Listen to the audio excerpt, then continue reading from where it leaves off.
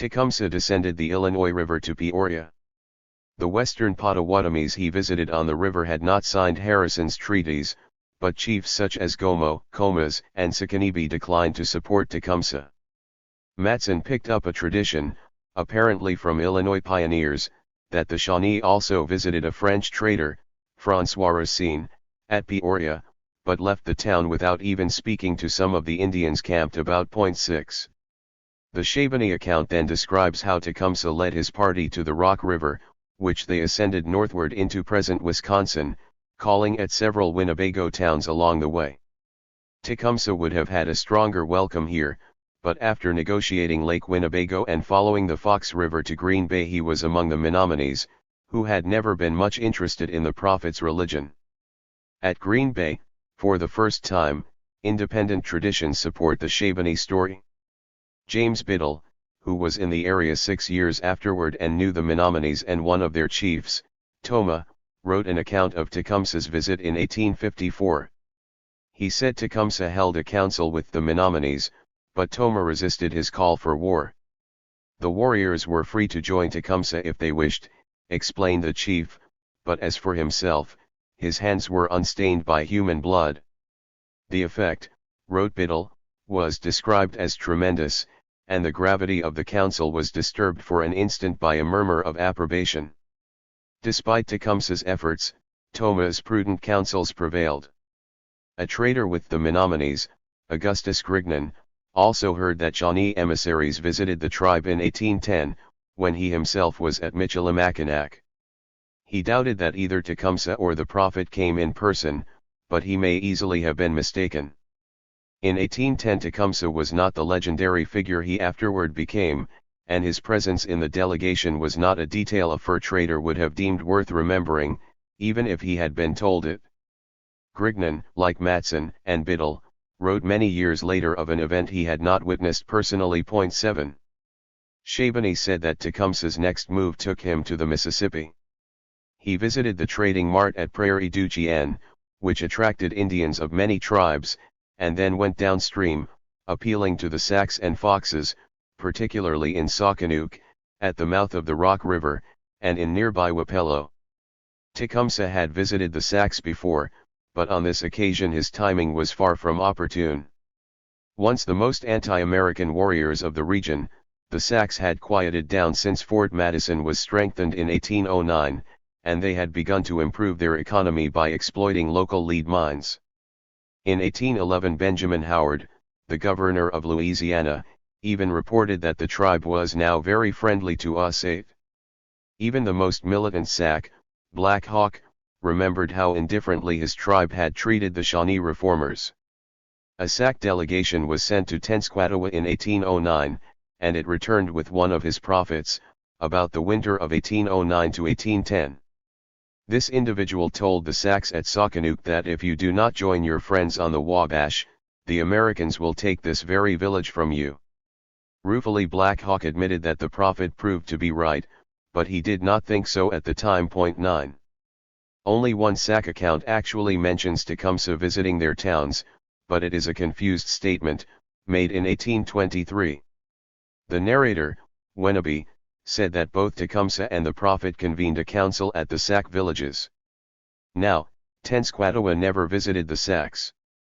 To be frank, he showed little disposition to go anywhere in pursuit of his mission, and we must conclude either that Wennaby confused a Sac visit to Prophetstown with one of Tecumseh's calls upon the Sacs, in 1809, 1810, and 1812, or that he wrongly thought one of the party Tecumseh brought with him was the prophet. It is likely that Tecumseh's entourage did contain someone instructed in his brother's principles, because Tecumseh was still representing his views to be those prescribed by the Great Spirit. Wennaby recalled that the prophet told the Sacs to discard their medicine bags, and some obeyed. Others challenged him, demanding he raise the dead to prove his supposed powers. The prophet shifted nervously, avoiding the challenge, and Wennaby refused to put aside his medicine bag and openly protested that it had served him well. The prophet was very angry at me, he said, and his brother, Tecumseh, who was near to us, laid his hand upon me and offered to strike me, which he would have done had he not been prevented. 10. Whatever happened when Tecumseh visited the Sacs, no one remembered that he had much success. Shabani parted with Tecumseh at Socanook and went home, leaving the Shawnees party to visit the Indians of Missouri. Although Shabani had nothing to say about the rest of Tecumseh's tour, his allusion to the trip to Missouri is supported by other evidence. Undoubtedly, Tecumseh was heading for the villages of the Missouri Shawnees, where he had relatives. He had once considered making his home among them, but apparently had not been there for several years. In the summer of 1810, he found the place in ferment. The Shawnees had settled Missouri from 1787, establishing 2 villages on Apple Creek, about 15 miles apart, on land later officially awarded them by the Spanish government. The towns accommodated some 150 warriors, and prospered, boasting log houses, some 2-storied, granaries, barns, and a variety of livestock. About 18 miles below where Apple Creek flowed into the wide Mississippi was Cape Girardeau. There, Louis Lorimer, who had led the Shawnees to Missouri and successively kept 2 Shawnee wives, had established a community of Anglo-Americans with their black slaves. Relations between them and the Indians were friendly. However, in 1810 Tecumseh would have had no difficulty in appreciating that the fortunes of the Missouri Shawnees had slumped. Their hunters were having to ride farther than ever before to find the bigger game, such as deer and buffalo, and their trade had been hit by the fall in the value of skins. The Shawnees were also complaining about whites trespassing on their lands, pilfering horses, and hawking liquor. In truth, an American officer wrote that the Shawnees were said to be the most wealthy of any in the country, but they are greatly debauched and debilitated by the use of ardent spirits. 11. 40 Shawnee families under a mixed-blood chief named Onatha were so dissatisfied they built a new town on the Merrimack River, 60 miles above its mouth. The future of both the Apple Creek and Merrimack villages was threatened when sovereignty of the area passed to the United States in 1805. The Americans seemed in no hurry to confirm the grants the Spaniards had made the Indians. When Tecumseh arrived he found the Shawnees, and their neighbors, the Delawares of the St. Francis, more troubled than usual, for they were being riven by an outbreak of witchcraft hysteria and threatened by a war with the Osages. Both problems seemed to have embroiled Tecumseh. The witchcraft killings in Missouri were part of a wider problem that echoed the events of 1805, when Beata and Tenskwatawa had begun their ministries. Epidemic diseases had returned to the Indian country, ravaging communities and provoking widespread charges of sorcery. In 1809 some Kickapoos died of smallpox, and an old Kickapoo was put to death for refusing to surrender his medicine bag, which it was presumed he had used to bewitch the sick. Tecumseh and his brother had turned the tragedy to account. Tecumseh said the disease had come from infected annuities the Kickapoos had got from the United States. The prophet invited the Kickapoos to Prophetstown, which he claimed was protected by the Great Spirit and impregnable to disease. 12. In the spring of 1810, death called upon the Delawares on White River and the Sandusky Wyandottes. A dozen Delaware witches were said to have been executed, while a Wyandot witchfinder began charging venerable members of his tribe, both men and women, with causing deaths by magic. At least 5 Wyandots were killed as witches during the year, the most famous the senior and aged civil chief Leatherlips. He was believed to be a malicious sorcerer who had brought sickness and death, but his execution was also supported by political enemies who feared he would turn his powers upon them. Leatherlips was said to have connived with Roundhead to get the Wyandots to accept Tecumseh's invitation to move to the Wabash. Opponents of that plan, particularly the principal chief, Tarhi the Crane, got the council to order his death, and an execution squad found him on the Scioto River about June and split his head open with a tomahawk. As late as 1811 Tarhi's political opponents were still complaining that the chief's party were murdering us day by day. 13. In Missouri the witch hunt may have been even more ferocious, and when Tecumseh reached Apple Creek it was already a year old. It appears to have originated in the summer of 1809, in a council attended by Chief Wabeletha of the Delawares and Chiefs that Hawaii and Rogers of the Shawnees. Some kind of court to try offenders was established. A woman was acquitted, but 3 men were marched into the thick woods by about 100 warriors, axed, and thrown onto a pyre. No one can tell how many died afterward. One report of 1,810 put it at 17 Delawares and Shawnees, and another at 20 among the Delawares alone. Godfrey Lisier, a boy who belonged to a local family of Indian traders, later said that some 50 were executed in a year. Most of the unfortunates were accused of transforming themselves into beasts, by which Lisier meant witchcraft, and were condemned by a court with 3 judges. Tecumseh, recalled Lisier, disapproved of the whole business, and threw his influence against it. Indeed, the boy credited Tecumseh with bringing the Missouri witch hunt to an end. 14. If so, he was less successful in dissuading the Missouri Shawnees from attacking the Osages. Intertribal warfare always distressed Tecumseh, strong as he was on Indian unity. The year before, he had prevented his warriors from retaliating against the Ottawas for murdering a woman in Prophetstown, and he took the same stance now. He could see no sense in the Indians, greatly outnumbered by the Americans, fighting each other. Ever since their arrival in the West, the Shawnees and Delawares had been squabbling with the Osages. During Tecumseh's first summer on the Wabash, their messengers had reached him asking for warriors to help them scourge the Osages. Trouble flared up again in the spring of 1810, when some of the great Osages then living near Fort Osage on the Missouri River butchered 2 Shawnees of James Rogers's town and a Delaware on the Gasconade River. One of the Shawnees who died was related to Tecumseh. Ever since he was a boy, Tecumseh had been taught that the responsibilities of kinship included revenging injuries done his relations. When the Shawnees and Delawares called upon neighboring tribes, including Cherokees, to join a large war party to avenge the deaths, Tecumseh must have been torn between his familial duty and his principles of Indian unity. The expedition was being prepared at the time of Tecumseh's visit, but again he counseled forbearance.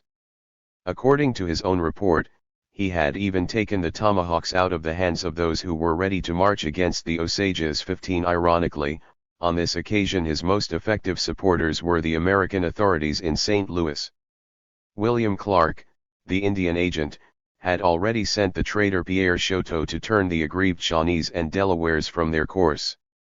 It was Choteau, not Tecumseh, who eventually got the Osages to promise compensation and brokered a short-lived peace in the ensuing fall.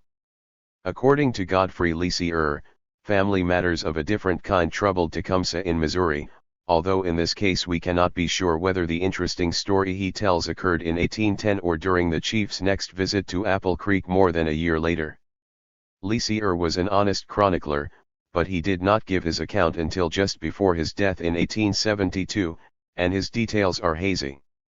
He tells us that a sister of Tecumseh's lived at Chillicothe, one of the Shawnee towns on Apple Creek. She had recently married a young French Creole, François Maisonville, whom she had met when visiting the area of New Madrid. The marriage had taken place Indian fashion, but when Tecumseh heard of it he was angry. Perhaps influenced by the prophet's teachings that mixed-race marriages offended Washamanatu and would not prosper, he insisted the couple part. However, the lovers would not be so easily thwarted. A few months after Tecumseh's departure the girl returned to her husband and they raised a family. The Maisonvilles certainly existed. François was probably the same listed in the 1797 census of New Madrid as an unmarried man, without children or property. Mrs. Maisonville, whom Lisier took to be Tecumseh's sister, died in New Madrid County about the age of 31, if we may believe Edward Met, who married one of her granddaughters. A grandson of the Maisonvilles, Joseph Maisonville, was still living in 1886. But, as so often in our search for the historical Tecumseh, the facts are clouded. Just who was Mrs. Maisonville? Lisier thought she was a sister, but our best authorities are clear that Tecumseh had only one full sister, Tecumseh, and the little we know about Mrs. Maisonville indicates that she was too young to have been even a half-sister of the famous chief. Still, he exercised some kind of stewardship over the girl. It is tempting to believe that she was, instead, Tecumseh's niece, the daughter of Cheeseco. In 1825 the prophet admitted that a daughter of Cheeseco was living west of the Mississippi, and Tecumseh might reasonably be expected to have been interested in her welfare. 16. The main purpose of Tecumseh's visit, to enlist the Western Shawnees in his confederacy, failed. In fact, these Indians had only recently embarked upon a program of economic development similar to Blackhoof's at Wapakoneta, and they showed no interest in Tecumseh's conservatism. He made his way home, probably passing through the Kickapoo villages in present-day Illinois, and there he would have found a better welcome. Although the Kickapoo band on the Vermilion, a tributary of the Wabash, had endorsed the Treaty of Fort Wayne, these Illinois River Kickapoos and their leading chief, Pamawatam, had been at loggerheads with the Americans for years. They had been involved in attempts to forge an Indian confederacy to defend Indian land before Prophetstown had ever been built, and in 1809 they had become some of the first adherents of the Prophet. In all his travels Tecumseh found no greater kindred spirits. As usual, Tecumseh found that grueling advances were accompanied by smart steps backward. While he was looking for new allies in the West, the Indians he had left behind wavered on the issue of land cessions. Opposition to such sales was increasing, especially among younger people who saw their birthright being frittered away, but many of the established village chiefs both depended upon and feared the United States.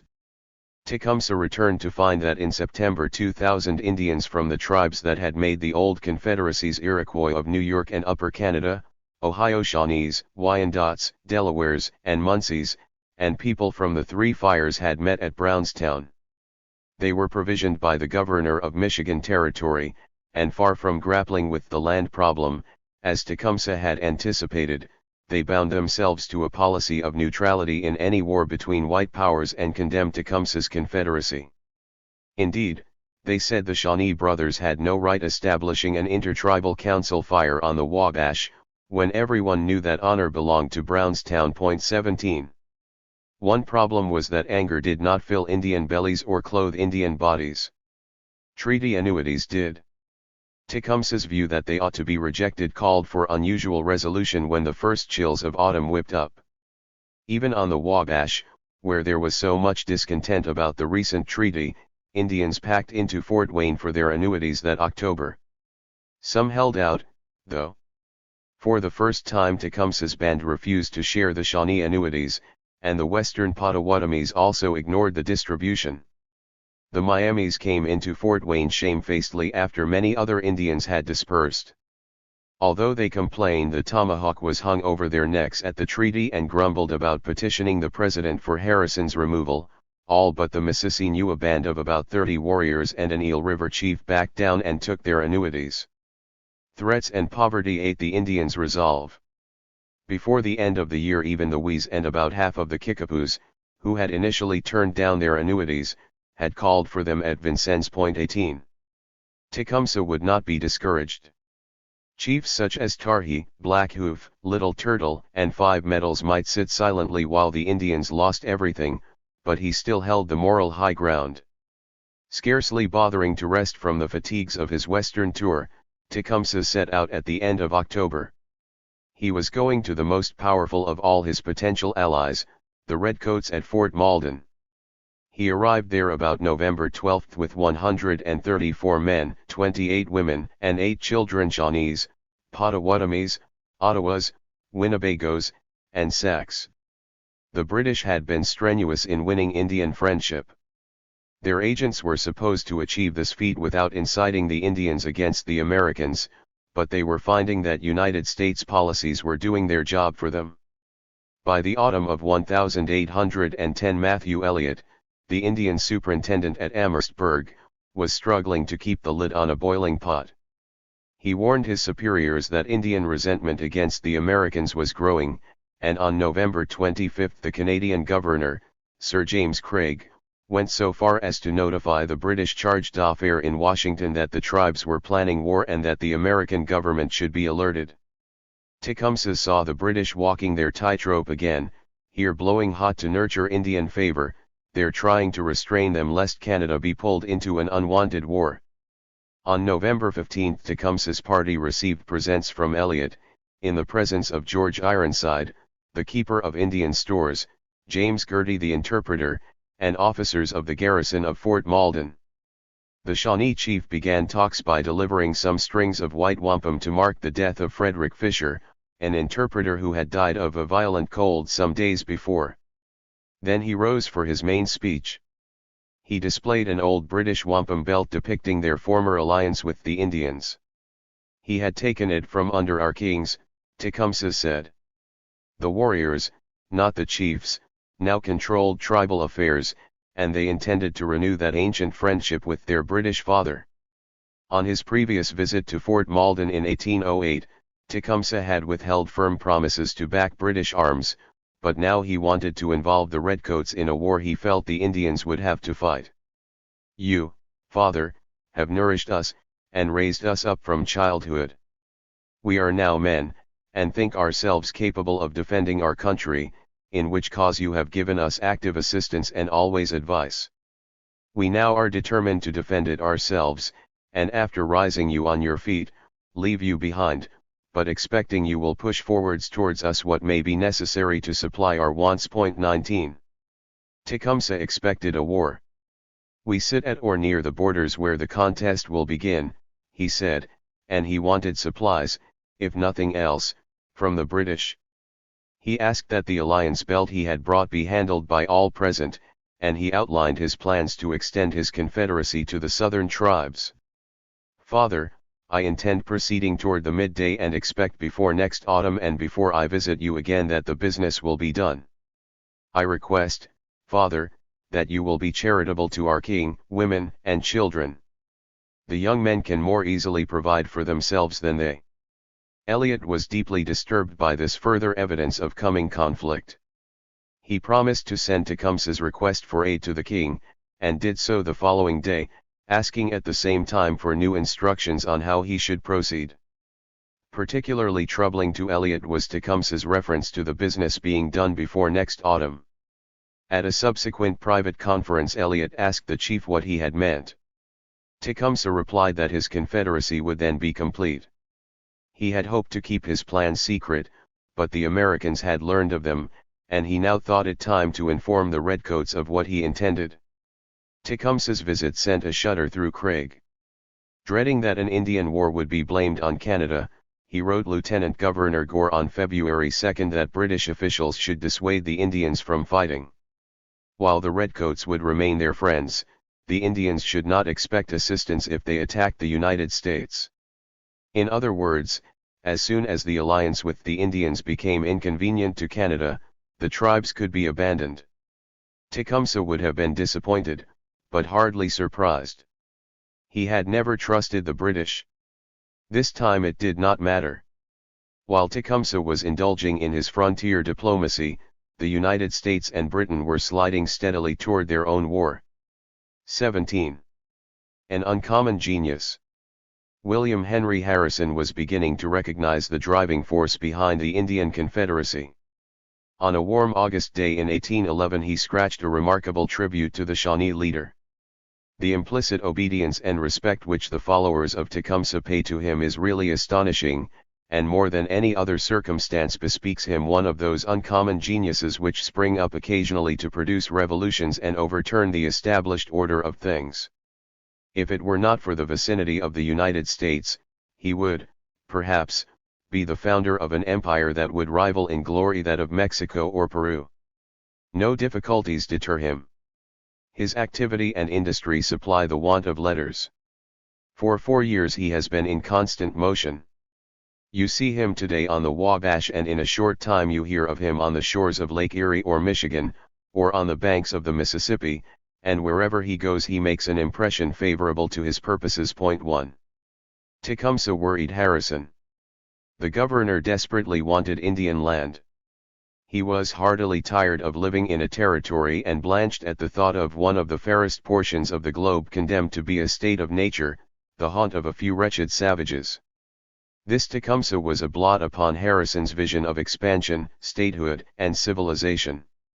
If anyone could settle large numbers of warriors on the Wabash, infuse them with his theories of land holding, and block further purchases, surely it was this talented Shawnee orator and his mystical brother. Point 2.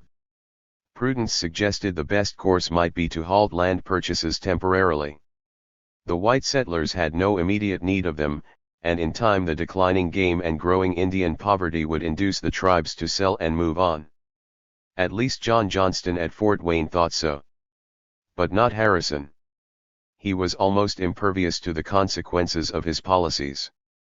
Despite Tecumseh, despite the fact that the Indians were more uneasy and dissatisfied than I ever before saw them, despite even the promises Harrison had made at Fort Wayne that no more land would be required, the end of 1810 saw him advocating further purchases.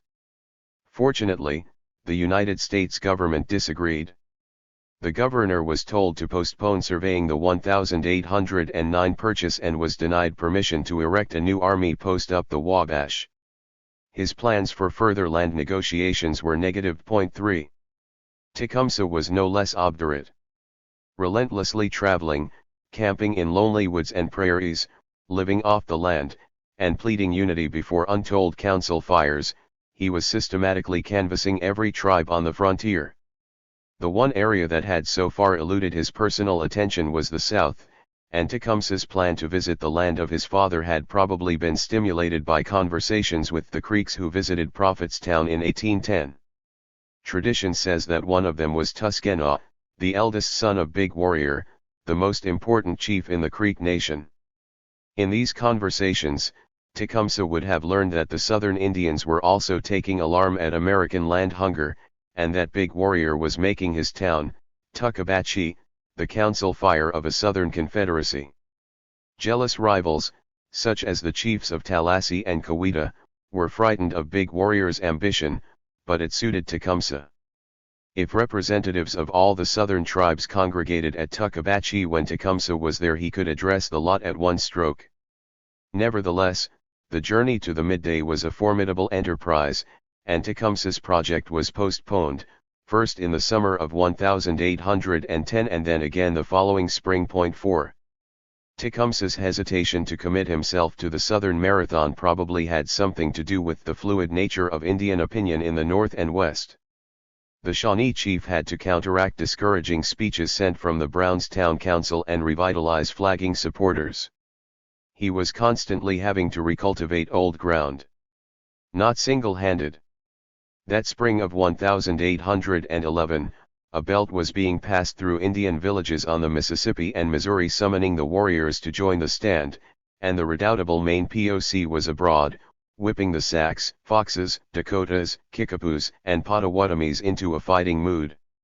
He made up a party of 230 of their warriors and led them to Fort Malden in July, where the British were told that all the nations as far as the sea coast have entered into a close alliance. The warriors had put the village chiefs behind their backs and were ready for war. Point 5.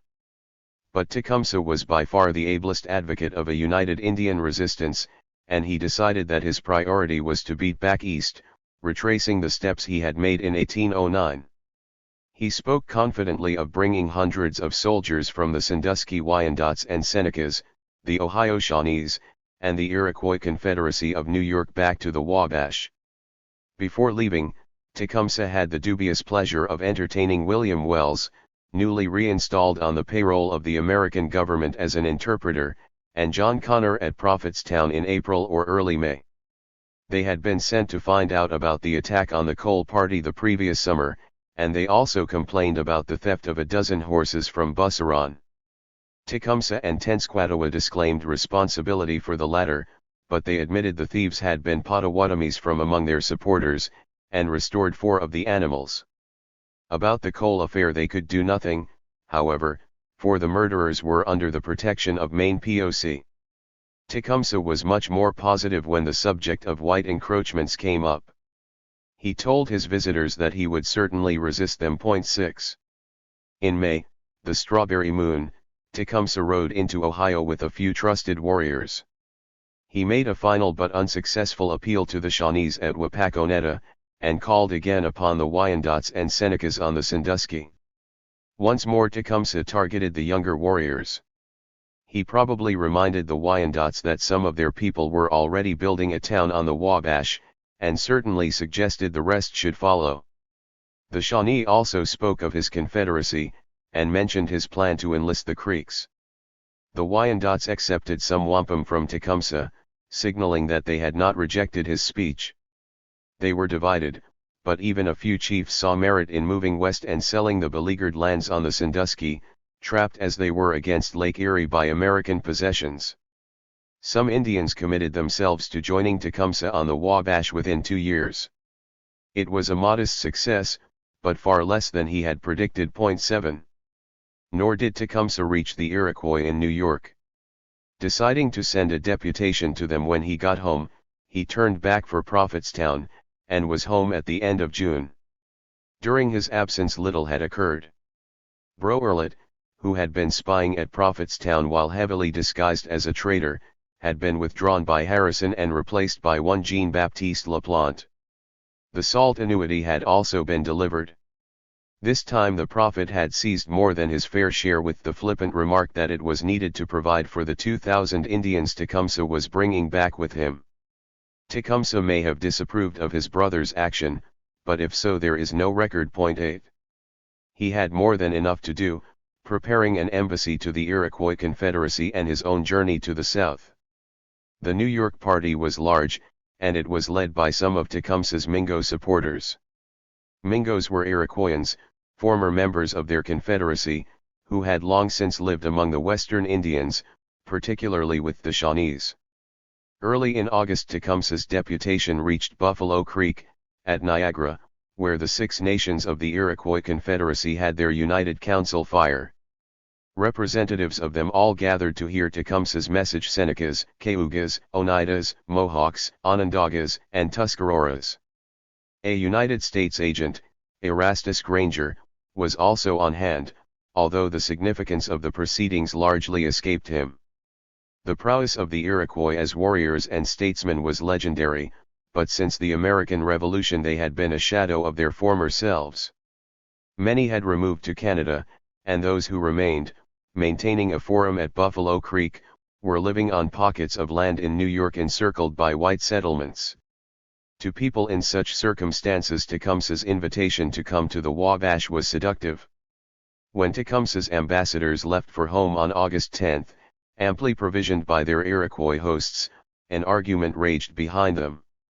Many Iroquois families were determined to go to the Wabash, while others, including the chiefs who receive annuities, bewailed the loss of ancestral lands as well as the terrors of a long journey to a strange land.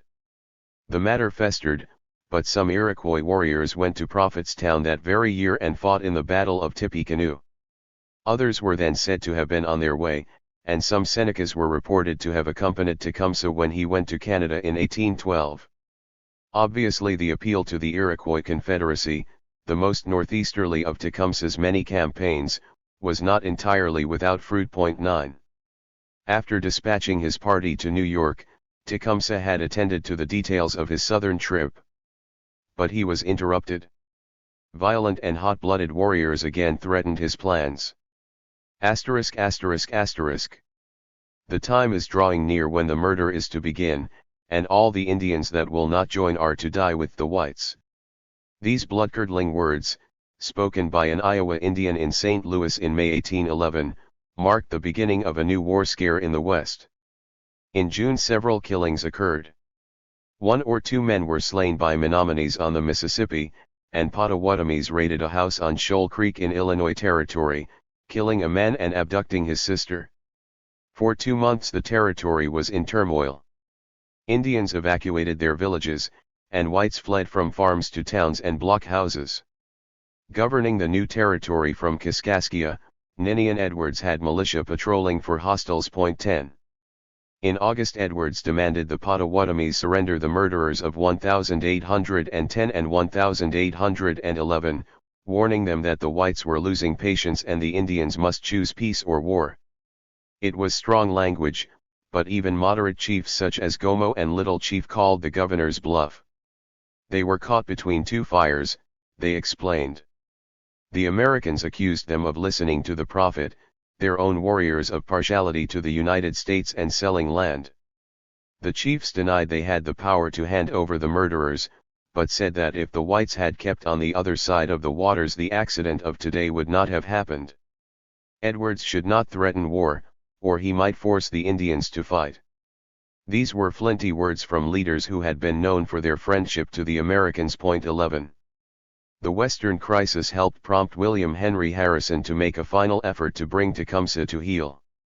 When 15 warriors from Prophetstown arrived in Vincennes in June to have weapons repaired, the governor sent them packing. He wrote a letter to Tecumseh, whose great talents alone, he believed, were holding together the heterogeneous mass on the Wabash. Harrison upbraided the chief for plotting war, and told him that despite his protestations of innocence the evidence was clear. On the Mississippi some Indians had said that Tecumseh meant to murder Harrison and fall upon the settlements, while the prophet had unlawfully seized the salt annuity. Their course was futile, however.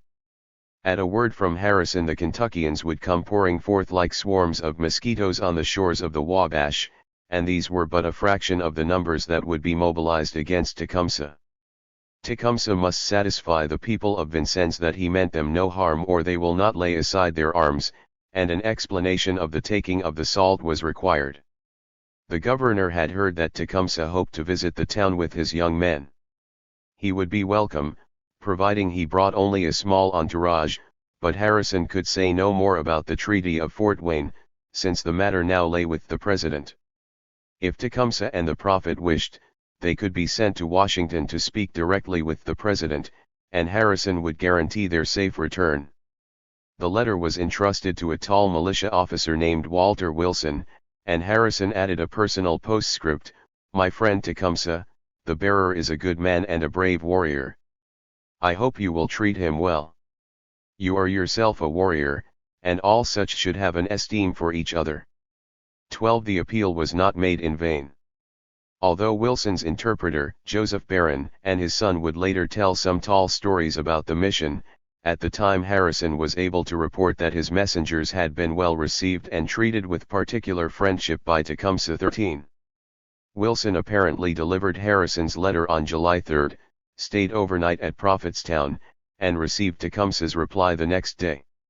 Tecumseh might have been advised to take up Harrison's offer to send him to Washington, but he probably distrusted the Americans too much to put himself in their power, and had little faith in negotiations. He decided to stick with his plan of recruiting the Southern Indians. But it was important to mollify Harrison, particularly as Tecumseh would be away from Prophetstown all winter. He sent Wilson back with word that he would visit Vincennes in about 18 days and wash away all these bad stories. Tecumseh made the trip to Vincennes the first leg of his southern tour. Rather than return after seeing Harrison, he would head for the lands of the Chickasaws, Choctaws, and Creeks, and he intended to return by way of the Mississippi, chancing his life with the fierce Osages, with whom his fellow tribesmen in Missouri were still having a simmering dispute. Harrison, too, was making plans. Spurred by the disturbed state of Illinois Territory, he spent part of July seeking authority to take the offensive. This time he got it. The Secretary of War ordered reinforcements to Vincennes. He stressed the president's earnest desire for peace, and warned the governor that force should be avoided unless absolutely necessary, but he ordered Harrison to punish Indian raiders and protect the settlements. Although it was hoped that Harrison would not need to march up the Wabash, he had permission to use his troops if the prophet commenced or seriously threatened hostilities. 14. It was enough. Harrison had the authority to attack if he judged it necessary. Even before his last council with Tecumseh he was planning to strike. Several hundred warriors followed Tecumseh downriver. Someone counted 53 canoes, and another part moved separately by land. They moved slowly. Tecumseh was within 80 miles of Vincennes on July 21, but 4 days later his canoes were at Busseron, 20 miles above the town. Here he was intercepted by Walter Wilson, who wanted to know the reason for the delay.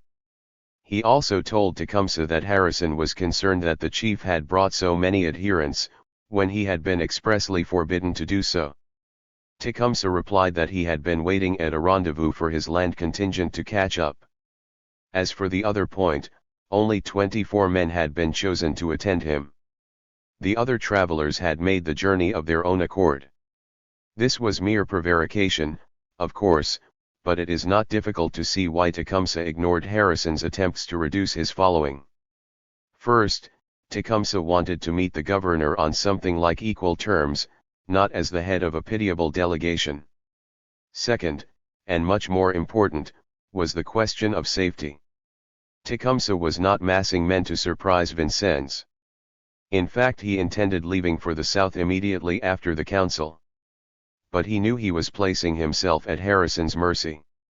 It took courage for Tecumseh and his supporters, grossly outnumbered and outgunned, to confront the governor. We know that Harrison was not the man to dishonor a truce. Tecumseh did not. He did know that friendlier chiefs than he had perished in the hands of whites. If the positions had been reversed, and Harrison had agreed to negotiate in Prophetstown rather than Vincennes, he would quickly have understood the need for a strong guard. Tecumseh dropped in on the Shakers who lived above Vincennes. Their friendship had been proof against every malicious tongue, and they had enjoyed an immunity from the occasional thefts that worried nearby settlements. Then the chief continued his journey, arriving in Vincennes late on July 27. He put off meeting Harrison until the 30th, by which time he had about 270 warriors and 20 to 30 women and children in his riverside camp. These included a party of Wies under Lepisser, who had followed him down. The town was on full alert. Gunpowder was concentrated under a guard, and the regulars from Fort Knox, about 80 dragoons, and the militia were on duty. The day of Tecumseh's arrival, Harrison, wearing a fringed hunting shirt, reviewed his militia, near 800 strong. According to John Baydolet, he whipped them into such a mood that it was with difficulty that they could be restrained from running to Tecumseh's camp 15. Tecumseh's nervousness was obvious the day the council opened. An hour before talks were to begin he sent to Harrison, asking him if he intended bringing armed men to the ground. The governor replied that if Tecumseh's warriors left their guns behind, Harrison would have only 30 or so dismounted armed dragoons by him. Eventually Tecumseh marched from his camp with 180 men packing tomahawks, clubs, knives, and bows and arrows, but no firearms. It was a mile into the town, where an arbor had been prepared for the talks. The road ran between crowds of militia, dressed in hunting shirts and bristling with arms. Baydolet claimed they had bayonets fixed and glistening in every direction. When Tecumseh reached the arbor he saw Harrison at one side. Behind him, seated on benches, were 80 dragoons, without rifles or muskets but with pistols stuffed into their belts and swords. The Indians squatted at the other side of the arbor, and Harrison began to speak. Tecumseh interrupted to tell him he could not be heard, and he moved closer to his audience. Getting into his stride, Harrison went straight into the attack. The previous year Tecumseh, on behalf of all the tribes of the continent, had alleged malpractice at the Treaty of Fort Wayne. Harrison had not yet heard from the president on that issue, so he would say nothing about it. Tecumseh might go to Washington if he wished. What Harrison now wished to know was why the salt had been confiscated some months back. Tecumseh rose to speak. He explained he had not been at home when the salt was seized, and suspected that without him his people had been at a loss as to how to act. They had finally taken and distributed it. Then, verging on the flippant, Tecumseh said it was impossible to please Harrison. One year he complained that no salt was taken, the next because extra salt was accepted. This was a trite response, unworthy of Tecumseh, and it was well that a fierce summer shower broke and enabled him to get an adjournment. The following day the Indians did not arrive until nearly 2 in the afternoon, and talks went on well after dark. The Wee leader Lepisser, whose people were being driven from their homes by the Treaty of Fort Wayne, opened for the Indians. They called him Ashananka, the speech maker.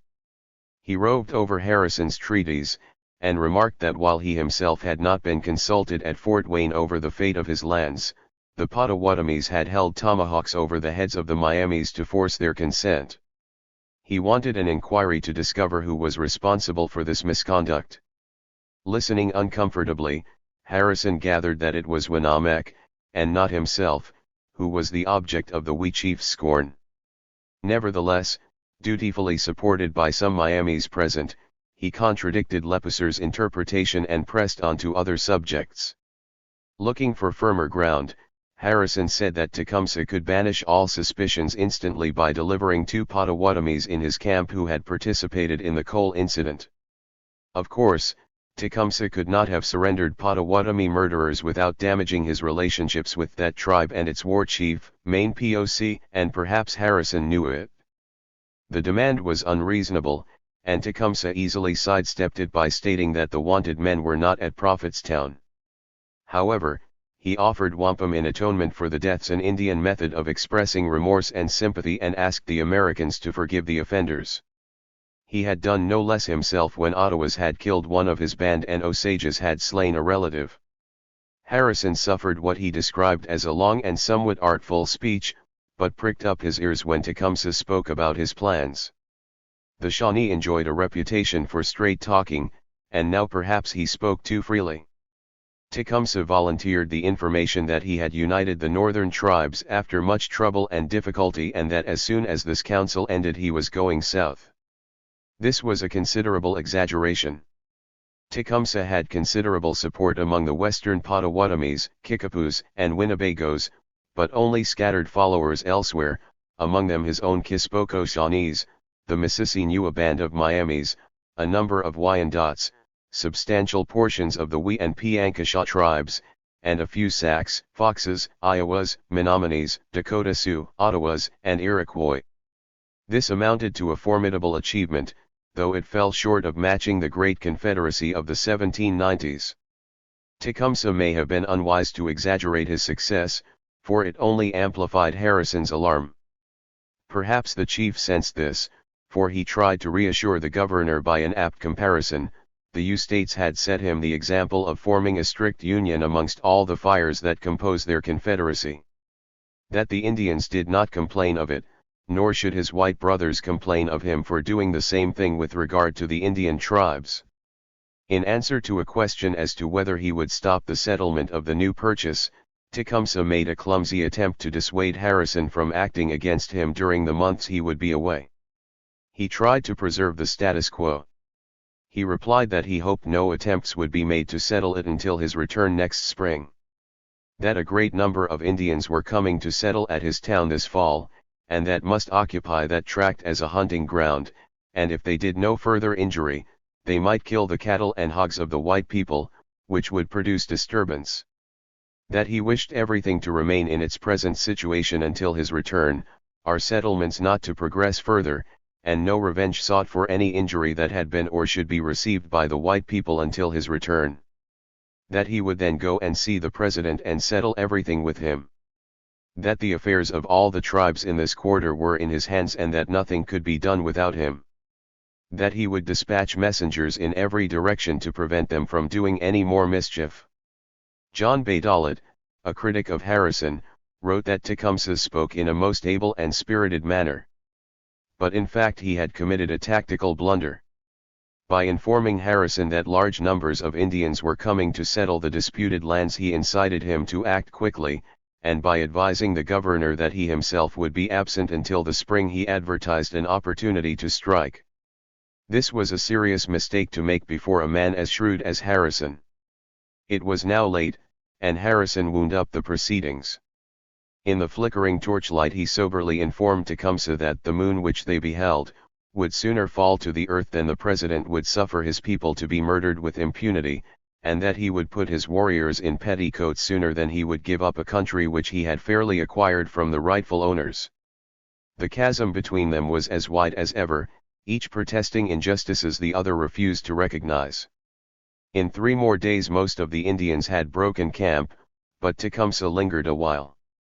In town at the time was an irascible Potawatomi. He was hard of hearing, and people generally knew him as the Deaf Chief. Like Winamek, the deaf chief belonged to the part of his tribe least influenced by Tecumseh, and greatly valued and voiced his independence. Word had it that he was not a man to be meddled with, and he was reputed to have once marched into a Kickapoo camp, confronted one of the warriors, whom he blamed for the death of his brother, and shot him dead on the spot.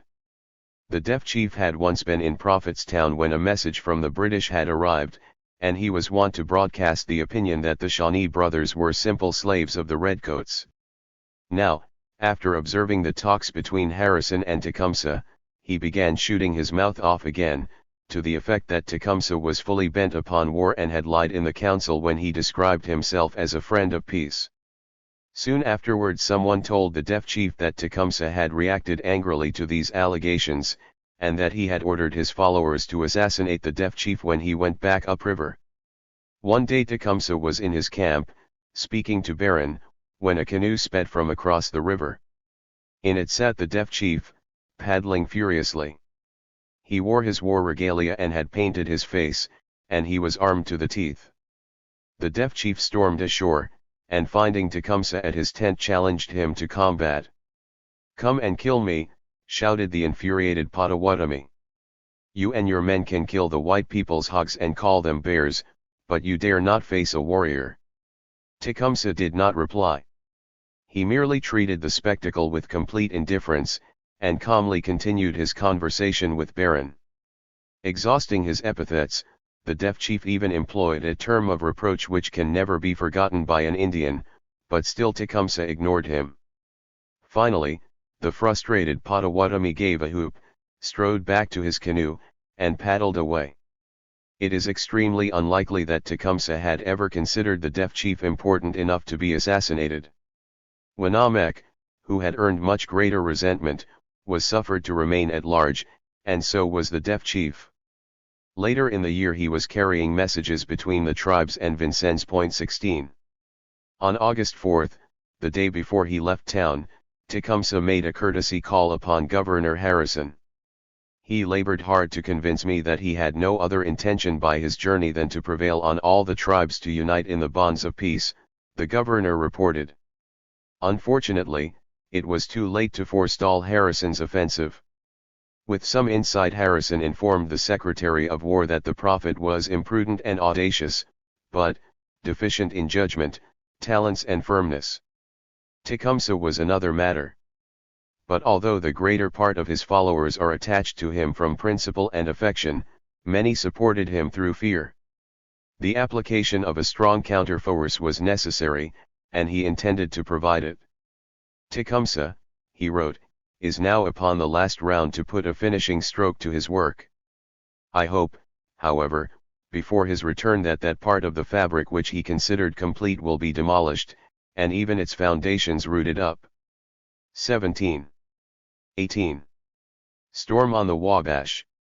Tecumseh had gone to the midday, but Tenskwatawa remained at Prophetstown, where several hundred Kickapoos and Winnebagos camped to listen to him preach. Nerves were steadying in Illinois Territory, where Edwards had disbanded his militia, and briefly there seemed little reason for the Indians to expect a fall that held anything livelier than the customary hunting. Tecumseh wished it so, and at council fires in the South he spoke, rather misleadingly, of the strength of the Confederacy in the North and the reformed and orderly community his brother had planted at Prophetstown. He was too far from home to hear the rumble of the approaching storm. The Indians at Prophetstown heard it, though, in the messages sent to the tribes from Vincennes. Harrison told them to withdraw their people from Prophetstown, or at least to declare those who refused to leave beyond their protection. He reminded them of the pledges they had given at Greenville to report and obstruct the movements of men hostile to the United States. Toussaint Dubois brought the governor's words to the Miamis, Eel Rivers, and Wees at Fort Wayne on September 4, stating baldly that Harrison intended to disperse the prophet's congregation.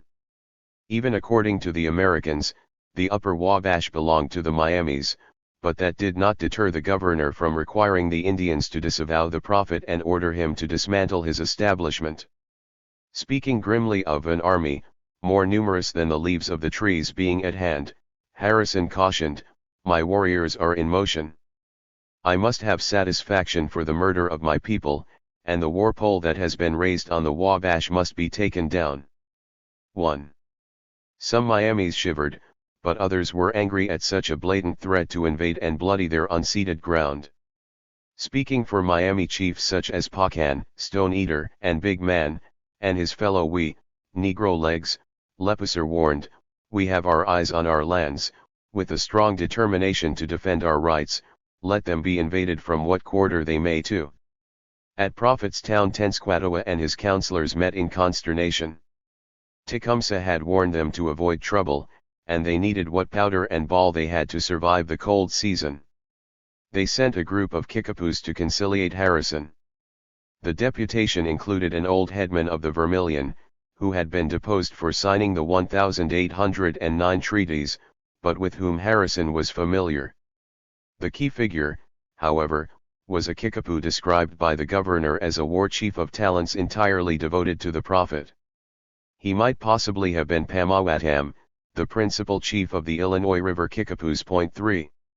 Whoever the Kickapoos were, they arrived in Vincennes to find that their position had been undermined by more raids perpetrated by hot-headed warriors.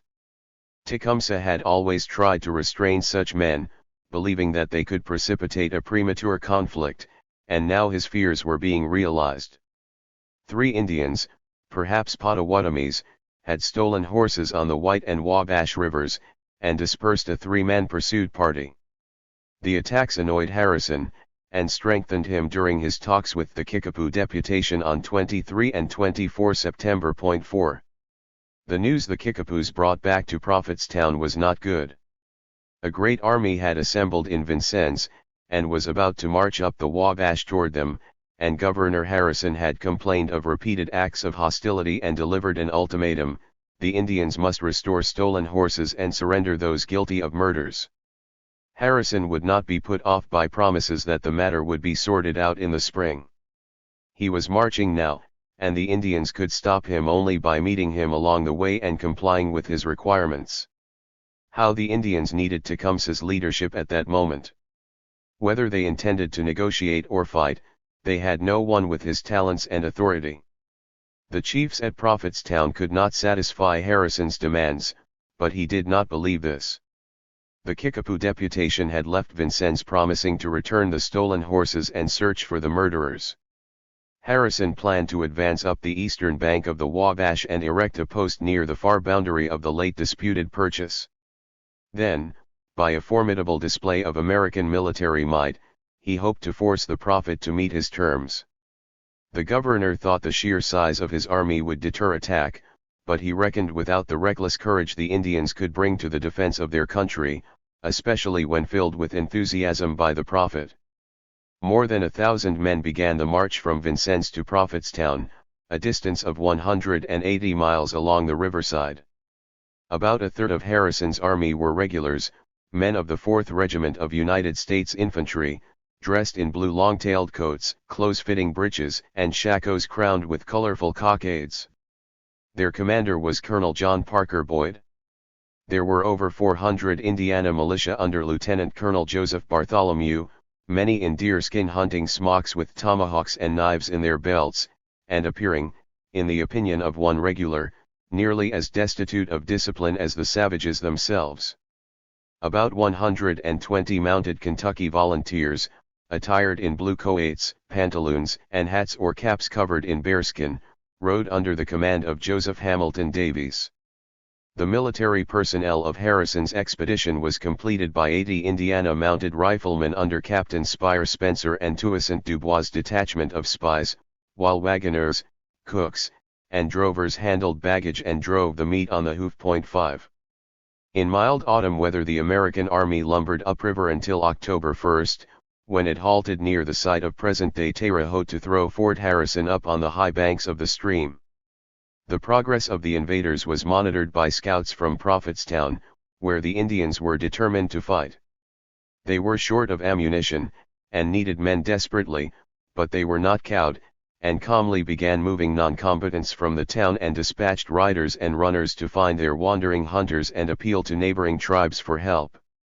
One party was sent to the White River Delawares early in October. It ran into a group of Delaware chiefs on their way to Fort Harrison, and brought some into Prophetstown instead.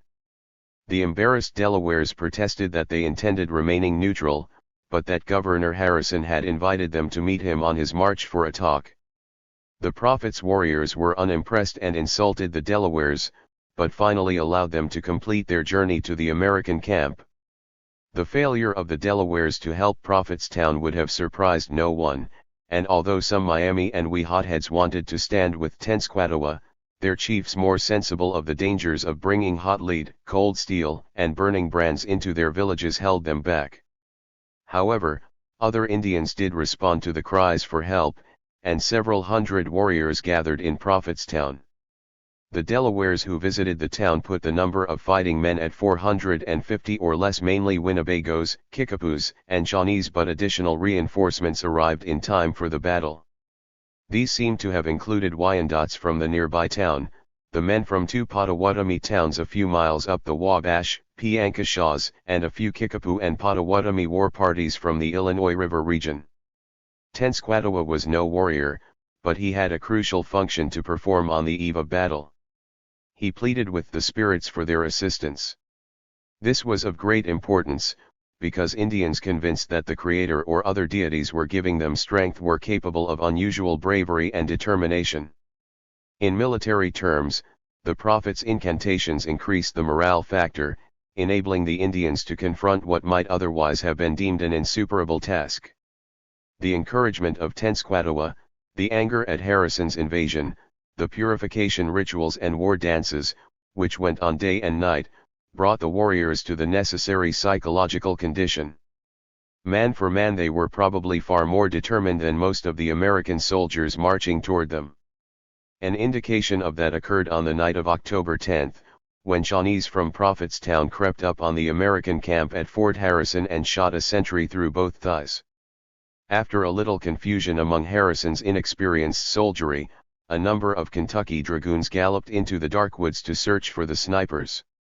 The Indians had gone, but when the dragoons returned they were fired at by jittery marksmen in their own camp. The attack taught Harrison that the Indians had not been intimidated by his advance, and when the Delaware chiefs came in from Prophetstown he was in no doubt that his plan to overawe the Indians had failed. According to the Delawares, the Prophet was boasting of burning the first American prisoner he took. While at Fort Harrison, the governor also received a fresh letter from the Secretary of War, enlarging his powers. He was now authorized to disperse the Prophet's band, by persuasion if possible, by force if he must. Harrison decided to prolong his expedition and threaten Prophetstown itself, but like the Indians, he must have realized that a battle probably lay ahead. On October 29 the American army marched from the fort. The governor had sent back for reinforcements, and 2 companies arrived in time for action. When he reached Prophetstown his strike force may have amounted to 950, but non-military personnel would have brought the number of men capable of bearing arms to something like 1,000. The Indians ignored the oncoming soldiers.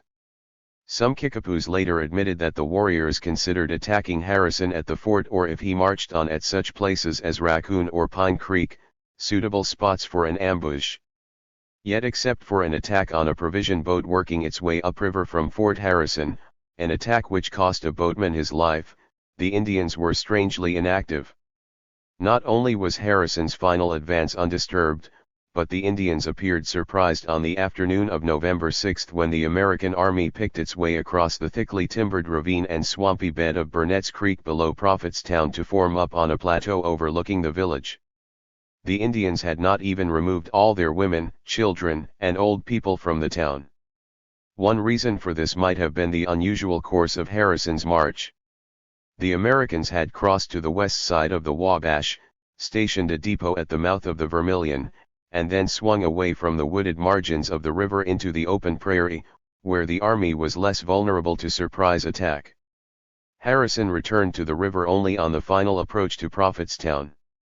Another explanation for the failure of the Indians to challenge Harrison's march might have been the arrival at Prophetstown, a few days before the army of Miami and Delaware messengers from Fort Harrison.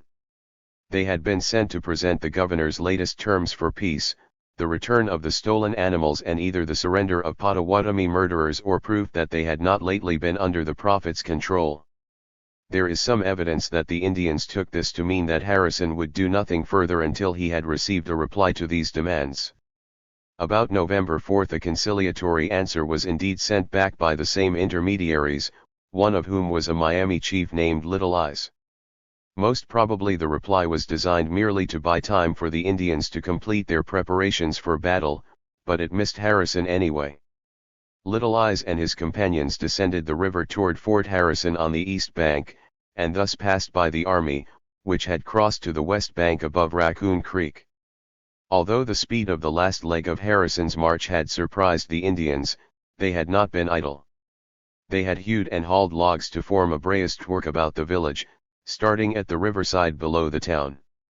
It was said to have been laid in a zigzag form so as to present salient angles, with trenches behind it to accommodate defenders who could fire through holes cut in the logs. 6 The people must have been thankful for those fortifications when they saw the American army penetrating the open oak wood on the plain above the village.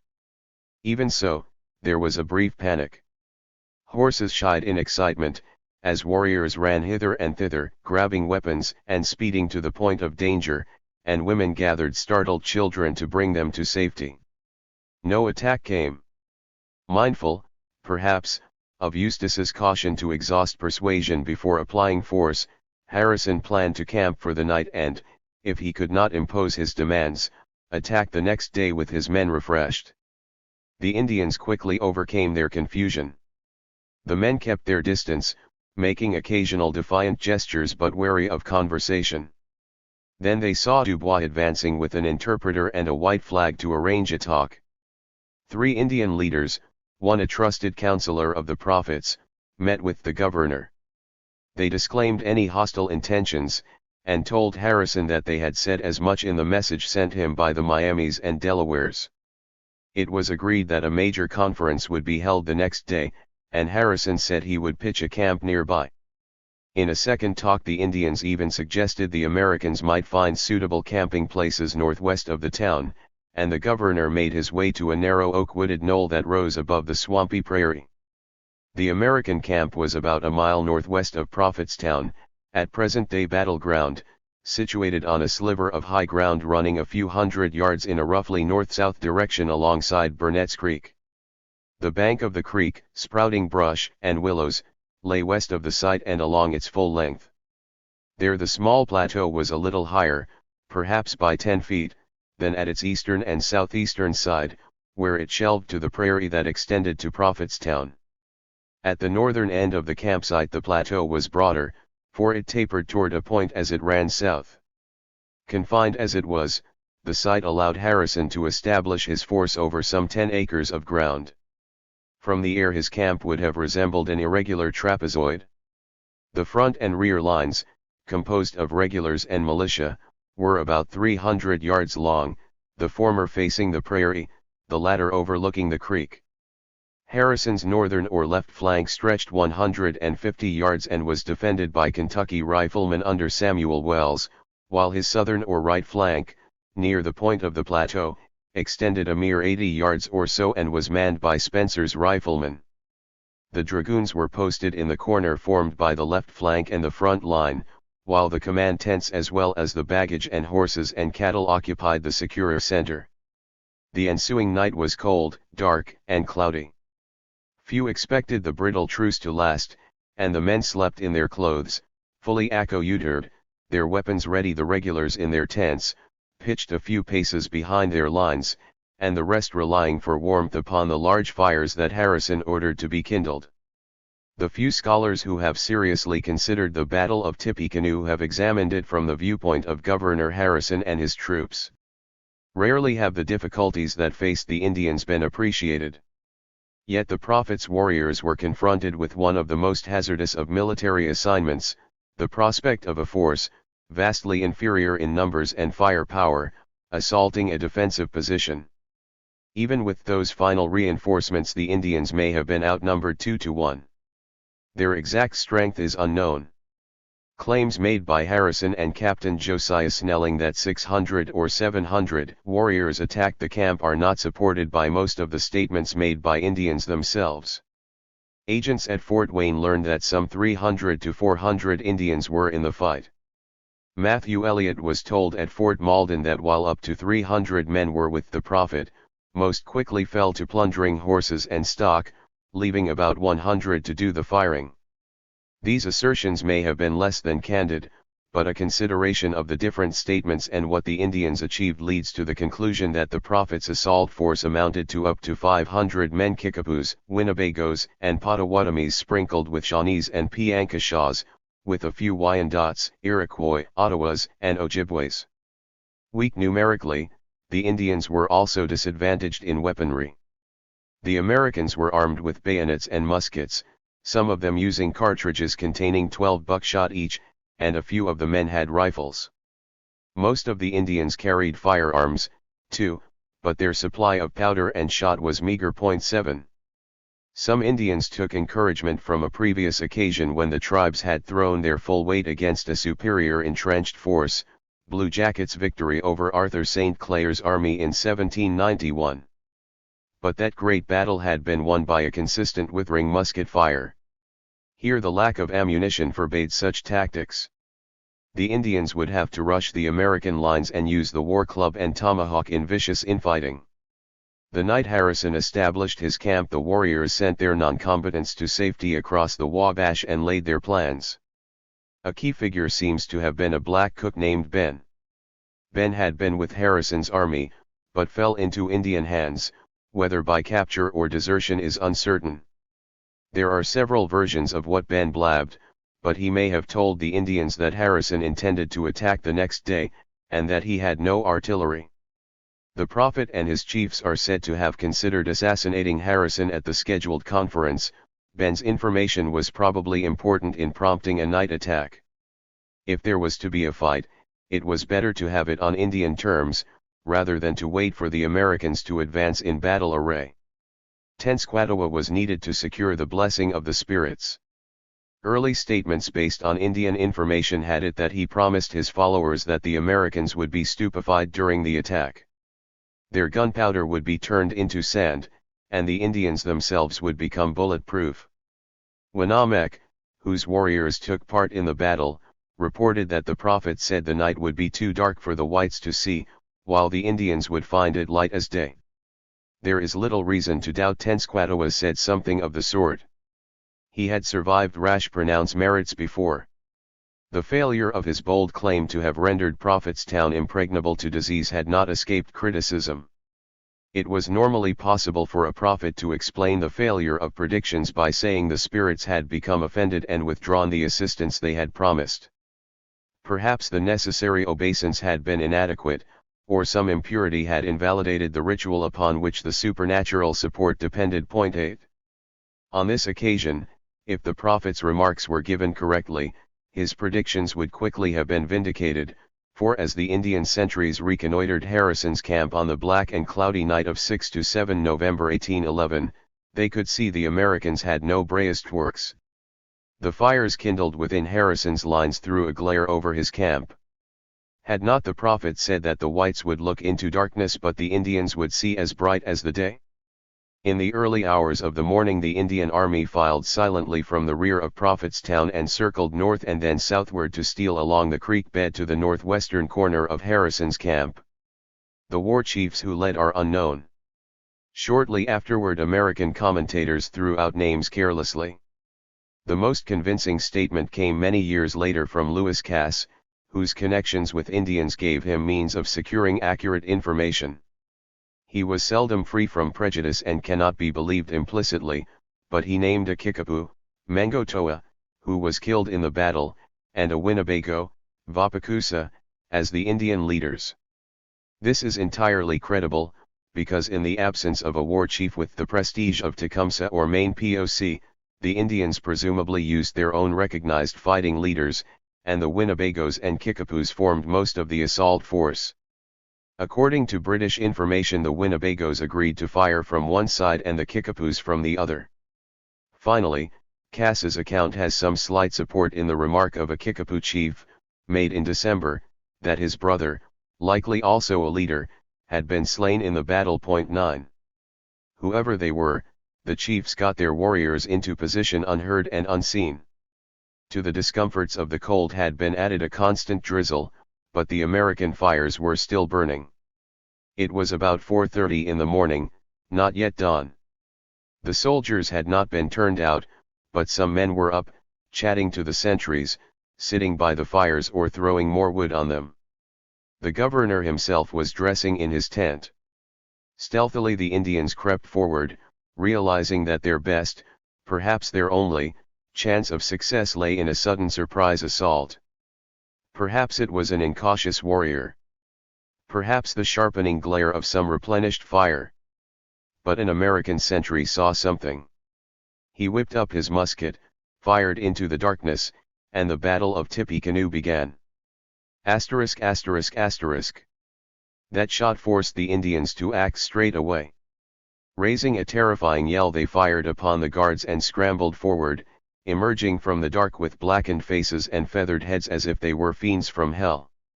The sentries fled before them, some dropping their guns, and the Indians crashed into the northwestern corner of the American camp, where Captain Robert Barton's regulars held the rear line and Captain Frederick Gagger's Kentucky riflemen protected the left flank. The American line buckled under the impact. Captain William C. Bain was tomahawked, and another officer cut down as he stepped from his tent, while a few of Barton's men were killed and wounded as they struggled to form battle order. For a moment it was touch and go. 13 new recruits broke and fled to the center, and 2 Indians broke through and were shot within the lines. Still, the troops held their ground. They formed an uneven line and began firing back into the night. Harrison and his aide, Colonel Abraham Owen, rode to the point of attack. Almost immediately Owen was pitched, mortally wounded, from his horse by Indian snipers, but Harrison, always steady in a crisis, reinforced the section. Unable to break through, the Indians resorted to exchanging ferocious volleys of musketry with the American lines, advancing from the gloom to the rattle of deer hoofs and whistles, discharging their guns into the soldiers, and melting back into the darkness. While some Indians were thus engaged, others scurried clockwise around the American camp, passing along Harrison's left flank and emptying a hail of bullets upon the northeastern corner. Some of the whites labored feverishly to extinguish the bonfires that were now illuminating them to Indian marksmen, and glowing coals and logs danced eerily in the air as they were struck by balls from the fusillade. Harrison's men were realizing a disadvantage, as they strained to see into an inky night deepened by the smoke of gunpowder or fired hopefully at the flashes of the Indian muskets.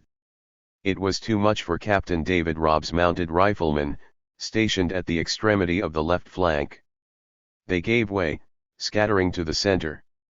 Colonel Boyd, the commander of the regulars, was a fierce critic of irregulars and did not lose the opportunity to note this dastardly behavior, later describing how some of the men cowered behind trees and wagons inside the lines.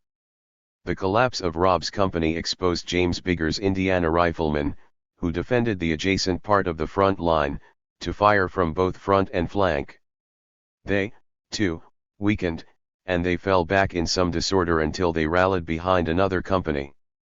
Unfortunately for the Indians, the American regulars behaved magnificently, forming along the front line in less than a minute, spreading to atone for gaps, and returning fire for fire.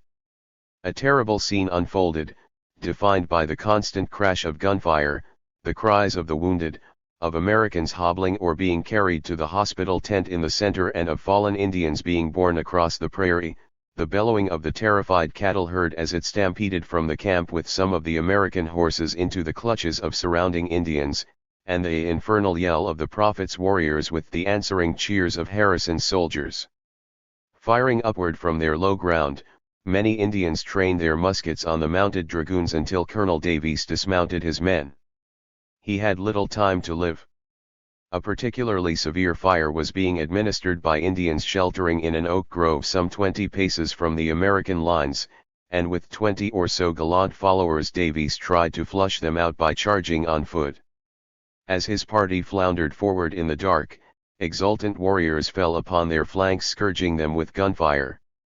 The whites retreated, but Davies's white coat stood stark in the darkness and he was killed. Finally, Captain Josiah Snelling led his company against the same oak grove and expelled the Indians from it with the loss of only one man tomahawked. When the Indians reached the right flank of Harrison's tormented army, they concentrated a punishing fire upon the southwestern corner of the camp. Officer after officer dropped among Spencer's riflemen on the flank and Jacob Warwick's militia company at the end of the rear line. Captain Spencer himself, struck in the head, continued to animate his men until he fell, shot through both thighs. As the poor man was raised, another bullet tore into his body and killed him. Not only Spencer but also his first and second lieutenants were mortally injured. On his part, Captain Warwick received a shot through the body during the first fire and was taken inside the lines for treatment. He was dying, but insisted on returning to his company. His example was not to be in vain. Reinforced by Rob's men, dislodged from the other flank, the right also maintained its position. Now the Indian attack was in serious trouble. The failure of the surprise attack, the inability to drive in the tenacious enemy lines, the swiftly dwindling supplies of ammunition, and the approaching daylight all told against them. Masked by night, they had been able to scamper around the American lines, probing for weaknesses without revealing their own numerical inferiority. As the dawn began to sear the sky, they made a last desperate attempt to break the American front line, and then the fury of their assault diminished. When visibility improved, Harrison was ready to counterattack, launching dragoons, regulars, and militia from both flanks. They stormed onto the prairie, driving the remaining Indians before them. The warriors streamed back toward Prophetstown, carrying those dead and wounded comrades within their reach, and leaving the small plateau beside Burnett's Creek still in the hands of Harrison's blood-stained and tired soldiers. Firing had lasted for 2¼ hours, and left the field strewn with dead and wounded men. Harrison's casualties amounted to 188 men, 68 of them killed outright or fatally wounded.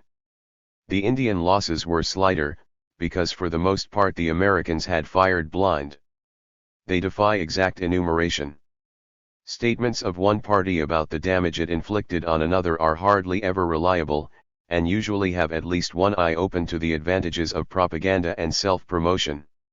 Harrison said that 36 to 40 Indian bodies were found on the field, and believed, entirely plausibly, that others had been taken off for burial. A total of 50 Indians killed would be a reasonable estimate to make from the governor's evidence. This roughly equates with the statement of a Kickapoo made in December.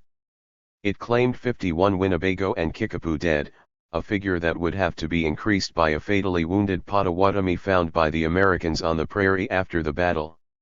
However, although guesses made by Indians varied greatly, most gave significantly lower figures for their losses: 25 killed according to a Kickapoo informant of the British, between 24 and 39 killed if we believe information acquired by the Illinois Indian agents Thomas Forsyth and John Lalime, and 28 dead according to John Johnston. Tecumseh's own band did not, it seems, escape unscathed. Lewis Cass, who interviewed the prophet years later, said that the Shawnees lost 1 man, Poxkey, dead, and 3, Kathuskeka, Mamatsika, and Mapokska, wounded. 10. The prophet is represented to have continued his incantations throughout the battle, and to have urged the warriors to fight until the end. One thing is certain. The Indians of Prophetstown had far from disgraced themselves. By assailing a superior army on its chosen ground, and inflicting greater damage than they had themselves suffered, they had made one of the most creditable military defenses in the long history of the American Indian Wars. Nevertheless, without the ammunition to destroy or dislodge the enemy, or indeed to defend their town, the Indians had no further option than to withdraw. Harrison's force had been badly shaken, and for some time it failed to press its advantage. It spent the whole of November 7 and most of the next day in camp, waiting for the Indians to renew the attack, building a breastwork, and tending the wounded. Some of the scalps of dead Indians were fixed to the muzzles of guns to be taken back to Vincennes as trophies. Only after dark on the 8th did the Americans venture into Prophetstown. They found it deserted, but for a wounded Indian and an old woman who had been accidentally left behind when the warriors hurriedly departed. Both were treated humanely. However, Harrison then dealt his adversaries his cruelest blow. The whites plundered the towns of utensils, such as kettles, seized some of the corn for their own use, and put the village to the torch. The wise Kickapoos had hidden their winter corn reserves, but the Shawnee granary went up in flames. Without those supplies and ammunition for hunting, the Prophet and his band faced a hard winter. On November 9 the battered American army, its wounded loaded painfully onto wagons, turned back for Vincennes, leaving behind them the black and smoking ruins of Tecumseh's town. 19. Red Sticks and Earthquakes. Tecumseh had not seen Prophetstown since July. When he had paddled down the Wabash to confront Harrison at Vincennes, he had merely begun a remarkable 6-month odyssey that would take him some 3,000 miles and into 10 or more of the present-day states of the Union. It was arguably the most impressive journey ever made on behalf of Indian unity. With him went a hand-picked party, 6 Shawnees, 6 Kickapoos, 6 Winnebagos, and 2 Creek guides. Sadly, the names of few who shared the rigors of that marathon with him have come down to us. One of the Shawnees may have been Tuaskada, or Jim Bluejacket Jr., the grandson of the famous war chief. Jim would then have been in his 20s. Of the guides, the most important was certainly Sikaba.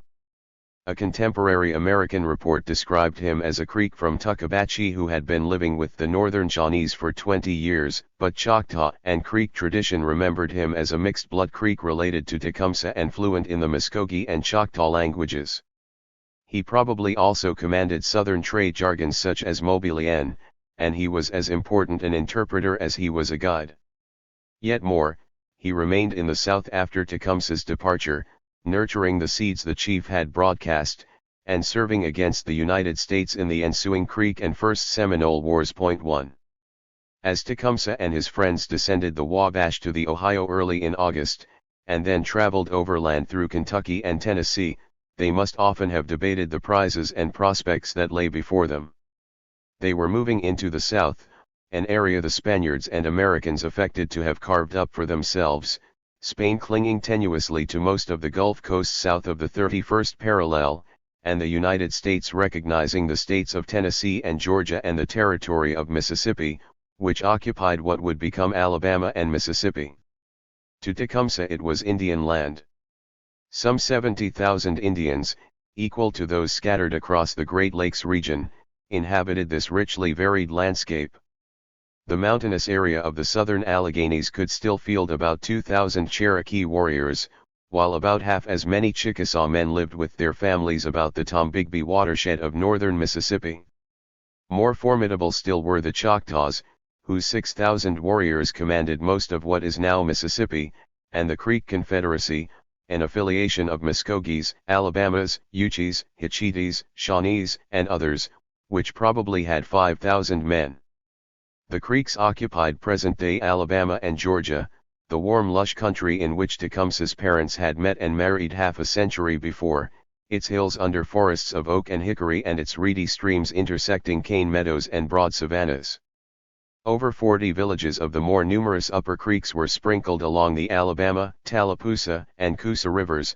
The lower creeks were settled upon the Chattahoochee and Flint, and parts of the Confederacy which had moved south to colonize the subtropical swampy wilderness of Florida were acquiring a separate identity as Seminoles. Shawnees had tried to integrate these tribes into pan-Indian confederations before, but never entirely successfully. In 1793 a delegation under Red Pole had toured the South, but the Chickasaws had even enlisted with Anthony Wayne and raised the hatchet against the Northern Confederates. The bad blood then brewed between them and the Shawnees had yet to be forgotten. Tecumseh had a much more difficult job than Red Pole. The Southern Indians may have shared many burdens with their Northern fellows, but their prospects for armed resistance to the United States were distinctly dimmer. They had no powerful counterpower to the 17 Fires, no Britain to offer assistance or at least an alternative source of supplies. Spain was patently enfeebled, barely capable of maintaining its precarious foothold in the Gulf. In addition, the American grip on the tribes was tighter in the south, not merely by means of its forts but also because of the greater success of the civilization program in that quarter. In each of the tribes, American agents were encouraging the Indians to improve their farming, and to manufacture cloth, rather than to hunt, to produce for the market instead of for mere subsistence, to replace the old values of cooperation and sharing with thrift and acquisitiveness, and to emphasize individual rather than communal ownership of the land. Among the Cherokees and Creeks, where effective agents returned Jonathan Meigs and Benjamin Hawkins were respectively at work, many Indians were in rapid retreat from the basically traditional culture that Tecumseh and the Prophet espoused. And among all the southern tribes this process was promoted not only by agents but also through the development of mixed white and Indian bloodlines. Far more than in the north, the offspring of white traders and Indian mothers were rising to prominence through their familiarity with European culture. Everywhere mestizos were gaining control of tribal affairs. The most famous Creek of the period, Alexander McGillivray, had been only 1/4 Indian. John Ross, who would soon become the most prominent Cherokee, had 1/8 Indian blood, and however much he identified with his Cherokee nationality and defended tribal homelands, he had culturally more in common with the whites than with the traditionalists among his fellow tribesmen. By 1800 mixed bloods were managing Chickasaw affairs, largely through the 5 sons of a Scots trader, James Logan Colbert. Among the Choctaws the full bloods held out longer, and in 1811 all 3 district chiefs Apakshunnubi, Pushmataha and Mashulatubi were such, but their days were numbered, too, and the future belonged to mestizos such as the Folsom brothers, the Lefflers, and John Pitchlynn.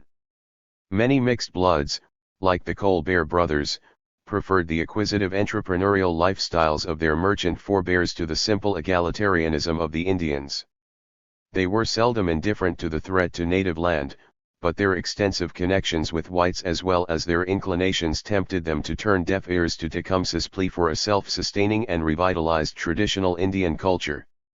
As Tecumseh led his men to the midday, he knew a powerful phalanx of influential opponents, American agents and military commanders, government chiefs whose positions and wealth depended upon the United States, and many of the upcoming prosperous mestizo leaders whose vision of the future was so different from his own would stand with the faint hearts against him. Tecumseh was ever an optimist, finding words to cheer weary followers, to inspire hope and laughter in the face of uncertainties and awesome difficulties. Even here, in the South, he was not without some advantages, and we may be sure he had learned about most of them. The civilization program, for example. It had bitten deep, but it had its critics, even within the most advanced of nations, the Cherokees, where a nativist backlash was in the making. Furthermore, throughout the South Indians were sensing a looming crisis. Like their northern brothers and sisters, the southern tribes were being punished by European diseases, alcohol abuse, ongoing problems with intruders upon Indian lands, and the declining yields of the hunt. Like the northerners, they were deeply troubled by the inexorable erosion of their territory. Encouraged by the United States to accumulate trade debts that could be extinguished by land cessions, all the tribes had suffered. In 1805 the Choctaws had ceded 4 million acres for less than 2 cents an acre, nearly all of it to offset debts. The Chickasaws lost land northeast of the Tennessee, also for a derisory pittance. Between 1801 and 1823 the Cherokees relinquished 10 million acres in 9 cessions. By another treaty, concluded in Washington in 1805, the Creeks had been bullied into allowing the rapacious Georgians to drive the eastern limits of the Creek Nation from the Oconee to the Ocmulgee at a cost of a scant 10 cents an acre. Gradually the Indian domain was being squeezed from all sides, between swelling American settlements on the Mississippi in the west, in Tennessee to the north, and in Georgia to the east. In that same treaty of 1805 the Creeks were also compelled to accept a federal horse path across their territory, linking the Georgian settlements to Fort Stoddard, near Mobile. Tired of waiting for the Indians to unlock their land by civilizing and turning themselves into small homesteaders, many American expansionists clamored for the removal of the tribes west of the Mississippi. Even before Tecumseh arrived in the South, these problems were feeding a rising anti-Americanism, as well as tensions within Indian villages, tensions between the proponents of civilization and nativists, and between pro-American chiefs and defenders of the land. Resistance movements similar to those led by Tecumseh and the Prophet were already surfacing. In February 1811, 3 Cherokees said that they had spoken to envoys of the Great Spirit and learned that he disapproved both of the land cessions and of the decline of traditional customs and beliefs. And from 1798 the Upper Creeks had been hosting intertribal conferences in which Choctaws, Creeks, Cherokees, and Chickasaws had discussed the common defense of Indian land. The most recent revival of the idea had occurred in 1810, and Tecumseh knew about it. Indeed, he was coming to attend just such a Pan-Indian Council, to be held at Tuckabashie on the Tallapoosa. Tecumseh had other reasons to keep his spirits high. Ahead, on the Tallapoosa, were several villages of Shawnees, most of them Hadhaekalas, who would surely give him a welcome. It was from these communities that his father had moved north. Tecumseh hoped to exploit these connections, but his thoughts must also have been nostalgic. He had kinfolk here, men and women he had never met but about whom he had heard. As Tecumseh traveled on, he knew he was going home. Tecumseh wanted to mask his activities from American officials, so he decided against descending the Mississippi, where regular traffic would have been encountered, and which would have taken him beneath the nose of the United States Trade Factory at Chickasaw Bluffs. Occasional glimpses of him were gained as he rode through the Chickasaw Nation. About August 27 he passed Levi Colbert's home, probably the one at Buzzard Roost Creek a little south of the Tennessee River. The Colbert brothers, born of a Scots father and Chickasaw mother, had easily been accepted as clan and tribal members of the matrilineal Chickasaws, but they would never have enjoyed the Shawnee leader's confidence. Tecumseh was an old-fashioned chief, who cared little for material wealth but distributed what he had to the neediest of his followers. The Colberts were of a new breed, eager for personal profits. To them roads hacked through Indian lands meant less an unwelcome intrusion than an opportunity to make money through running inns and ferries. In 1805 George Colbert had received $1,000 for services in securing the cession of Chickasaw land north of the Tennessee to the United States. When George called upon Tecumseh to discover his purposes, the Shawnee chief was tight-lipped. He told Colbert that his business must await the intertribal meeting at Tuckabashie. Tecumseh did not delay among the Chickasaws. Probably remembering how they had helped the Americans in 1794, he sent messages ahead to the Choctaws and pressed on into Mississippi Territory. 2. Contemporary reports are even sketchier about the weeks Tecumseh spent among the Choctaws. They tell nothing beyond the fact that the tour took place, and for details it is necessary to consult traditions Henry Sale Halbert collected among the Choctaws later in the century. Although Halbert was a dedicated enthusiast, scrupulous and precise, even his material has to be approached with extreme caution. He had 4 substantial accounts, but only one from an eyewitness, Himonabi, who had been a boy of 12 years when Tecumseh went through his nation. The other narratives came from people who had no personal knowledge of Tecumseh, but who had received eyewitness accounts from others many years before. Charlie Hoantubby was one such informant. His father, Chief Hoantubby, had been Tecumseh's host in 1811. He often spoke to Charlie about Tecumseh's visit until his death in 1859, when Charlie was 39 years old. The point to remember is this: Chief Hoantubby had valuable information, but the years misted and distorted his recollections, and even after the vestiges had been passed to his son, Charlie suffered some 24 more years to elapse before giving them to Halbert in 1882. Halbert cross-checked his accounts carefully, but his reconstruction of Tecumseh's tour of the Choctaw Nation is inevitably tentative. 3. Despite this proviso, the broad outlines can be salvaged. According to statements alleged to have been made by a Choctaw named Red Pepper, Tecumseh's party, on horseback and accompanied by Chickasaw guides, reached Choctaw country near present-day West Point, Mississippi. They crossed Octobeha Creek and were escorted by a number of Choctaws southward, along the Six Towns Trail. Fording the Noxubee River about 8 miles above the site of Macon, they eventually reached the village of Chief Mashulatubi. There were 3 district principal chiefs among the Choctaws, and Mashulatubi was one of them. The hereditary head of the Northeast, he was then some 50 years of age, a tall but gross, good-humored man. With Sikabo interpreting, Tecumseh explained his purpose. The large Choctaw listened patiently, and did not seem unsympathetic. He sent runners to convene a council, and while preparations for the meeting went forward, Tecumseh took his message to neighboring towns. One such village, in the northwestern part of today's Kemper County, was the home of Chief Ho'antubby, who became enough of a friend to Tecumseh to receive the gift of a silver crescent-shaped gorget.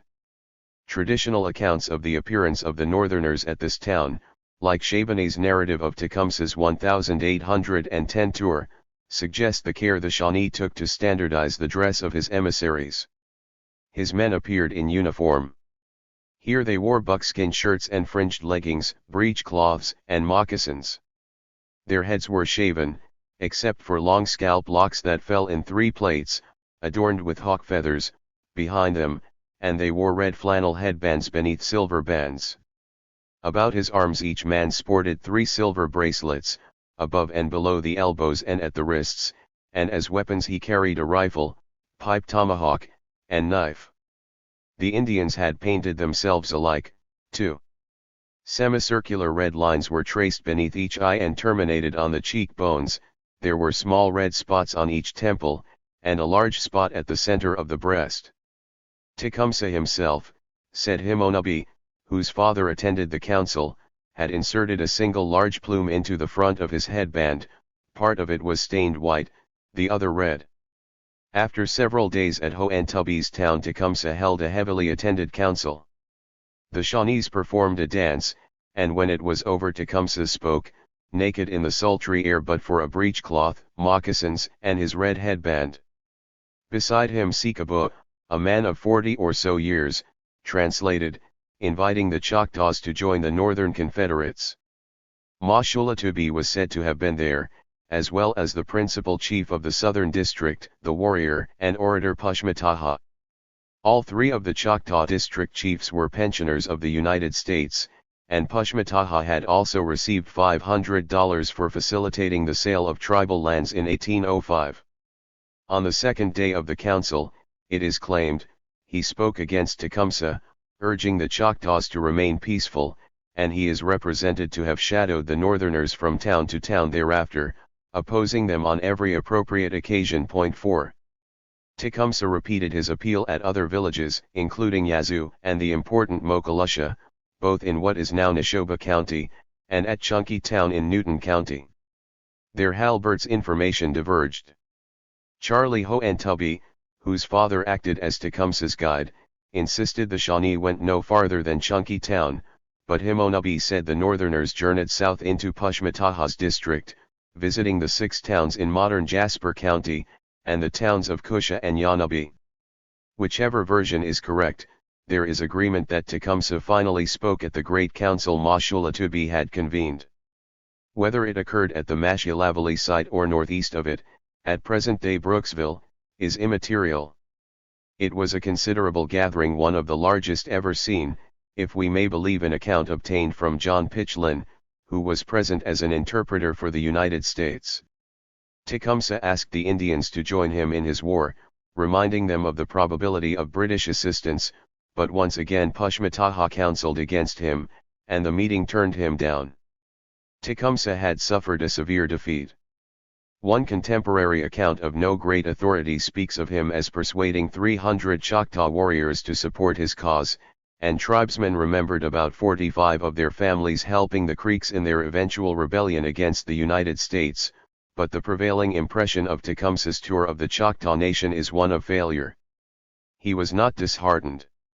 Redoubling his efforts, he took his entourage eastward, across the Tombigbee into the lands of the Creeks. 5. ******. Here, if anywhere in the south, Tecumseh would find allies. Here were fellow Shawnees, most in a town named Savonagee on the Tallapoosa, some of them Tecumseh's kinfolk. Here, too, were Creeks who had already been curious enough to visit the Prophet on the Wabash, and Creeks concerned enough for their lands to revive Southern pantribalism. Big Warrior, the head civil chief at Tuckabashie, speaker for the Upper Creeks, and the most important leader on the tribe's national council, was no friend to the United States agent, Benjamin Hawkins, and was keen to place himself at the head of the four southern tribes.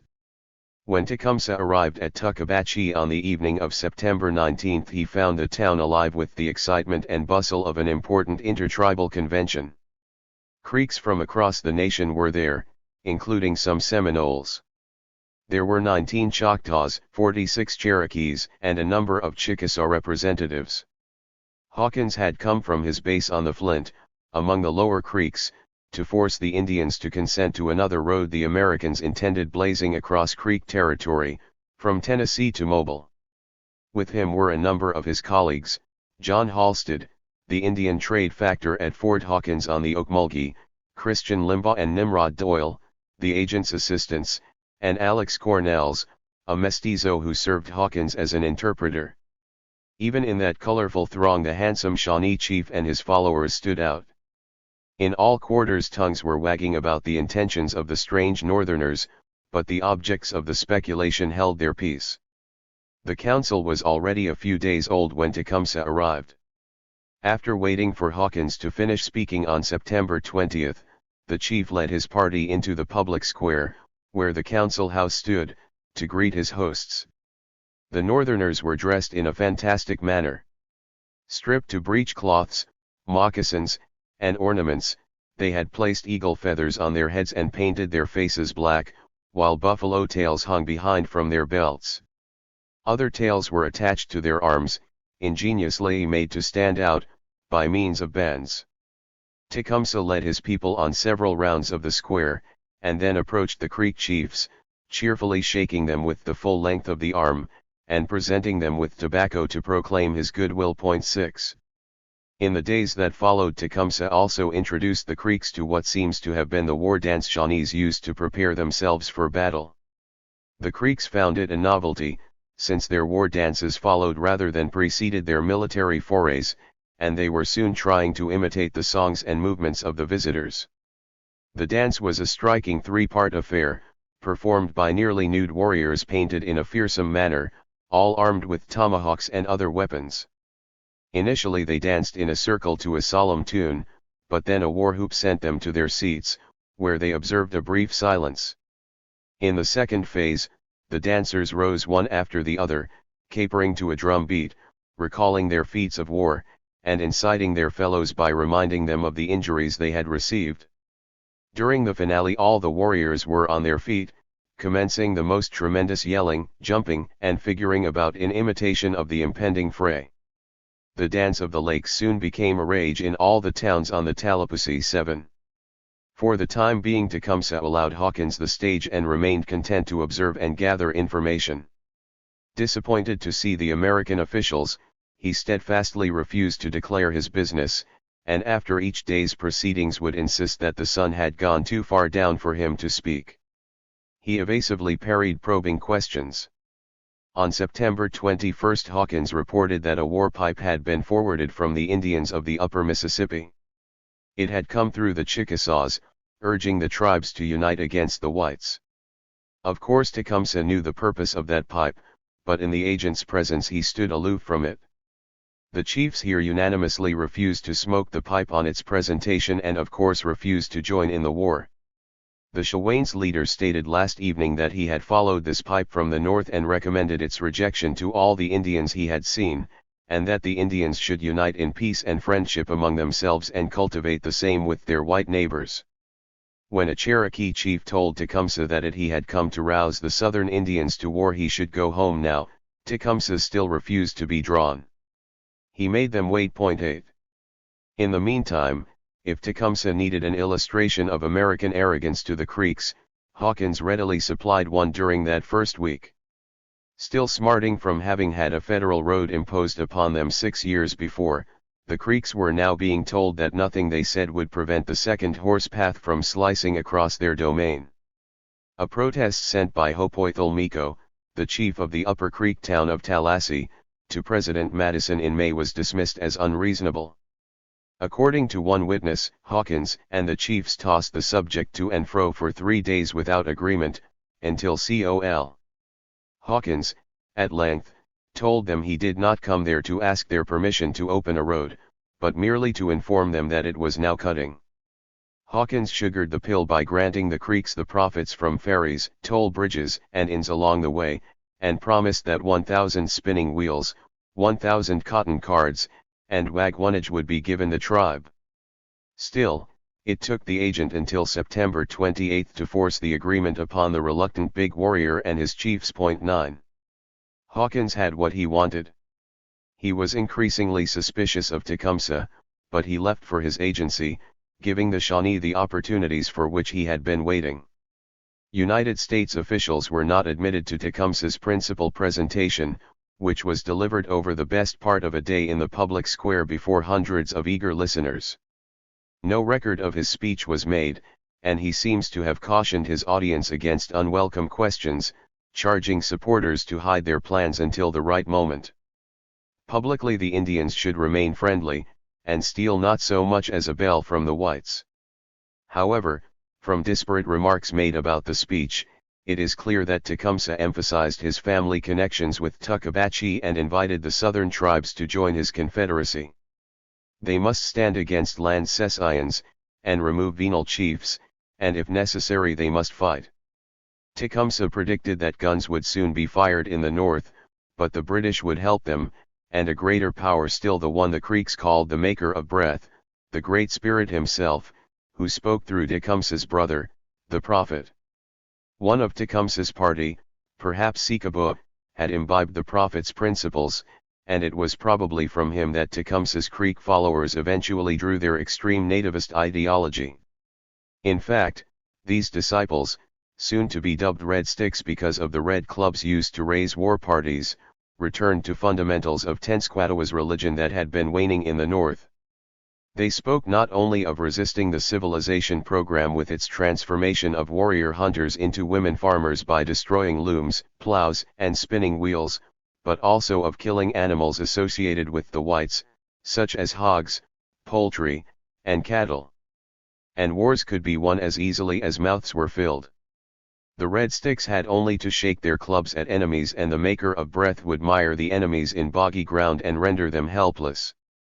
Much of this sounds far more like Tenskwatawa than his more secular and practical brother. 10. Yet Tecumseh, too, believed in the benevolence of the Great Spirit, and promised the Creeks supernatural aid. He proved it by giving a sign. It was already there for all to see. The sign had first been noticed in March, in France. From the end of August it was visible in America, but lay so close to the horizon that few would have observed it. But throughout September, as Tecumseh came into the Creek Nation, it grew in brilliance, and during October it appeared at its brightest, glowing eerily over the forests during the night. It was a great comet, its head 1,000,000 miles across, and its tail 100 million miles in length. In November the visibility of the comet declined, and the next month it had all but vanished. Tecumseh seized upon the appearance of the comet, alluding to it as an omen that boded ill to his enemies. To the Creeks it was a powerful argument. Consider, here was this celebrated Shawnee, brother of the Prophet, his very name Tecumseh signifying the shooting star. His appearance coincided with that of the comet, and while Tecumseh remained, visiting Creek towns, the splendor of the heavenly visitor intensified. No sooner had he moved on than it faded, disappearing as mysteriously as it had come. No Creek could be blamed for believing that this man had truly been favored by the spirits. 11. Under the patronage of the great comet, Tecumseh spent a month or more among the Creeks, touring their towns, speaking to their leaders, and soliciting support. It was a nation full of overlapping conflicts, he discovered, many of them useful.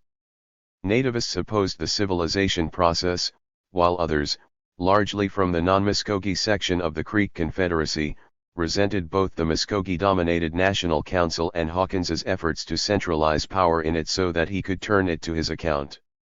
The upper Creeks of the Coosa and Alabama were particularly incensed by the forthcoming road, which threatened their homes, while Seminoles' fears for their land had been revived by American filibustering in Spanish Florida. A complicated network of grievances played into Tecumseh's hands, allowing him to find several important allies.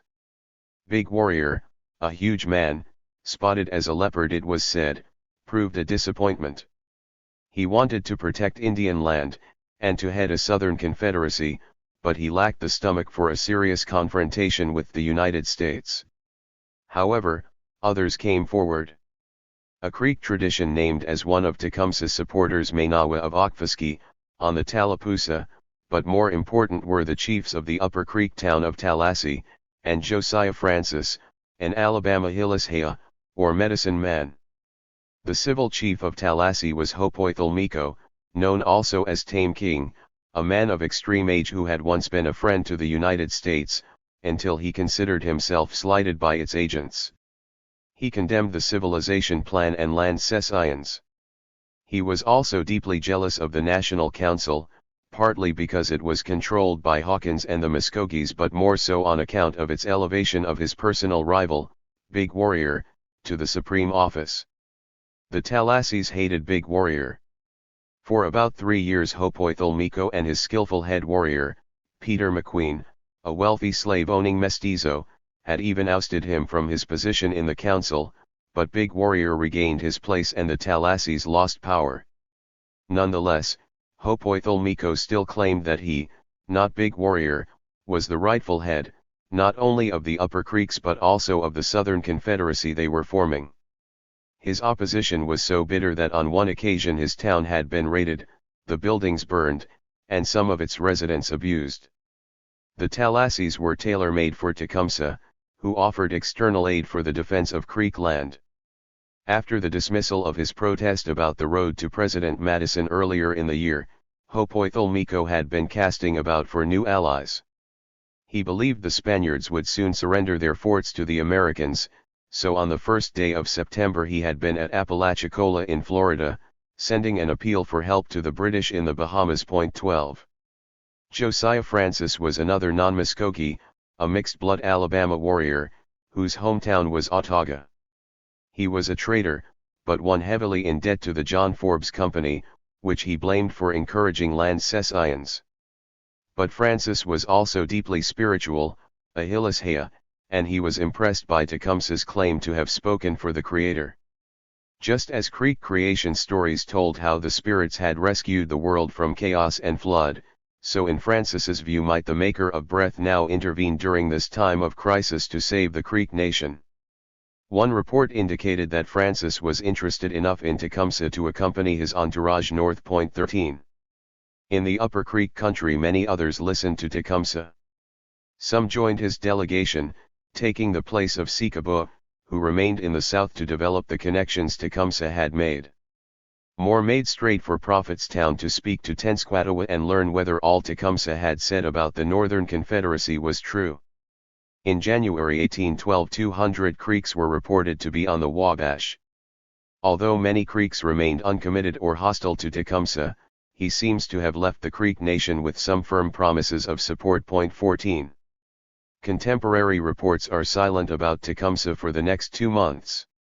That he was not idle, we can be assured, and that he spent much of that period among the Creeks, as was later alleged, seems certain. During the last half of the 19th century misty traditions of visits to the Cherokees were mentioned. One said that Tecumseh penetrated the mountainous regions of North Carolina and called upon the Cherokee chief, Junaluska, at his home, and at the townhouse on Soco Creek, in Swain County. Others, that he was in Tennessee. Searches have failed to confirm these traditions, but if Tecumseh did visit Cherokee settlements he clearly intended no extended canvass of the tribe. Perhaps he considered it to be too influenced by the Americans. A clearer sight of him occurred in November, heading westward toward the Mississippi through Chickasaw Territory. He called upon the principal chief, Chinubi, and asked him to join the Confederacy. Chinubi had an annuity from the United States, and showed no interest in Tecumseh's plans. Some of his younger warriors, aggravated over intrusions upon their lands and damage to tribal property, might have responded to a general appeal from Tecumseh, but the Shawnee did not make one, and he continued his journey. 15. Tecumseh's tour of the South was over, and as he passed from the scene so the comet that had illuminated his travels disappeared from the sky. Yet he had one more surprise for the Southern Indians. He had another sign for them, one far more terrifying than the mysterious comet. In the early hours of December 16, 1811, shortly after Tecumseh's departure, it came, rousing white, red, and black alike from their sleep. The very ground began to shake. Today scientists refer to them as the New Madrid earthquakes, and estimate that the severest tremors were greater than any others known in North America in modern times. The epicenter was in what is now northeastern Arkansas, about 65 miles southwest of New Madrid, Missouri. The first shocks, beginning about 2 o'clock in the morning, destroyed Little Prairie, a small settlement close to the epicenter. They were not felt in New Orleans, but steeple bells rang in Charleston, South Carolina, buildings trembled, furniture shifted, and clocks stopped. The Cherokees were horrified. The next day the Moravian missionaries at Spring Place, Georgia, were visited by many Indians pleading for an explanation of the tremors. Some cried that the earth was collapsing. A Christian Indian who visited neighboring Indians said she could not describe vividly enough the perplexity in which she found the people everywhere. Some of them attribute the occurrence to the sorcerers, some to a large snake which must have crawled under their house, some to the weakness of old age of the earth, which will now soon cave in. 16. Those shocks were simply the first of many. Altogether there were 3 series of them, beginning December 16, January 23, and February 7. A Louisville survey counted a total of 1,874 up to March 15, over 50 of alarming proportions. At times the convulsions were felt from Canada to the Gulf of Mexico. Fissures opened in the earth, spewing out sand and water. The Mississippi temporarily reversed its flow, and the small town of New Madrid was rubbed out. Many reported strange sights, birds settling on people's heads and animal prey and predators milling together, as if the need for company of any kind overruled natural caution. Someone near the epicenter during the fierce tremor of February 7 recalled that the surface of the earth on this side of the river St. Francis appeared to be compressed in such a manner as to force the water mixed with fine sand through small apertures as high as the tops of the trees. That although he was at that time on a ridge the water covered the surface several inches deep but soon disappeared. That himself and another Indian were so astonished that they sat down and looked each other in the face without either attempting to speak for a considerable time. 17. None were more astonished than Indian peoples. Unusual phenomena like this told them that the spirits were angry, and often sparked incredibly intense if not always long-lived spiritual resurgences. The epidemics of 1805 had spawned the religions of Beata and the Prophet, both attempting to restore the equanimity of the spirits by revitalizing worship, restoring old practices, and reforming behavior. The New Madrid earthquakes likewise unleashed waves of fear and guilt. At the Moravian mission at Goshen, Ohio, where the shocks caused headaches and sickness, an Indian remarked that the Great Spirit was displeased with the Americans for stealing land and killing Indians in the Battle of Tippecanoe. The Cherokees, said another missionary, were in real tumult, living beneath the dark heavy feeling that some fearful apocalypse was approaching. Ugly and terrifying appearances of God were reported, and the talk was that a new earth would come into being in the spring. Cherokee prophets bubbled with predictions. During the final series of tremors the miserable inhabitants of one town fled, terrified that it was about to be obliterated by a monstrous hailstorm. As the stated terrible day passed without hail, they came back to their dwelling places, ready and willing to believe every new deceiver, wrote the missionaries. Engulfed in consternation, the Cherokees were unable to rally around any definitive explanation of the phenomena. Those touched by Christianity thought the day of judgment had arrived. Some claimed that the earth was dying, and others that the Great Spirit was annihilating the whites for their theft of the land. It was as heatedly argued that the Indians themselves had provoked the events because they had neglected the spirits and allowed old traditions to die. There was no consensus, no single prophet who could interpret the earthquakes to everyone's satisfaction and prescribe a course of action. When the tremors ended, the agitation among the Cherokees, nativist and otherwise, receded with them. Not so among the Creeks, who were also thrown into ferment, for Tecumseh had already armed them with an explanation. The Great Spirit wanted the unnecessary trappings of white civilization to be discarded, land sales to end, and the tribes to stand together. The Red Stick prophets who emerged among the Creeks in the wake of the earthquakes endorsed that plan relatively single-mindedly. They had no reason to doubt Tecumseh. He had promised them signs of his power, and he had delivered. Within months of the final quakes it was being reported that Tecumseh had actually predicted the event to the Creeks, and over time the story became an accepted part of tribal oral history. Thomas L. McKenney got a version during a visit to Tuckabashie in 1827. Tecumseh, he was informed, had told Big Warrior that when he reached Detroit he would stamp his foot upon the ground and shake down every house in Tuckabashie. Tecumseh's boast was fulfilled, and his powers confirmed. George Stiggins, brother-in-law to a Red Stick leader, gave another account. He related that Tecumseh left the Creeks with the promise that in about 4 moons he would climb a mountain, whoop, clap his hands, and stamp the earth 3 times until it trembled. The pledge was redeemed, and with the comet 2 such uncommon occurrences in succession convinced the Creeks of Tecumseh's veracity. As late as 1883, an aged Creek who had been 15 at the time of the earthquakes declared that they had been predicted by Tecumseh. 18. What is to be made of this? The significant fact is not whether Tecumseh did or did not predict the earthquakes, but that the Creeks believed that he had done so. That belief was crucial, for it established Tecumseh's credibility. Even among the Chickasaws there were now warriors who believed it the duty of every Indian implicitly to adhere to the prophet. 19. Many Creeks had no doubts. There were extensive standing grievances against the United States. Tecumseh had sharpened that hostility, outlined a strategy, and claimed supernatural support, and the earthquakes proved that he was right. These were the 3 linked factors that took the Red Sticks into one of the most desperate Indian revolts in American history. 20. Rebuilding the Union. Tecumseh was near the epicenter when the first shocks of the earthquake raised the people of the Midwest from their sleep. His itinerary was running true to the one he had given Harrison the previous August.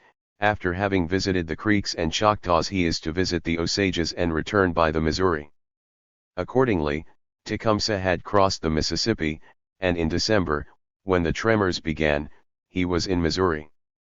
He made great exertions to bring the Shawnees and Delawares there into his confederacy, but could not break their traditional indifference to his movement. 1. Even the earthquakes didn't help him here, although some of the local Indians were willing to attribute them to the powers of the prophet. An Indian from the New Madrid area, who, it was said, had been swallowed and then disgorged in the spasms, opined that the Shawanoe prophet has caused the earthquake to destroy the whites. On the Merrimack River the Shawnees had been badly frightened, too, but despite Tecumseh's visit before or during the tremors, they refused to develop a serious anti-American interpretation of the phenomenon. They put everything down to their neglect of Washamanatu, and organized a 3-day ceremony in which the people purified themselves, fasted to communicate with the spirit world, and offered prayers, thanks, and venison to appease angry deities. It was instinctive nativism, but in this instance it failed to work to Tecumseh's advantage. 2. The Osages were also pondering the meaning of the shocks. According to John Dunn Hunter, a white man who said he had been raised among these proud predatory riders of the Midwest, the earthquakes filled the Indians with great terror, the trees and wigwams shook exceedingly, the ice which skirted the margin of the Arkansas River was broken in pieces, and the most of the Indians thought that the Great Spirit, angry with the human race, was about to destroy the world. 3. Many Osages had little love for the United States. The tribe had relinquished its claims to the west bank of the Mississippi to the Americans in 1808 and 1809 and had lived to regret it. A large Osage delegation had been in St. Louis that September to plead for the treaty to be rescinded. The payment of the first annuities due under the agreement may have mollified some of the Indians, but dissatisfaction survived, and Tecumseh might have used the fear engendered by the earthquakes to turn it to account. 4. It took courage and vision on the part of Tecumseh to approach the fierce Osages, courage because a 2-year dispute between them and the Missouri Shawnees was still unsettled, and vision because Tecumseh had to subordinate the obligation to take personal revenge for injured kinfolk to his plan of Indian unity. As mentioned earlier, one of the 2 Shawnees slaughtered by Osages in 1810 had been a relative of Tecumseh's. He must have felt the urge to repay the murder in the usual manner, but instead he had urged the Shawnees to forgive the Osages, and now proposed to invite them to join his confederacy. The mission was certainly dangerous. The Shawnee-Osage quarrel would persist until May 1812, when the Americans sponsored a peace in St. Louis, and some of the tribes allied to Tecumseh, such as the Potawatomis and Kickapoos, had been feuding with the Osages for years. Tecumseh was bargaining that all this bad blood could be laid aside, and these formidable warriors would stand with him against a greater enemy. 5. John Dunn Hunter's Memoirs of a Captivity Among the Indians of North America, published in 1823, gives the only account of Tecumseh's visit to the Osages. For a while the book made Hunter a celebrity, but after an English periodical used it to fuel an attack upon United States Indian policies, overzealous American patriots made venomous attempts to discredit the author. He was described as one of the boldest of impostors and his book as a worthless fabrication. A few rallied to Hunter's defense, including George Catlin, who had met Indians who remembered the author's captivity, but the memoirs fell under a cloud.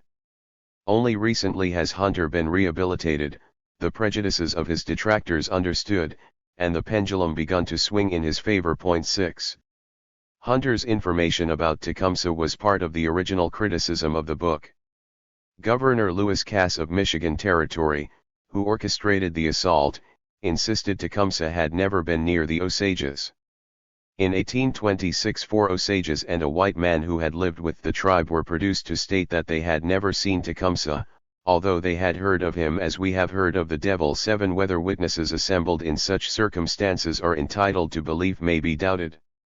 They could have been trying to disassociate themselves from Tecumseh to establish their own loyalty to the United States, or they may simply have been members of one band of Osages ignorant of what had happened in another. Contemporary records support, rather than refute, Hunter's description of Tecumseh's visit to the Osages. The author does not date the event, but he clearly related it to the earthquakes, which reliably puts it at the turn of 1811 to 1812. Records of the United States War Department prove that the chief, far from being elsewhere, as Cass and other detractors claimed, was in Missouri that December, and, moreover, that he had gone there for the express purpose of visiting the Osages. If Hunter invented his story, he was singularly fortunate that it fit so snugly with the official documentation. A fair judgment of the context and content of Hunter's account suggests that it is probably authentic. Most likely the Shawnee chief traveled westward after visiting the Missouri Shawnees to call upon the Osage band on the Osage River, to which it had retired during recent intertribal difficulties. Hunter recalled visiting those towns at the time, and evidently he had joined the considerable numbers the Shawnee attracted to his council. He was struck by the quality of Tecumseh's address. I wish it was in my power to do justice to the eloquence of this distinguished man, but it is utterly impossible. The richest colors, shaded with a master's pencil, would fall infinitely short of the glowing finish of the original. The occasion and subject were peculiarly adapted to call into action all the powers of genuine patriotism, and such language, such gestures, and such feelings and fullness of soul contending for utterance, were exhibited by this untutored native of the forest in the central wilds of America, as no audience, I am persuaded, either in ancient or modern times ever before witnessed. My readers may think some qualification due to this opinion, but none is necessary. The unlettered tecumseh gave extemporaneous utterance only to what he felt. It was a simple but vehement narration of the wrongs imposed by the white people on the Indians, and an exhortation for the latter to resist them. This discourse made an impression on my mind which, I think, will last as long as I live. I cannot repeat it verbatim, though if I could, it would be a mere skeleton, without the rounding finish of its integuments. It would only be the shadow of the substance, because the gestures, and the interest and feelings excited by the occasion, and which constitute the essentials of its character, would be altogether wanting. Point 8. The speech, as outlined by Hunter, was along the lines of those Tecumseh had already given in the South. The Indians had aided the whites when they were weak, but were now suffering because they had grown strong. The Americans wanted aboriginal land from the rising to the setting sun, and even to kill us, or drive us back, as they would wolves and panthers. The tribes were all members of one family, but they would be destroyed separately if there was no unity. Again there was emphasis upon the help available. Our great father over the great waters, the British king, who was angry with the Americans, would help them fight, and he would supply his red children. The Great Spirit was also important. He was annoyed that the whites, who had been given a home beyond the great waters, should seize the lands of the Indians. Brothers, said Tecumseh, referring to the earthquakes, the Great Spirit is angry with our enemies. He speaks in thunder, and the earth swallows up villages, and drinks up the Mississippi. The great waters will cover their lowlands. Their corn cannot grow, and the Great Spirit will sweep those who escape to the hills from the earth with his terrible breath. By this account Tecumseh told the Osages that the Confederacy needed help, for it was too weak to fight alone. Brothers, we must be united, we must smoke the same pipe, we must fight each other's battles, and more than all, we must love the Great Spirit. He is for us. He will destroy our enemies and make all his red children happy. Allowing for imprecision in this report, which Hunter himself admitted, this mixture of the expedient and the spiritual is exactly what would have been expected of Tecumseh, and the exploitation of the earthquakes is entirely consistent with the way he had drawn attention to the comet.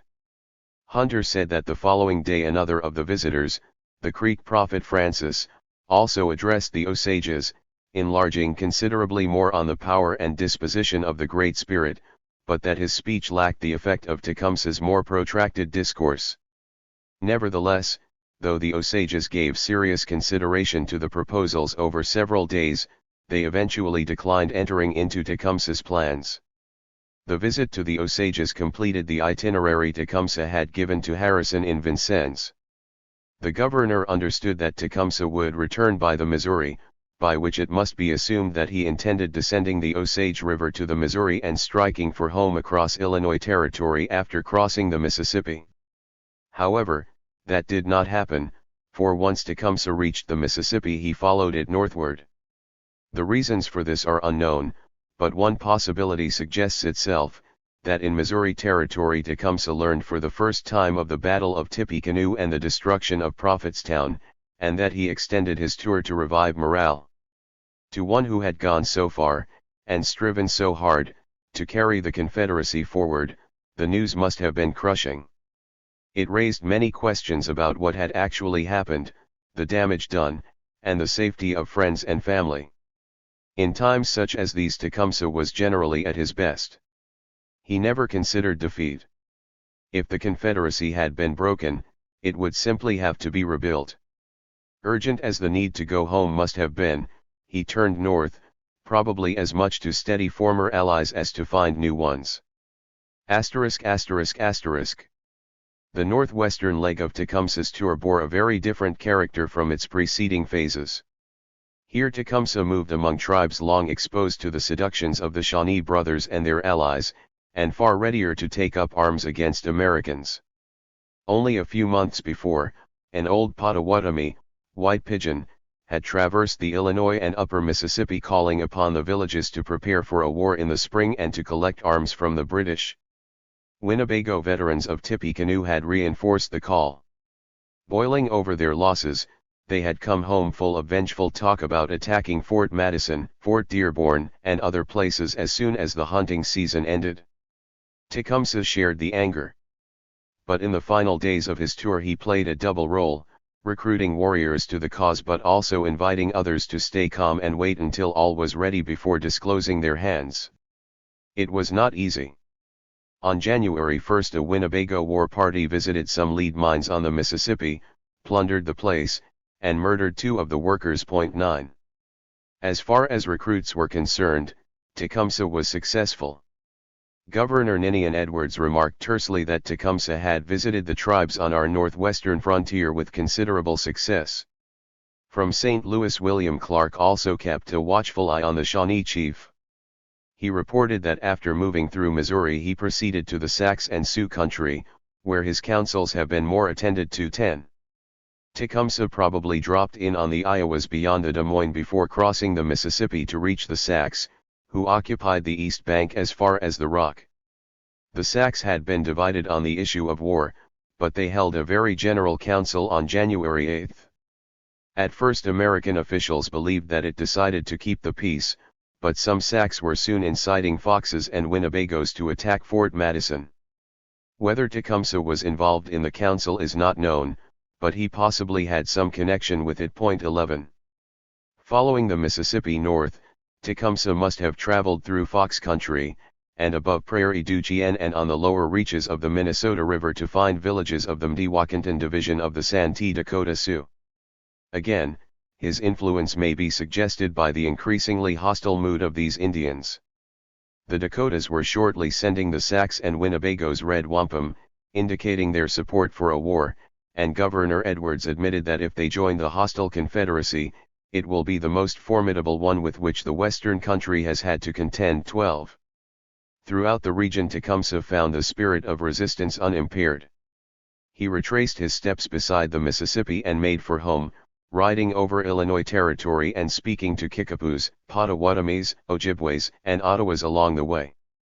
Some Kickapoos, including Chiefs Pamawatam and Little Deer, had gone to Vincennes to paper over the breach with Harrison, but others were in council at Peoria, weighing the consequences of Tippecanoe. There is no record of Tecumseh's presence at the Peoria Council, but it occurred about the time he passed through the area. 13. In the final weeks of his trip, Tecumseh lost many of his traveling companions. His Winnebago and Kickapoo adherents were tempted home, and others, including 2 Creeks, went on ahead to Prophetstown. It was not until late in January, apparently, that Tecumseh brought the remainder of his party back to the Wabash. There he confronted the grim reality of what Harrison's army had left behind, as he later told the British: "The great destruction and havoc, the fruits of our labor destroyed, the bodies of my friends laying in the dust, and our village burned to the ground, and all our kettles carried off." 14. Tecumseh was furious with the destroyers, and also with his brother, the prophet, who had been trusted to keep the peace.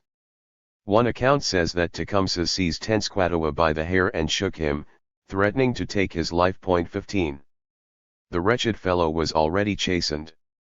Tenskwatawa's prestige had suffered greatly as a result of the battle. Indians who had lost friends or relatives blamed the prophet for failing to protect them. Tenskwatawa tried to excuse himself. He explained that the spirits had refused his prayers because his menstruating wife had, unbeknown to him, contaminated the ceremony. On this occasion the excuses had not been believed, and the prophet was bound with ropes and threatened with death. Eventually, the Indians calmed down and let him go. He was still a holy man, and there was a lingering fear that if violence was done him a price would have to be paid. 16. Piecing together the story, Tecumseh learned that the Indians had reoccupied Prophetstown immediately after Harrison's army had gone. They found that the Americans, in addition to burning the town, had opened Indian graves and in macabre revenge had unearthed the bodies of their slain opponents and thrown them aside to rot above ground. The Indians then split up for their traditional hunting grounds. The Shawnees had little ammunition to hunt, and they had also declined their treaty annuities that year and lost their granary at Prophetstown. Their winter was a harsh one. They crossed the Wabash and spent some time with the local Wyandots, and finally wintered on the headwaters of the White River before returning to Prophetstown in January 17. By the time Tecumseh returned, the tension of the military campaign had eased. Those tribes amenable to American discipline had gathered at Fort Wayne a few weeks after the battle to collect their annuities and disassociate themselves from the Shawnee brothers, whom they offered to seize or assassinate. Indians who had supported Tecumseh were also quiet, for a while. They had not been cowed by the battle, but the winter that followed was peculiarly severe. There were exceptionally heavy falls of snow, and many game animals died or retreated before the cold. In the spring, droves of Indians huddled into Fort Wayne for relief. Given such conditions, Tecumseh's followers needed peace to search for food without fear of further attack.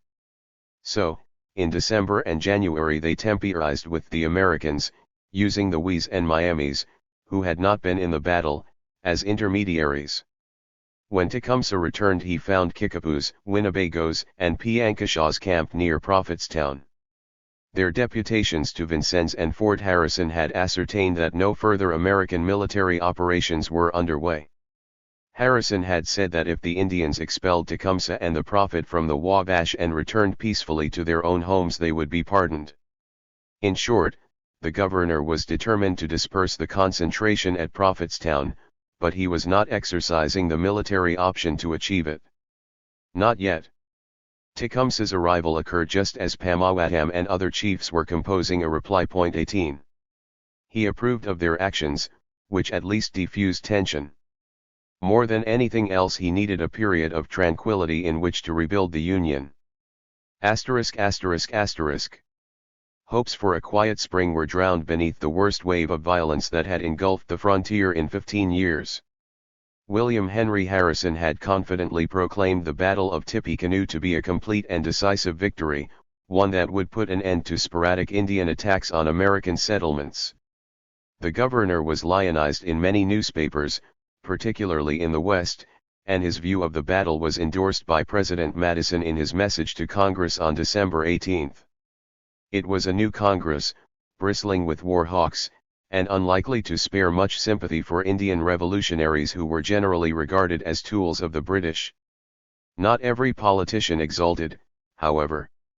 John Randolph of Roanoke openly attributed the Indian War to the United States' own lack of moderation, and the Ohio Congressman Thomas Worthington, who had negotiated with Tecumseh in 1807 and been impressed by him, regarded the battle as a melancholy event.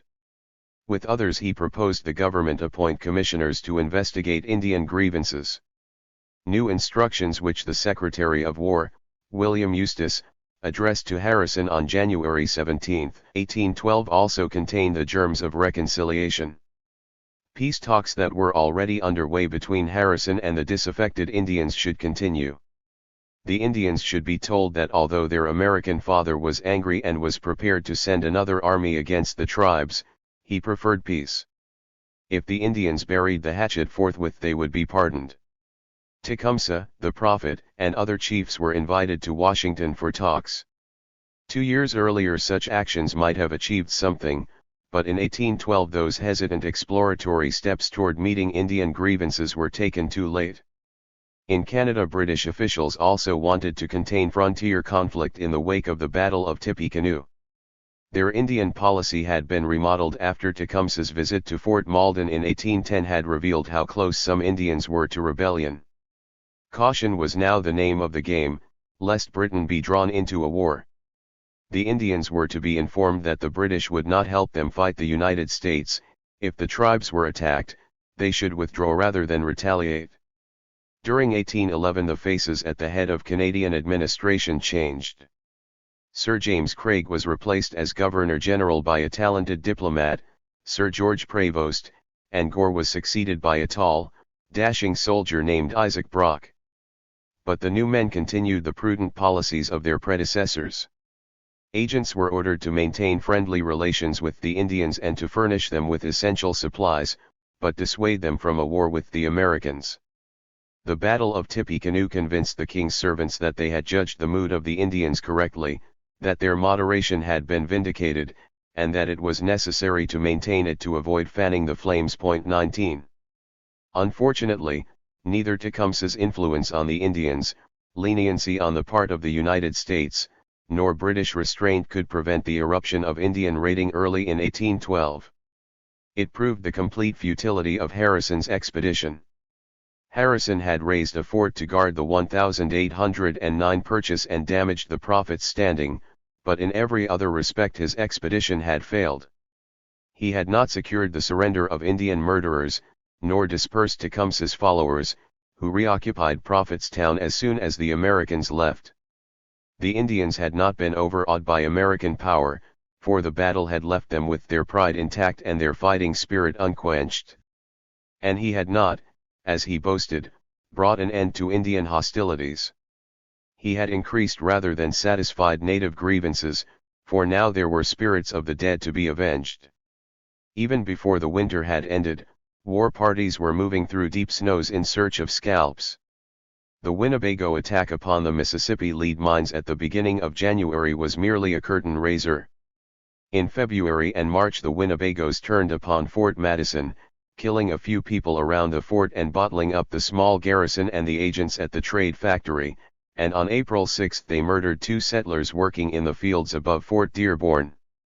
As terror spread throughout the countryside, American traders fled from the northwest, and the trade factory at Fort Dearborn suspended all issues of ammunition to Indians. Kickapoos joined in on February 10, butchering the O'Neill family in the district of St. Charles, and throwing the territory of Louisiana into alarm. In neighboring Illinois territory Western Potawatomis added to the panic. On April 11 a party led by Kikakemet and Mad Sturgeon, both of whom had been involved in the attack on the Cole Party back in 1810, burned a house a few miles above Vincennes and killed 6 members of the Hudson family and a hired hand. It was perhaps the same group that committed another shocking atrocity 11 days later by slaughtering the Harriman family, including 5 small children, on the Embarrass River, west of Vincennes. Throughout the American settlements fear and fury followed the Indian raids. Every effort to check the prevalence of such terror seems to be ineffectual, complained Governor Edwards.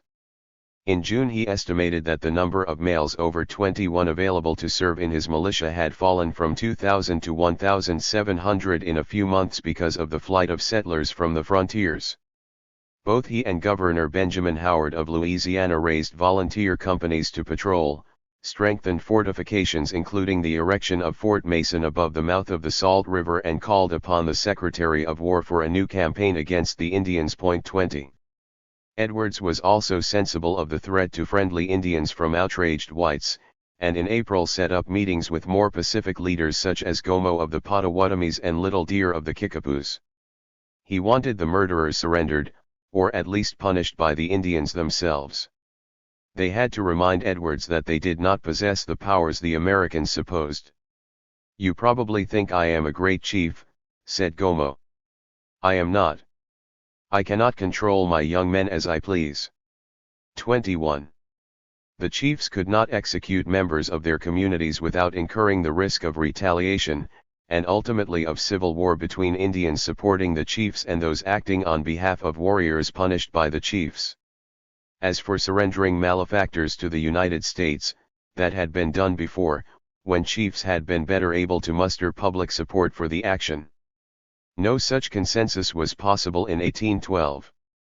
American justice was patently one-sided. As Powhatan once explained, Indian murderers had been executed, but no white man had paid for Indians killed in the recent past at St. Charles and Cahokia and on the Kaskaskia and Missouri rivers. Edwards's appeals for the surrender of the killers went unsatisfied. During April, Ohio and Indiana Territory were also scourged by war parties, most of them Potawatomis, who axed 3 traders to death in their beds near Fort Defiance and struck at the White River and its Driftwood Fork. Local whites were whipped into a frenzy. "Armed parties of our people are out in all directions, breathing destructions against the Indians indiscriminately," complained John Johnston from his new Indian agency at Piqua, Ohio. 22 They found an innocent group of Potawatomis near Greenville and killed 2 of them. These raids made nonsense of Harrison's claim that his battle would end Indian hostilities. It had stimulated rather than stifled atrocities. In 1810 and 1811, prior to the battle, Indians loosely connected with Tecumseh's Confederacy had killed 8 or 9 whites, and during the Tippecanoe campaign itself Harrison lost another 69 killed or fatally wounded. In the first 6 months of 1812, some 46 additional American lives were lost in Louisiana, Illinois, and Indiana territories and in Ohio. With the possible exception of 2 men murdered near Sandusky Bay by an Ojibwe Bad Hat named Semo, all were killed by warriors from groups which had fought at Tippecanoe. These were not the first blows of a full-scale onslaught on the frontiers, as some believed at the time. They were revenge slayings. They began on January 1, peaked in April when the winter hunting and trapping had been finished, and ended in May, when the Indians judged themselves satisfied. The attacks must be reckoned the final accounting of the Battle of Tippecanoe. By the middle of April Harrison was acknowledging his complacency. Vincennes was bursting with fugitives from the outlying homesteads, houses were being picketed, and with the regulars he had used in 1811 being withdrawn by the government for a projected campaign against Canada, Harrison was deploying militia to cover the approaches to the town. He joined Edwards and Howard in clamoring for a war of extirpation to be waged against Tecumseh and his allies. 23. For Tecumseh the raids were another embarrassment. Once again, headstrong warriors were destroying carefully laid plans, putting the Americans on their guard, and encouraging massive retaliation before the Confederacy was ready. Even in the South Tecumseh's schemes were being blighted by violence after an early blossom.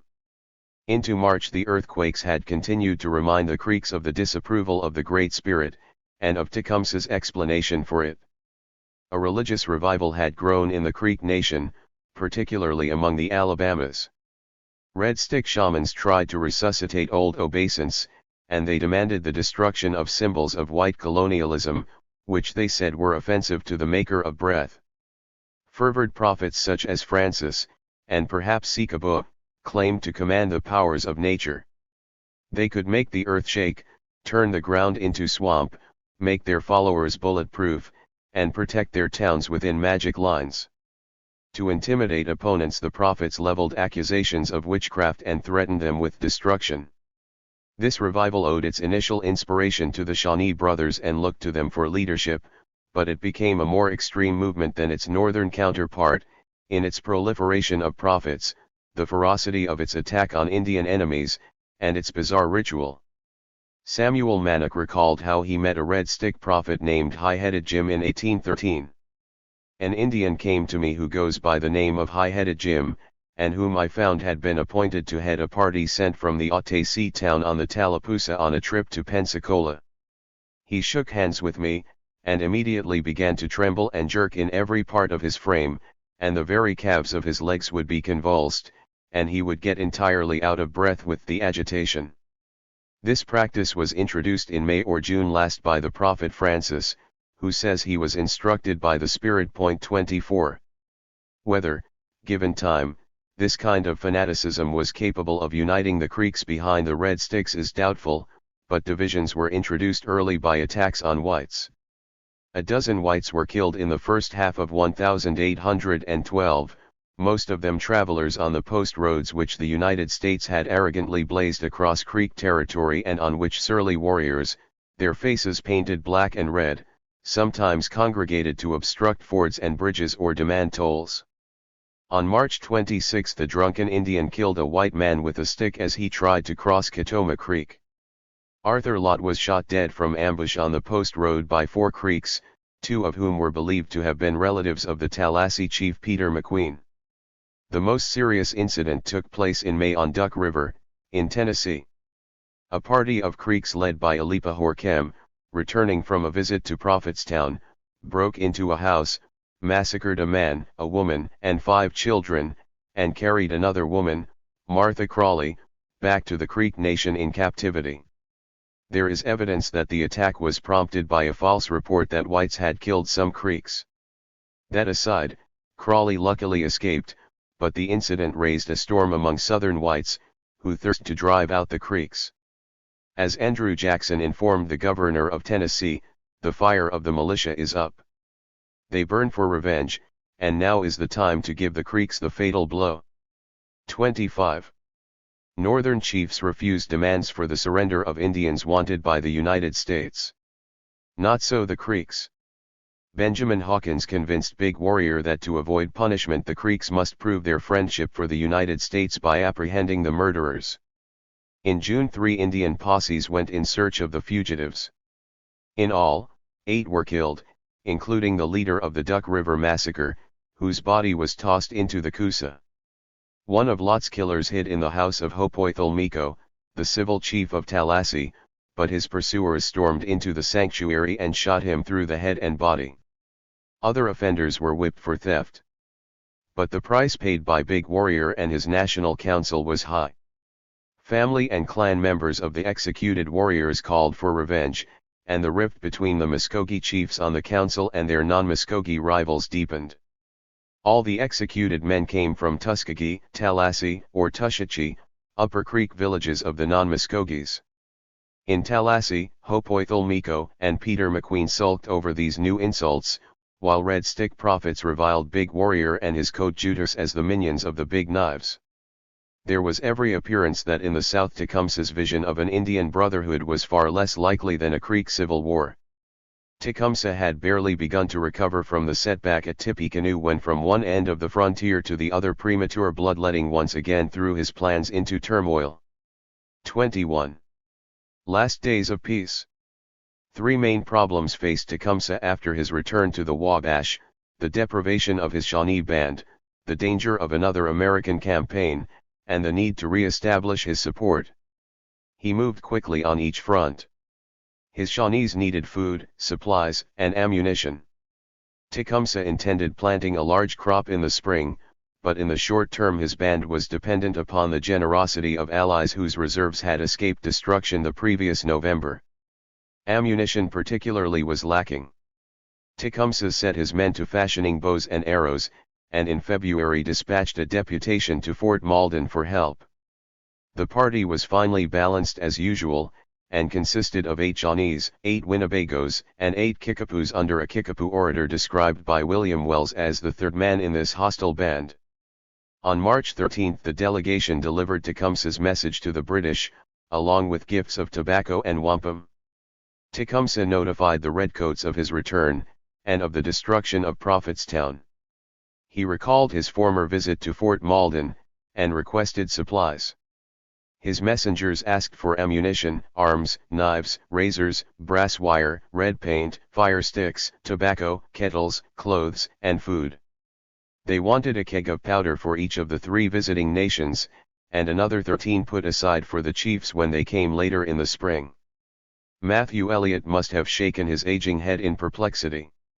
He sympathized with the Indians but was under orders not to incite them against the Americans, and he had little food and powder and no shot to give. In fact, although Americans continued to accuse the British of supplying the Indians with large quantities of ammunition, during the first half of 1812 no shot was issued from Fort Malden and only 1,200 pounds of powder, far less than previously. Tecumseh's party received some provisions, but they were so low on food that on their way home they risked going into Fort Wayne for bread and meat. 1. At the same time as he sent the deputation to Fort Malden, Tecumseh addressed the need to appease Governor Harrison, a process already begun by the Kickapoos, Winnebagos, and Piankashaws.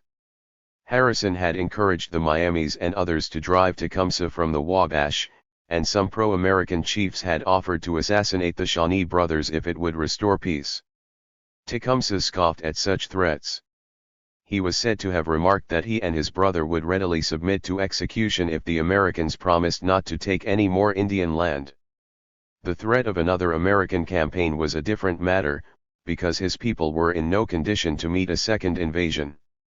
Inside, Tecumseh seethed with anger at the attack on Prophetstown.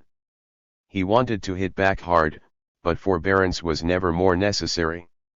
Tecumseh tried to disarm Harrison with reassuring if duplicitous professions of goodwill.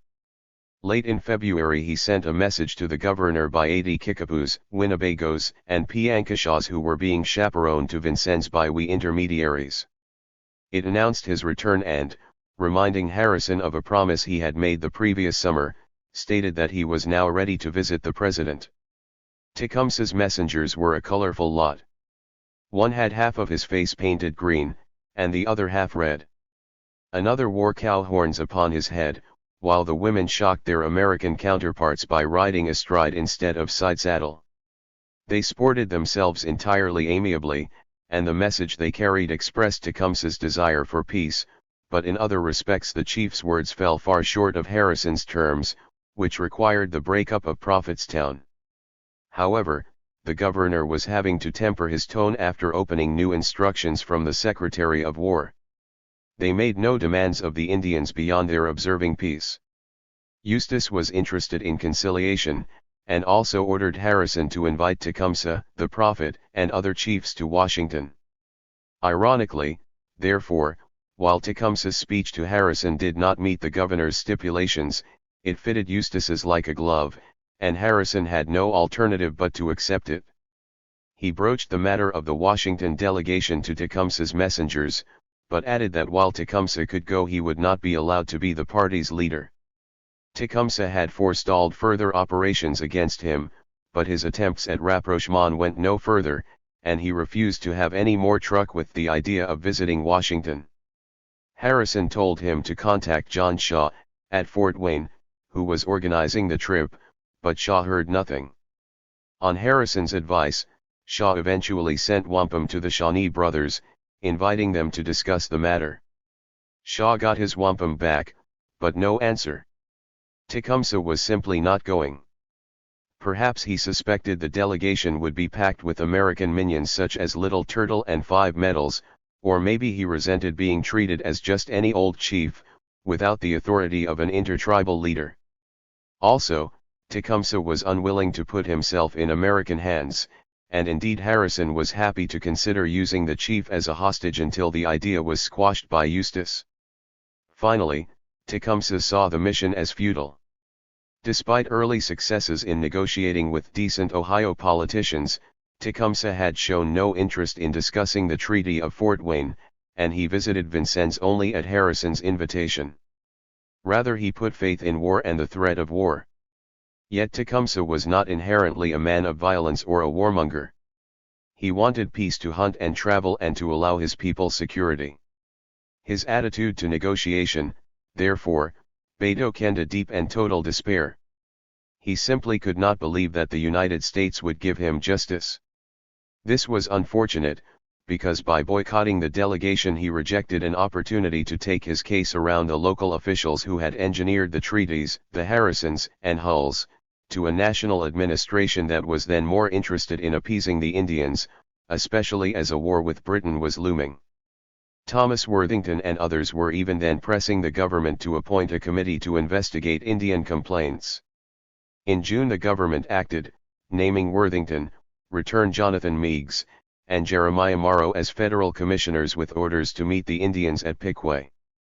Whether the United States would have made sacrifices to gain Indian opinion, have offered a more comprehensive trade, paid treaty annuities in full, or put a break, even a temporary one, on land purchases is questionable, but it was this type of initiative which offered the best path forward.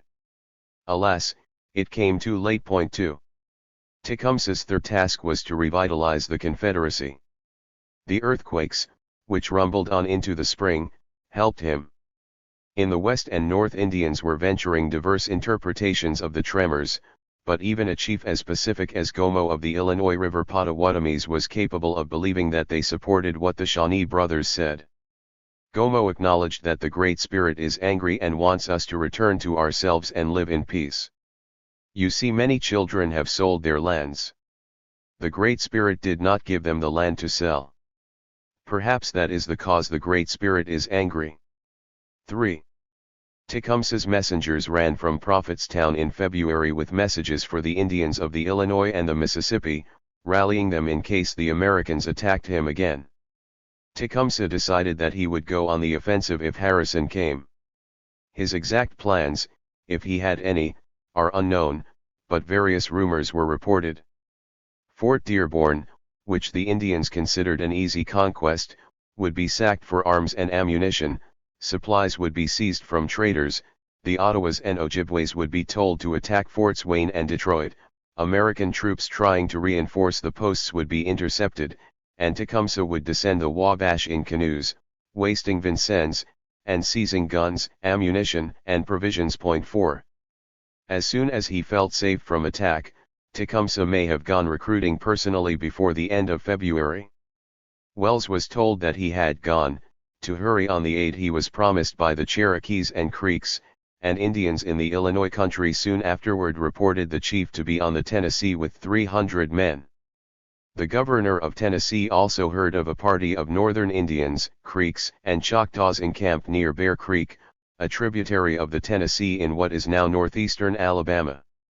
Whether Tecumseh went south again remains uncertain, but the Ohio, Mississippi, and Tennessee waterways were undoubtedly being used as important routes of communication between Prophetstown and the South. 5.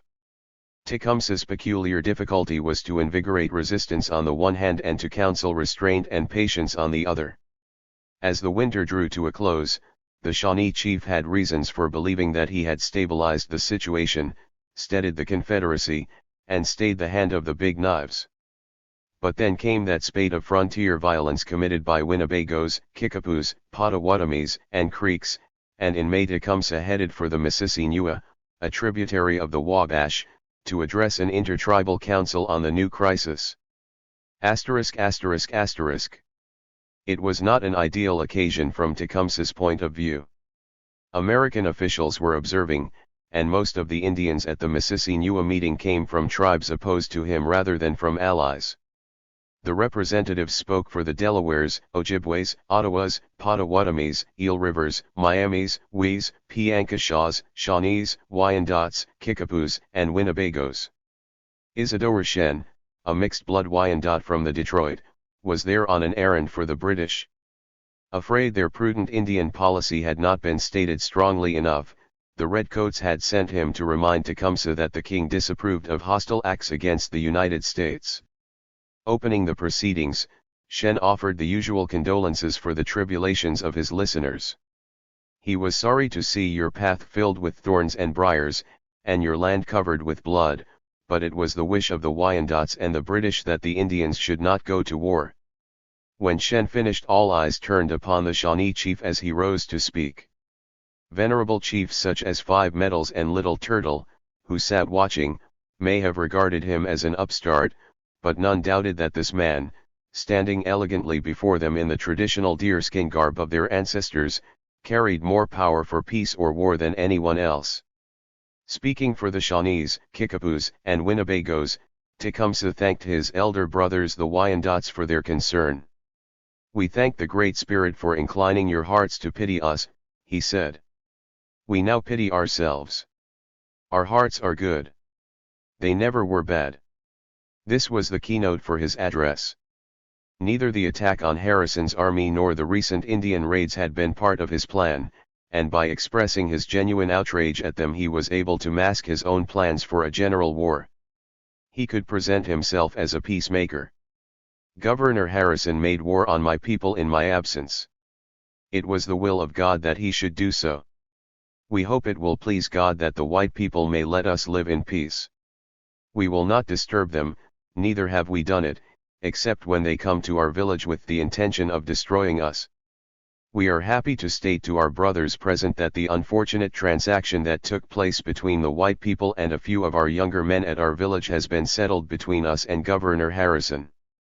And I will further state that had I been at home there would have been no bloodshed at that time." He went on to blame the Potawatomis for the recent attacks, a charge that as far as Indiana Territory, Ohio, and much of Illinois Territory were concerned was largely the truth. "We are not accountable for the conduct of those over whom we have no control," he protested. "Let the chiefs of that nation exert themselves and cause their warriors to behave themselves, as we have." Chiefs from the peaceful bands of Potawatomis were present, and one of their spokesmen rose to answer. The prophet had been to blame. Yes, Potawatomis had participated in raids, but They were encouraged in this mischief by this pretended prophet, who, we know, has taken great pains to detach them from their own chiefs and attach them to himself. We have no control over these few vagabonds, and consider them not belonging to our nation, and will be thankful to any people that will put them to death wherever they are found. Tecumseh did not enjoy being lectured by chiefs he considered to have betrayed their people by selling tribal lands for personal gain. He regarded them as creatures of the Americans, and he knew that one reason why they were losing control over their warriors was that they had lost the confidence of many of their own followers. It is true we have endeavored to give all our brothers good advice, and if they have not listened to it we are sorry for it. We defy a living creature to say we ever advised anyone, directly or indirectly, to make war on our white brothers. It has constantly been our misfortune to have our views misrepresented to our white brethren. Here we can imagine Tecumseh looking sternly at the venal chief sitting before him. This has been done by pretended chiefs of the Potawatomis and others that have been in the habit of selling land to the white people that did not belong to them. Also indicted on that charge were a number of Delaware chiefs, whose spokesman quickly retorted, "We have not met at this place to listen to such words. The red people have been killing the whites. The just resentment of the latter is raised against the former. Our white brethren are on their feet, their guns in their hands. There is no time for us to tell each other you have done this and you have done that. If there was, we would tell the prophet that both the red and white people have felt the bad effect of his counsels. Let us all join our hearts and hands together and proclaim peace throughout the land of the red people." There were other speeches, but nothing new was added. The Miamis chided the Shawnees, Kickapoos, Winnebagos, and Potawatomis for failing to keep their warriors in good order and neglecting the women and children who would be the victims of conflict. The Kickapoos replied by insisting that they had made peace with Harrison, and it was the intemperate Potawatomis who had created the new predicament. About May 15 the council broke up. No one had spoken for war. None had been indifferent to the desirability of peace, and all agreed to control the liquor trade, which was universally deemed to be an evil. However, the real issues had been skirted, although they lurked in the mind of everyone present. As Shen told the British, all the nations are aware of the desire the Americans have of destroying the red people and taking their country from them. 6. During the proceedings on the Mississauga, Shen took Tecumseh aside to pass on the messages from the Redcoats and the Wyandots. The Shawnee told him that he was on his way to plant corn, but that he intended sending another party to Fort Malden for powder and lead, despite the danger of such groups being intercepted at Fort Wayne or by Miami and Potawatomi supporters of the United States. Tecumseh spoke bluntly about his frustration with his impetuous and incompetent followers, who were dragging him into premature hostilities.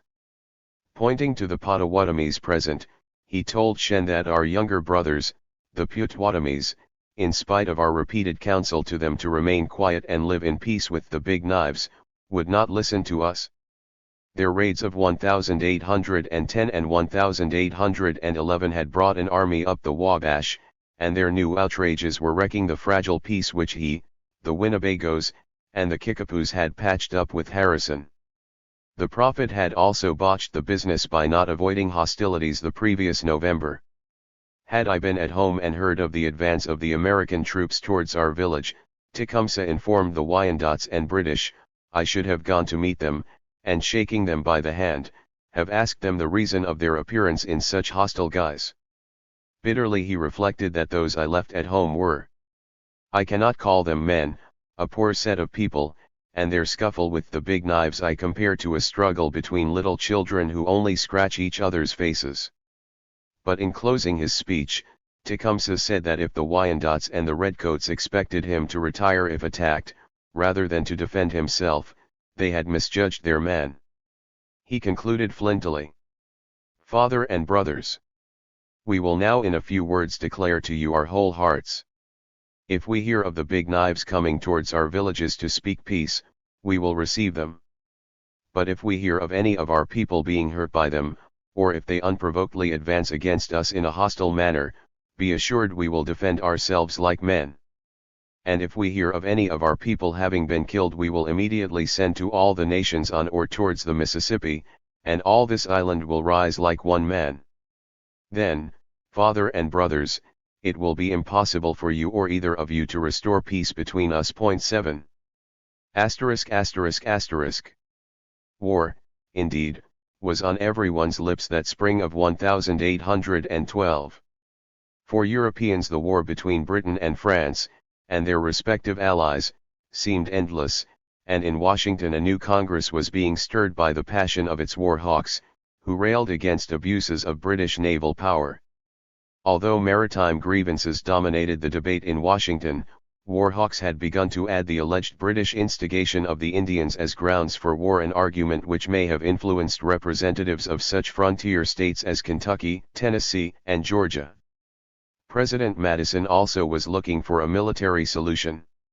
He was not convinced that Tecumseh's Confederacy owed its existence to British interference. The government's attempt to bring Tecumseh and the Prophet to Washington, and its appointment of commissioners to examine Indian complaints, indicated the president's awareness that he was not being well served by Western officials. It was not Tecumseh's Confederacy that pushed James Madison toward war. Rather, he was troubled by his inability to deal with the maritime issues between the United States and Britain, and by the rifts that were opening in his Republican Party. War might bring his party together, and the seizure of Canada, which everyone knew to be weakly defended, might compel the haughty Britons to make concessions at sea. But Madison, like others, was willing to use Indian resistance to justify actions taken for other reasons.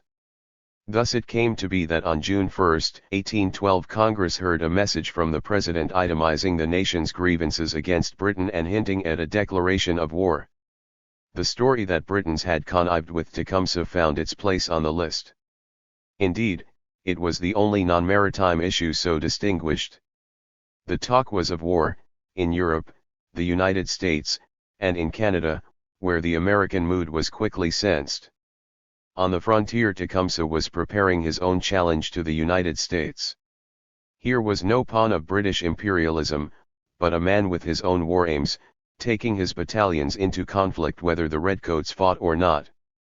Fortunately, even in those final days he was gaining, rather than losing, support. The pro-American chiefs of the Potawatomis admitted they were losing their warriors, about 150 of whom had joined Tecumseh from the Elkhart and St. Joseph. More than 200 Miamis did the same. 8. In June Tecumseh made his final canvass of the western tribes. In the name of the Prophet, who still spoke for the Great Spirit, he sent parties of men, carefully chosen to represent the different tribes which supported him. They went as far as the Oto Indians on the Platte River. At Lake Peoria the messengers were described as carrying black wampum with carrots of tobacco painted red, a recognized invitation to war. A Sac reported how 25 of the envoys, including Shawnees, Winnebagoes, Kickapoos, Potawatomis, and Miamis, arrived at Sacanook, the Sac capital on the Rock River, on June 26. Each of the soliciting tribes handed over wampum tied with red ribbons, and the envoys invited the tribes meeting there to smoke a pipe in solidarity. If the report can be taken at face value, the Sacs, Foxes, Iowas, and Menominees present demurred, but Sioux and Oto warriors promised to take the appeals to their villages. 9. Tecumseh, no less than Mr. Madison, was launching a war. But whereas the President's war message is part of public record, little is known about the plans of the Shawnee chief. One report said that Tecumseh's speeches asked Indians to congregate at Prophetstown when the corn was high to coordinate an attack upon the Big Knives, but from what Thomas Forsyth heard in July a plan for a great assault had already been concerted. Over 1,500 Dakotas and Foxes were to attack Louisiana. Maine POC would lead Sacs, Winnebagoes, Potawatomis, Menominees, Kickapoos, and the Ottawas and Ojibways of Green Bay and Milwaukee against Illinois Territory. Tecumseh would attack Indiana Territory with up to 800 warriors, including Potawatomis from the Wabash, Kankakee, St. Joseph, and elsewhere. And the Indians of the Maumee and Michigan Territory would rendezvous at Fort Malden. The first three of these groups were supposed to field over 4,000 fighting men. That this plan was not entirely whole cloth is suggested by the simultaneous report of Antoine Leclerc. It told how Dakotas called upon the Winnebagos of the Upper Rock with the news that they were eager to attack Louisiana but unsure about when they were required to do so. On the Fox River, Leclerc also picked up the information that the chain of friendship was so well brightened among all the Redskins that from north to south it would be a war of extermination. 10. The plan Forsyth discovered may well have been moot, but it magnified the support for the Confederacy. Many Indians mentioned in the report were willing to play the part they had been assigned, but others displayed no such inclination. So just what was the real state of Tecumseh's Union on the eve of conflict? As the fear of war spread, Indians across the Northwest abandoned outlying villages to coalesce in areas, seeking safety in numbers.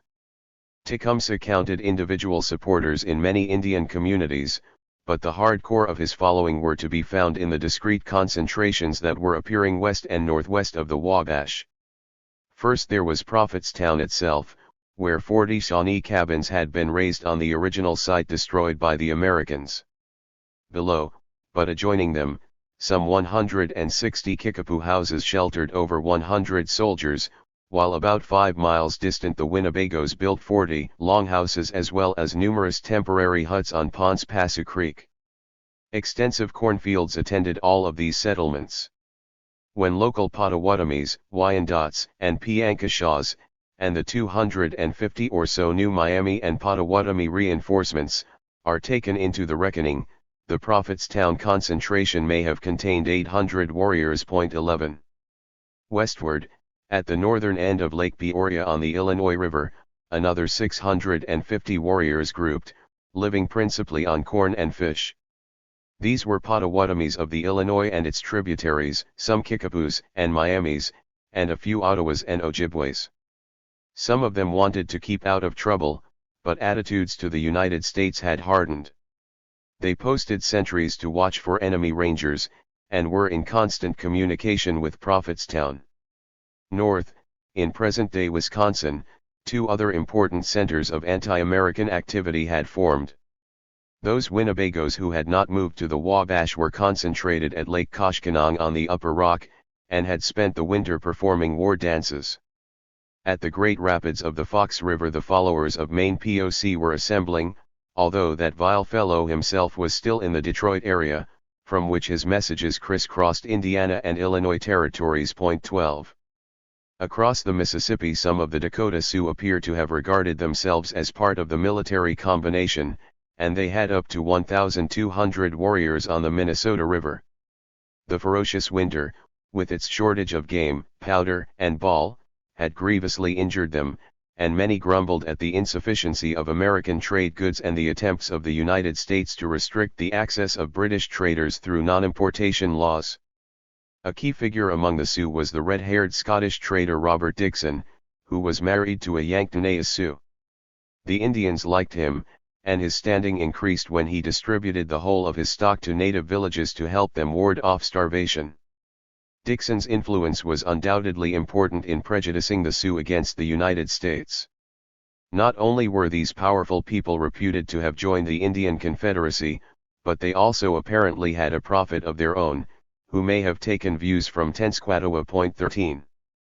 Tecumseh's northern allies may have numbered as many as 3,500 warriors, but they were not all reliable, they were spread thinly over a massive area, and there were notable gaps in their ranks. Tecumseh probably supposed that once a war began it would suck in men who were now faltering. As it stood, along with its southern supporters and a few warriors, mainly Wyandots and Potawatomis, at Fort Malden, the Confederacy was considerably wider than the Penn Indian action of 1763 and 1764, and comparable with the Confederacies of the 1780s and 1790s, the most extensive Indian efforts before Tecumseh's own. The strength of the previous confederacies had been the Shawnees, Delawares, Mingos, Wyandots, Miamis, and 3 fires of what is now Ohio, Michigan, and Indiana. But since then Indian resistance had been pushed west. Tecumseh drew upon such peoples as the Winnebagos and Dakotas who had hitherto been marginal actors in pan-tribal movements. In June Tecumseh made his final preparations. Until the harvest, Prophetstown was still short of food, and Tecumseh even sent 30 Kickapoos, Shawnees, and Winnebagos to Fort Harrison to make an unsuccessful application for corn. Then he took 10 young warriors and set out himself for Fort Malden. He wanted to make another effort to win over the Wyandots, Ottawas, and Ojibways of the Detroit River, and to call upon the Redcoats for those essential supplies of food, arms, and ammunition. 14. On June 17 Tecumseh brought his party into Fort Wayne for his last talks with American officials. He was relaxed, content to spend several days at the fort, conversing with the new agent, Benjamin Stickney, a man approaching 40 years later, and Forsyth, who had been raised by Indians and was then a tender 15, remembered attending a dinner held by Captain James Rhea, the commandant of Fort Wayne. She took a place next to the famous Shawnee. He wanted to know why she wasn't married, and when she told him that she planned to marry an Indian, he idly went through the different tribes with her to discover which one had earned her favor. Another story came from John Johnston, the former agent at Fort Wayne. He was no longer at the post, but his brother served there as clerk, and presumably told John that Tecumseh refused all food at the table but for potatoes, which he considered to be aboriginal and therefore acceptable to the Great Spirit. 15. Tecumseh gained valuable information during his visit to Fort Wayne. Expresses arrived carrying proclamations for the Indians from Governor William Hull of Michigan Territory. The governor was now at the head of a big army cutting its way north from Urbana in Ohio to reinforce Detroit, and he wanted to make sure the Indians stayed neutral in the coming war between the Redcoats and the Americans. If they did not, he warned, they would be defeated and dispossessed. Tecumseh showed no alarm. On June 19 he spoke for 3 hours, reviewing Indian relations with the United States over the past year, and again indicting the Potawatomis for the spring raids. He told the agent that a fresh white man's scalp had been hung on a pole near his village, and he was sure the Potawatomis had done it. As for the messengers Tecumseh had just sent to the tribes, they were merely on errands of peace, he said. Stickney was new to his post, but he was not deceived. Although Tecumseh had put as innocent a gloss as he could upon his intention to visit Fort Malden, when Stickney replied the following day he told the chief that it could only be deemed a hostile act when the two countries were about to go to war. Tecumseh then tried to represent his main motive for a trip north to be a desire to bring the Wyandots, Ottawas, and Ojibways of Michigan Territory into a general peace, but this was no more convincing. Probably trying to intimidate Tecumseh, Stickney said that the chief would probably encounter Hull's army on his way north, and that the general would be able to give him more details about the likelihood of a war with Britain.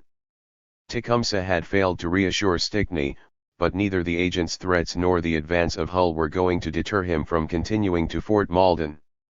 When he left on the morning of June 21, as he had said he would, he did not even shake hands with Stickney. He did, however, leave one of his entourage, who had fallen sick, behind. As he hurried northeast, Tecumseh's pulse may have quickened. This time the spirits seemed to be smiling upon him. For just as he prepared to launch his war, a bigger conflict between the Big Knives and the British appeared about to burst. Now at last the old dream that had tantalized Blue Jacket, Little Turtle, and Buckingham so long ago, the dream of a joint pan-Indian and British defense of the Northwest, was becoming a reality. The cloud had already broken. On June 18, while Tecumseh was at Fort Wayne, the United States formally declared war upon Great Britain, ally of the Redcoats. 22. War across the Detroit. Deep forebodings greeted Tecumseh when he reached Fort Malden about the end of June. News of the declaration of war, which reached the little community on the last of the month, filled officials there, as elsewhere in Canada, with unease, and with good reason. With the mother country embroiled in a European war, unable to send help, how could underdeveloped Canada, its white population outnumbered 12 to 1, defend itself against the United States? Small wonder that some of the warhawks in the American Congress drooled over what they believed to be an easy conquest. Point 1. None of the 4 Canadian provinces was more exposed than Upper Canada. The British held a significant naval supremacy on Lakes Erie and Ontario, it was true, but the province was vulnerable to overwhelming attacks on 2 fronts, across the Niagara in the east and the Detroit farther west. Its isolated settlements yielded a mere 77,000 white inhabitants, a small enough number when compared to the 677,311 then living in the states of Kentucky and Ohio and the territories of Illinois, Indiana, and Michigan, and a goodly proportion of those Canadian colonists were recent American immigrants of doubtful loyalty. Major General Isaac Brock, who commanded in Upper Canada, could disperse only 1,600 regulars and 11,000 militia to defend his enormous charge. It was not simply manpower that bedeviled Brock's attempts to save Upper Canada. Economically the province was primitive, and supplies were few. To make matters worse, it was at the end of a tortuous communication line that ran 1,200 miles from Quebec to the most westerly post, St. Joseph's, at the head of Lake Huron. For several months of the year the water route along the St. Lawrence and the Great Lakes iced up. When it opened in April, goods had to be shipped in bateaux and hauled painfully over portages. Such overland trails as existed were flimsy indeed, mere paths marked by nothing but cuts made on the barks of trees by tomahawks, and they were buried beneath snow for most of the winter. Everything was in short supply at Forts Malden and St. Joseph's: provisions, specie, weapons, medicines, and clothes, and after the outbreak of war their fragile communications were exposed to enemy attack at numerous points along their great length. Point 2. 17 miles below Detroit, but on the Canadian side of the narrow strip of blue water, barely half a mile wide, that marked the international frontier, stood the small town of Amherstburg, hiding behind the leafy island of Bois Blanc. It had a dockyard, where the 3 tiny ships upon which Britain's command of Lake Erie depended had been built: the brig Queen Charlotte, the schooner Lady Prevost, and the diminutive General Hunter. At the northern end of the town Tecumseh found the redcoats frantically putting Fort Malden, until recently a dilapidated work, into a state of defense. Its red-roofed buildings and corner bastions were being strengthened, and the palisades, cut with loopholes for muskets, repaired. Soldiers sweated to deepen the surrounding ditch, while 20 pieces of artillery were being mounted on powerful platforms. There was a great deal of wood in Fort Malden, wood that could quickly be turned into lethal flying splinters by enemy artillery, and Tecumseh saw the men setting up a magazine and a splinter-proof shelter inside the fort. Point 3. He would have noticed, too, how few were those who guarded this remote part of the empire. Lieutenant Colonel Thomas Bligh St. George had overall command, but although the 2 months before July 25 saw his regular force tripled in size, it still amounted to only 300 men of the 41st Regiment of Foot, under an experienced, gallant, and middle-aged Scot, Captain Adam Muir, and a subaltern's detachment of Royal Artillery headed by Lieutenant Felix Troughton.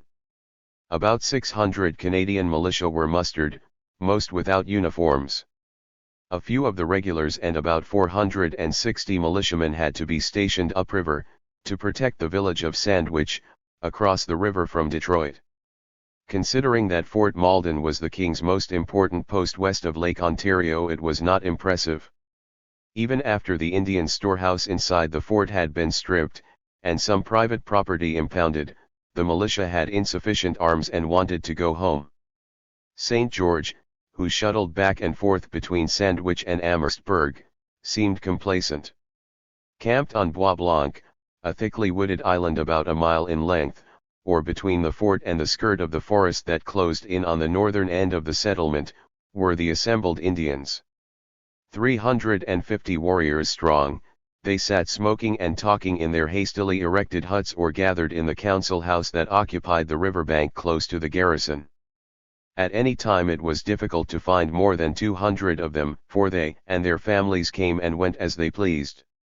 Apart from the few who had accompanied Tecumseh from the Wabash, this small band of British allies consisted of Canadian Wyandots under Tecumseh's old comrade Roundhead, his brother Splitlog, and Warro, Potawatomis led by Maine POC, 30 Menominees sent by Robert Dixon from Green Bay, a few Winnebagos and Sioux, some Munsees, such as the Goshen Mission Indian Philip Ignatius, who had come from the Sandusky, and probably several Ottawas, Kickapoos, and Ojibways. On July 4 a substantial party of Sacs appeared, and 4 days later they performed a war dance on the wharf at Amherstburg. The crew of the Queen Charlotte replied with fifes, drums, a gun salute, and 3 cheers delivered from the ship's rigging. Nevertheless, the Indian force was not a large one, considering the many invitations sent from Fort Malden.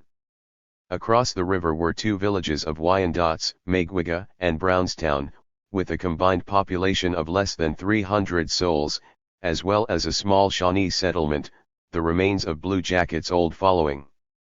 Elliot had sent them a red tomahawk, but they preferred to sit quietly.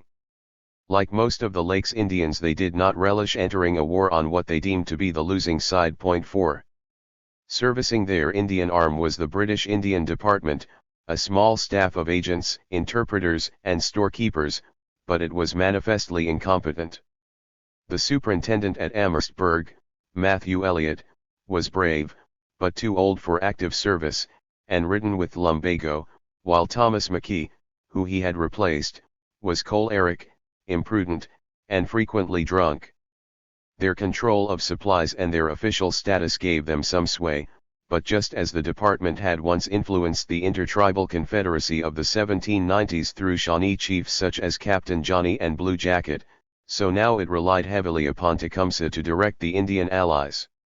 Elliot, McKee, and the storekeeper, George Ironside, were related by blood or marriage to the Shawnees, and Elliot considered the Wyandottes, Winnebagos, and Shawnees to be his best warriors. 5. A handful of regulars, a dispirited and meager militia, and a few Indians whose loyalty depended upon Britain's ability to serve them, a chronic shortage of supplies and a long and threatened communication line, an adversary superior in both men and materiel. It was hardly a recipe for success. Plodding ominously toward Fort Malden was the army of Brigadier General William Hull. His Tippecanoe veterans, the 4th Regiment of United States Infantry under Lieutenant Colonel James Miller, and 1,200 Ohio militia commanded by Duncan MacArthur, Lewis Cass, and James Findlay, struggled through the standing water and timber of the Maumee swampland, assailed by black flies, mosquitoes, and heavy rain, and then skirted the head of Lake Erie to pick up the path that led north to Detroit. Tecumseh, of course, expected them. He had heard about Hull's army when he was at Fort Wayne, and as the Americans hacked their way up the Detroit, clearing a path through the woods for their wagons, he would have been alerted by the gun which Hull fired each day at sunset. Excited friends and scouts also kept him informed. The Shawnee chief instantly proposed making an attack on the enemy column, but St. George was unable to support him, and persuaded him to hold back. Unchallenged, the American troops reached Detroit on July 6, where the small resident garrison and Michigan militia raised Hull's force to around 2,000.6. The situation in which Upper Canada found itself was bleak. Expecting a massive attack from another American army in the east at Niagara, Major General Brock was now confronted with a large force in the west, one that was already neutralizing most of the Indians and sealing off Tecumseh and Maine POC from their main supporters west of the Wabash. Hull had it in his power to invade Canada over the Detroit, sweep away Fort Malden, and advance eastward to threaten Brock's rear. Throughout Upper Canada there was despondency. When Brock convened the provincial legislature at York on July 27, he found its members convinced that Canada would fall. Fearful for their own property and livelihoods, they were afraid to resist the American invaders lest they antagonize them. Brock suspended the legislature in disgust and declared martial law, but privately he was close to despair. As he wrote on July 29, "A full belief possesses them all that this province must inevitably succumb. This prepossession is fatal to every exertion. Legislators, magistrates, militia officers, all have imbibed the idea, and are so sluggish and indifferent in their respective offices. Most of the people have lost all confidence. I, however, speak loud and look big. 7. Isaac Brock was no milksop, but Canada was fortunate in having more than one strong man that eventful summer. Tecumseh was soon at work among the Indians at Amherstburg. Their chiefs determined policy in councils that were to a considerable extent dominated by the Shawnee leader. This was allowed by witnesses of every description, by British officials, Americans who fell into enemy hands, and by the Indians themselves, in statement after statement. Thus officers of Hull's army, captured by the Allied forces, told John Lovett that the Indians were the finest fellows they ever saw, commanded by Tecumseh, who, they said, was a warrior of almost unbounded influence. Thus, too, did the Proctor family, who knew Tecumseh well, describe him as the recognized head of the Hurons, the chief among chiefs who in some way possessed the secret of swaying them all to his purpose, though without any formal authority, the engine by which they could be moved. And thus did John Richardson, a volunteer with the 41st, mark the Shawnee as far above his fellow chiefs in nobleness of person, as well as in brilliancy of intellect. In reality, Tecumseh's authority rested upon little more than the power of personality, example, and argument, and he was far from always able to control the Indians, but that his influence was both great and surprising was universally admitted, and it was to him, rather than any other individual, that the British looked for the management of their Indian arm. In his mid-40s, Tecumseh was then in the prime of life. William K. Beale, who saw him at Amherstburg that July, found him typically unostentatious and stout-built, with a noble set of features and an admirable eye, and noted that he was always accompanied by 6 important chiefs who never go before him 8. The first demonstration of Tecumseh's influence occurred when 200 Indians met St. George and a few officers in a council at Fort Malden on July 7. The British commander reported that the usual ceremonies of the wampum were enacted, but little else. Probably the meeting had been occasioned by the arrival of Indian messengers from across the river, one of whom was the Shawnee James Logan, who had put himself at the head of a small party from Wapakoneta and helped guide Hull's army to Detroit. The messengers invited Tecumseh and others to join an intertribal council just opening at Brownstown, the seat of the old Confederacy. Tecumseh wanted none of it. The Brownstown affair had been got up by Hull to secure Indian pledges of neutrality and agreement to talk to the American commissioners at Piqua. Evidently Logan and his fellows made no converts at the council at Fort Malden. It was satisfactory to the British, who reported that Tecumseh acted a conspicuous part on the occasion. 9. Tecumseh and James Logan were friends, both destined to end their lives in this war, fighting for different fathers in whose causes they took no intrinsic interest. The two men spoke long into the night, arguing about where the best course for the Indians lay, but they could not agree. Logan felt that Tecumseh would be crushed with the British, Tecumseh that the Confederacy and British alliance were the Red Men's only hope of saving their lands, culture, and independence. He told Logan that the Creeks were pledged to join him, and spoke of many other Indians who stood ready to fight. Still, sadly they parted for the last time, committed to different but unsuccessful paths. 10. Deep inside, Tecumseh expected Fort Malden to fall. Hull's force seemed to be overwhelming. But the old warrior spirit still burned brightly within the Shawnee leader, and he was ready for battle. A large belt of wampum, stained red, was carried from Amherstburg urging the tribes to stand with the redcoats and warning them not to leave their families undefended by visiting the United States commissioners at Piqua. Again, Tecumseh's messengers circulated in Ohio and Indiana Territory.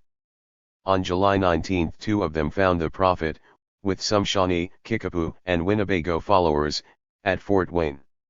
Tecumseh told his brother to raise as many men as possible, send his women and children toward the Mississippi, and strike at Vincennes. If he lived, Tecumseh would meet him in the Winnebago country. According to William Wells, who was at Fort Wayne, Tecumseh's emissaries were also charged to go to the south, pledging the Indians and any enslaved blacks who could be induced to join them by promises of freedom that the British would supply them with arms from Florida. 11. The fears of those who gloomily predicted the capture of Fort Malden seemed about to be realized on July 12, when American troops were ferried across the river and occupied Sandwich. The invaders were not resisted. Most of the inhabitants of the small Canadian town fled their homes. The troops garrisoned there had pulled out the previous day, at the first sign of enemy activity. The chagrined redcoats and militia retired southward to Fort Malden, hauling their guns and baggage and driving their cattle before them. Hull set up headquarters in a brick house on the riverside, the home of the Baby family, and hoisted the American flag on Canadian soil, while his men dug in, or foraged the countryside for provisions. On July 13 the American general addressed a frightening proclamation to the inhabitants of Canada. It represented his troops as liberators, expelling the tyranny and oppression of the British, and advised Canadians to stay at home, where their lives and property would be inviolate. If, however, they resisted and fought alongside the Indians, they would be killed. Hull's entrenched fear of the Indians was never more obvious than in this bloodthirsty no-quarter declaration: no white man found fighting by the side of an Indian will be taken prisoner. Instant destruction will be his lot. 12. At this point the defeatist mentality in Upper Canada appeared vindicated. Hull seemed vigorous and adroit. He had invaded and threatened opponents with apparent confidence and determination, and the effect upon Canadian morale was devastating. Hundreds of civilians, including whole settlements such as Delaware and Westminster, applied for Hull's protection. Some even offered their services. The Canadian militia began to desert in droves. At Fort Malden they fell to below 400, and the survivors were said to be in such a state as to be totally inefficient in the field. Amherstburg verged on panic, expecting the Americans to sweep down upon the town daily. Bemoaned Eliot, "The people here are much dejected and have removed all their effects out of the place." 13. Many Indians upon whom the British had placed their hopes refused to assist them, unimpressed by the Redcoats' efforts to defend their border. Under Hull's supervision the Intertribal Council took place at Brownstown, attracting Blackhoof and Lewis of the Ohio Shawnees and Tarhee the Crane from the Sandusky. Walk in the Water represented the Detroit Wyandots, and a few Indians of other tribes attended. It was a predictably compliant gathering, and agreed to stand clear of the fighting. Other Indian communities also considered it wise to appease rather than to defy the Big Knives. The Ojibways of Lake St. Clair and the Iroquois on the Grand River, both residents of Upper Canada, sent deputations to Hull seeking his protection in return for neutrality. Never had the British needed Tecumseh more. With the help of Roundhead and Maine POC, the Shawnee chief held his little band together at Fort Malden. Eliot wrote gratefully that the Indians with us are between 300 and 400, who have resisted every allurement which Gen. Hull laid before them. Tecumseh has kept them faithful. He has shown himself to be a determined character and a great friend to our government. 14. More than that, Tecumseh's ardor for battle was undiminished.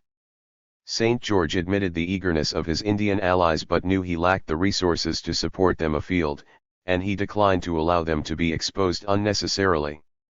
But the situation was desperate and about the middle of the month he relented, deciding that his redcoats would have to help where they could. St. George finally loosed Tecumseh upon the oncoming invaders. 15. About 5 miles north of Amherstburg, perhaps 2/3 of the distance to Sandwich, a deep stream flowed sluggishly westward into the Detroit, its environs a flat grassy prairie largely devoid of trees or thickets, its channel unfordable near the mouth, where the main road passed over the only wooden bridge. Not a famous stream, the auxiliary canard, but for a few weeks the frontier between the forces contending for Upper Canada. The auxiliary canard was not a difficult obstacle to an army with the strength and resources of Hull's, but it was the only place in the open prairie north of Fort Malden where a stand could be made against the American advance. Unfortunately, St. George had too few men to mount much of a guard.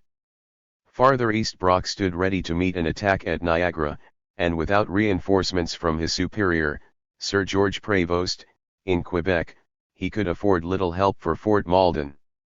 On July 16 the Americans suddenly appeared at the auxiliary canard.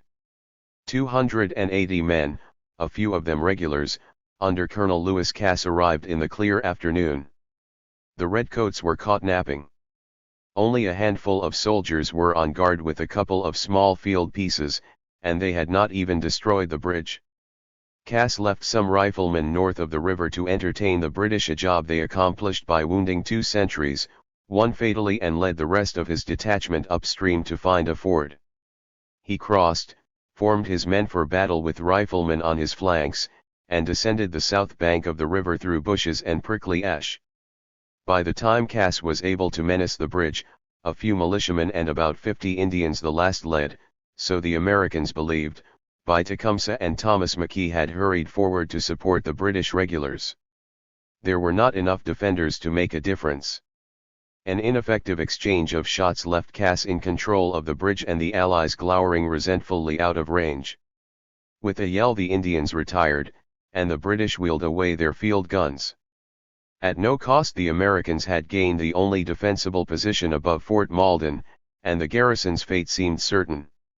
That night the Indians were expecting a major battle, and performed a noisy war dance in Amherstburg.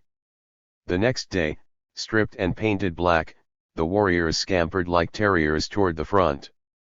To their surprise, they found the big knives had gone. Instead of advancing, Cass had relinquished the bridge and trooped back north toward Sandwich. Almost disbelieving their luck, the British reclaimed the bridge, which, apart from a few sleepers, they ripped up. They built a small breastwork on the south bank to protect a new battery, and summoned the Queen Charlotte up the Detroit to cover the mouth of the auxiliary canard with its guns. As for the Indians, they were triumphant. McKee, naked and painted like his fellows, led 50 exultant warriors into Amherstburg, brandishing a fresh scalp aloft on a pole. Alas, it did not come from the enemy, but from the body of the British sentry, which some irreverent tribesmen had grimly exhumed and desecrated. 16. Mystification was not confined to the British and their Indian allies. The day after the skirmish at the bridge, Major James Denny of the Ohio Volunteers informed his wife, "Our general is losing all the confidence he had in the army. He holds a council of war every day, and nothing can be done, and councils again. The result is still the same." 17. The truth was that William Hull was tortured by doubts. Yes, he had fought with distinction in the Revolution, but that had been years before. Intelligent, and still commanding in appearance, his portly frame and fresh complexion crowned with a shock of white hair, he had become a cautious, plodding leader, too willing to magnify difficulties into insurmountable obstacles. He was fretting about his communication line, which ran south from Detroit along the riverside, open to naval attack, and, always a humane man, he was deeply apprehensive of the atrocities of Indian warfare. Even before occupying Sandwich, the general was exaggerating the large number of Indians with Tecumseh, and doubting whether he could subdue Fort Malden. And now, having put his foot on Canadian soil, he hesitated to advance. 18 Rather, he waited, hoping that more of the Canadian militia would desert, and that he could put his artillery in a better shape to knock a breach in Fort Malden. The price paid for his vacillation was the demoralization of his own men, hitherto so sure of victory, and the recovery of Allied confidence. Hull's appetite for the war wilted with every setback. The first important blow occurred on July 17, a day after the scrap at the auxiliary canard. Far to the north, Captain Charles Roberts, the British commandant at St. Joseph's, brought 400 Indians, a party of volunteers, and less than 50 regulars to the little American post of Michilimackinac and persuaded it to surrender. The Indian detachment consisted of 280 reluctant Ojibways and Ottawas and 113 more enthusiastic Sioux, Winnebagos, and Menominees, recruited by the trader Robert Dixon from groups that had long and successfully been canvassed by Tecumseh and Maine POC. The fall of Michilimackinac unnerved Hull, who envisaged that hundreds of Indians who had previously been neutral would now mass against him on the Detroit. In the meantime, whenever his forces advanced toward the auxiliary canard, they seemed to run into Tecumseh and his pesky companions, gathering intelligence or probing the American positions.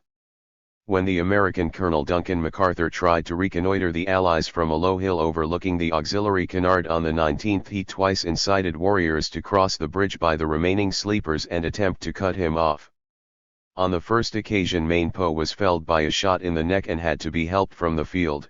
The second time some 45 Indians retreated when the Americans brought up 150 men from their camp at Petite Côte, near Sandwich. Both sides then directed shots at each other across the stream, and MacArthur had 2 men wounded before withdrawing his force.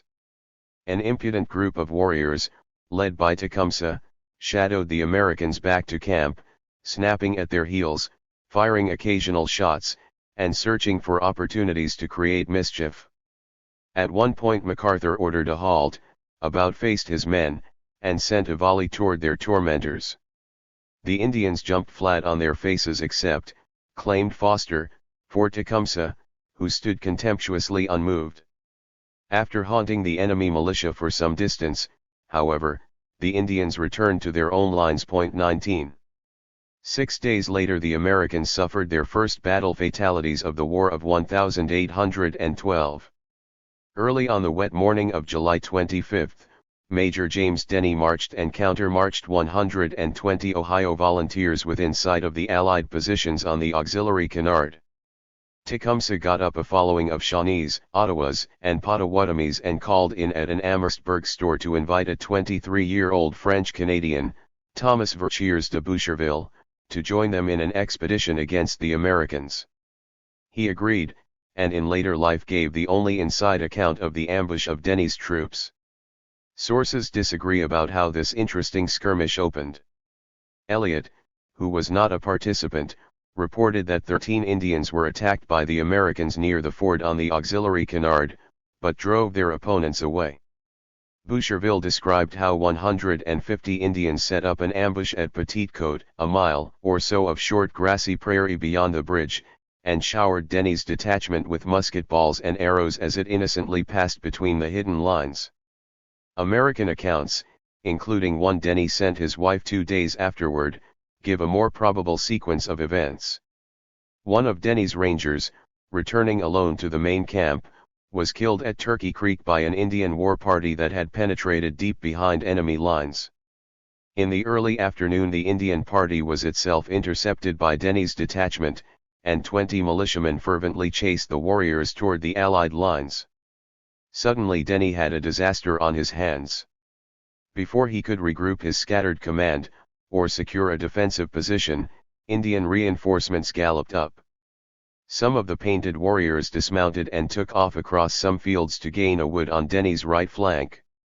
Indians and Americans scrambled to occupy the wood, but the militia reached it first. Tecumseh's warriors, seeing they had been outrun, poured a hot volley upon their adversaries, which the Americans returned as they got into cover. Denny had secured his right, but his left now collapsed completely, and with it all order and discipline. Momentarily the American right held its ground from the wood, but then they saw the Indians outflanking their force on the left and running to secure the road in the rear by which the militiamen must retreat. Quickly every man in Denny's force realized that they were in danger of being encircled and cut to ribbons. They stampeded like crazy steers toward the road, every soldier for himself, crashing through cornfields and thickets with the Indians on their flank all the way. Occasionally the warriors would stop and fire on the flying big knives from a distance as close as 60 yards. Denny's volunteers gained the road, a straight and level path, and ran along it pell-mell. An amazing scene unfolded. As the soldiers fled, the Indians ran alongside, jamming guns through fences or from beside farmhouses and fruit trees to fire, while bemused Canadian inhabitants gazed from their windows with apparent indifference to the drama outside. Some Americans plunged into the Detroit River or Turkey Creek to escape, but not always successfully. One British report recounted how 2 such soldiers, realizing the futility of further flight, waded toward the oncoming Indians, holding out their hands in surrender, and saying "How do?" They were tomahawked on the spot. Boucherville remembered a similar incident. One poor horseman, who had received only a slight wound, he recalled, threw himself from a bridge into the river. It was in vain. A young Shawnee brave leaped upon him and killed him with a single blow of his tomahawk. 20. It was near Turkey Creek that Denny's fractured force shook off their pursuers after a retreat of several miles. Only the speed of their flight had saved them from severe casualties. Denny's losses apparently amounted to 5 killed, 1 man taken prisoner, and 2 wounded. The captive was treated roughly by the Indians, who were infuriated by their own casualties, a man killed and 3 wounded, one so badly that his survival was considered unlikely. To make matters worse, an American volunteer, William McCulloch, had found time to scalp the slain warrior. The Indians spared the prisoner's life but bound him and whipped him with ramrods, and the sister of the dead Indian struck the wretched man with her fist. Even after Elliot had ransomed the captive and the Indian dead had been buried with military honors, feelings ran high and a group of warriors attempted to rush the guardhouse. According to their lights, Indians had the right to demand satisfaction for slain relatives, and neither Tecumseh nor the Redcoats could transgress that custom without difficulty. The skirmishes over the auxiliary canard, small as they were, increased the confidence of Tecumseh's warriors and indicated how quickly some of those untrained Ohio soldiers could be reduced to chaos. Conversely, they did nothing to alleviate the discontent festering within Hull's army. Denny absolved himself of misconduct in an inquiry, but the stagnation of the campaign and the miserable performance under fire damaged morale. Hull's own thoughts were growing blacker than the stormy skies and cold nights that were unseasonably enveloping the contest, and Indians populated his nightmares. Hull even spoke to some of his men about a harebrained scheme to send a party to infiltrate Amherstburg and kidnap Tecumseh. Everywhere Hull turned there were Indians, or so he thought. He pictured them descending upon him from the north in hordes. They were certainly ahead of him, between Sandwich and Fort Malden. And shortly he learned they were behind, for a few days after his fight with Denny, Tecumseh transferred his operations to the American side of the Detroit and attacked what Hull regarded as his greatest weakness, his vulnerable supply line to Ohio. Tecumseh's ability to move audiences with the passion and fluency of his oratory had not escaped the British. They had seen it at the Council of July 7, when he rebutted the overtures from Hull and kept the Indians at Amherstburg faithful. Now a second diplomatic triumph changed the nature of the military campaign. Guarding General Hull's communications south of Detroit were the Wyandot towns of Maguiga and Brownstown. Their inhabitants lived in comfortable houses, and most longed only for peace in which to tend their extensive crops, apple and peach orchards, and herds of cattle. But they were in a war zone. At first they had believed that the large American army offered them the greater protection, but time was not vindicating that opinion. Michilimackinac had fallen, and the Big Knives were faltering in Canada, where Tecumseh and Roundhead were proving that they could be beaten. Even the cautious, grave-faced Walk-in-the-Water, the leading men among the Detroit River Wyandots, began to reconsider their position.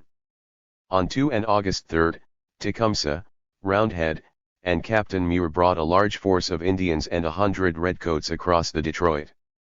Embarking from Amherstburg, they passed south of Grosse Isle and landed near Brownstown, where the Wyandots had assembled with their property and animals.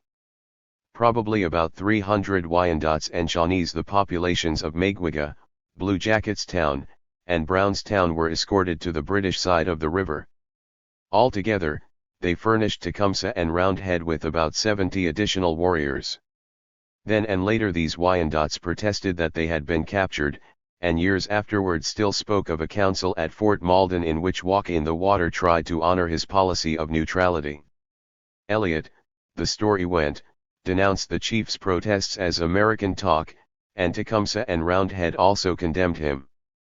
Finally, Tecumseh and the British simply crossed the river, surrounded the American Wyandots, and impressed the lot. At the time American officers were not taken in by this improbable explanation for the sudden change of loyalties, and with good reason.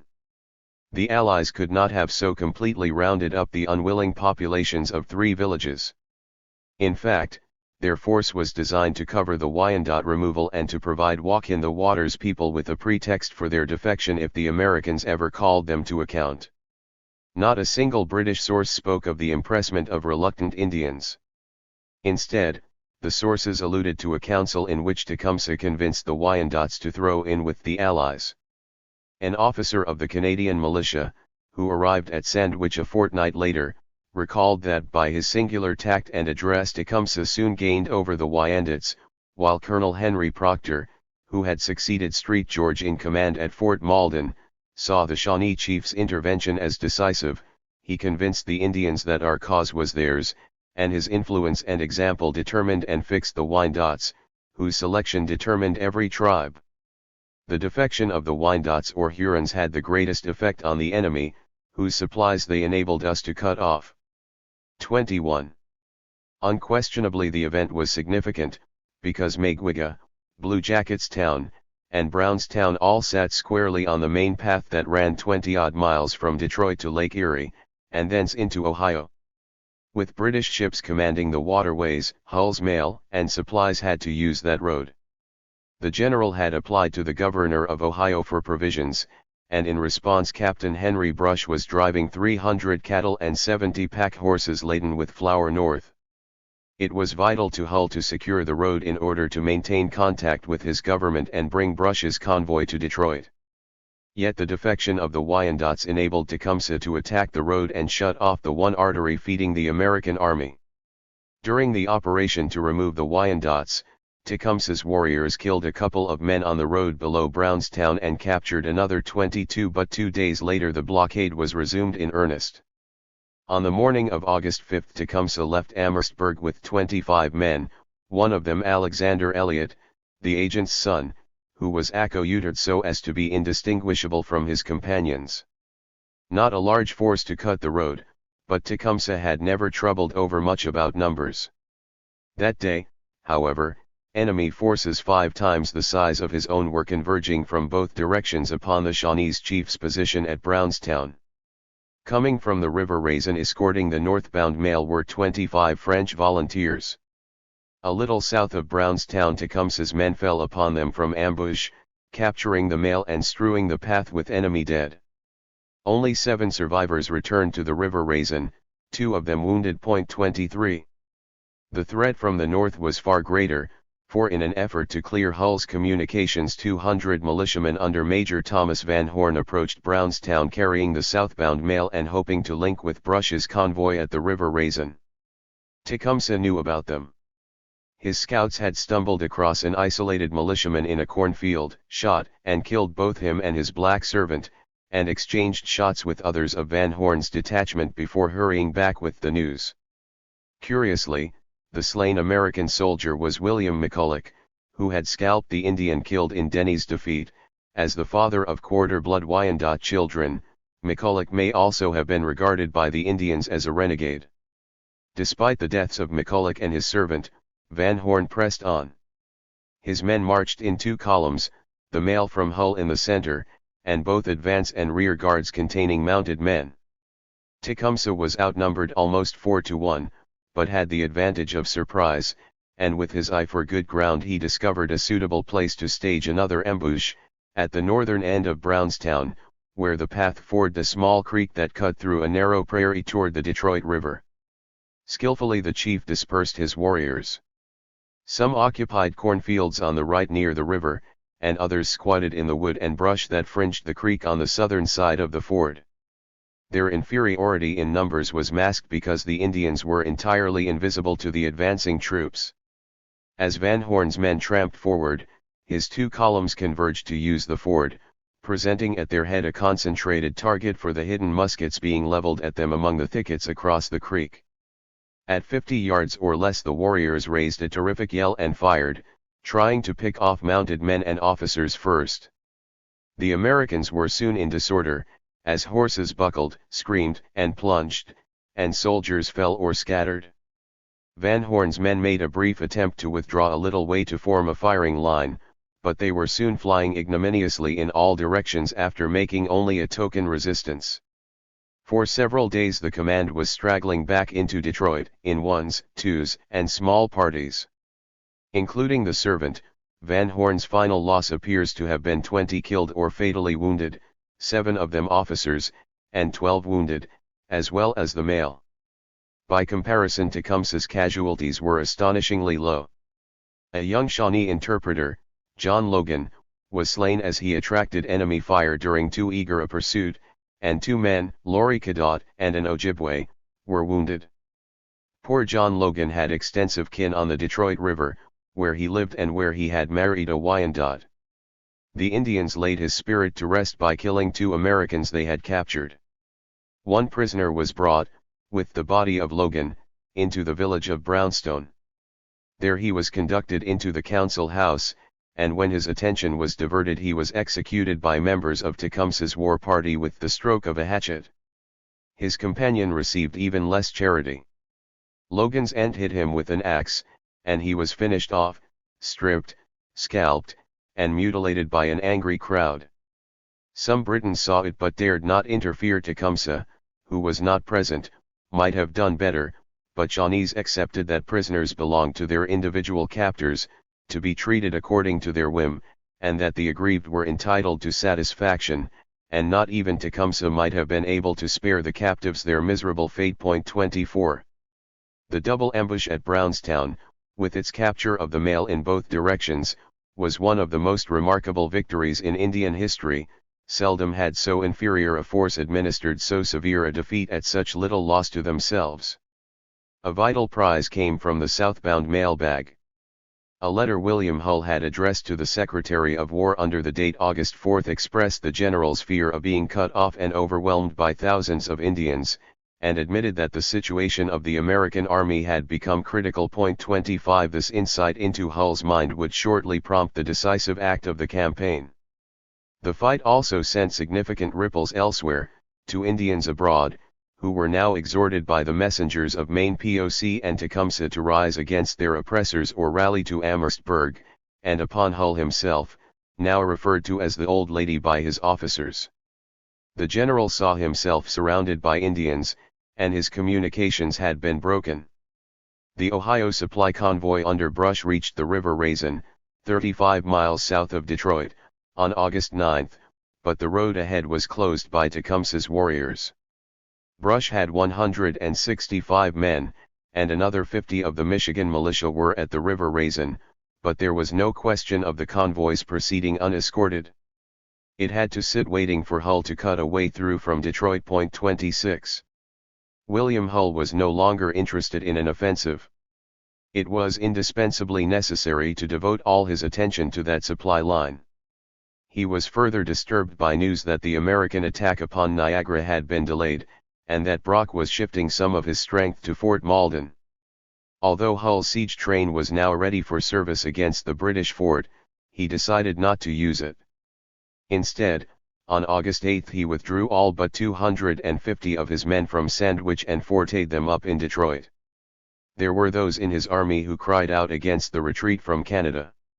"We are in as near a state of mutiny as is possible," complained 1.27, but General Hull was determined to clear Tecumseh and his men from his rear before proceeding. The invasion of Canada had ended. 23. The Moon of Plums. The afternoon of August 9, 1812. Several hundred men marched grim-faced up a narrow, wet, and muddy path that stood for the main road north to Detroit. On each side was the forest, its trees overarching the path, their leaves shedding raindrops upon the travelers as they passed below. More than 100 redcoats were on that march, led by Captain Muir, and they were accompanied by a small number of volunteers, one of them a wide-eyed boy of 15 who would become Canada's first novelist, John Richardson, then attached to the 41st Regiment of Foot. This was John's first taste of frontier warfare, and he would remember vividly that miserable tramp through the wilderness, and passing the battlefield at Brownstown where the bloated disfigured corpses of Van Horn's soldiers lay scattered about, some with stakes driven through them by exultant warriors. Beside the redcoats, as they marched, the Indian allies slipped noiselessly along the trail, their bodies painted and naked but for moccasins and breechcloths, and their hair dressed so that it bristled like the quills of the porcupine. They might have passed for the specters of those wilds, wrote Richardson, the ruthless demons which war had unchained for the punishment and oppression of man one. The leader of those Indians held John Richardson spellbound, haunting the impressionable Canadian to the end of his days. For John, Tecumseh was all that was noble and generous in savage life, and the real hero of the war. Testifying to the qualities that inspired both white and red, Richardson noticed that there was that ardor of expression in his eye that could not fail to endear him to the soldier hearts of those who stood around him, too unaware of the young volunteer's admiration and idolatry that would one day implant Tecumseh in the literature of the great land to the north. Tecumseh was once more leading his men into battle. After the Brownstown skirmish, Tecumseh had delivered the captured mail to Fort Malden, but by August 7 he was back on Hull's communication line, keeping it tight shut.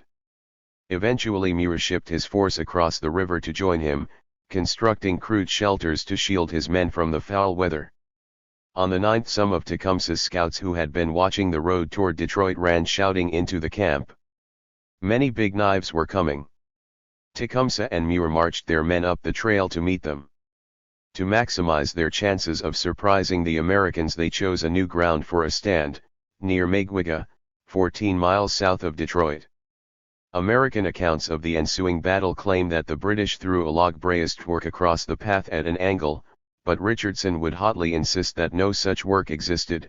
The Allies arrived on the ground only a few hours before the fight took place, and reinforcements, including another detachment of the 41st under Lieutenant Richard Bullock, were dribbling in until the last moment. Muir's men occupied the center of the Allied line, flattening themselves on the ground behind cover in imitation of the Indians. About 150 soldiers were there, most of them regulars. The Indian contingent numbered perhaps 300. A few, whom the Americans later believed to be led by Maine POC and Walk in the Water, bounded across a small prairie to the right to occupy some trees by the riverside, but Tecumseh used most of the Indians to form a left flank in thick oak woods. About 4 in the afternoon the Americans appeared, in considerably greater force than their opponents. Desperate to clear his supply line, Hull had detached nearly a third of his effectives, the best troops of the army, as he said. 3 Lieutenant Colonel James Miller had a little over 600 men, half of them blue-coated regulars, the rest hand-picked militiamen from Ohio and Michigan, dressed in gray or blue woolen hunting shirts. With them were a 6-pounder and a howitzer. Behind a few mounted spies, Captain Josiah Snelling of the 4th Regiment of United States Infantry led a 40-man advance guard. They were nervous because earlier in the day one of their men had been shot dead by a hiding Indian, and other near-naked observers had occasionally been glimpsed through the foliage. However, Tecumseh had chosen his ground well, and the Americans marched innocently on, first the spies and advance guard, then 2 columns of soldiers, one on either side of the road, with a file of cavalry between them, Miller riding at its head. In the center, too, following the horsemen, were the artillery pieces and the ammunition and baggage wagons, while small detachments of riflemen had been thrown out on the flanks. Tecumseh waited, and when he judged the time to be right, signaled the attack. There was a single shot, a frightening cry from the Indians, and a heavy crash of musketry as Tecumseh's men sent a volley into the advance guard and the columns of approaching soldiers. Again the Americans were taken completely by surprise. Again they reeled from the impetus of that first fierce onslaught, as fire ran along the whole Allied line. But this time they were stiffened by regulars, and showed their mettle. Snelling's men held firm, and Miller soon had the rest into lines of battle. They marched menacingly into the fray, firing particularly upon the British, whose bright scarlet coats could be seen bobbing up and down among the trees. The Indians were harder targets, their presence being denoted largely by the constant yelling and the flashing of guns in the timber. Some 30 minutes of slaughter elapsed, in which both sides lashed each other with gunfire, the Americans occasionally spicing their attack with murderous discharges of grape shot from the 6-pounder. Their howitzer was less useful. The horses of its gun team panicked, and the piece was not dragged up until the main action was over, but Miller's men did not need it. They were already pushing upon the enemy lines behind their bayonets. Something had gone amiss with the Allied defense. In his official report, Colonel Proctor admitted that some mistake had occurred, but neglected to explain its nature. Richardson believed that the Indians on the right, near the river, had been driven back by the Americans, and in the fog of war the British took the retreating warriors to be enemy militiamen. Afraid of being outflanked, the redcoats fired on the Indians, and for a moment the Allies had shot at each other. Boucherville, another of the British volunteers, blamed the regulars under Bulloch for mistaking an order to attack for one to retreat. Whichever was the case, Miller's men forged on, expelling the Allied center and right wing from their positions. Tecumseh did not give ground easily, and he had known since his early days in warfare that steadiness under fire could sometimes overturn superior numbers.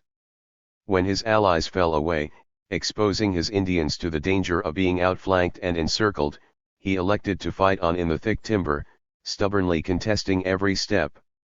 The Indians on the left, under the command of Tecumseh, fought with great obstinacy, Hull would acknowledge. For some time the chief kept his men in the field, deserted, outnumbered, and outgunned, but trying everything he knew to turn the tide of battle, forming and reforming his warriors, and twisting one way and then the other. A quarter of a mile or more behind him, Muir, although wounded in the leg, regathered his broken command on the brow of a hill, from which they could still hear the distant firing that marked where Tecumseh and his followers were making their lonely stand. At least the redcoats drew some benefit from it. Miller declined to pursue the British too closely, concerned that Tecumseh might still get behind him, and perhaps wearied by the sharp fight and the short and rapid advance, and even when the Indians abandoned the unequal contest and melted westward into the forest the Americans failed to press their advantage. Muir got his men back to the boats near Brownstown and retreated to Fort Malden, and the Indians eventually followed in their canoes. It seemed that their blockade of Detroit had been shattered. Tecumseh had been slightly wounded in the neck during the 2.5-hour battle, and George Bluejacket, son of the famous war chief, nursed a wounded shoulder. He had accompanied the party as an interpreter, replacing the unfortunate Logan. According to Elliott, 7 Wyandots, 2 Ojibways and 2 Shawnees were killed, although Henry Proctor reduced the tally to 2 Indians killed and 6 wounded. The colonel had to account more accurately for the British casualties. After Lieutenant Charles Sutherland, who had been shot through the cheeks, died and some prisoners were recaptured, they amounted to 5 regulars and militia killed, 14 wounded, and 2 missing. Among the wounded was Boucherville, who often fought with the Indians. Years afterward he gratefully recalled how the good Tecumseh visited him while he was convalescing, once with officers of the 41st, and once to bring him a Shawnee healer. Miller suffered more grievously, and reported 82 casualties on the ground, 18 of whom were dead.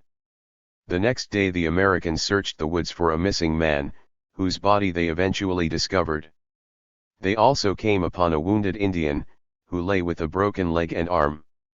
The warrior was still full of fight, and slew one of his opponents before being killed himself. But there was no further action. The stiffness of the opposition, heavy casualties, a violent thunderstorm that followed the battle, and shortages in provisions seemed to have discouraged the American commander.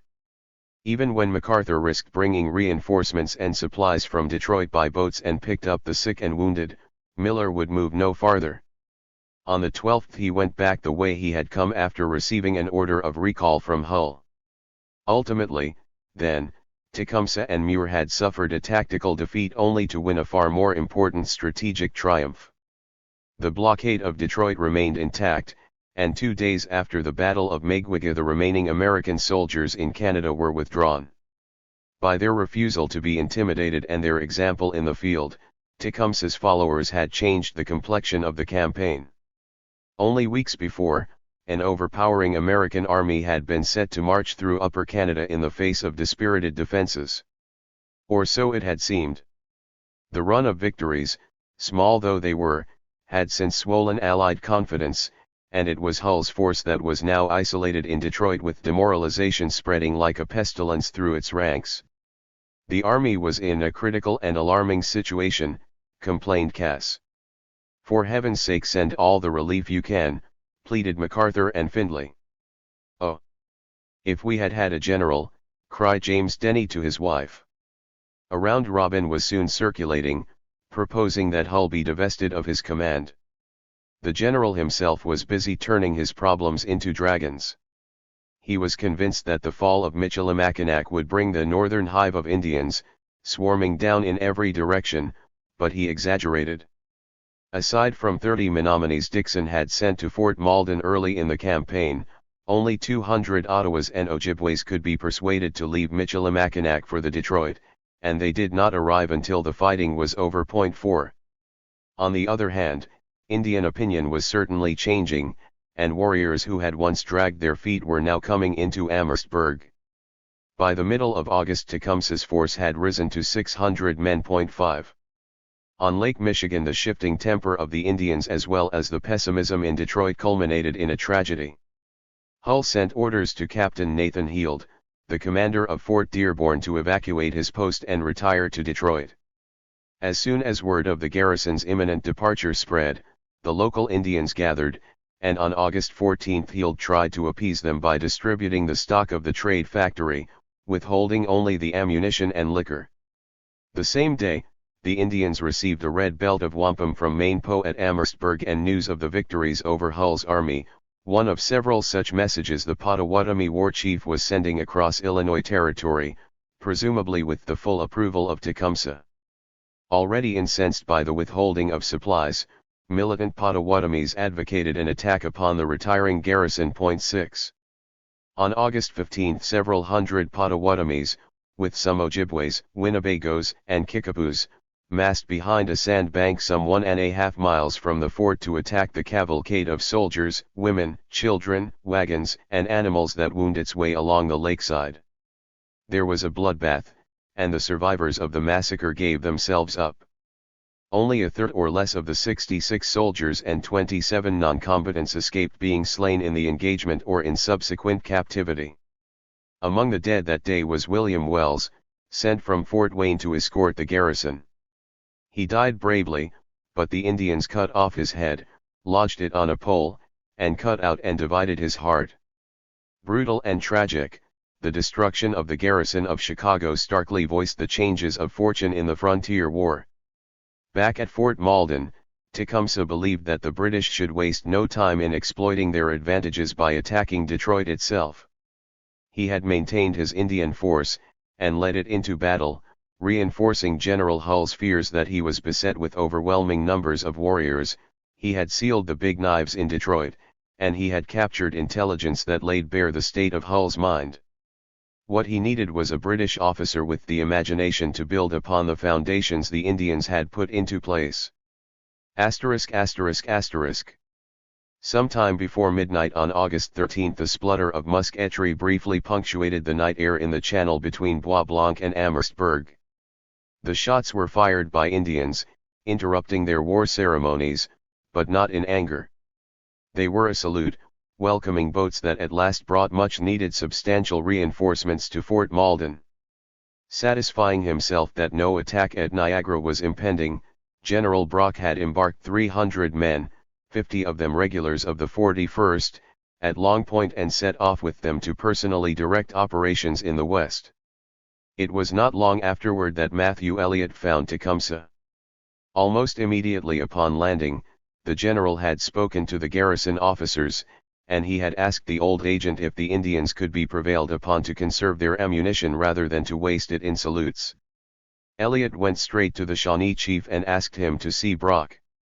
When Tecumseh walked lightly into the room, a big man, considerably taller and stouter than the Shawnee, with good firm features and a florid complexion, stepped forward to shake his hand. A Guernsey Islander of about Tecumseh's age, Isaac Brock was a man of action head to toe. He had known little other than army life, had served under Abercrombie, Nelson, and more some of the finest warriors in Europe, and had fretted at his subsequent exile in Canada, far from the great battles in which he longed for a share. Not surprisingly, such a man had been less than pleased that Sandwich had been occupied by the enemy unopposed, and he blamed the collapse in Canadian confidence upon the sluggishness of the British response to invasion. The Indians were a different matter. A letter Brock wrote some months later, when Tecumseh had left Fort Malden, establishes Brock's appreciation of what they had done. If the Indians act as they did under Tecumseh, who probably might be induced to return to Amherstburg, he advised Proctor, that army will very soon dwindle to nothing. They would help keep the Americans in a state of continual ferment. 7. Captain John B. Glegg, one of Brock's aides, preserved a picture of Tecumseh the night he met Brock. Tecumseh's appearance was very prepossessing, his figure light and finely proportioned, his age I imagine to be about 35, in height, 5 feet 9 or 10 inches, his complexion, light copper, countenance, oval, with bright hazel eyes beaming cheerfulness, energy, and decision. 3 small silver crowns, or coronets, were suspended from the lower cartilage of his aquiline nose, and a large silver medallion of George III, was attached to a mixed-colored wampum string, and hung round his neck.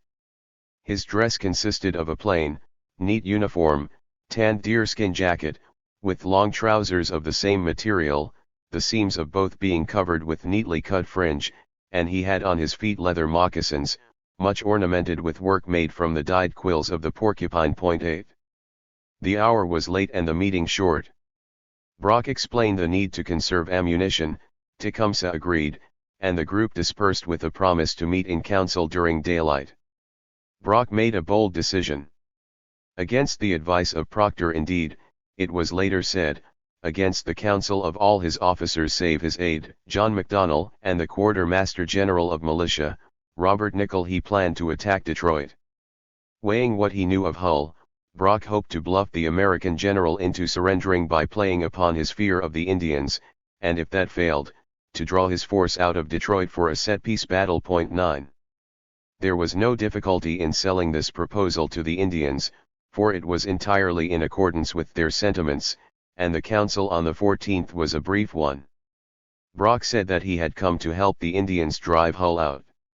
There is a story, one much loved by Canadian historians, that after a pause Tecumseh turned to his people, held out his hand, and exclaimed, "Ho-yo-o-e!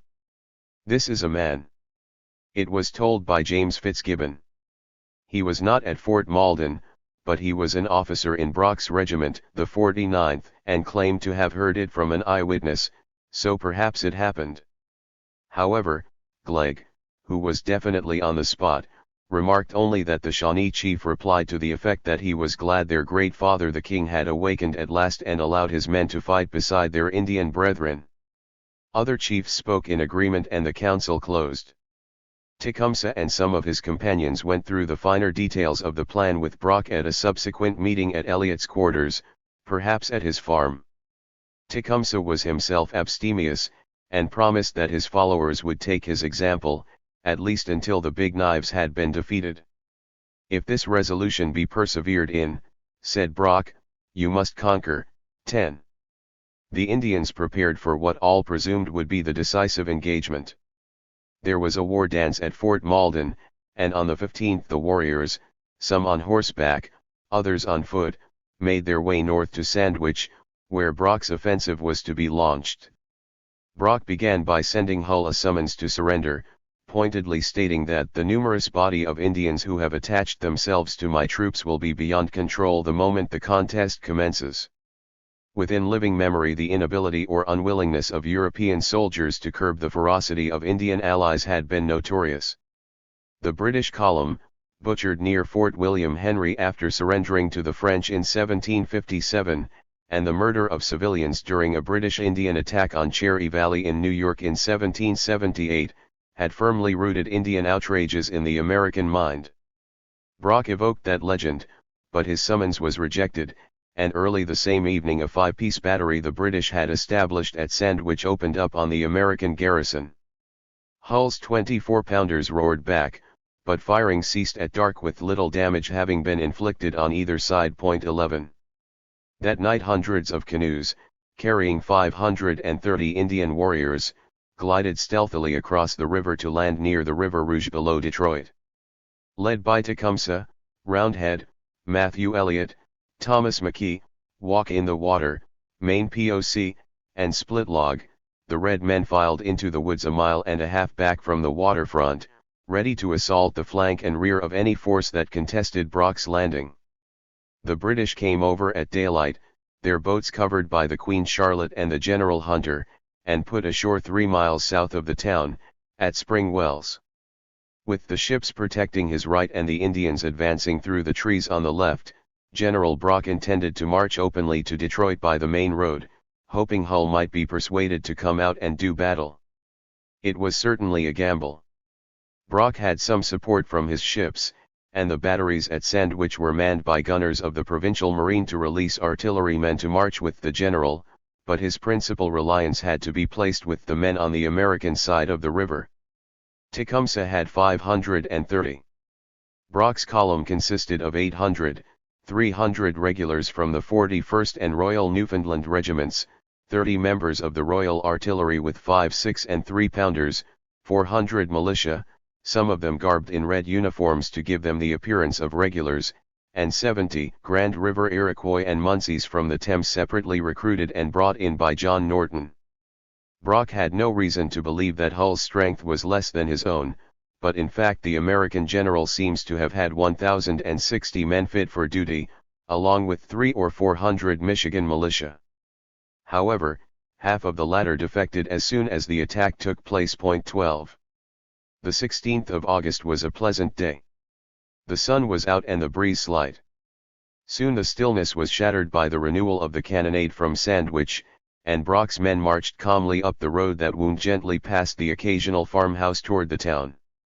The tall figure of the general could be seen riding at the front with his advance guard, the artillery, regulars, and uniformed militia followed, and the rest of the militia brought up the rear, some with handkerchiefs bound about their heads and paint on their faces in the fashion of the Indians. Tecumseh's men themselves swept north through the forest. Some broke away to run after horses or sheep, or to loot empty houses, but most moved determinedly onward, scooping up prisoners as they went. Tension mounted as Brock's column reached its goal. Before them rose the fort, commanding a hill overlooking the river, and guarding the approaches to the town, which was situated at the upper end of the settlement. The 160 houses were also defended by a picket, but the inhabitants had packed into the fort with Hull's regulars. A strong quadrangular structure confining 2 or 3 acres, the post had block houses at each corner, 4 palisades 100 yards in length, and a gate and gatehouse. Additional protection was afforded by a double row of pickets, one in a ditch 6 feet deep, and the other behind, struck obliquely into the large bank of earth pitched up against the fort walls. Hull's militia were widely dispersed. Many were with their tents behind pickets below the fort and town, but others were stationed in the rear of the fort or the upper part of the town, ready to fight the Indians. As Tecumseh and Brock brought their forces closer, they could hear the awful scream of the British shells and shot arching over the river. Some missiles burst prematurely overhead, like fireworks, but others found their range with fearsome accuracy. One shot fell in the fort's mess room, mutilating 2 officers and a doctor, while another crashed through a gate, slaying 2 soldiers. Lydia Bacon, who was in the fort, heard that another man was killed on the parapet. For their part, the guns the Americans aimed at Sandwich performed badly, but when Brock's men got within a mile of the garrison they saw something that made them shudder. Sitting on a small rise before the fort was an advanced battery of 2 24-pounders and a 6-pounder, loaded with grape and canister shot. It was trained upon the head of the British column. To make matters worse, on his march Brock had received information from Indian scouts that made what had always been a risky venture seem positively desperate. A large party of Americans had been seen to the south, behind the Allied troops. This proved to be a detachment of 350 militia under MacArthur and Cass, which had been sent 2 days before to reach Brush's supply convoy at the River Raisin by a circuitous route through the forest, one that avoided the main road Tecumseh had blocked. The detachment failed to reach Brush, and on the 15th, after the British summons to surrender had been made, Hull had sent them an urgent recall. On learning of the approach of this unexpected force, Brock abandoned his plan to draw Hull into a battle outside the fort. But he did not retreat. He decided to storm Detroit immediately, before the additional American soldiers could enter the fray. The critical moment had arrived. Brock's column was within range of the advanced battery, and young Richardson, trying to march as stiffly as his more experienced elders, fancied he could see the American gunners with their matches burning. Then Brock filed the command aside, into a ravine near a farmhouse, and prepared to assault the enemy positions. Tecumseh circled through the trees on the left, surrounding the fort and threatening the upper town. A Canadian militia captain maintained that Tecumseh extended his men, and marched them 3 times through an opening in full view of the garrison, which induced them to believe there were at least 2,000 or 3,000 Indians, 13 maybe so, but the officer was not himself an eyewitness, arriving only after the action was over, and no American account mentions the Indian maneuver. At a subsequent American court-martial, however, Hull was said to have been influenced by news that the Indians were breaching the outskirts of the town. It was about 10 a.m. The American batteries fell silent.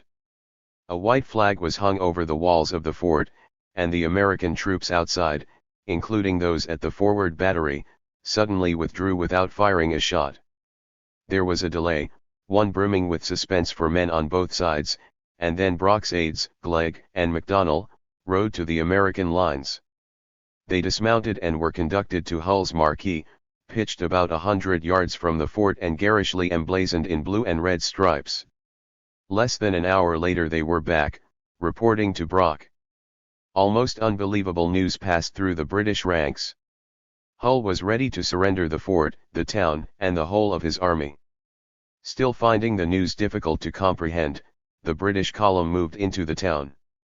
The American soldiers, looking somewhat disheveled, marched out of the fort and stacked their arms on the esplanade between the garrison and the town, and a little after noon Lieutenant Bullock was given the honor of leading a detachment of the 41st into the captured stronghold. They marched to the sound of fife, drum, and a round of the British Grenadiers. Finally the American colors were lowered, and the Union Jack fluttered bravely over the fort, symbolizing the return of British rule to Detroit after an absence of 17 years. The captured artillery were used to fire a salute, each report greeted by a triumphant yell and discharge of muskets from the 150 Indians who had gathered around, and the whole victorious army erupted in cheering. Nearby, among the sullen vanquished troops, were many brave men who felt they had been denied an opportunity to defend their country's honor. Some, it was said, had tears in their eyes. The extent of the Allied victory gradually became apparent. Hull surrendered 2,188 men, including those with Cass and MacArthur, with Brush and a small party left at the Maumee Rapids. 300 to 400 Michigan militia also passed into British hands, but half of these had defected to Brock during the engagement, and all of them were excluded from the surrender because they were not held to have been part of the Federal Army. Hull yielded 39 guns, including 9 24-pounders, 3,000 rifles and muskets, and a large quantity of shot, flints, powder, and cartridges. The Adams, a new warship, not yet fully equipped, as well as the fort and all the government property in Detroit, fell as prize. Provisions, which a civil official in Detroit perhaps optimistically estimated would have sustained Hull's garrison for 25 days, were also secured. At a stroke the threat to western Upper Canada was obliterated, and the whole of Michigan Territory was restored to British jurisdiction. Never before had the Indians signally contributed to so great a military triumph, nor would they again. To Tecumseh it must have proved that Washamanatu had indeed begun to smile upon his people once more. The news hit a complacent American public like a sudden crash of thunder. There was disbelief, and then fury. William Hull waited 2 years before a court-martial condemned him for neglect of duty and misconduct, and delivered a death sentence. The sentence was commuted on account of the general's former services, but his remaining years, and strenuous efforts to justify himself, never expunged public obloquy. There has always been debate about what led Hull, the commander of a considerable force in a strong fort with sufficient provisions, to surrender, particularly when he had known for several days that his appeals to the Secretary of War and the governors of Kentucky and Ohio for reinforcements were being answered.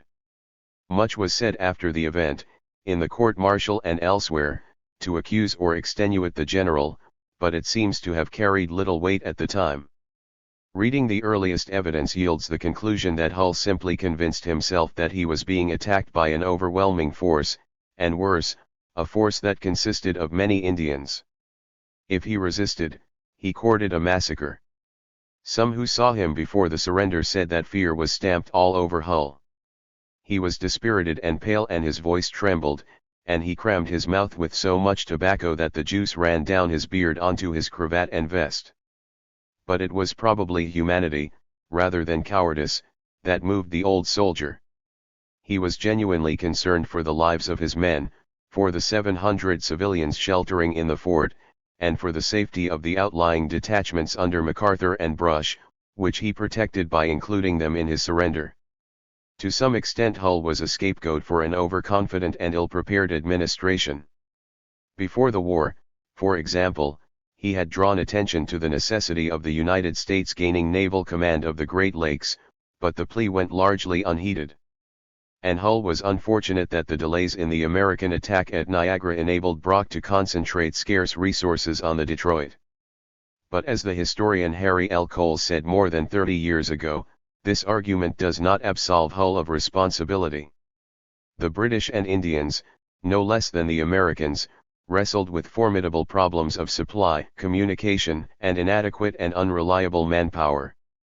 The campaign of 1812 was determined primarily by leadership. We have only to compare the corresponding commanders. On the one side, Captain Charles Roberts of St. Joseph's, promptly striking out to surprise the American post of Michilimackinac, the tireless Tecumseh, molding a credible Indian force and leading it into battle on both sides of the river, often adroitly pitting paltry detachments against superior numbers, and Brock, carefully husbanding his resources to meet an invasion on two fronts, and astutely weighing and boldly exploiting the weaknesses of his opponent.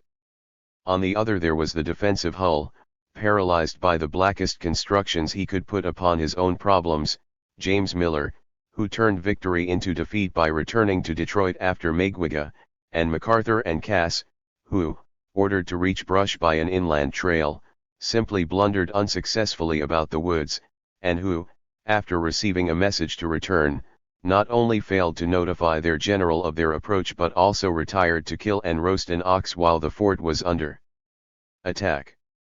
Tecumseh, a principal architect of Hull's humiliation, felt the surrender of Detroit was the vindication of his course. The afternoon of the surrender many Indians celebrated. While the prisoners were being loaded into boats, the regulars for shipment to Quebec, the militia to be paroled shortly, some warriors joined the volunteers in the town, capering about the streets in carriages or getting drunk. There were no offenses against the person, but the need to maintain order was paramount, and Proctor was installed as acting governor of the territory.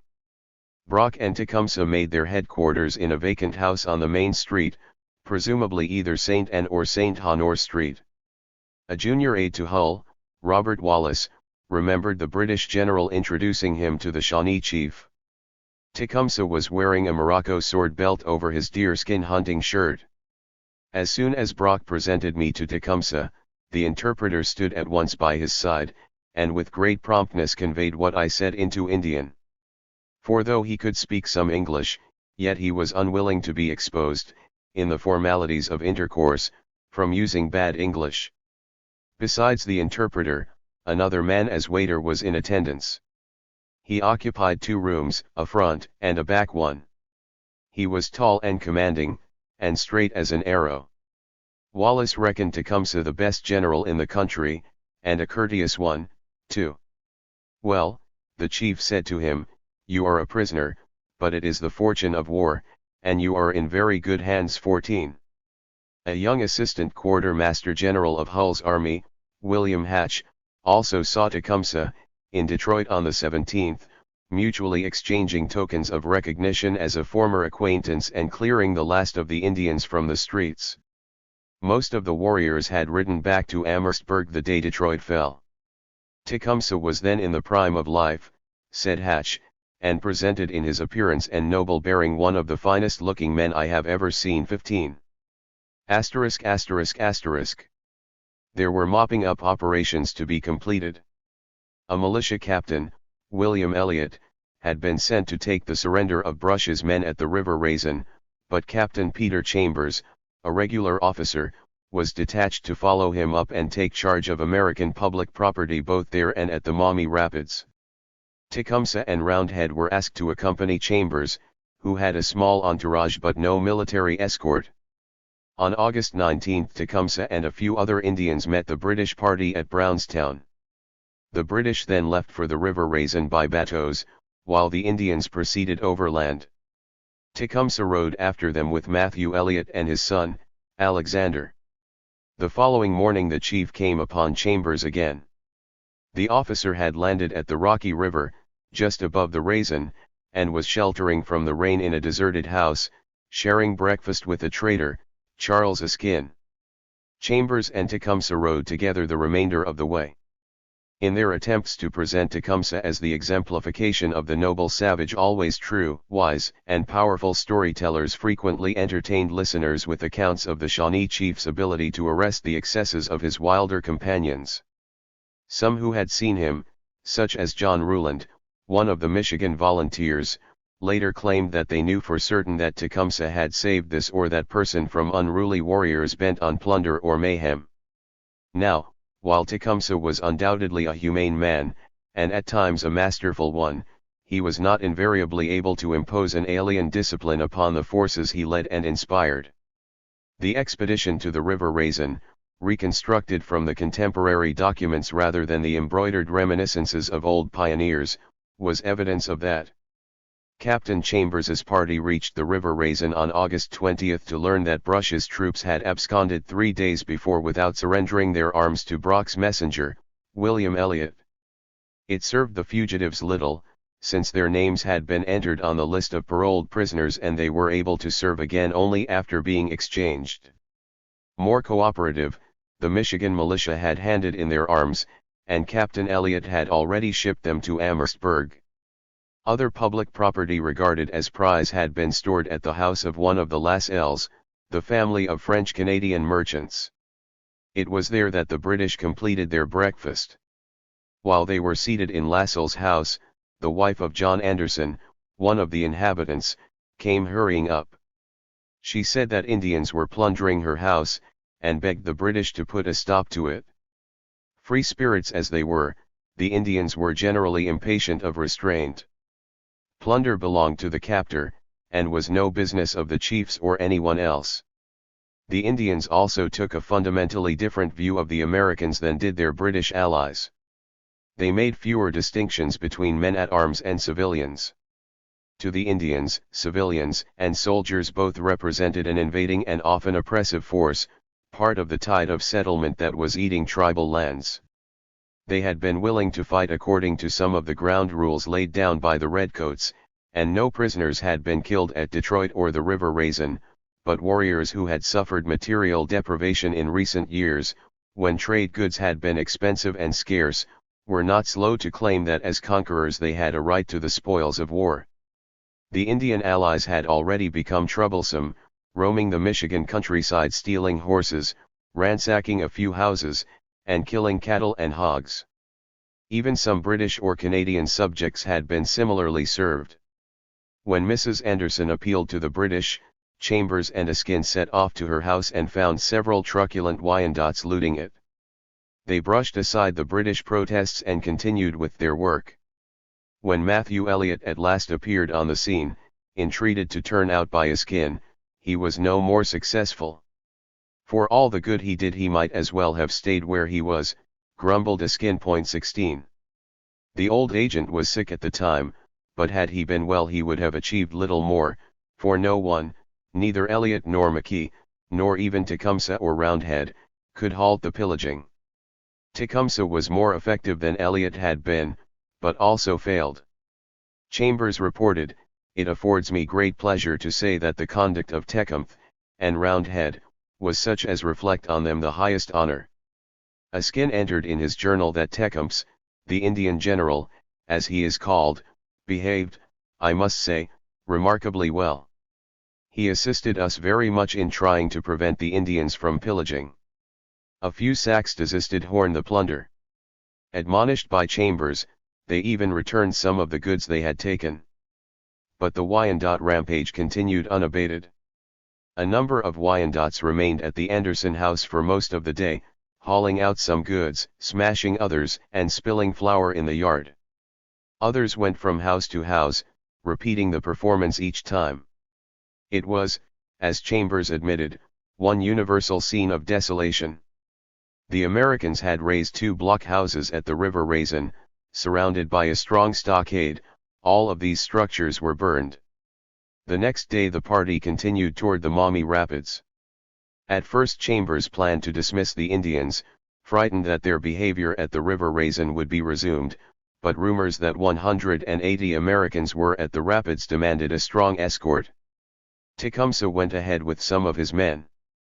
25 sick soldiers from Hull's army were all that remained at the rapids.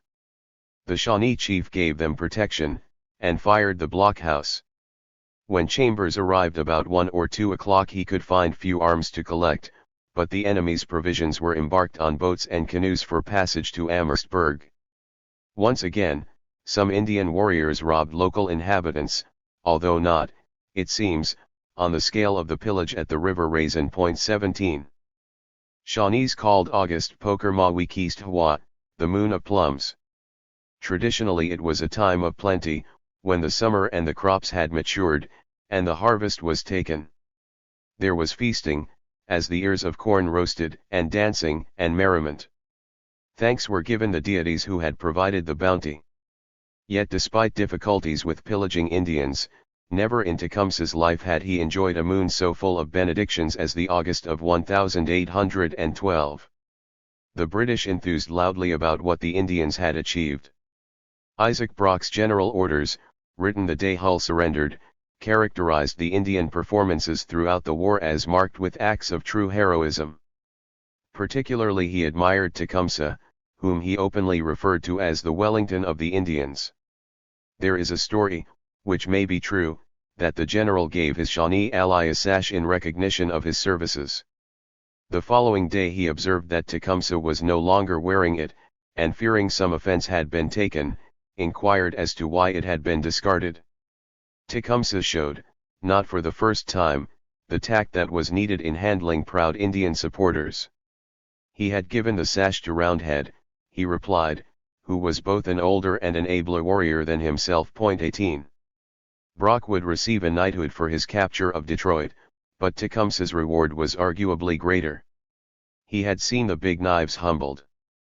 Michilimackinac, Chicago, Detroit, and the fortifications at the River Raisin and the Maumee Rapids had been taken, while the Indians found a small fort at Sandusky abandoned and burned it to the ground. 19. In a brief 6 weeks every American post on the upper Great Lakes west of Cleveland had been eliminated. Not since 1791, when the army of Arthur St. Clair had been smashed on the banks of the Wabash, had the cause of Pan-Indianism been so triumphant. 24. Attack and counterattack. Tecumseh had helped save Canada, but one thing is certain. The Shawnee chief didn't really care a spent pistol ball for the king and his colonies. It was the plight of the Indian peoples, and his own ambition, that drove him forward, and the British, those shifty, untrustworthy beings who so often failed their native allies, were tools to be used. Their military might could be harnessed to the Indian Confederacy. Alone, neither could defeat the Big Knives; together. His spirits soaring after recent successes, Tecumseh was even talking about clearing the Americans from all the lands north of the Ohio. In General Brock, Tecumseh had at last found a man worthy of his trust, and during the few days they had together the Shawnee made sure the English officer learned why the Indians were fighting. Brock knew the folly of promising more than he could deliver, but he was under a deep obligation to the Indians. He sympathized with their predicament, and more than anything else, he had further need of their services. He had to keep Tecumseh's hopes alive. He pledged that this time the Indians would not be deserted. 1. Still threatened by an invasion at Niagara, Brock spent only a day or so at Fort Malden before returning east, but on August 29 he addressed a letter to the new British Prime Minister, Lord Liverpool. Among the Indians whom I met at Amherstburg, and who had arrived from distant parts of the country, I found some extraordinary characters.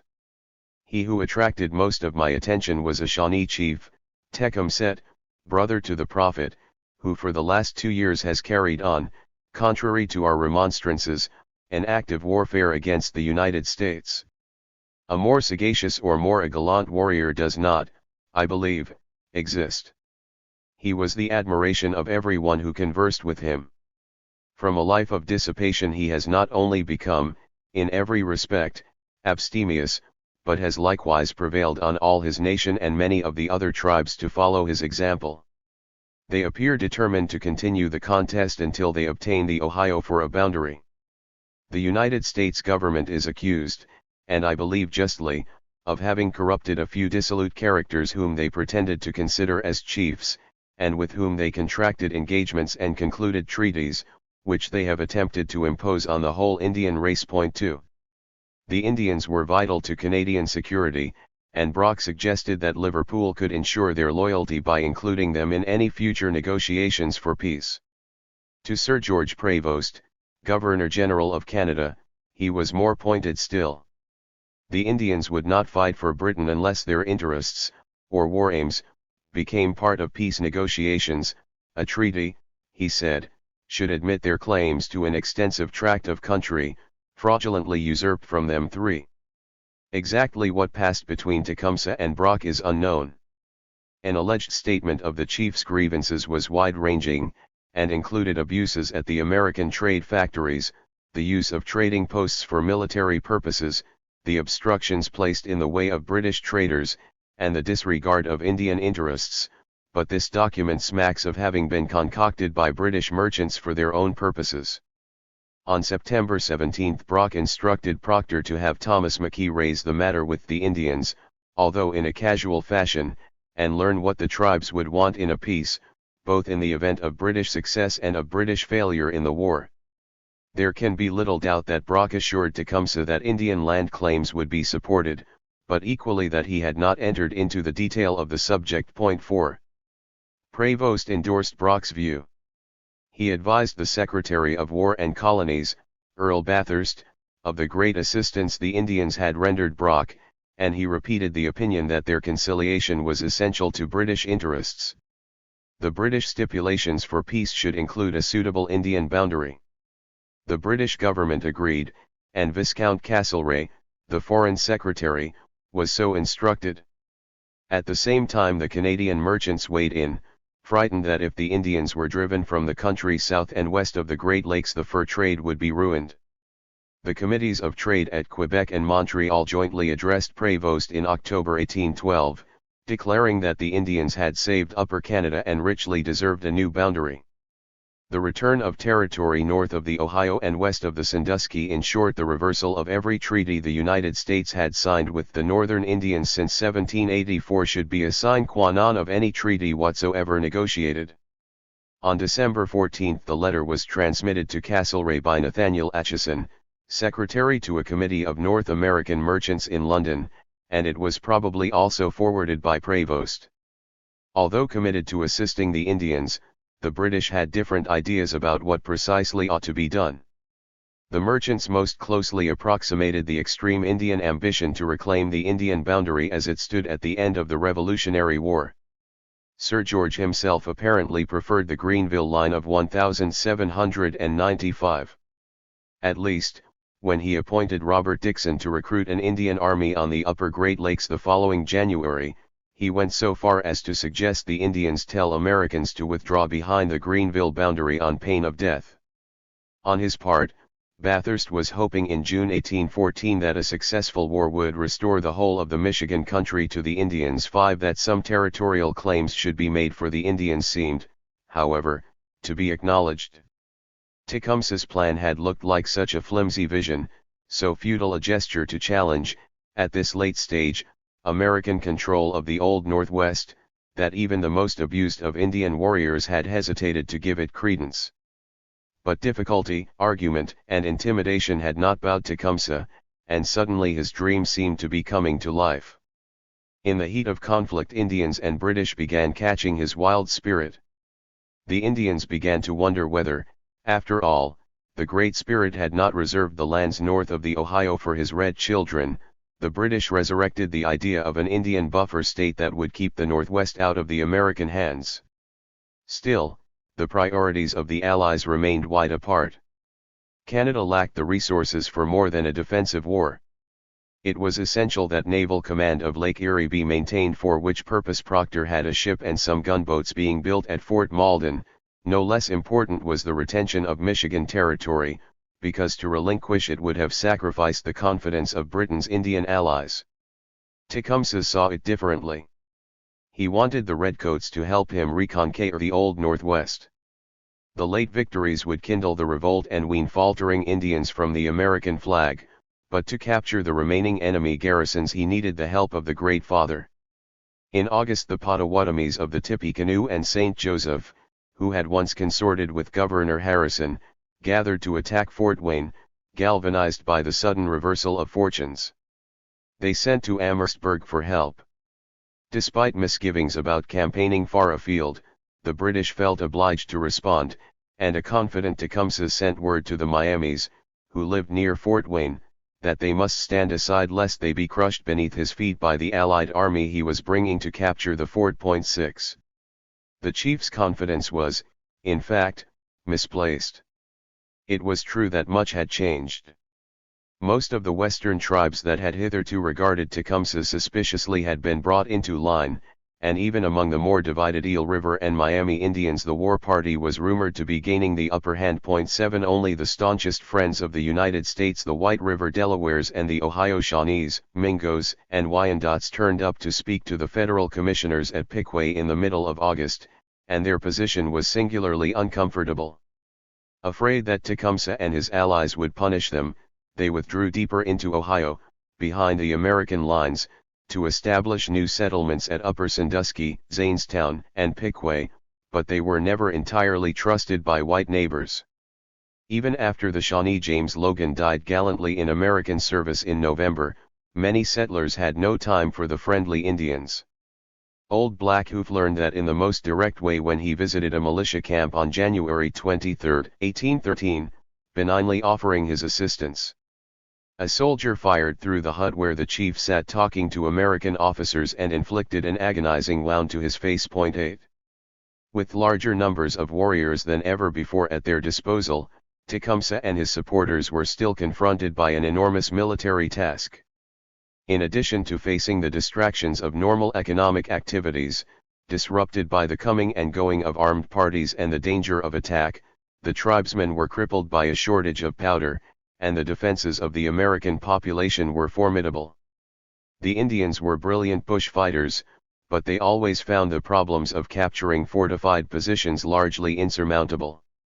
They had no artillery to knock breaches in stubborn wooden walls, nor the manpower and discipline to storm resolutely defended entrenchments, and native food supplies were rarely up to sustaining a long siege.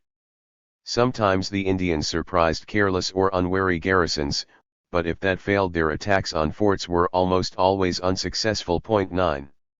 In 1812 the Indians contended not only with substantial garrisons, such as those at Fort Wayne and Vincennes, but also with a fortified civilian population. Many white families fled in terror, piling their pitiful belongings on carts and wagons, but those who remained took asylum at military posts or fortified themselves up in blockhouses, from which they seldom ventured without escorts. Moreover, Tecumseh and his allies were squaring up to far greater forces than their own. Apart from an extensive frontier militia, available for short-term service, and the deployment of 6 mounted volunteer ranger companies, there was the fact that Kentucky, a state forged in Indian conflict and the home of congressional war hawks, was equipping large armies for the field. At the beginning of September, when the Indian offensive gathered momentum, a 61-year-old Southern planter, Brigadier General James Winchester, was in Kentucky raising a new army of regulars and militia, originally intended to have reinforced Hull in Detroit.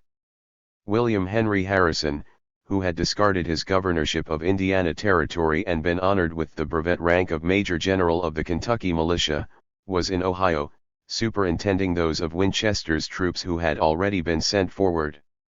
Besides these battalions, 2,000 eager Kentucky volunteers under Major General Samuel Hopkins were being sent to Vincennes for action on the Wabash and Illinois rivers. In this context, Tecumseh can only be judged to have been overconfident, but his optimism was grounded in the willingness of the British to provide supples, artillery, and necessary know-how. But at that moment the Redcoats stalled. Prevost had arranged an armistice in the futile hope that Britain's repeal of Admiralty orders in council, important sources of American discontent, would be sufficient to bring the war to an end. It was in vain that Tecumseh and Roundhead argued that the Indians attacking Fort Wayne needed help now. Until the expiration of the armistice on September 8, Proctor would not budge. Finally the expedition moved. On September 12 Tecumseh, Roundhead, and Elliott led 600 warriors from Amherstburg. Muir was soon following with 150 regulars, 100 militia, a 6-pounder, and a howitzer, embarked at Amherstburg for a voyage to the Maumee, and Thomas McKee set out on the 15th with 200 Ottawas and Ojibways who had just arrived from Michilimackinac. The morale of the Indians was tip-top, and they boasted of carrying all before them, as far as Vincennes and Fort Massac. 10. Impatient to alert the Indians ahead, Tecumseh soon put the ponderous Allied army behind him as he hurried ahead with his exciting news. Somewhere along the way, that jubilation was dashed. He was too late. The siege of Fort Wayne had already been broken. It was worse than that. When Tecumseh reached the Wabash, he discovered that spirited assaults on other outlying frontier garrisons had also failed. On September 5 Winnebagoes and Sacs had fiercely attacked Fort Madison on the Mississippi, destroying the trade factory and other property outside but failing to set the post itself on fire. 3 days later the Indians quit after running low on ammunition. Fort Wayne, which was attacked in force the same day as Fort Madison, was a stronger position, with 80 men and 4 pieces of artillery, but its commandant, James Rhea, was grossly incompetent. He was as drunk as a fool all night, wrote one of his soldiers that day, and had not yet come to his perfect senses, if he ever had any. Throughout the siege he verged upon hysteria. The leaders of the Potawatomi assailants included a prophet from the Elkhart, 5 medals, and the very same Winnemac who had once curried favor with Harrison, but who was now bragging about his part in the Chicago massacre and claiming that, barring Tecumseh, he was the Confederacy's leading war chief.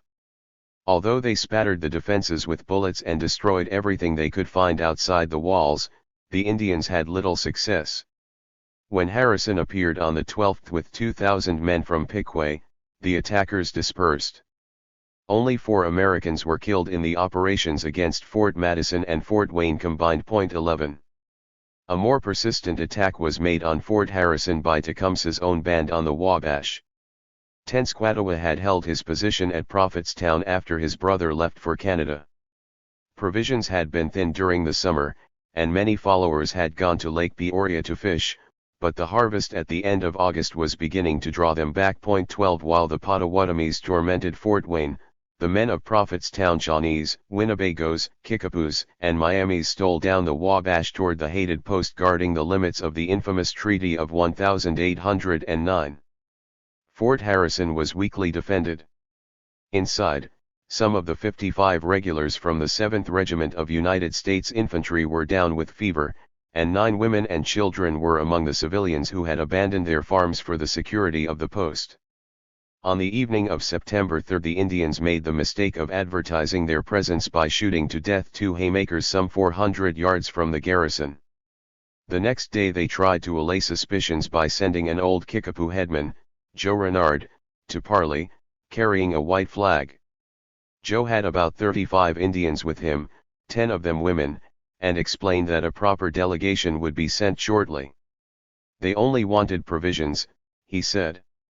But the officer in charge of Fort Harrison, Captain Zachary Taylor, did not relax his guard.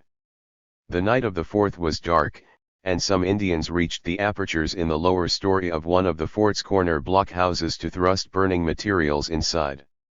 A shot from a sentry opened a savage exchange of fire, the Indians using bows and arrows as well as muskets, and Taylor's men replying as best they could from the other blockhouse and 2 bastions. The Indians were encouraged when they saw flames licking out of the afflicted blockhouse, enveloping its upper story and roof and threatening the adjoining barracks. That lower story had contained the fort's provisions, flour, pork, salt, soap, hides, tallow, and most important of all nearly 150 barrels and 25,316 rations of whiskey, which now blazed furiously, throwing upon the scene a lurid glare. Throughout the night there was a desperate struggle, in which jubilant Indians sniped at the heads peering over the pickets or the brave illuminated figures struggling for footholds on the tops of buildings as they tried to douse them with water and tear off combustible roofing. Daylight found a smoking 20-foot breach in the fort, the provisions gone, and 3 defenders dead and 3 wounded. But the fort had survived, and the Indians fell back upon starving the whites out. They ran off or killed the stock kept outside, infested the supply line to Vincennes, and lit a large fire on the banks of the Wabash below the fort, keeping a canoe ready to intercept any boat seen working their way upriver. These tactics, too, failed. On the 5th and 6th the Indians turned back mounted detachments from Vincennes, the first of which was driven off with a loss of 2 rangers killed, but 10 days later 1,350 men under Colonel William Russell got through with badly needed supplies. No sooner had the relief force arrived than the Indians returned to the siege, ambushing a provision wagon and its escort of 13 regulars halfway between Vincennes and the fort. They killed 7 soldiers, wounded 1, and took the wagon, but abandoned their attempts to reduce Fort Harrison. 13. Efforts to drive back the settlers met with no greater success. Even 300 warriors under Gomo and Sakanebi who made a foray down the Illinois in September achieved nothing. The one devastating attack was the destruction of Pigeon Roost, when a Shawnee named Mas Almeda, a relative of Peter Cornstalk and James Logan, led a sudden descent on September 3, killing 24 people, all but 3 of them women and children. On their retreat they mortally wounded a soldier during a skirmish with pursuers. John Gibson, acting as governor of Indiana Territory, aptly if coldly described the victims of the raid as foolhardy because they had not provided themselves with a blockhouse. 14. In truth the Indian campaign had already bogged down before Tecumseh returned to the Wabash.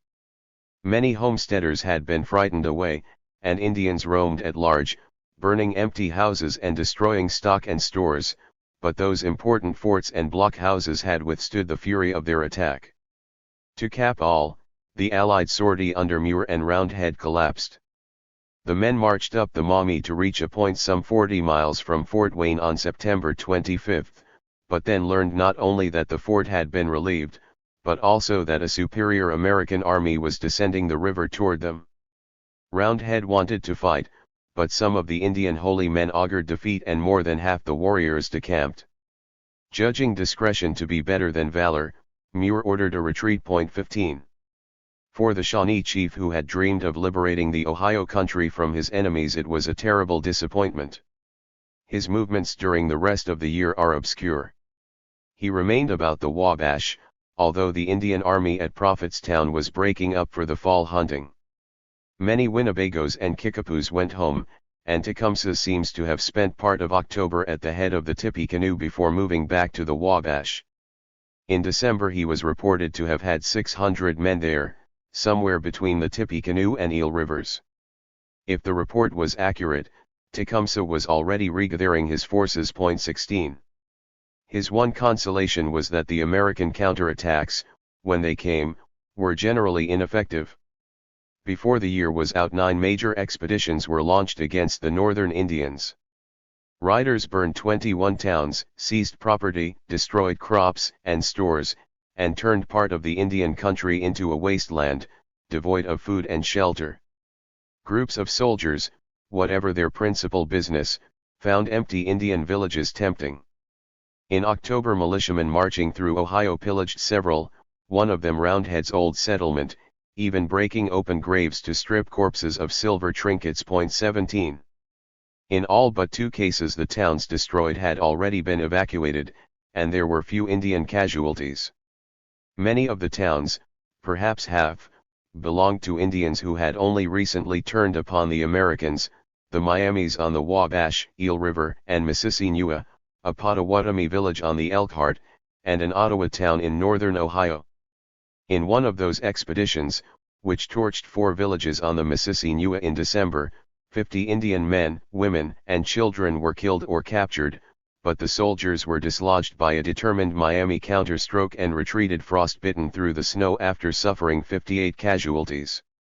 The hardcore of Tecumseh's support was less vulnerable, but in October a force under Colonel William Russell and Governor Edwards broke up the hostile concentration near Lake Peoria. Pamawatam's village, sheltering Miamis and Kickapoos, was surprised and some Indians were killed, but all the other villages destroyed on the Illinois were found deserted. The main effect of the American counterattacks was to throw needy Indian communities upon British supplies, thus increasing the alliance with the Redcoats, and to redistribute Indian populations. Miamis grouped on the Mississauga, and many Potawatomis coalesced around White Pigeon's town on the headwaters of the St. Joseph. The Indians uprooted from the Illinois retired to the mouth of the Rock, where they stimulated anti-Americanism among the local Sacs. One expedition struck straight at Prophetstown. The local Indian settlements had been more or less abandoned several weeks before, and the remaining inhabitants were evacuated before November 19, when 1,250 men under Hopkins arrived from Fort Harrison. For several days the soldiers pillaged and burned the empty villages Prophetstown and the adjoining Kickapoo village, and the Winnebago town on Wildcat Creek, a stream that emptied into the Wabash below Prophetstown. Parties of men ranged afar, scouring the countryside for caches of corn and for lurking Indians. Whether Tecumseh was this far down the Wabash no one can say, but some of his followers were, waiting for a chance to punish the raiders. They had their camp on the North Fork of Wildcat Creek, about 7 miles above the Winnebago town. It nestled securely between the stream, which curved rapidly around the camp in a semicircle, and a high and precipitous bluff which could be scaled by way of 3 steep ravines. Among the warriors was Tecumseh's younger brother Tecumseh. Since the Battle of Tippecanoe Tecumseh had grown impatient with the prophet, and openly critical of his conduct, but Tecumseh was much more to his liking. In fact, everyone liked Tecumseh. His infectious good humor was not unlike Tecumseh's own, and a reservoir of stories usually put him at the center of a large circle of friends. He was a good fighter, too. On November 21 Tecumseh and some friends were on top of the bluff when they spotted one of Hopkins's scouting parties coming upriver. The Indians fired from ambush, toppling a rider from his horse and sending the rest scurrying home. The next day a larger detachment appeared, 60 horsemen under Lieutenant Colonels John Miller and Philip Wilcox, coming to bury their fallen companion. Quickly the warriors crouched down in the ravines while one Indian rode in full view of the soldiers as a decoy. The Americans were riding in 3 columns, and when they saw the lone warrior the column on the right raised a triumphant shout and galloped after him at full speed. The other columns followed. A little over a mile farther and the Americans suddenly saw Indian heads popping up on 3 sides ahead from the edge of the bluff, and from the crests of ravines to the right and left. Too late. There was a barrage of musket balls and the soldiers made a chaotic retreat, 3 of them wounded. 16 men had been killed. Probably the Indians suffered no losses, but they expected that Hopkins would send an even bigger party against them, so they quit their camp the same day, just as a heavy snowfall, a sudden icing of the rivers, and a biting cold marked the onset of the worst of the winter. 18. The wider war was also in a stalemate. In October an American thrust across the Niagara was bungled, and 1,200 men were killed, captured, or wounded. The Battle of Queenston Heights also cost the British dearly, despite the victory. They lost their finest leader, Isaac Brock, slain at the front of his men as he tried to capture an enemy position. Tecumseh lost a powerful and able friend. Public opinion in the United States demanded the recapture of Detroit, the end of the Indian threat, and the redemption of the nation's honor, stained, as it was thought, by Hull's surrender. On September 17 Harrison was appointed to command a new Northwestern Army. He planned to unite 3 divisions at the rapids of the Maumee for a push against Fort Malden and Detroit. James Winchester would descend the Maumee with 2,000 Kentuckians. 1,200 Ohio militia under Brigadier General Edward Tupper were to follow Hull's ill-fated original route from Urbana. The 3rd contingent, consisting of Pennsylvanian and Virginian volunteers, would mobilize at Upper Sandusky with the principal artillery. The armies advanced, protecting their lines of communication with blockhouses. Tecumseh would have relished disrupting the vast movements the American preparations entailed. All those groaning wagons and plodding pack horses, heavily laden flatboats, and herds of cattle and hogs. The weary detachments of men going here and there. Harrison expected the Indians to attack his supply lines, but nothing happened. One reason, perhaps, was that Tecumseh's iron constitution, which had hitherto supported extreme and continued exertion, long arduous travels, and the stresses of battle, had failed. Toward the end of the year he was sick, halted on the Wabash, and attended no doubt by his new and last wife and probably also by Sister Tecumseh. John Johnston heard that the Shawnee chief had lost the use of one of his legs, which had so entirely withered that it was believed he would never recover the use of it. Further active service, it was said, was out of the question. At Fort Malden Colonel Proctor also learned of the illness, but with greater concern. As late as January 13 he reported that Tecumseh, I fear, has scarcely recovered his health. 19. We can imagine the Shawnee leader chafing at his incapacity, for there was so much to do. His greatest fear was that this time the Big Knives would overwhelm the British, who were the only source of arms and ammunition for the Indians now that they had failed to capture the American forts. If the Redcoats were conquered, the Indian cause would die.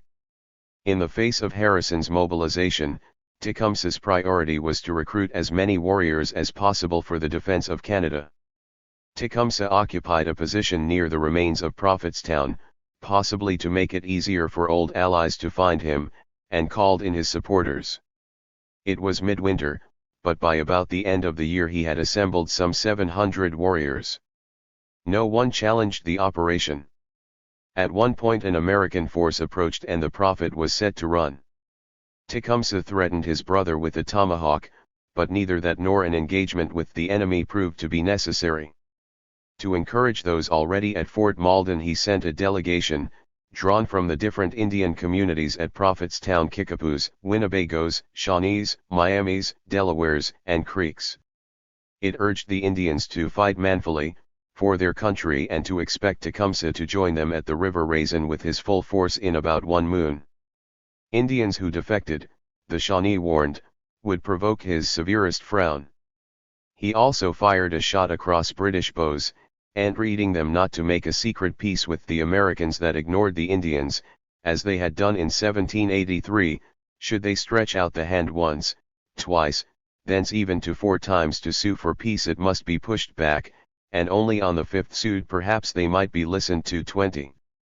While convalescing amid his anxieties, Tecumseh regularly received news of distant events. 2 such reports, one from the south and the other from the north, were of immense interest. About November, 15 Creeks arrived at his camp, perhaps those who added their names to the message for Fort Malden. Their leader, Little Warrior, was a chief of 20 years standing at the upper creek town of Waivoa, and spoke with considerable authority about the progress of Tecumseh's revolt in the south. His information was not entirely encouraging, for it certainly included the unfortunate divisions opening in the Creek Nation as the National Council, pressed by Agent Hawkins, executed Indians guilty of murdering white settlers. On the other hand, Little Warrior apparently also told Tecumseh that a Creek war party would come north to tight beside him when the grass was a foot high, about May 21. Tecumseh probably learned something else from Little Warrior.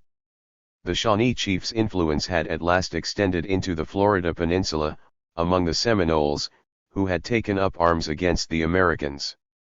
Florida was a hotbed of intrigue and rebellion. It was held by Spain, but American filibusters, supported by a detachment of American troops under Colonel Thomas Smith, were attempting to annex part of it and had the Spanish governor, Sebastian Kindelá, besieged in St. Augustine. Both sides approached the Indians, but in July 1812 the Alachua and Alligator bands of Seminoles, with a party of fugitive blacks associated with them, threw in their lot with the Spaniards. Their principal chief, Old Payne, had wanted to stay neutral, as the Americans had advised, but his younger brother, Bowlegs, listened to other counselors. Some were blacks, frightened that the relative freedom they enjoyed with the Seminoles would end if the United States seized Florida. But a key figure, the man the Creeks designated the author of the trouble, was none other than Secoboa, the talented agent Tecumseh had left behind to promote his confederacy among the southern Indians. Hawkins was probably referring to Secoboa when he wrote in September that a prophet was working among the Seminoles, who had all taken his talks. The Creeks themselves credited him with convincing Bowlegs and others that they had to fight. They must help the Spaniards now, or one day they would have to defend themselves against the Americans alone. Once attacked, assured Secoboa, their enemies would scatter like jackdaws. Secoboa and Bowlegs won the argument, and 250 Seminoles and blacks, with a few sympathetic Creek Red Sticks, began attacking American houses and soldiers, and liberating slaves. When Colonel Daniel Noonan led 117 Georgian volunteers against them in September 1812, a running fight developed, and the next month the Georgians were driven out with losses of 16 killed and missing. Equally important, Black and Seminole operations in the rear of the American forces besieging St. Augustine broke the siege. Many of the filibusters abandoned the army, and in September Smith's men had to withdraw behind the St. John's. The respite would be brief, but for the moment the Spaniards breathed more easily.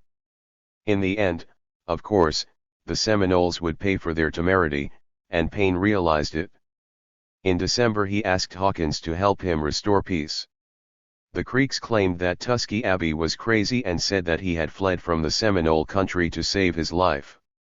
However, the Seminole uprising dragged into 1813, survived poor Payne, who died awaiting the outcome of his appeal to Hawkins, and led to the invasion of Florida by Tennessean and Federal troops in February 1813.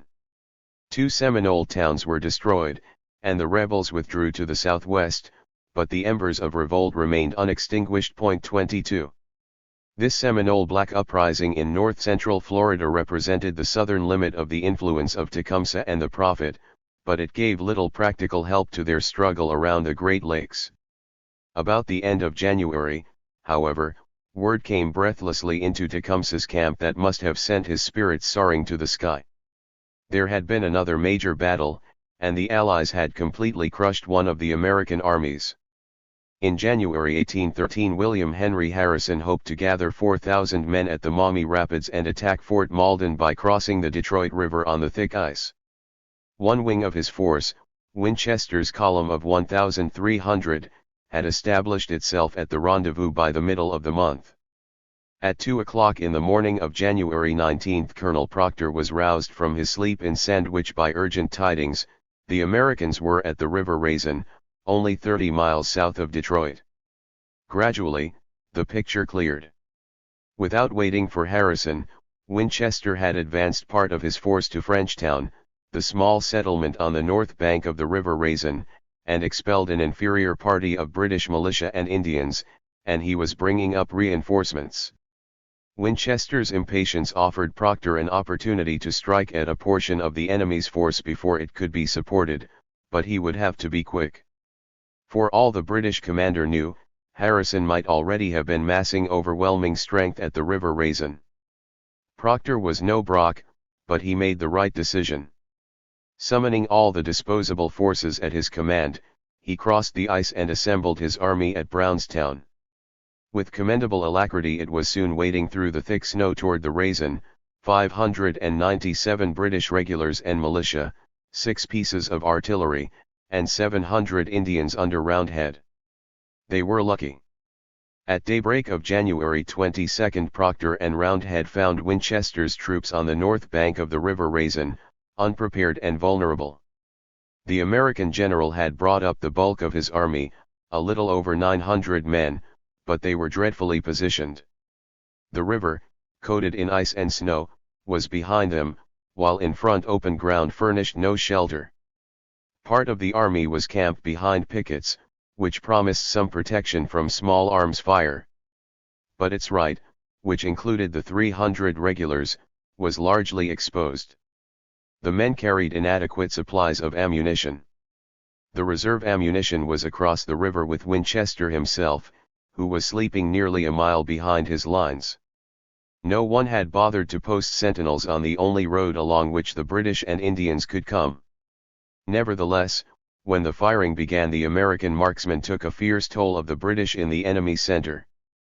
But the redcoat artillery blasted holes in the exposed American right, while the Indians and militia operated on the flanks with none of the indecision that had been so damaging on the Fort Wayne expedition. Roundhead threw his warriors upon the weakened right flank, and it fell back across the frozen river. It was at this point that Winchester himself arrived, his uniform hurriedly pulled over a nightshirt. He ordered his battered right to reform on the south bank of the river, and a few tried to do so, but nothing could prevent the wing from collapse. Soon the men of Winchester's right were running for their lives, some throwing aside their guns as they floundered in the deep snow with the mounted Indians outflanking and closing in on them, shooting them down like deer or butchering exhausted survivors with tomahawks. Few more than 30 got back to the rapids. The rest of the right wing were either rounded up or left to lie stiff and dead in the blood-stained snow. Winchester himself was overtaken and, stripped to his nightshirt, brought to Roundhead. Procter persuaded him to surrender the remainder of his troops, who still defiantly held their ground behind the bruised pickets. Procter had lost 24 British killed and 161 wounded, and with hundreds of American prisoners on his hands, he pulled out as fast as he could, fearful of being overwhelmed by American reinforcements. He had promised to protect his captives, but he left about 80 sick and wounded Americans behind in houses at Frenchtown, unguarded and waiting for sleds that were supposed to be coming to collect them the next day. Instead of the transport, 50 inebriated Indians ranged Frenchtown on January 23, hauling injured men from houses and beating, shooting, and axing them, and burning buildings over the heads of disabled men cowering inside. Some of the broken bodies of the victims were tossed into the street to be torn by foraging hogs. For the United States, the battle was another disaster. A Kentucky historian estimated the total loss at 290 killed and 592 captured, casualties all the harder to bear as details of the massacre of the wounded became known. Fear and indignation washed over the frontier, and in Kentucky, whose sons had been sacrificed, the cry "Remember the Raisin" became a clarion call for battle. Yet to the Indians and British it was a striking victory over invaders, if a tarnished one. The battle, along with the deepening thaw and the imminent expiration of many of Harrison's enlistments, put an end to the plan for a winter attack on Fort Malden. A new Secretary of War, John Armstrong, did not in any case favor it.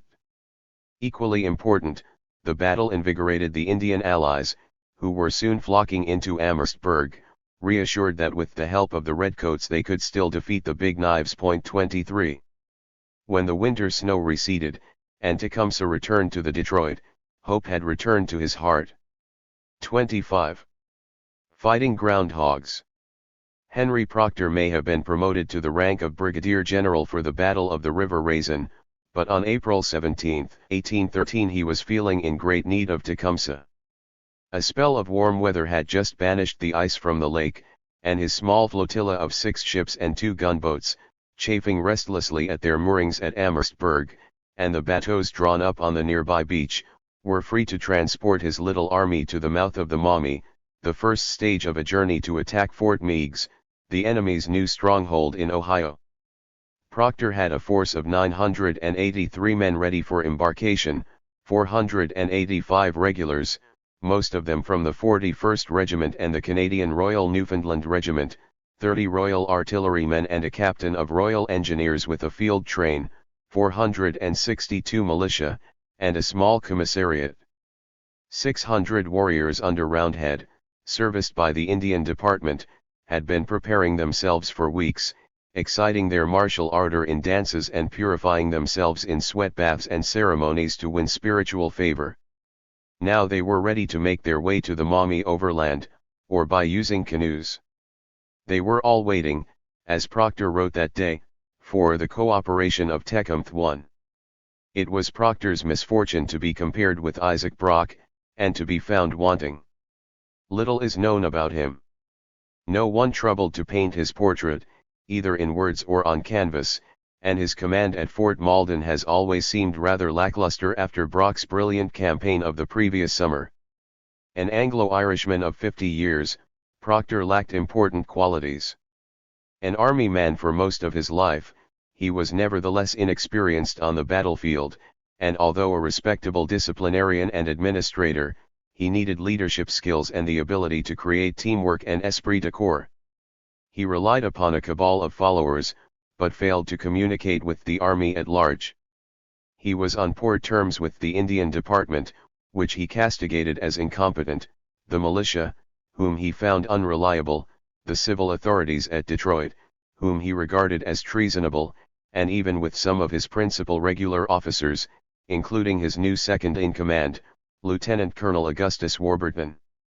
Since his failure to protect prisoners at the River Raisin, American newspapers had raised him as an ogre.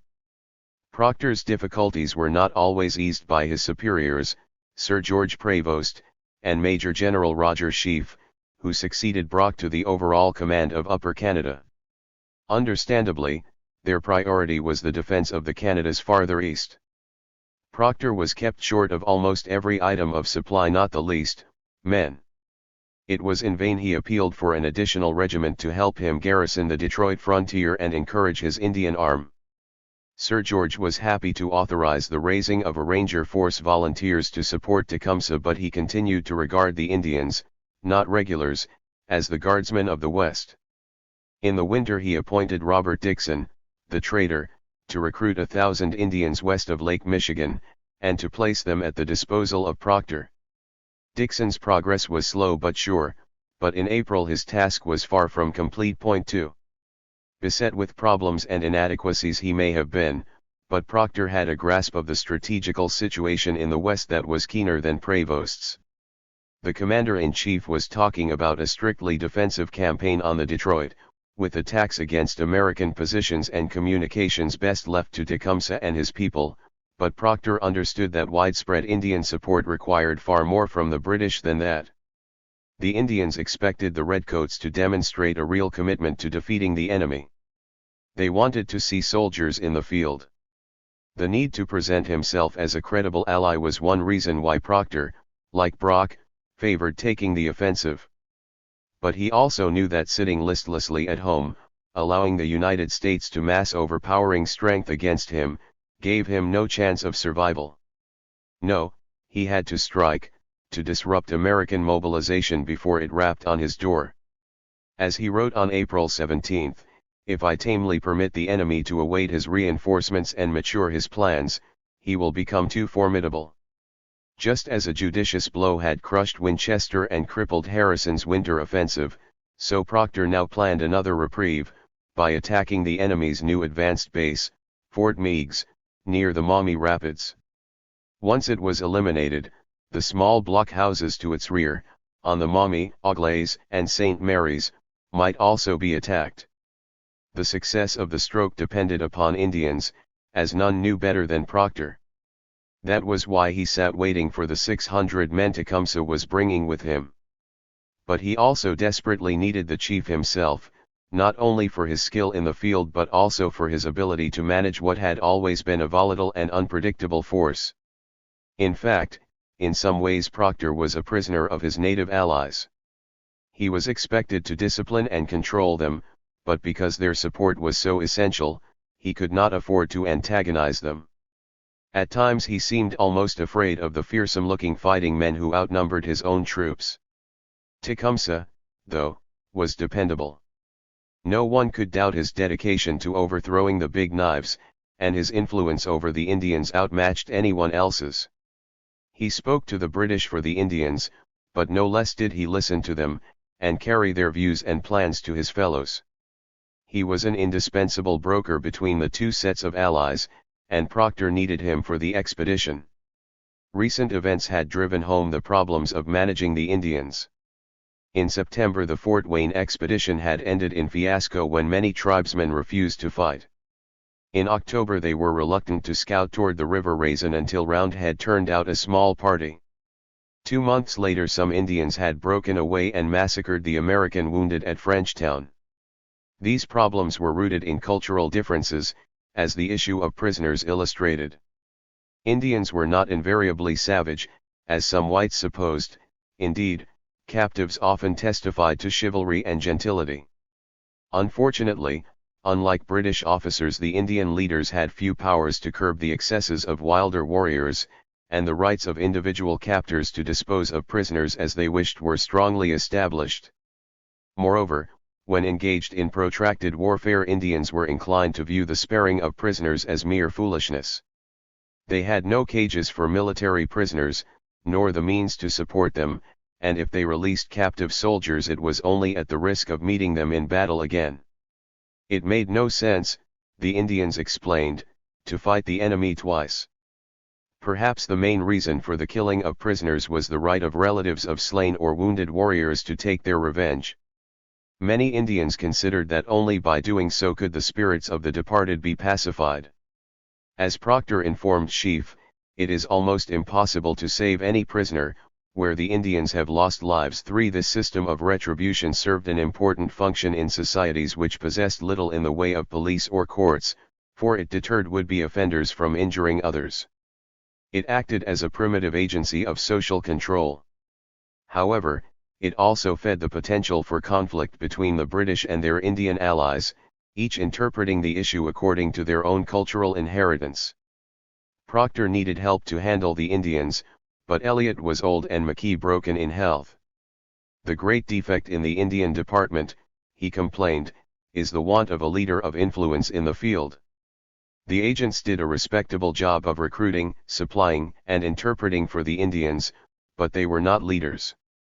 As preparations for his expedition matured, Proctor found himself thinking even more about Tecumseh. 4. The Shawnee chief's return to Amherstburg was delayed. Leaving his Kickapoos and Winnebagos on the Wabash to follow later, he eventually brought his Shawnee band men, women, and children forward in March, sending word ahead so that Elliot could deposit provisions at the River Raisin, where Tecumseh had arranged to rendezvous with Potawatomis, Ojibways, and Ottawas from across Michigan Territory. He was at the Raisin on April 16, with 80 warriors, warning the local Frenchmen that they ought to enlist in Proctor's forces, and then he took 12 followers across the Detroit the same day to talk to the British after an absence of 7 months. Tecumseh asked for 5 more days to settle his noncombatants in the protective custody of the Great Father, and Proctor consented to delay his campaign. As usual, the chief glowed with optimism. Before returning to the Raisin he gave out that he expected Fort Meigs to fall, but if it proved too hard a nut to crack he would lead the Indians against Fort Wayne. Always, he had a big heart. 5. Proctor was content. His reinforcements were assembling, and he had Tecumseh. Within hours of renewing his acquaintance with the Shawnee he wrote, "I shall risk an attack on him in a few days, especially as Tecumseh is at hand." 6. On April 23 he finally embarked his troops. Tecumseh spent no more time than was necessary to attend to his old people, his women and children, and unite his fighting men with Roundhead's, and then he took the 1,200 warriors around the lake to the mouth of the Maumee River, toward Fort Meigs. His brother the Prophet marched with him, but Tenskwatawa's influence was visibly diminishing and he played little part in the expedition. On April 26 they arrived to find the Redcoats already at work, shipping artillery and supplies up the Maumee on gunboats and bateaux, and disembarking the cramped soldiers on the northwestern bank. 4 miles upstream, at Swan Creek, Proctor outlined his plans to the Indians in a council the next morning. Captain Chambers had examined Fort Meigs, 13 miles above. It was situated on a plateau on the southeastern side of the river and stood about 60 feet above the water, but batteries could be erected on the opposite bank, which was slightly higher. All Tecumseh, the Indians, and the militia had to do was to watch the flanks and rear of the fort and let the redcoat artillery do the rest. On the following day the Allies established their main camp 2.5 miles below Fort Meigs, but across the river, just behind the ruins of old Fort Miami. An unfortunate symbol of British perfidy, this dilapidated bastion, and Tecumseh's mind must have gone back to the summer day when as a young warrior he, with others of the defeated Indian Confederacy, had fled here a step ahead of Wayne's legionaries, and been denied refuge by the British garrison. However, this was no time for useless reflection. Day and night the weather was incessantly wet and cold, and the Allies set to work erecting bark shelters and leather tents and lit fires to dry damp clothes and shivering bodies. That day a few Indians and British surveyed Fort Meigs from across the river, until a couple of the garrison's big 18-pounders cleared them away. Later, in the evening, the warriors arrived in force, slipped over the Maumee in boats, and filed around the fort, effectively opening the siege. They killed some hogs and bullocks, and brought a few horses from within range of the American guns. Some of these Indians had been seasoned in action at Tippecanoe, Detroit, and the River Raisin, but for others this was the first opportunity to attack the big knives. Emotions ran particularly high because they knew that behind those powerful walls their enemies were led by a man widely regarded as a major author of their misfortunes, William Henry Harrison. There was an immense feeling of anticipation and grim satisfaction that their greatest adversary was about to be delivered up to them. On the 29th, 200 Britons and several oxen slipped and stumbled along a dirt road that the rain had converted into thick mud, dragging heavy guns up from their encampment. Tecumseh's men resumed their work. Clambering dexterously into every promising position from which they could yelp and fire into the garrison, they shot down the few stock that still foraged outside the walls. Harrison's soldiers had made a pretty thorough job of denuding the immediate vicinity of the fort of trees and brush, so the warriors had to fire over extreme ranges. Sometimes their musket balls splashed about the walls, wounding a few men, but most were spent before they reached their targets. The Allies soon learned that the Americans occupied a position of great strength. Had they assembled faster, and the lake been navigable earlier, they might have caught Fort Meigs seriously undermanned, because the enlistments of the Pennsylvanian and Virginian troops had expired and they had gone home. Since then Harrison had moved quickly to repair the damage. Ordered to remain on the defensive until the United States could build a naval squadron to take command of the lake, he had constructed Fort Meigs as an advanced base and was determined to hold it. Its garrison had been increased to 1,200 men, half of them regulars and volunteers, and the rest militia from Ohio and Kentucky. Furthermore, additional forces under Brigadier General Green Clay were coming from Kentucky to Harrison's relief. The fortress itself was truly formidable. Harrison had been blessed in possessing the services of Captain Eleazar D. Wood, one of the earliest graduates of West Point, and arguably the greatest American hero of the siege. Wood was an engineer of skill and energy, and in Fort Meigs he had created a work of uncommon resilience. Scrutinizing it, Tecumseh would have seen a tall and robust timber picket, with 7 two-story block houses, 5 raised batteries, and towers at each of several gateways, enclosing 9 acres of ground. Its plan resembled a misshapen ellipse, 400 yards long and half as wide, and to repel anyone who dared attempt the pickets it was skirted by ditches and in parts an abatis, or breastwork of stakes. The fort's powerful armament consisted of 4 18-pounders, 5 12-pounders, 4 6-pounders, and 5 howitzers, the ammunition for which was securely lodged in 2 subterranean magazines. Tecumseh put his faith in the British batteries, but Wood's resources were equal even to that threat. As soon as he ascertained the position of the enemy guns over the river, Wood had the garrison working in shifts. Masked from the eyes of the Allies by a line of tents, they threw up an enormous mound of earth that ran like a gigantic worm the length of the interior. This traverse, as it was called, 20 feet wide and 12 feet high, was unveiled on May 1.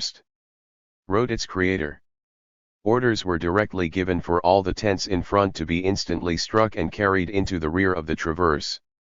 This was done in almost a moment, and that beautiful prospect of beating up our quarters, which but an instant before presented itself to the view of the eager and skillful artillerists, had now entirely fled, and in its place suddenly appeared an immense shield of earth, obscuring from his sight every tent, every horse, and every creature belonging to the camp. Those canvas houses, which in a great measure had covered the growth of the traverse, by keeping from the view of the enemy the operations about it, were now with their inhabitants in them entirely protected in their turn. 7. Once the traverse had been completed, the men dug recesses into the reverse side of it, away from the British batteries, and sheltered there during bombardments. The accommodation was muddy, inclement, and squalid, but at least it was proof against the cannonballs and shrapnel propelled from the enemy artillery. Tecumseh was both astonished and disgusted. Why did these men not come out and fight man to man? To the Shawnee chief the sight of the big knives popping up from their bolt holes and scattering back into them at the sound of gunfire resembled nothing so much as groundhogs flitting in and out of their burrows.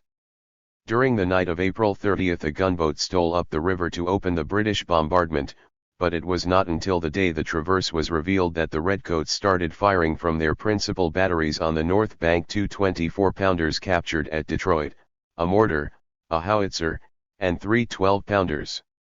This was what the Indians had been waiting for, and as the balls and shells screeched overhead they raised an exultant clamor, and redoubled their own small arms fire upon the fort. For several days a brisk duel took place. Somewhat short of ammunition, the Americans stinted their fire, but directed a largely ineffective fusillade against the British and occasionally turned grape and canister shot toward the Indians and militia. Proctor's artillery was busier. One American diarist counted 1,649 discharges from the morning of the 1st to the 5th of May. Tecumseh and Roundhead were soon wondering whether the Redcoats knew their business. Their only artillery officer, indeed, fell ill early during the siege, but it was Wood's traverse and earth-covered magazines and buildings that were the main obstacles to progress.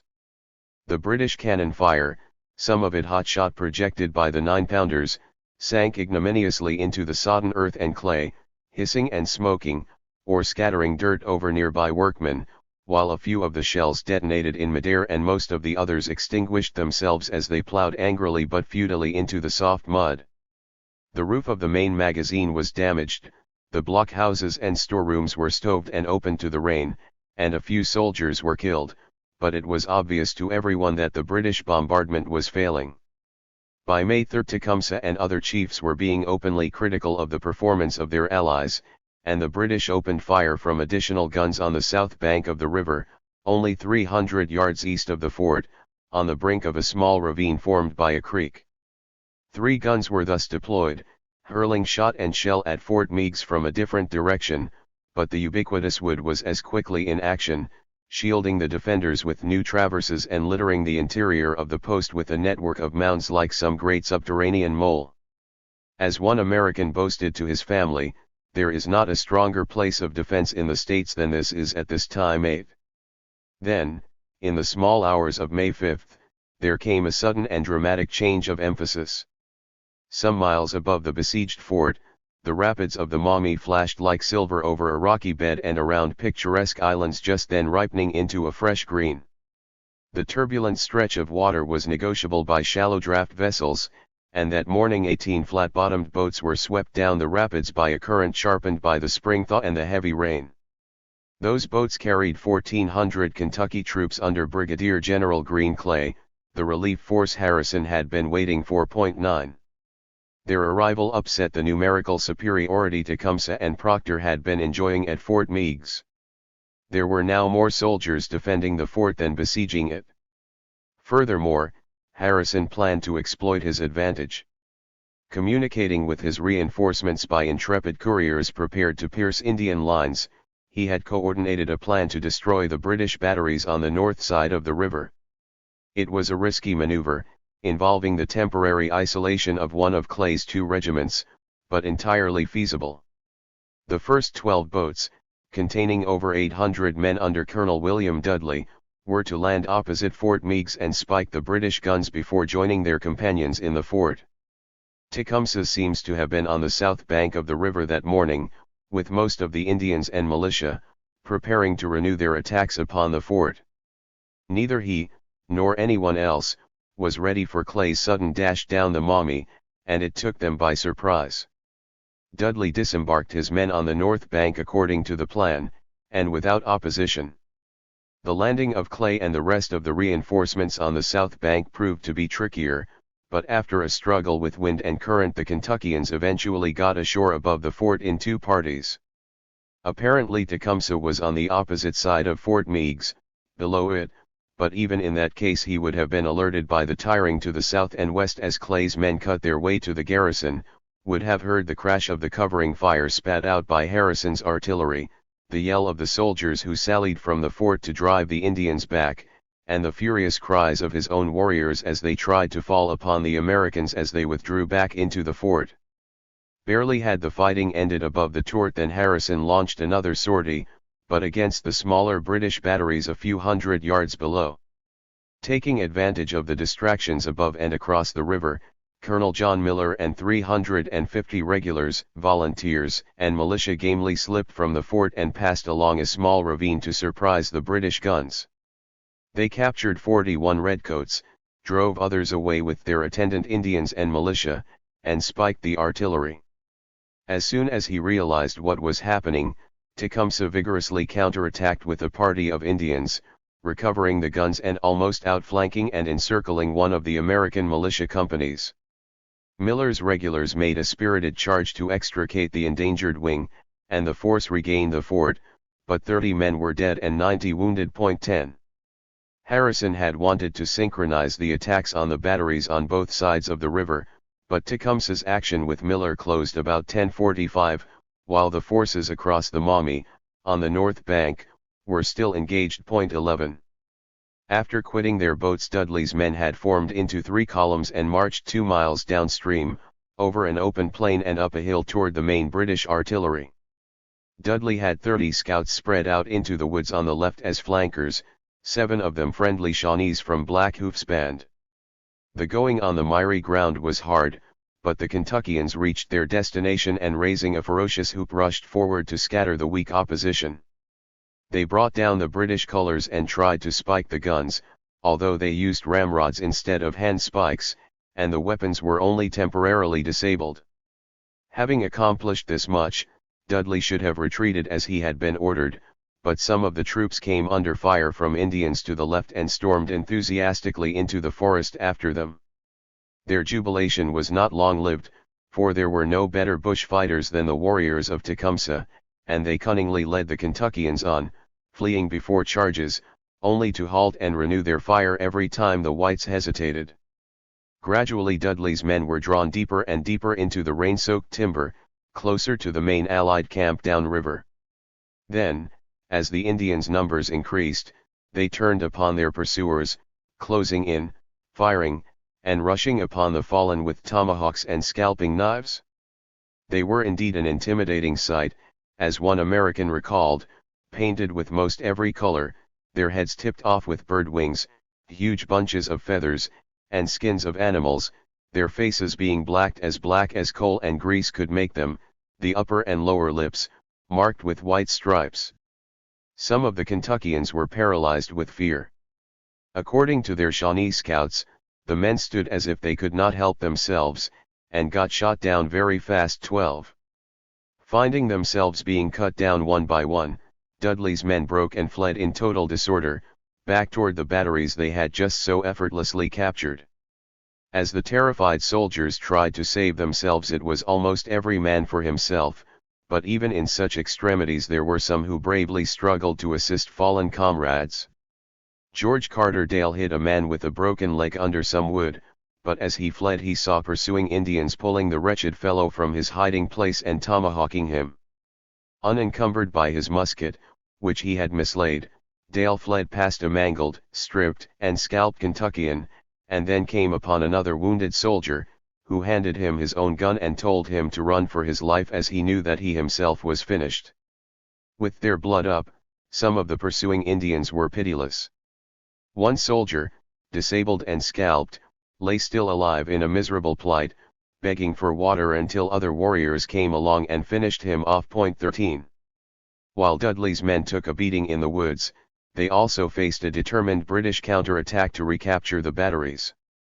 News of the fall of the batteries had gone downstream to the British headquarters, and a band of solemn redcoats was soon tramping toward the guns, the mud sometimes sloshing up to their knees, and the rain incessantly sluicing down their faces. Among them were some brave officers, Muir, Captain Chambers, Lieutenant Bullock, and Lieutenant John L. E. Breton of the Royal Newfoundland Regiment. As they approached the batteries, Chambers threw away his sword and took a musket from a dead soldier. Calling upon his men to follow, he charged the Americans with his bayonet, and after a brief struggle the British regained possession. The battle raging on the north bank soon attracted the notice of Tecumseh across the river. In fact, according to a story later given by a British officer present, when Col. Dudley landed his troops, Tecumseh was on the south side of the river, annoying the American garrison with his Indians. During this time Harrison had sent out a detachment to engage Tecumseh and did continue with him a considerable length of time. When Tecumseh was informed of what was doing on the opposite side, and he immediately retreated, swam the river, and fell in the rear of Dudley and attacked him with great fury. Being thus surrounded and their commander killed, the troops marched up to the British line surrendered. 14. This account did less than justice to the Allies north of the river who had originally defeated Dudley, but there was probably some truth in it. Leslie Combs, one of Dudley's flankers, described the same movement in his first full account of the battle, written in 1815. The enemy was during this time receiving large reinforcements from the other side of the river, which enabled him now nearly to surround us. In one of many subsequent statements Combs was called upon to make, he declared that Tecumseh had fallen upon our rear and we were compelled to surrender. A 16-year-old volunteer with Dudley, Thomas Christian, also recalled that the difficulties on the north bank gave that portion of the enemy upon the opposite side of the river ample time to cross over in our rear, completely hemming us in upon every side. Our case was then hopeless. 15. One of the military advantages possessed by Indians was their flexibility in battle. They were opportunistic, willing to attack or retreat according to circumstance, with none of the restrictions rigid command structures imposed upon spontaneity. British regulars on the south bank also crossed to attack Dudley, but unlike their red brothers they had to await orders and they moved ponderously. Shadrach Byfield, a member of the 41st who had helped the Indians repulse Miller, remembered his corps being marched to the boats and crossing in time to see the closing phases of Dudley's defeat. 16. Only a few of the unfortunate Kentuckians escaped. About 20 fled back upriver, and rather more fought their way to the boats and made it to the fort. From Fort Meigs their countrymen watched helplessly as the others were surrounded. As an old man John Plummer used to tell how he saw an Indian on a gray horse chasing Americans into the river. Two of the soldiers, carrying a wounded man between them, got under the bank near the boats, and the Indian wheeled his horse and was followed by his warriors into the woods. Of course, as John told it, the Indian was Tecumseh. 17. Dudley was killed, and most of his men struggled to survive. Some tossed down their guns, finding that they obstructed flight or that the wet weather had made them useless. Most searched for British soldiers to whom they hoped they could surrender in safety. 3 Americans gave themselves up to one redcoat. Parties of Kentuckians, many without officers and the different military companies inextricably mixed together, floundered to the batteries to surrender. The action ended about noon, after nearly 3 hours. It had been fruitful for the Indians, more to their taste than the weary siege work of the past days. South of the river they had inflicted large casualties, and north of it they had been instrumental in annihilating Dudley's regiment. The hundreds of prisoners, many wounded, testified to their triumph. Collecting as many prisoners as they could, the British sent them downriver with a 50-man guard, to the old fort which was to become a temporary enclosure. Many of the Indians fell to pillaging captured boats, making off with boxes and trunks and gleefully pulling from the baggage shirts, uniforms, and boots, which they busied themselves sampling. Others painted and dried fresh scalps and stretched them over small hoops or suspended them from poles. Tecumseh and Eliot delayed about the battlefield, perhaps trying to persuade more jubilant warriors to part with captives, but suddenly an urgent message was brought from the British officers at Old Fort Miami below.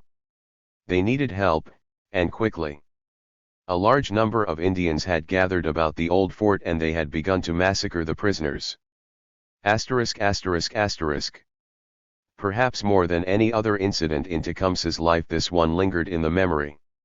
Never did Tecumseh shine more truly than on this occasion, recalled John Richardson. Ever merciful and magnanimous as he was ardent and courageous, the voice of the supplicant seldom reached him in vain. 18.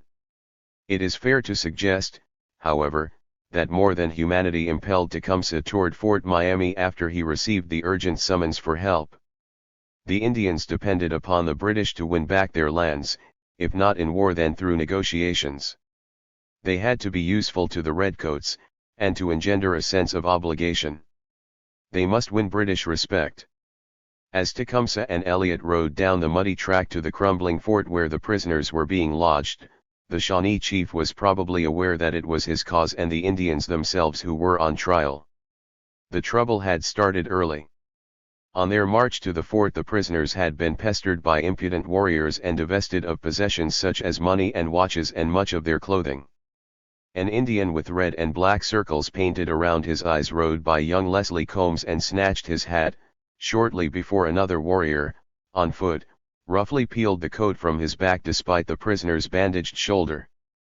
Hunting shirts, waistcoats, cravats, almost any attractive item was taken, and to insult some Indians added blows, whipping stumbling Americans with sticks or ramrods.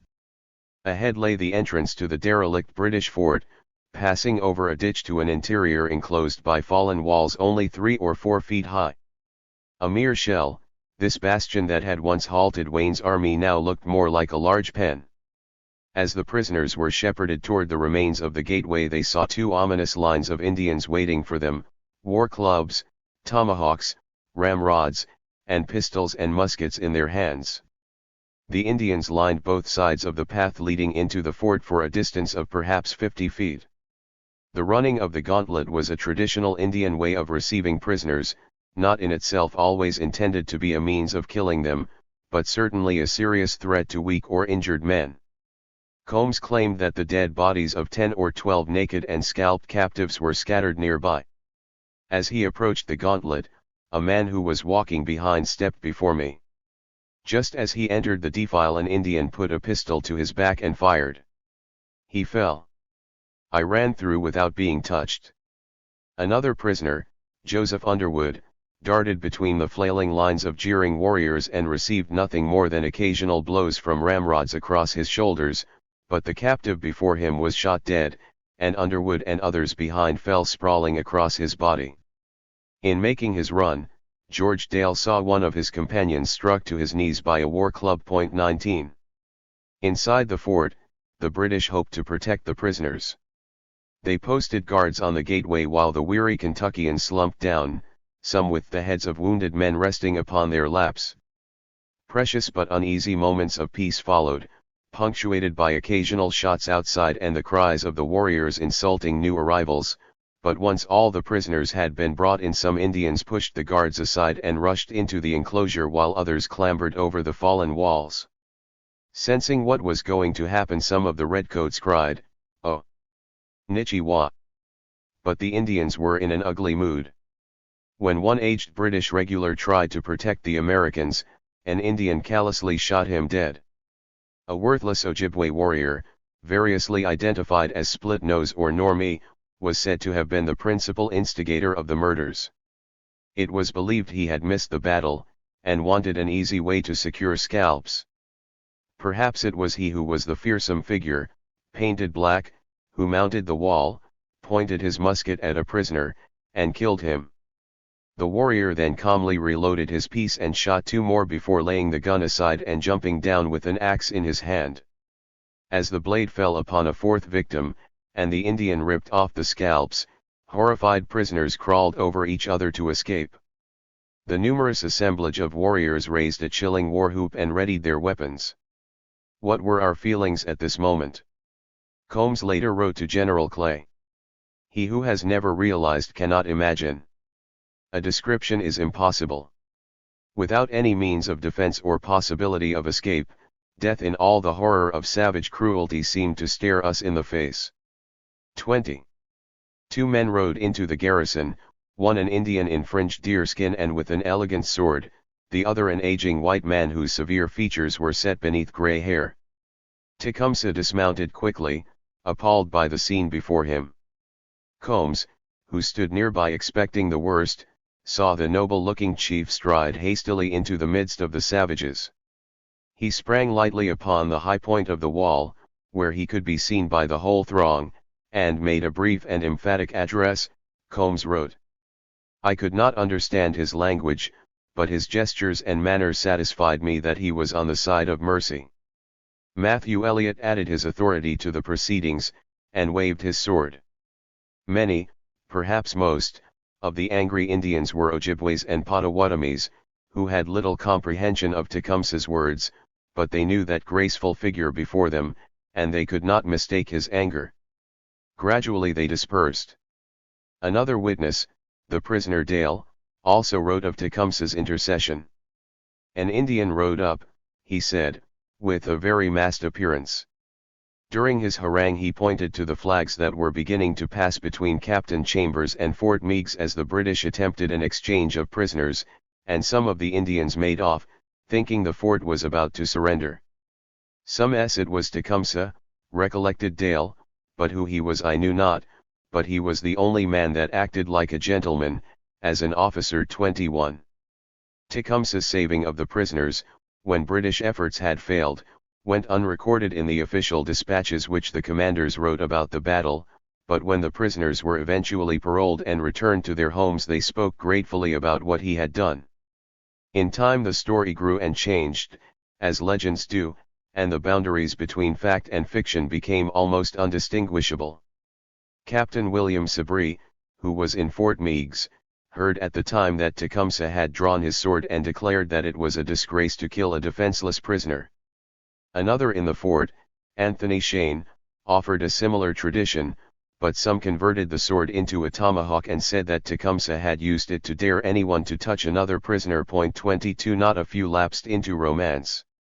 They told how the Shawnee chief had buried his hatchet in the head of 1 or 2 Indians, an act which would, had it occurred, have opened Tecumseh to legitimate retaliation. 23. The most lovingly repeated story was that after halting the massacre the infuriated chief turned on Proctor, condemning him for allowing it to occur. One of Proctor's soldiers, captured the following fall, is supposed to have said that the general actually watched one of the prisoners being killed, and that Tecumseh angrily rebuked him with the words, "I conquer to save, and you to murder." The unnamed British officer who narrated Tecumseh's entrapment of Dudley also included an account. According to this version the Shawnee chief was almost in tears when he halted the slaughter. Pushing 2 Indians from their intended victims, and daring any of the hundreds that surrounded him to interfere again, he exclaimed in anguish, "Oh! What will become of my Indians?" Then he turned on the British commander, who protested that the Indians were uncontrollable. "Begone," retorted Tecumseh. "You are unfit to command. Go and put on petticoats." 24. Whether there is any truth to these stories no one can say. Certainly the murders were embarrassing to Proctor, whose name was already infamy in the United States because of the River Raisin massacre. A substantial number of captives perished at the fort. One prisoner saw 12 to 14 men shot down, and Combs offered a similar figure. Harrison believed about 40 prisoners died. In light of the number of captives afterward counted by the British and the bodies recovered by the Americans after the siege, 40 would seem to have been a considerable exaggeration. Nevertheless, a tragedy occurred, and Proctor ducked it entirely in his dispatch. It took Chambers to admit more frankly that a dreadful slaughter had taken place. Even after Tecumseh's intercession, when the prisoners were being counted and packed into boats for removal downriver, some Indians pulled out likely-looking youths for adoption in the native villages. 25. Tecumseh's defense of the American prisoners became a cornerstone of his legend, the ultimate proof of his inherent nobility, but his clemency to another group of captives, one that appeared on no one's roster of battle losses, has been forgotten. When Eliot drew his attention to them, about the evening of May 7, Tecumseh recognized the four men immediately. Big Jim, the soldier, and the two Perry brothers were Ohio Shawnees, caught in the service of the enemy. They had suffered accordingly. The Wyandots, no less than the Shawnees, had some of their people in Ohio, within the American lines, but they regarded them as prisoners and were even then prompting Proctor to offer captured American militiamen in exchange for their release. These four Shawnees were different. They had marched with the big knives. When Tecumseh saw the Shawnee prisoners, the Wyandots had stripped and beaten them, and torn hair from every part of their bodies. Walk in the Water, normally a mild-mannered man, had belabored them about their heads with a ramrod. We made a great whooping every time to show him we were not afraid of death, the Shawnees boasted later. In fact, Big Jim was miserably contrite, and complained that he was no warrior and should have remained home with the women, but William Perry mocked his captors defiantly and singled himself out for particularly hard treatment. The limbs of all four were blue and cramped through being bound for several days, and the men were still tied against posts in a camp near the old fort and suffering regular abuse when Tecumseh appeared.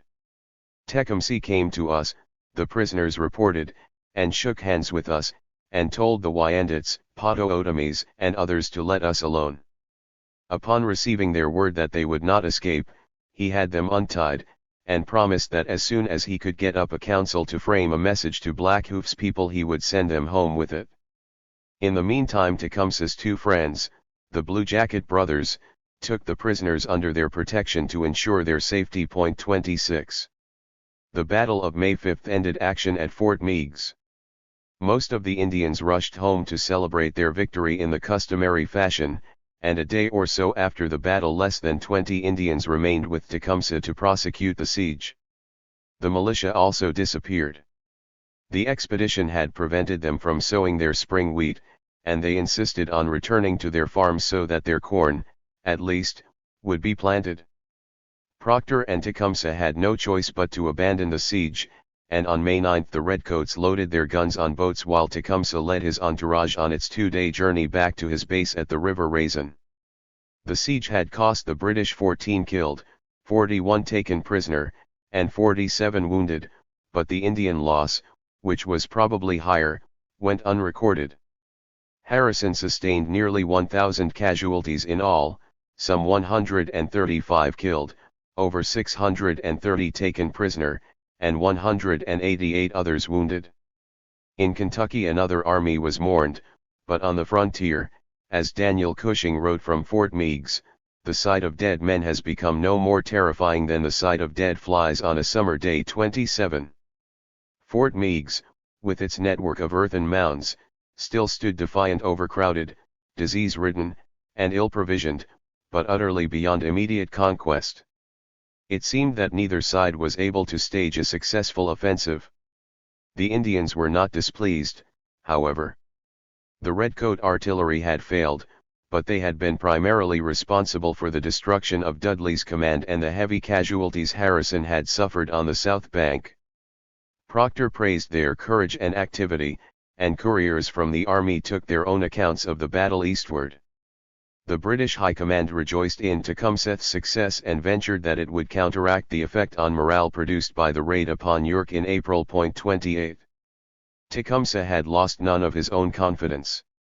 He talked about how the British had promised to return to Fort Meigs, and how if it was captured he would demand that Harrison be discharged into his hands.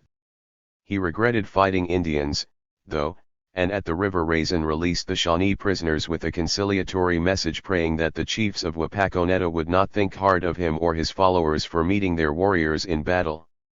Two men, one of them Jim Blue Jacket, escorted the captives home about May 14. By the account of the humbled scouts, Tecumseh's hopes for spreading the revolt rode as high as ever. It was 8 years since he was working to fix this war, Tecumseh had told them, and that he had everything accomplished, and that all the nations from the north were standing at his word. 26. An adequate sacrifice to Indian opinion. The months that followed the siege of Fort Meigs saw Tecumseh at the peak of his reputation. Indians would not always abide by his counsel, but they believed him truly blessed by the spirits. They believed that he had exceptional supernatural power. Knowing less about the process of negotiation that went on between Tecumseh and his fellows, the British tended to make him a superman. Among the soldiers fighting grimly to hold the Niagara frontier that summer, Charles Erskine wrote, "I wish we had Tecumseh here to help us out of our difficulties." 1. On the other hand, the prophet's influence had receded, and Tecumseh publicly dismissed Tenskwatawa as his foolish brother. Since the outbreak of the war he had made less use of him. Before, the prophet's professed sway with the Creator had been the greatest encouragement Tecumseh could offer Indians to join him, but once the Redcoats went to war, with promises that rode on the backs of significant military victories, it was they who increasingly became the most effective inducement, at least in the North. The prophet figured little in the records of the war, and the British found him of limited utility. He hovered in the background, behind his brother, helping where he could. In the summer of 1813 the armies on both sides paused to draw breath while the naval forces contended for control of Lake Erie, and British officers had greater opportunities to observe their legendary ally. Some were surprised. Yes, Tecumseh fought painted like his fellows, and there were times when he was formidably forceful, as for example when he upbraided a member of the Indian Department who had abused his wife. More often his features wore a pleasant expression, though his eyes, it was said, were full of fire and intelligence. Far from being uncouth or ferocious, as some expected, he readily and cheerfully accommodated himself to all the novelties of his situation, and seemed amused, without being at all embarrassed by them too.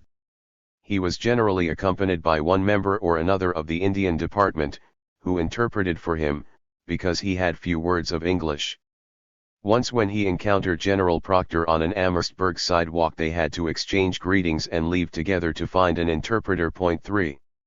Often Tecumseh joined Colonel Elliott for dinner at Proctor's table, mixing easily with both male and female company, including the general's wife, daughters, and son. His behavior on such occasions was impeccable, although it was noticed that he invariably declined spirits, observing that he had suffered by them in earlier days and now confined himself to water. Boucherville remembered one of these banquets, which he said was hosted by Jacques Baby.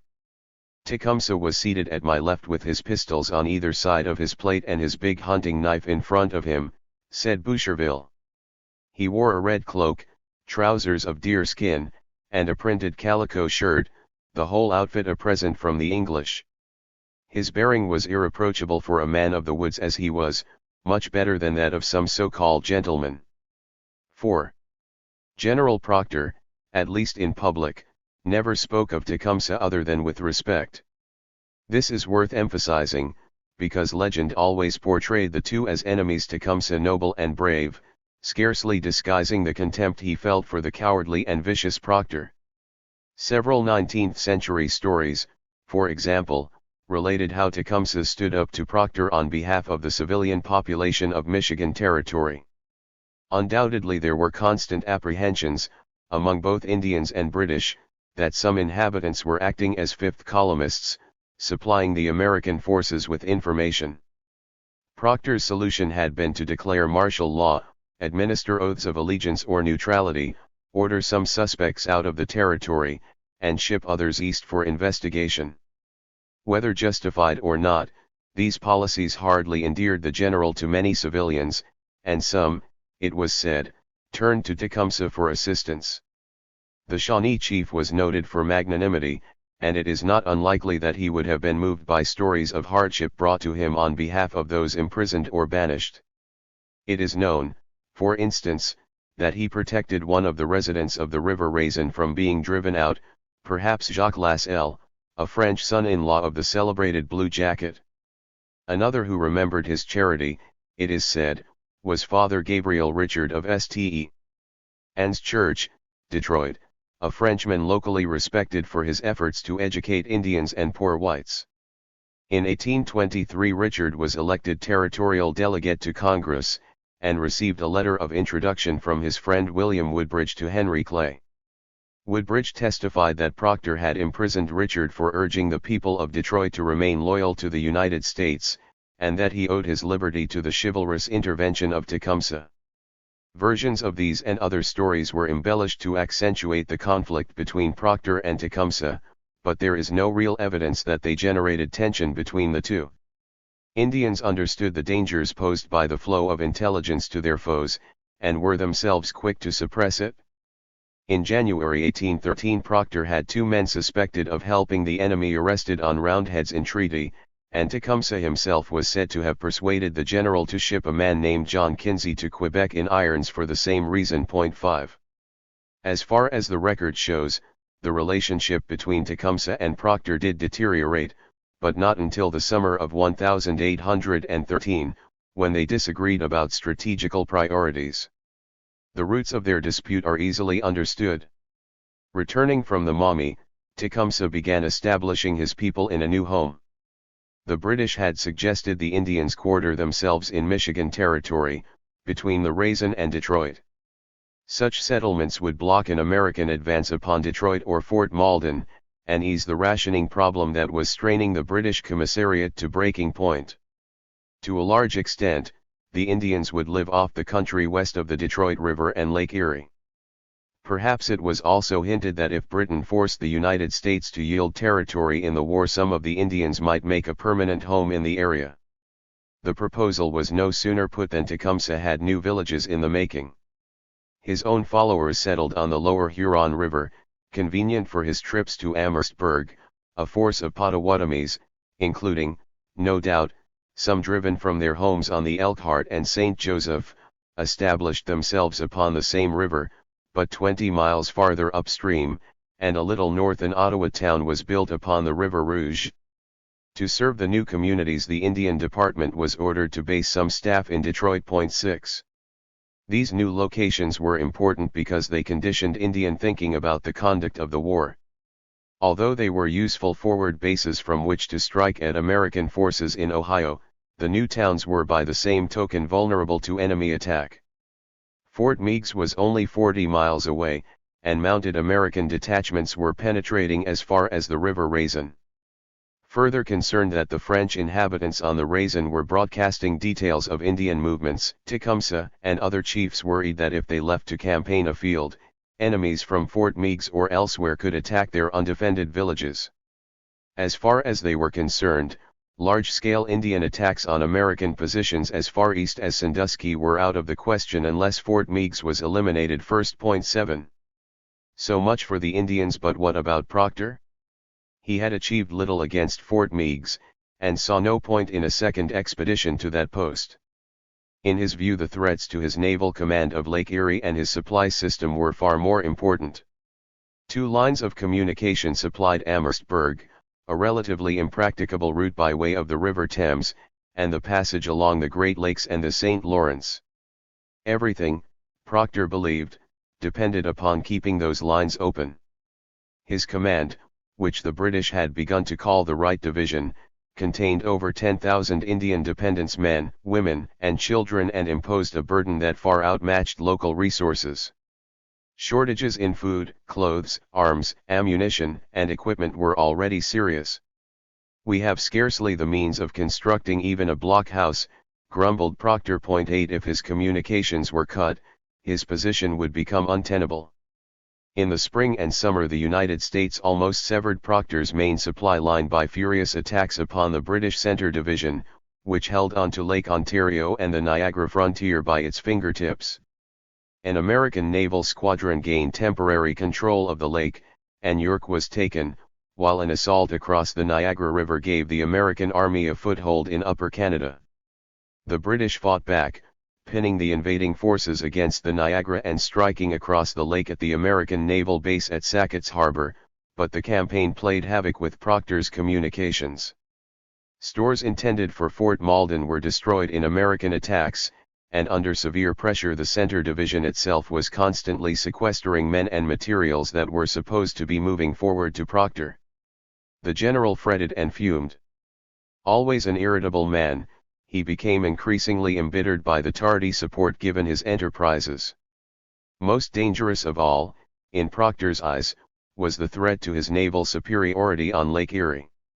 At Presque Isle an American squadron was in the making, driven to completion by a young man of determination, energy, and daring, Commodore Oliver Hazard Perry. At his service were the superior resources of Ohio, Pennsylvania, and New York, and greater manpower. The position was desperate, for if Perry was allowed to command the lake, more than Proctor's supplies would be at risk. By landing troops in Proctor's rear, the Americans could surround the Wright Division and its Indian allies. For the moment the weak British squadron on Lake Erie remained in control, but it was in a deplorable condition. Its prime warship, the Detroit, was just being completed, but the deficiency in naval ordnance had to be remedied by stripping the army of important field pieces, and there was a dearth of professional seamen. When acting Commodore Robert Harriet Barclay arrived at Amherstburg to command Britain's naval squadron in June, he brought only 23 seamen and a surgeon with him. He pestered for more, but got only an additional 41 before he was finally forced to do battle. Officially Barclay was a mere lieutenant, but he was brave and competent. The most obvious mark of his battle experience was the empty left sleeve of his uniform, the result of a fight with the French 5 years before, and Tecumseh called him "our father with one arm." Certainly he grasped the essentials, and after reconnoitering Presque Isle on June 16 he urged his superiors, and Proctor, to destroy the American squadron while it was still in its shell. To do this Barclay needed men. Proctor had already been promised another battalion of the 41st Regiment of Foot, which he hoped would enable him to dispense with his militia, and he agreed to use his reinforced regulars to attack Presque Isle. The plan was sound, even necessary. The trouble was that Tecumseh and his Indians had a poor grasp of naval warfare, and they clamored for an attack on Fort Meigs instead. They wanted to eliminate the threat to their families. Both Indians and Redcoats had their own ideas about how the war should progress. Both were right, given their preoccupations, but they clashed with each other. Henry Proctor's papers portray a different man from most published histories of the War of 1812. At this stage he understood what he ought to have been doing, better than some superiors. He knew that a strong offensive was needed to maintain Indian confidence, something Prevost barely appreciated. He had campaigned for resources in letter after letter, and since the previous winter had advertised the danger to his command of Lake Erie, he stubbornly refused to admit the possibility of retreating from Fort Malden, and resented a new commander of the Center Division telling him that it might become necessary, and he championed the inclusion of the Indians in the peace. In some respects he should have been a good partner to Tecumseh, yet after the expedition to Fort Meigs the two drifted apart. A more effective leader than Proctor might have reconciled the Indian and British views, but he was a poor communicator. In fact, his officers were divided, irrespective of rank, between those who did and those who did not enjoy the general's confidence. Inferior officers friendly with Proctor found themselves better informed than superiors. Proctor's bad relationships with the Indian Department, which had not been improved during the operation at Fort Meigs, also hindered communication with the Indians. Tecumseh was often in Elliott's company, and probably imbibed some of his friend's negative feelings toward Proctor, and because Elliott sympathized with the Indians rather than the general he was inclined to take their side rather than to search for a middle way. About the middle of June a council at Fort Malden brought the argument into the open. Robert Reynolds, a resident of Amherstburg, gave what may have been an account of this council in his old age. He remembered Tecumseh making a cool, carefully worded speech, in support of a renewal of the attack on Fort Meigs. If necessary, the chief said, the British should give the Indians spades and they would dig their way into the fort. When he had finished speaking, Tecumseh sat on the ground, as was his custom, and began filling his tomahawk pipe. When Proctor spoke, he rounded on the Indian department. According to Reynolds, Elliot rose in fury and both he and the general put their hands on their swords. Tecumseh rose slowly, shaking the tobacco from his pipe. "What does he say?" he inquired of Elliot. "Sit down," replied the old Irishman, placing a hand on Tecumseh's arm, but still bristling. "Never mind what he says. 9. Although no official record of the council survives, terse references allude to it. Proctor agreed to return to Fort Meigs, but his militia had gone home and he explained that it was necessary to await the arrival of the 2nd Battalion of the 41st. Tecumseh would muster his warriors about Brownstown and leave in a few days, and the troops would follow as soon as they had been reinforced. 10. Proctor was disgruntled. He considered Fort Stevenson, a smaller post on the Sandusky, to be a better target because its fall would have interrupted enemy communications between the Maumee and Cleveland, and it was much less formidable than Fort Meigs. About this time, too, Barclay began impressing upon him that the real priority was Presque Isle and the maturing squadron of ships Perry was assembling there. Proctor procrastinated. His reinforcements were not coming through, he explained with justification, and blamed the difficulties in the center division. The Indians had to content themselves with sending small groups to watch and annoy Fort Meigs. On July 2 one such war party killed or captured all but 2 of a 16 or 18-man detail a few miles above the fort, and evidently it also destroyed some supplies left at the head of the rapids for the garrison. 11. In July, thunderous gun salutes in both Detroit and Sandwich signaled the arrival of 50 bark canoes, sliding into the river from Lake St. Clair, carrying flags and hundreds of decorated warriors. The newcomers raised their muskets, discharged them in acknowledgement, and then passed down to Fort Malden. A tall, burly Scot with flaming red hair and a beard was with them. Robert Dixon, the Redhead, sent to mobilize the Indians of the Northwest, had been true to his word. In all he had now forwarded about 1,400 warriors to Amherstburg. Some of Dixon's recruits, such as the Ojibways, had been distant toward Tecumseh in the past, but most of the Sioux, and the Menominees, Potawatomis, and Winnebagos, had been interested in his confederacy before the war. The Sioux included Ndiwakantans under Little Crow and Itasapa and a few Yanktanaes and Sissetons under chiefs such as Red Thunder. On the other hand, Dixon won no adherents from those groups that had rejected Tecumseh, the Missouri Shawnees and Delawares and the Osages, nor did he, any more than the Shawnee chief, succeed in rallying all the Sacs. In short, Dixon had brought many warriors to the Detroit, but partly by reaping where Tecumseh and Maine POC had sowed. The Indians Tecumseh had left on the Wabash in March also found their way to Fort Malden, and Maine POC himself returned. The previous fall he had gone to Illinois Territory to recruit from his base on the Fox River, or from the Bureau River on the Upper Illinois, where Indians driven from the Peoria region eventually fortified themselves behind 5 blockhouses. Helped by other Potawatomi leaders such as Whitehair and White Pigeon, he tried to swell the Allied ranks, cajoling, boasting, and threatening. Finally, in the summer he was back on the Detroit, ready to fight the Big Knives again. 12. Between 2,000 and 3,000 warriors, with many families, rallied to Tecumseh, Proctor, and Dixon that summer. It was a nightmare for the commissariat. Many Indians had little more than bread, while others, particularly Dixon's wild recruits, scoured the countryside, killing livestock and robbing some of the inhabitants. 13. Without all the promised reinforcements, Proctor was not ready to move against Presque Isle, but food stocks in Amherstburg were running out. One solution was to loose the Indians upon the enemy, letting them live off the American countryside. With many misgivings, the general postponed his plan to attack Presque Isle and in the middle of July once more set his forces in motion toward Fort Meigs. Tecumseh had got his way, but with skimpy hopes of success. Last time, Proctor's artillery, of which so much had been expected, had failed, and this time the Redcoats were not even trying.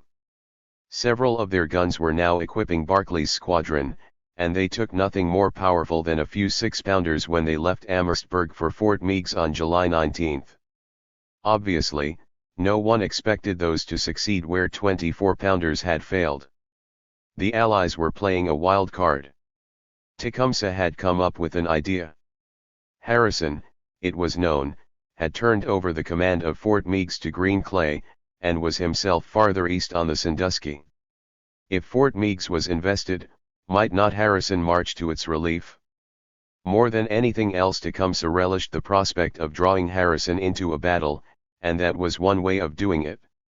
Even if Harrison did not stir, Tecumseh proposed the Allies stage a sham battle, with plenty of firing, on the Sandusky Road, near enough for it to be heard but not seen from Fort Meigs.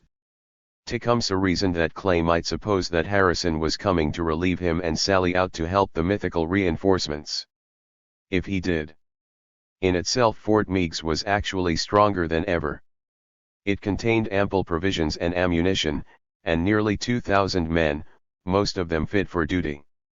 Particularly unfortunate in respect to Tecumseh's plan, General Clay knew that Tecumseh and Proctor were coming, for he had been warned by a Frenchman and some American prisoners of the Allies who had escaped. Neither at Fort Meigs nor at Harrison's camp on the Sandusky were there serious fears for the post's safety. 14. Few more than 450 regulars crossed the lake with Proctor and reclaimed their old encampment below Fort Meigs on July 20, but the Indian force, well mounted, was the largest Tecumseh had ever fielded, maybe amounting to 2,500 men. Dawn of the 21st saw the Indians surrounding the garrison, scooping up oxen and horses outside the walls, and killing a surprised picket guard, estimated in the different accounts as from 6 to 10 men strong. About 9 o'clock, on one of a run of fine days, the familiar roar of Indian muskets and American artillery once more shattered the peace of the beautiful Maumee River. No one had any faith in the siege itself. The British scarcely bothered to erect batteries, and the Allied small arms fire, although sometimes heavy, was desultory and ineffective. No more than 2 or 3 defenders were wounded during the entire operation. The cordon around the fort was also loose. A handful of American regulars from a nearby encampment sneaked through with a loss of only a couple of horses and some baggage, and when Clay sent out a strong detachment to recover the bodies of the picket guard on the 23rd, only 3 or 4 Indians were attentive enough to fire on them. A few hundred Allies hurried from the camp across the river to intercept the big knives before they could withdraw into the garrison, but they were too late. Every hope was placed on luring Harrison to Fort Meigs or Clay out of it. The Allies were greatly encouraged by a report that Harrison was on his way with 800 men, and Tecumseh and Elliott took a large party of Indians and militia to meet him. The noisy war dance which rent the night air of the 22nd with cries the besieged garrison regarded as diabolical and infernal may have commemorated their departure. But Tecumseh was disappointed. The report, he discovered, was untrue. No relief force was marching to Fort Meigs. 15. The attempt to entice Clay from the fort also misfired.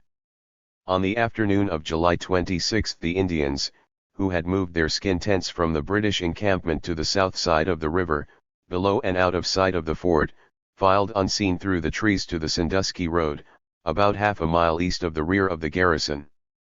About 4 o'clock they opened a brisk fire, while the British lay hidden, ready to rush for the fort gates to cut off the Americans as soon as they sallied forth. The display was convincing. Many of Clay's soldiers lined the ramparts at the back of the fort, straining to see through the trees and brush. The firing suggested that a large force was pushing the Indians back toward the fort, but Clay would not let his men out. That very morning 2 couriers had come in from Harrison, stating that the general was confident that Clay would repulse any attack. Clay knew that no relief force was on its way from the Sandusky. After an hour or so the sham battle ended, and the frustrated Indians returned to their camp, battered by the hail and rain of one of the fiercest thunderstorms anyone had experienced. It seemed that the expedition was dogged by ill luck, and 2 days later the siege was raised. Next Proctor planned to go to the Sandusky, not so much to attack the small post of Fort Stephenson at Lower Sandusky as to enable the Indians to round up livestock so that the victualling problem on the Detroit could be alleviated. Once again the Indians objected, explaining that they could not leave their villages open to attack from Clay. A compromise was reached. Proctor, with the regulars and a few hundred Indians under Elliott and Dixon, would try Fort Stephenson, while Tecumseh, with about 2,000 warriors, would occupy the swampy ground between the Maumee and Sandusky rivers, where he could intercept Clay if he tried to march east or hurry home toward the Raisin if the Americans went that way. 16. The British sailed along the lake, and Tecumseh took up his position and watched Elliott lead his warriors into the woods, heading for Fort Stephenson. They were soon back. On August 2 Proctor had attacked, but his artillery had been too light, and in a brave but disastrous attempt to storm the palisades he had lost 29 men killed, 28 missing, and 44 wounded. An advance party of the long-awaited 2nd Battalion of the 41st Regiment, which had at last reached Amherstburg, rode hard all night to join Proctor at Sandusky Bay. They were there the day after the attack, but Proctor had had enough. His battered command went home. The severe casualties shook Proctor. Indeed, according to one witness, he was close to tears. But the dispatch he wrote some days later is more interesting for the light it sheds upon the general's relationships with his officers, and his standing in the Allied army. Not a single officer was deemed worthy of praise. Rather, Proctor claimed that he alone had seen the folly of assaulting the fort, and excused his decision to attack on the grounds that he would otherwise have lost face with both the regiment and the Indians. The Indian Department, he wrote testily, had declared formally their decided opinion that unless the fort was stormed we should never be able to bring an Indian warrior into the field with us. Yet not a red man had joined the assault.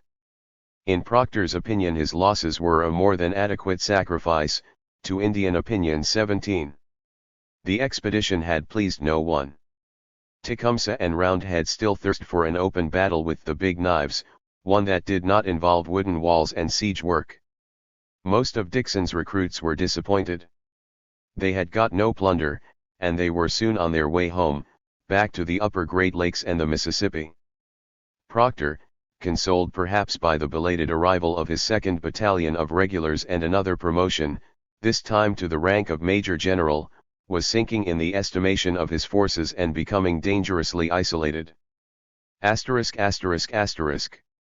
Away from the shimmering Great Lakes little was occurring that would have eased Tecumseh's frustration. Indian raiders continued to dodge rangers and militia, attacking where they could, but the mustering of the great army Tecumseh had led into Ohio had drained his supporters of their strength in other places. In July Winnebagoes and others were active around Forts Mason and Madison. They killed a dozen men at arms and overran a blockhouse, but there were no important successes. Tecumseh suffered a major setback in the south. He had hoped the fall of Fort Meigs would have released him to travel in the autumn to the Creek country, where he planned to launch a southern campaign against the United States in person, thus opening a new theater of the war.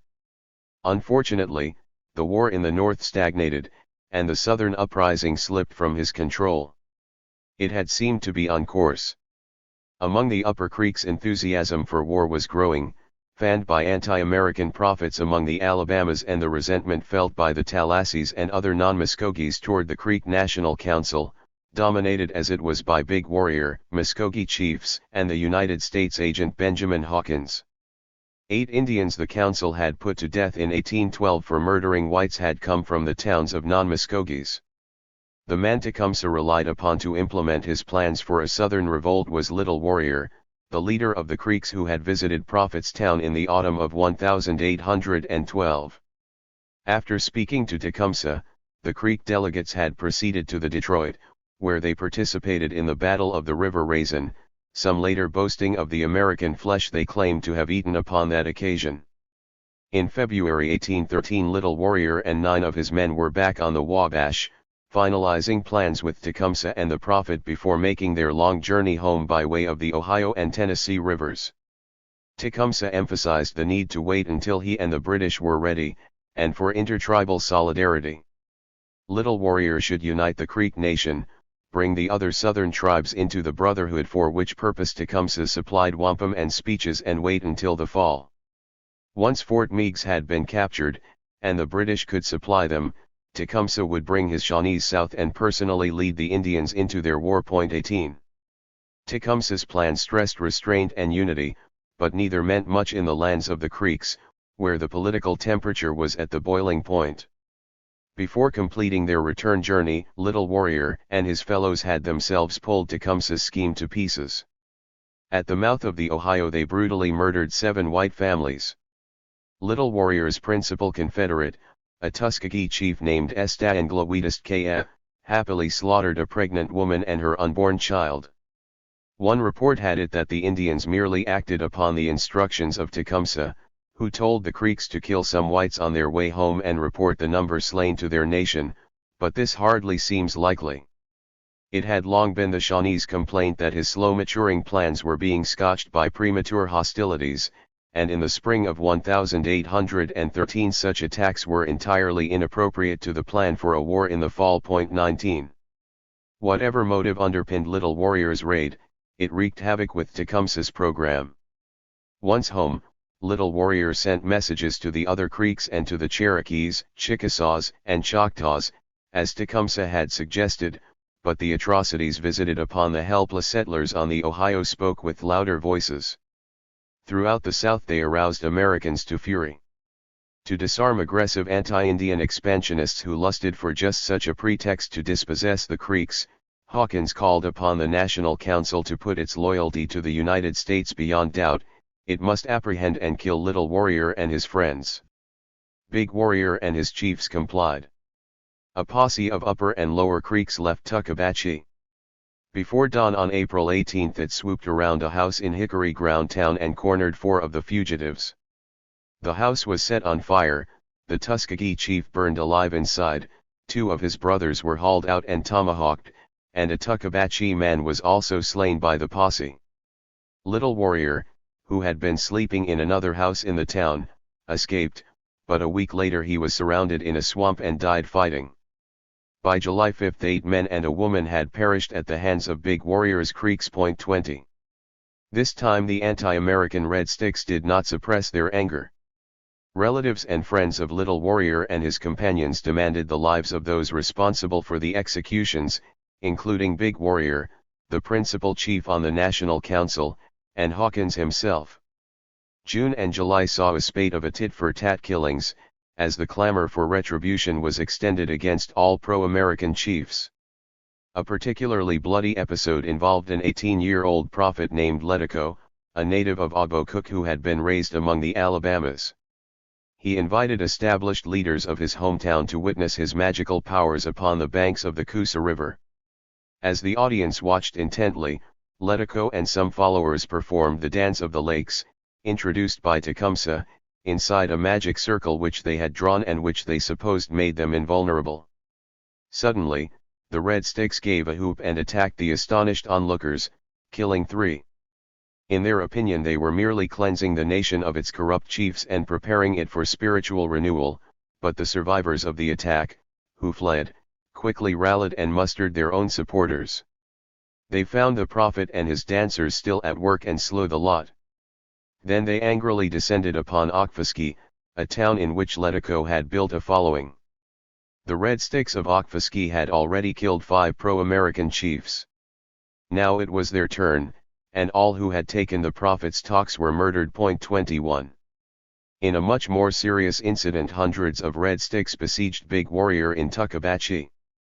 After a week of fighting, the defenders abandoned their town, cutting their way out with an escort of 230 Lower Creeks. The triumphant Red Sticks burned Tuckabashie and 2 allied towns, Keala'i and Hatchikaba, and seized control of the upper part of the nation.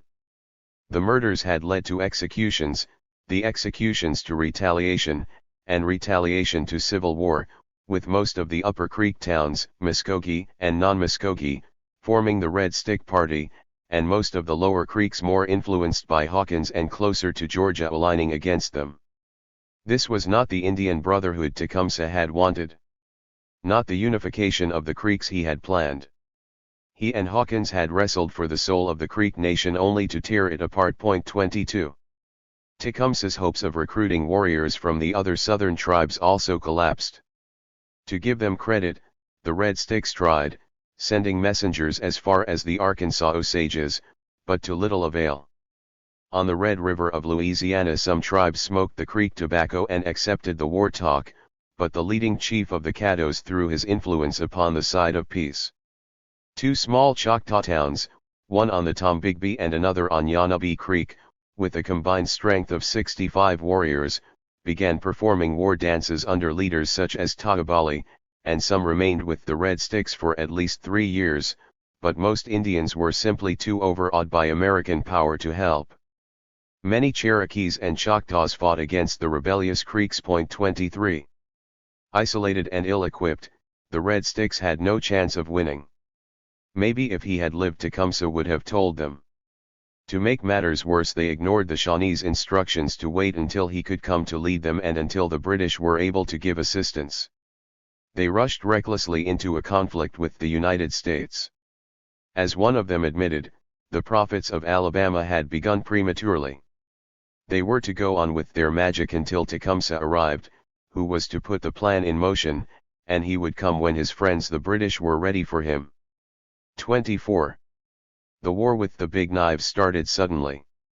After capturing Tuckabashie, the Tallahassee war chief, Peter McQueen, led 300 Red Sticks to Pensacola, seeking arms and ammunition from the Spaniards. He carried a letter of introduction Little Warrior had brought from the British in Canada. The Spanish governor had no wish to provoke the United States, but McQueen's force was a formidable one to disappoint, and Spain had need of the Creeks. Once again the Americans were trying to purloin Spanish territory, and only 2 months before McQueen's arrival they had annexed nearby Mobile in the most blatant fashion. Consequently, the Creeks got some powder. However, on July 27 at Burnt Corn Creek in southern Alabama they were intercepted on their way home by a party of mestizos and whites from the Mississippi Territorial Militia. The Red Sticks routed the attackers, but lost 6 men along with many of their valuable supplies. 25. The skirmish at Burnt Corn was small but important. McQueen had intended rubbing out the remaining pro-American Creeks and uniting the nation before challenging the United States, but the relatives of the warriors killed at Burnt Corn called for vengeance upon the whites and mixed bloods instead. In August the Tallahassees, too, had reason for speedy retribution, because some lower Creeks, encouraged by Hawkins, raided Tallahassee and burned it, seizing McQueen's blacks and a boy of his family. Furious, the Tallahassees withdrew to Ottawas, began performing Tecumseh's war dance, and called out the Red Sticks for an attack. 26. Fort Mims on the Alabama River, less than 40 miles above Mobile, August 30, 1813. It was a new fortification, and its only blockhouse was unfinished. Although it also contained a strong house, the residence of the settler for whom it was named, the fort had few defensible structures. The territorial forces forming the garrison, less than 200 strong, as well as most of the civilians who had come in for protection, were quartered in rude cabins or tents. The fortress was most ineptly designed. It occupied a hill, but there was no ditch, and portholes had been cut in the pickets only 4 feet above the ground, where they were easily accessible to attackers. An even greater disability was the fort's commander, Major Daniel Beasley, a man of shocking complacency. He allowed the gates to remain open, and rubbished warnings that hostiles were abroad. The day before, 2 young blacks, out herding cattle, had rushed in to report seeing Indians. Beasley ordered a detachment to investigate, but when it was unable to confirm the report he ordered the boys flogged. At noon several hundred Red Sticks, their naked bodies daubed black and red and their heads shaven to scalp locks, poured out of a ravine toward the open east gate of the fort. In front ran 4 prophets who believed themselves bulletproof. Some of the Red Sticks surged through the gate, chopping down the wretched Beasley as he belatedly tried to close it, and others ran shrieking around the post, commandeering the portholes and firing through them, turning the pickets to their own advantage. Inside, a terrible massacre of men, women, and children took place. The Creeks set fire to both the Mims house and a bastion where the last resistors fought desperately for their lives. Later an American burial party found a horrifying spectacle. Bloody, mangled, and scalped corpses littered the area, twisted into grotesque positions, and pulled at by scavenging birds and animals. Indians, Negroes, white men, women, and children lay in one promiscuous ruin. All were scalped, and the females of every age were butchered in a manner which neither decency nor language will permit me to describe. The main building was burned to ashes, which were filled with bones. The plains and the woods around were covered with dead bodies. 247 whites were buried, but if the blacks, mestizos, and friendly Indians who had been in the fort are included in the count, nearly 400 inhabitants were possibly slain or taken prisoner. Only a handful escaped. The destruction of Fort Mims, the only time in United States history when Indians successfully stormed a large fortification, was more than a tragedy for the luckless inhabitants.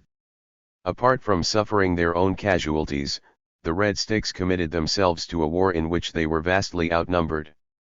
They tried to involve the Spaniards in a joint Creek-Spanish attack upon Mobile, and appealed to the British in the Bahamas to send help by the Apalachicola River, but in the end they fought their war alone, ringed by enemies. 28.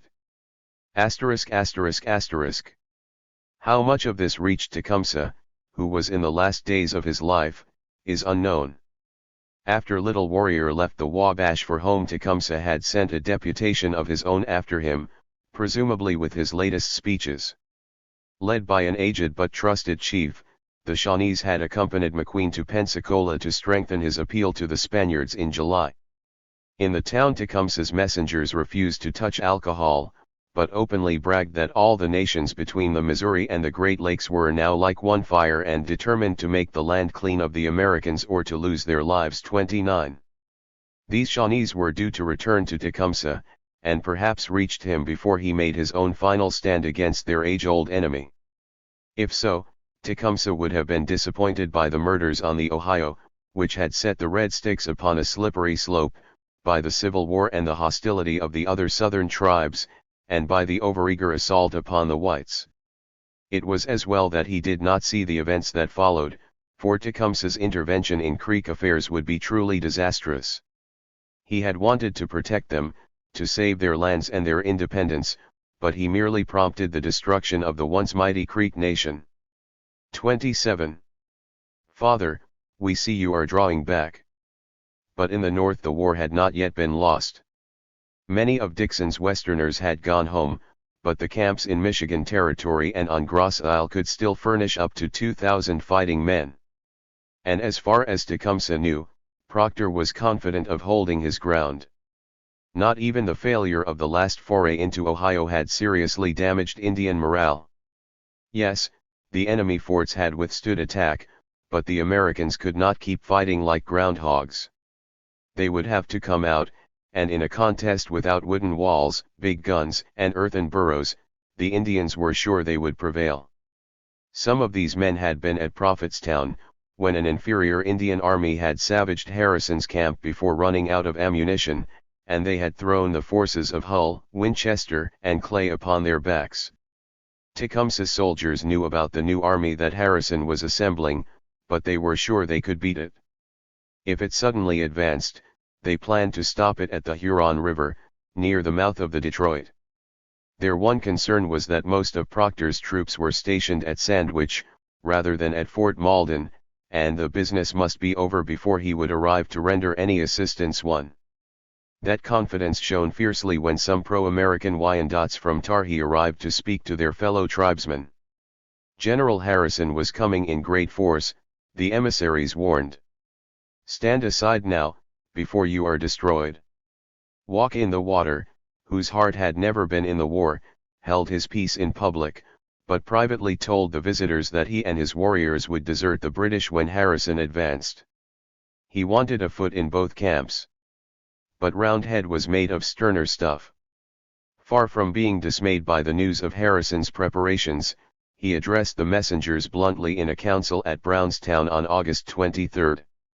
"We are happy to learn your father is coming out of his hole," he said, "as he has been like a groundhog under the ground, and will save us much trouble in walking to meet him." Captain Chambers, who was present, reported proudly that nothing could be more noble than the behavior of our Indians too. The Indians had been kept ignorant of the perilous condition of the right division. Probably Proctor thought that if they knew the alarming deficiencies at Amherstburg, where food was scarce and Barclay's ships badly wanted men, guns, and stores, the Indians would lose heart and desert. Tecumseh got his first inkling that something was amiss about August 24, when Perry, who had put his squadron onto the lake the previous month, demonstrated off Hartley's Point near Amherstburg, threatening Proctor's naval communications. Tecumseh grew excited, for surely our father with one arm would lead his squadron out to fight. When no British ships stirred, Tecumseh went over to find out what was wrong, and was told the big canoes were not ready.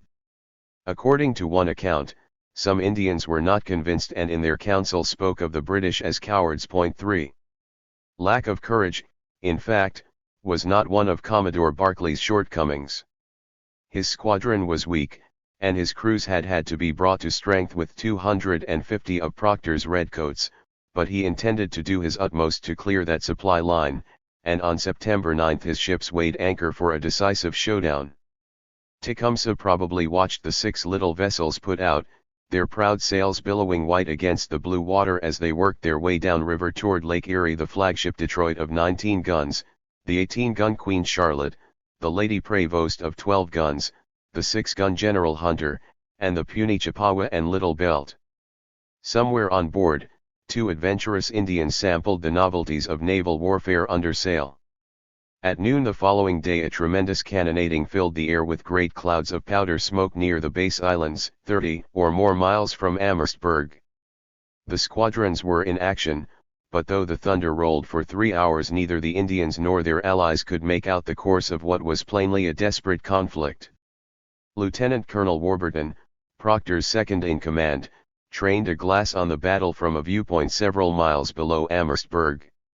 He thought Barclay had won, but the ships were so distant and the gunsmoke so dense that none could say that he was right or wrong.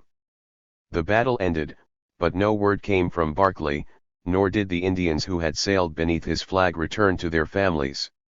The 10th turned into the 11th, and the 11th into the 12th. Still nothing, though the wind was fair for a voyage from the base islands to Amherstburg. Those were anxious days for Tecumseh, and sad ones also. For some time during the last week in August and the first 2 in September, the exact date has escaped record, Roundhead, the great Wyandot war chief, was gathered to his forefathers. He did not die in battle, as perhaps he would have wished, but of natural causes.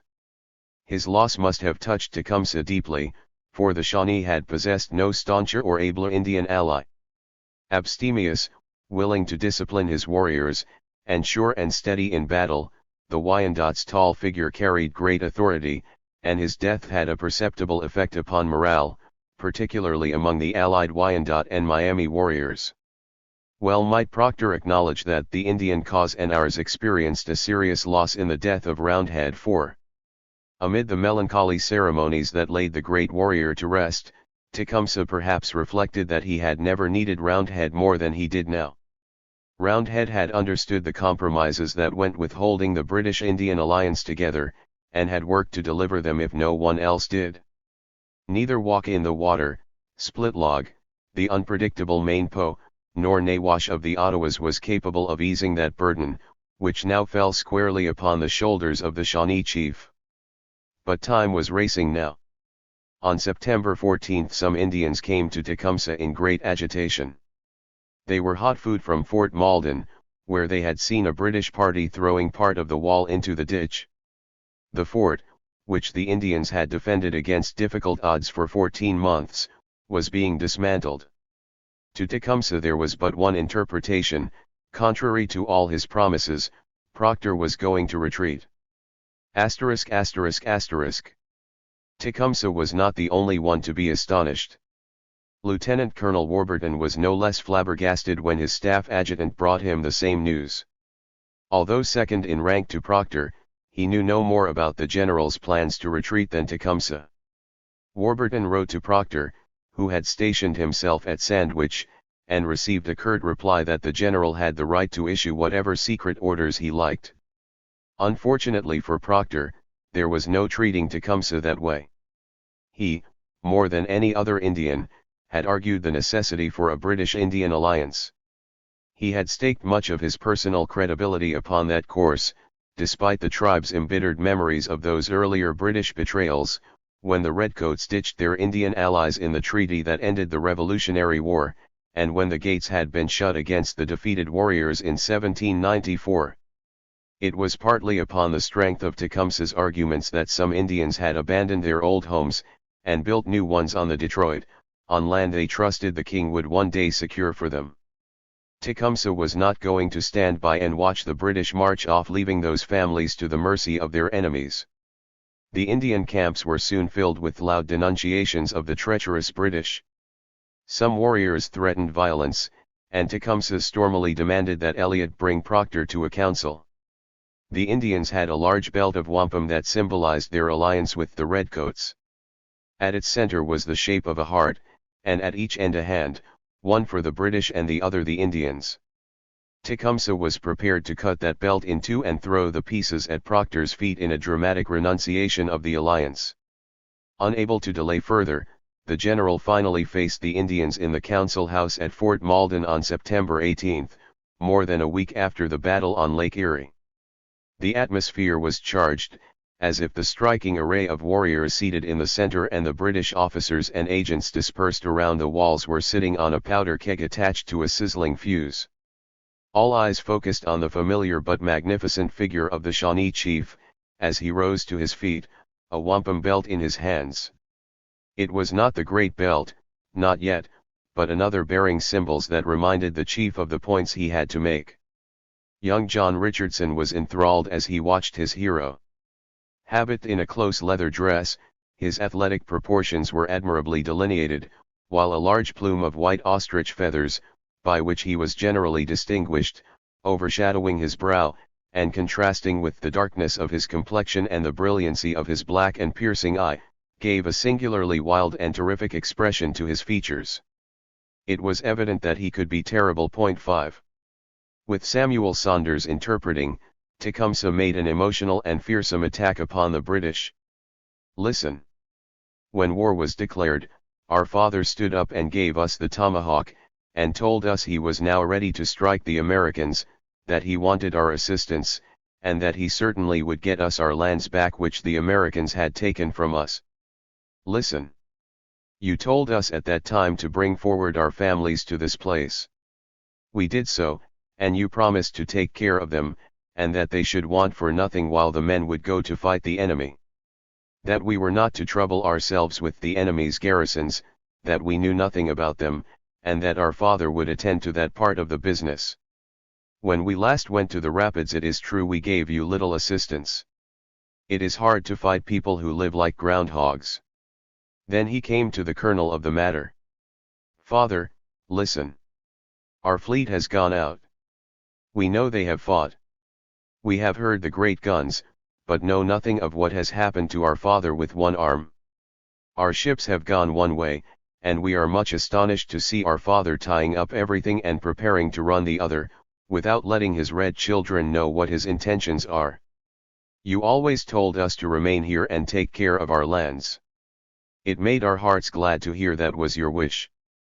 Procter was an unpopular man in the army, and the general's juniors, Warburton and Lieutenant Colonel William Evans, who had both, like Tecumseh, been kept in the dark by Procter, were among those beginning to enjoy the general's discomfort. The amusement became audible as Tecumseh accused Procter of cowardice. You always told us you would never draw your foot off British ground. But now, father, we see you are drawing back, and we are sorry to see our father doing so without seeing the enemy. We must compare our father's conduct to a fat animal that carries its tail upon its back, but when affrighted, it drops it between its legs and runs off. Tecumseh had a serious point. With some 2,500 redcoats and Indians at his disposal, let alone militia, a substantial fort, and a powerful battery, Procter was retreating without a battle, without even seeing an enemy. Tecumseh wanted to fight the Americans. If he succeeded, it would transform the campaign. If he failed, why, that was the time to retreat. Tecumseh went on. Listen, father. The Americans have not yet defeated us by land, neither are we sure they have done so by water. We, therefore, wish to remain here, and fight our enemy should they make their appearance. If they defeat us, we will then retreat with our father. Finally, the chief told Procter that if necessary his Indians would fight alone. Father, you have got the arms and ammunition which our great father sent for his red children. If you have an idea of going away, give them to us, and you may go and welcome for us. Our lives are in the hands of the Great Spirit. We are determined to defend our lands, and if it is His will, we wish to leave our bones upon them. 6. This affirmation ran through the excited Indians like an electric shock, and they rose to their feet with a roar of approval, their tomahawks flashing in the air. The experience was humiliating for Procter, who had been forced into the open and insulted in front of his soldiers. He now admitted what he had known for a week. Barclay's squadron had been entirely vanquished and the Americans reigned supreme on the lake. The Battle of Lake Erie, like the capture of Detroit, was a defining engagement of the war. It destroyed Britain's naval force on the lake, and gave the American Commodore the power to slice the main Allied supply route, which used the lake between the Centre Division at the head of Lake Ontario and Procter's Right Division at Amherstburg. Perry could also sever Procter's second communication line along the River Thames, most obviously by sending ships up the Detroit Strait into Lake St. Clair, where they could attack the road running along the shoreline or enter the mouth of the Thames itself. In short, Perry could starve the Allies of supplies. The British and Indians were short of essentials, and were consuming 14 head of cattle and 7,000 pounds of flour a day, more than the locality was capable of supplying. Nor was it solely a matter of provisions. As Procter realized, the American Navy could land troops above or below Fort Malden and patrol the Detroit River to separate the British from most of their Indian allies in Michigan Territory. The Redcoats could be surrounded and overwhelmed. Bitter as the taste of retreat was on Procter's tongue, he saw no alternative. He was not an officer of the dashing kind, willing to hazard battle in circumstances as risky as these. On the other hand, nor was Procter a mean strategist, and from those dark days of reflection had emerged a plan that was perfectly sound. Procter felt impelled to retreat, but how far? To withdraw to the Centre Division, abandoning his district completely, would have been fatal to the Indian alliance, in Procter's view. Tecumseh would have denounced it as an act of desertion, and the warriors might conceivably even turn upon the civilians left behind. No, Procter would retreat as far as the lower Thames, at least initially. By doing so he would overcome the immediate threat to his communications at the mouth of the Thames, and upriver he could make his stand. From there he would be in a position to fall back to the Centre Division if he was defeated. Procter's plan had its merits, but he implemented it with breathtaking incompetence, producing from the first an impressive catalogue of costly errors in judgment.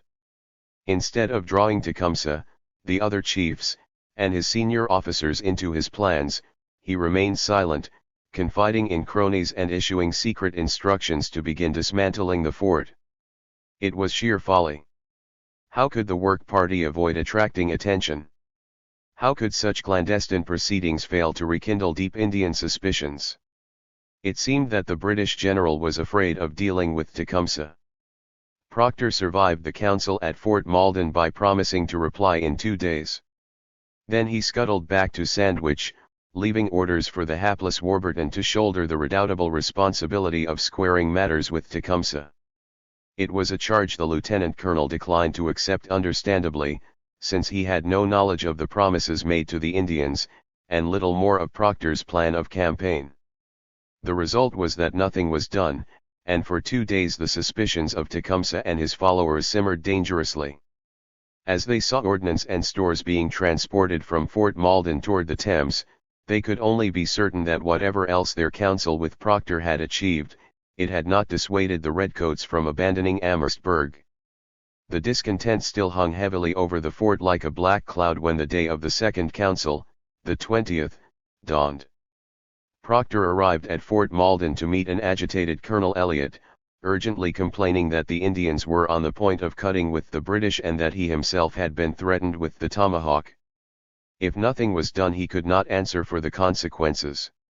Realizing that Warburton had not seen Tecumseh, Proctor resolved to appeal directly to the Shawnee chief, whose example and talents governed the councils of his brethren. Shortly a message reached Tecumseh, requesting his attendance at the quarters of Proctor's staff adjutant.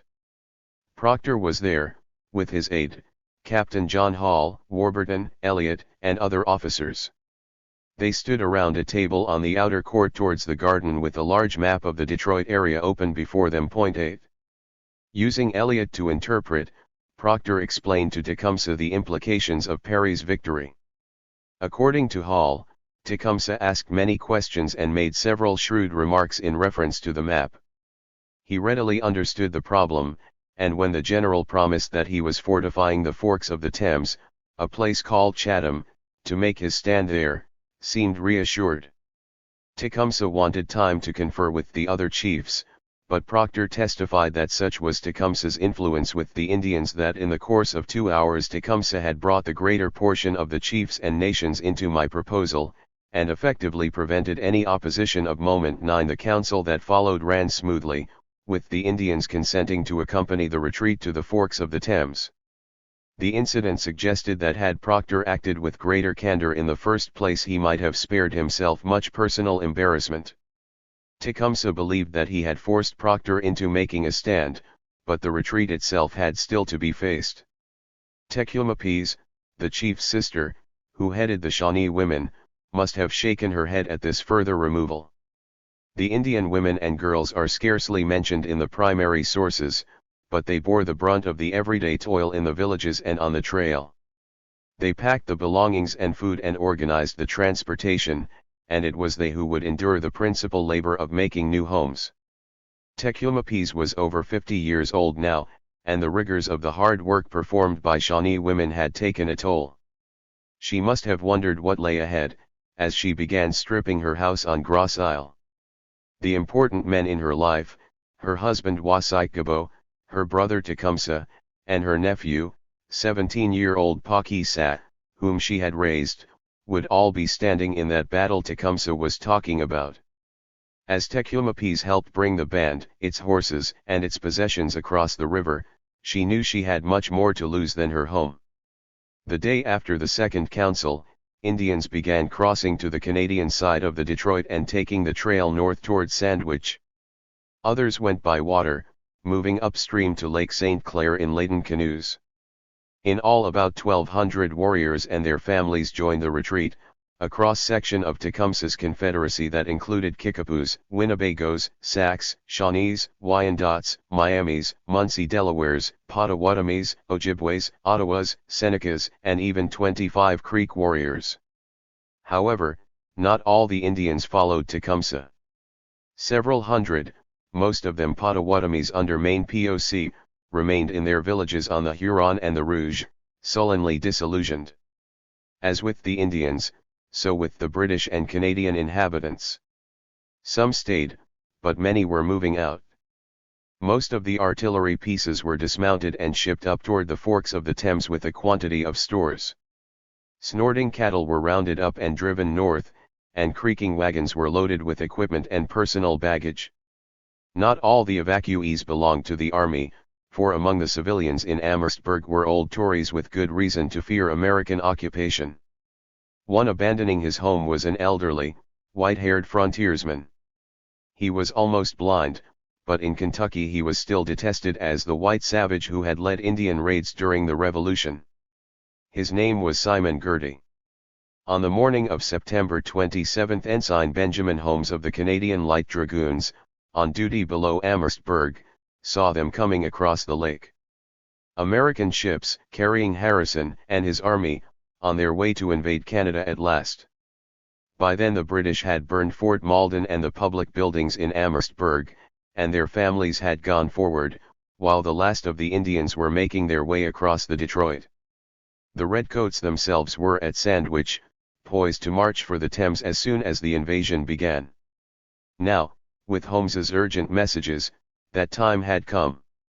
Holmes and his rear guard withdrew towards Sandwich, pulling down behind them the bridge over the auxiliary canard, which had been repaired since the first skirmishes of the war. Muir brought over the detachment from Detroit, and in the afternoon the Right Division tramped out of Sandwich, along the path beside Lake St. Clair toward the mouth of the Thames. Tecumseh and Colonel Matthew Elliott felt the loss of Amherstburg more keenly than most. For the chief Fort Malden symbolized the British-Indian alliance, the rock upon which his dream was founded. To the old British agent Amherstburg was his home. They tarried together, as if reluctant to admit defeat, even after the British rear guard had fallen back, and they watched from a distance as 5,000 American soldiers spilled triumphantly into Amherstburg about 4 o'clock in the afternoon. Then, sadly, the two old friends turned their horses and rode north. Rain began to fall heavily the next day, soaking the deep green conifers and flaming autumnal hardwoods, brightly clad in leaves of red, yellow, gold, and orange. Water flooded the narrow paths north, already lacerated by wagon wheels and the horses and feet of the retreating army. For days the rain made the going miserable and slow. The Redcoats took 3 days to travel the 30 or so miles to the mouth of the Thames. Proctor himself was rarely with his men. First he was in the rear, then ahead up the Thames, commanding by instructions sent forward or back as the situation demanded. The Indians, both warriors and their families, were generally well behind their allies. Some passed the British Army on the 30th, as it waited at Louis Trudell's farm on the south bank of the Thames, 3 miles above its mouth, but many did not straggle in until the next day. Tecumseh and Elliott were at the very back, sometimes dangerously close to the enemy advance, moving the Indian stragglers forward. On September 28 the two reached Sandwich, which they found empty of soldiers. They called at the riverside house of the militia officer, Colonel Francis Baby. He was at home, preparing to follow Proctor's army, but Tecumseh suggested he stay with them until the enemy came into sight. They remained overnight, and early in the morning dispatched a scout back toward the auxiliary canard. He returned in 1.5 hours with news that the Americans were very close, at Turkey Creek, just south of Sandwich. Tecumseh, Elliott, and Baby then mounted and continued their journey, camping overnight on the Bell River. Between the Bell and the Thames the trio passed several Indians, moving leisurely along the swampy and broken plain around Lake St. Clair, and urged them on. Tecumseh reached Trudell's on the evening of the 30th. He discovered that Lieutenant Colonel Warburton commanded because Proctor had gone ahead in his carriage. The more the Indians saw of Proctor's behavior the less they liked it. What if the Americans came up and attacked? When the general's attendance did not improve in the days that followed, Tecumseh asked Elliott for an explanation, but the agent, with some honesty, was unable to supply one. The prophet, hardly a model of courage himself, declared that he felt like ripping the epaulets from Proctor's shoulders. On October 1 Warburton and Tecumseh continued the retreat, toward the forks where the chief had been promised his battle. About 9 miles were covered before the Allies split, Warburton crossing to the northeast bank of the Thames and camping at John Dolson's farm, and Tecumseh's people remaining south of the river, where they could frustrate any American attempt to pass and outflank the Redcoats by means of a path that twisted through the dense woods on that side. Proctor also appeared at Dolson's that day. When he learned that word was going around the Indians that he had deserted his army and was afraid of the enemy, he took pains to disabuse them, and spent much of the 2nd on the back trail. But early the next morning he returned to form, and rushed upriver again. He was thus once more absent when news reached Dolson's a few hours later that the Americans had suddenly advanced and captured a small British detachment only 7 or 8 miles below. Elliott hastened across the river in a scow to bring the news to Tecumseh. The Shawnee chief was mystified by what the agent had to tell him. Warburton intended to stand and fight, there and then, and asked Tecumseh if he would protect the south bank. As far as Tecumseh was concerned, it was madness. Why fight at Dolson's when less than 5 miles upstream lay the forks of the Thames, where Procter had prepared a defensive position? No, Tecumseh sent Elliot back to tell the Redcoats that his warriors would fall back to the forks, as they had agreed with Procter. That was the ground for a battle. Warburton had the right division formed for action, but upon receiving Tecumseh's message he too marched his men up to the forks. The forks of the Thames were formed by a small but deep run, McGregor's Creek, that cut into the south bank of the river at a place named Chatham. When Tecumseh reached them he exploded in fury. There was no sign of Procter.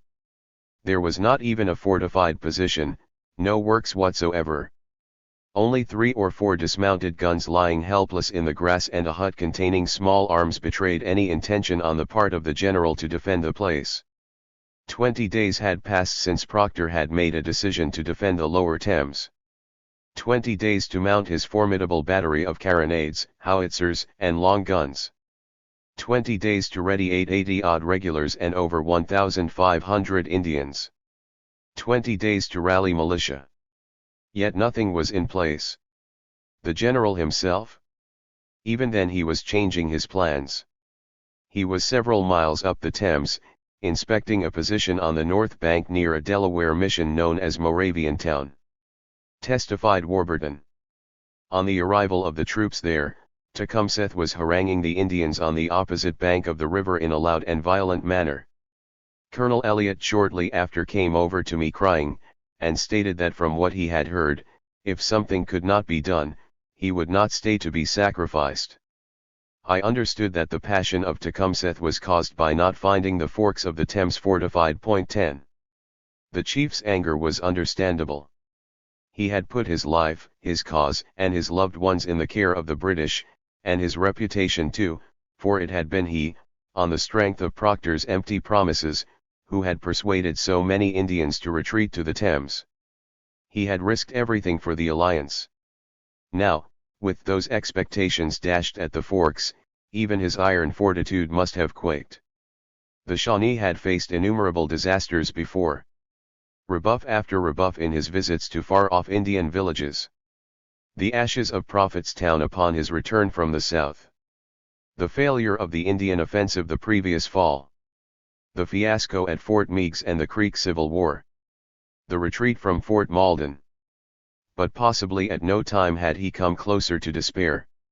Even Tecumseh, the eternal optimist, the man who had so often striven to turn defeat into victory, must have stood at Chatham and sensed that time was truly trickling away for the vision of a British-backed Indian resurgence in the Old Northwest. About him the Indians were raging. They threatened Procter's life, and even Elliot's. "I will not, by God, sacrifice myself," the agent told Warburton. Yet there were jobs that had to be done, for the Americans were close now. Tecumseh's spies told him that Harrison had passed Dolson's, a few miles below, and that he was coming along the south bank after Tecumseh rather than crossing to follow the Redcoats. Tecumseh sent Elliot to the British, asking them to come over and support him, but they protested they could not. They had no boats, they said. That night Tecumseh conferred with chiefs and warriors at their camp near John McGregor's mill on the creek and came to a decision. Tomorrow they would retreat to Moraviantown, where Tecumseh would try again to make Procter fight. Tecumseh sent the resolution to Warburton the next morning, and his force also decamped for Moraviantown. In the meantime Tecumseh, as willing as ever to try his strength, conducted a rearguard action to delay Harrison's pursuit. His warriors crossed McGregor's Creek and dispersed themselves in the cover on its northeastern bank. They tried to destroy the bridges that spanned the stream, but were only partly successful. An upper bridge a mile above was burned, but the larger construction at the mouth of the creek was too wet to burn, and the Indians had to satisfy themselves with merely pulling up the planking. There was a 2-hour skirmish. Harrison had brought more than 3,000 men up the Thames, and he turned Richard Mentor Johnson's regiment of 1,000 mounted Kentucky volunteers and 2 6-pounders upon the Indians. 3 Americans were killed or fatally wounded, and a few Indians, and a ball struck Tecumseh in the arm.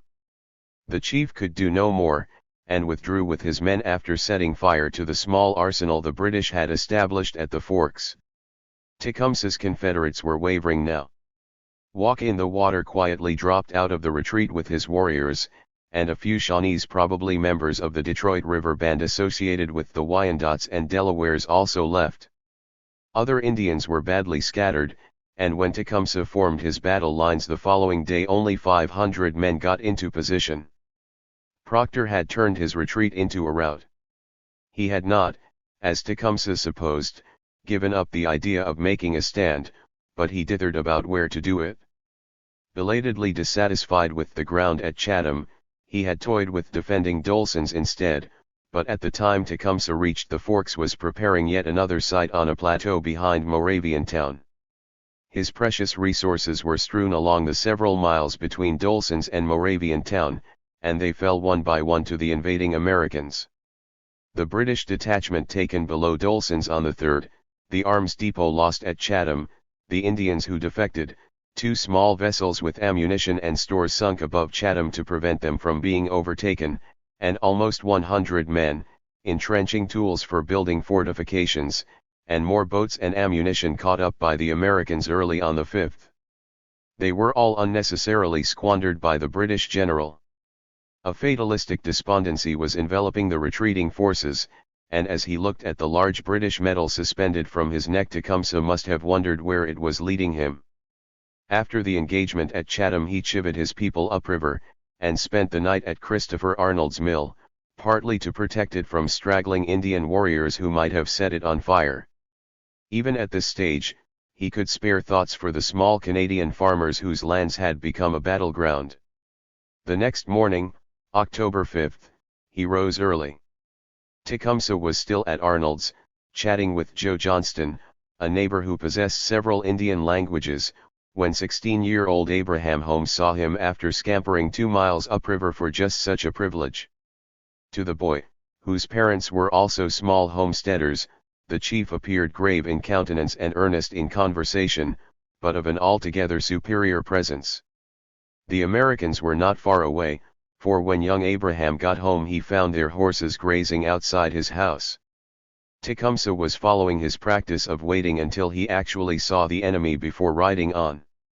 That way he knew that all the Indians who could pass him had done so, and that he had fulfilled his role as a chief, chaperoning his people out of danger to the best of his ability. 11. When the American riders approached Arnold's, Tecumseh climbed on his pony and sped upriver. There was a ford 2 miles beyond, but more likely he followed most of the Indians to Moraviantown, where another ford gave them access to the north bank and the new defensive position Proctor was preparing. The American army forded the river above Arnold's, only a few miles behind. Both sides intended to fight.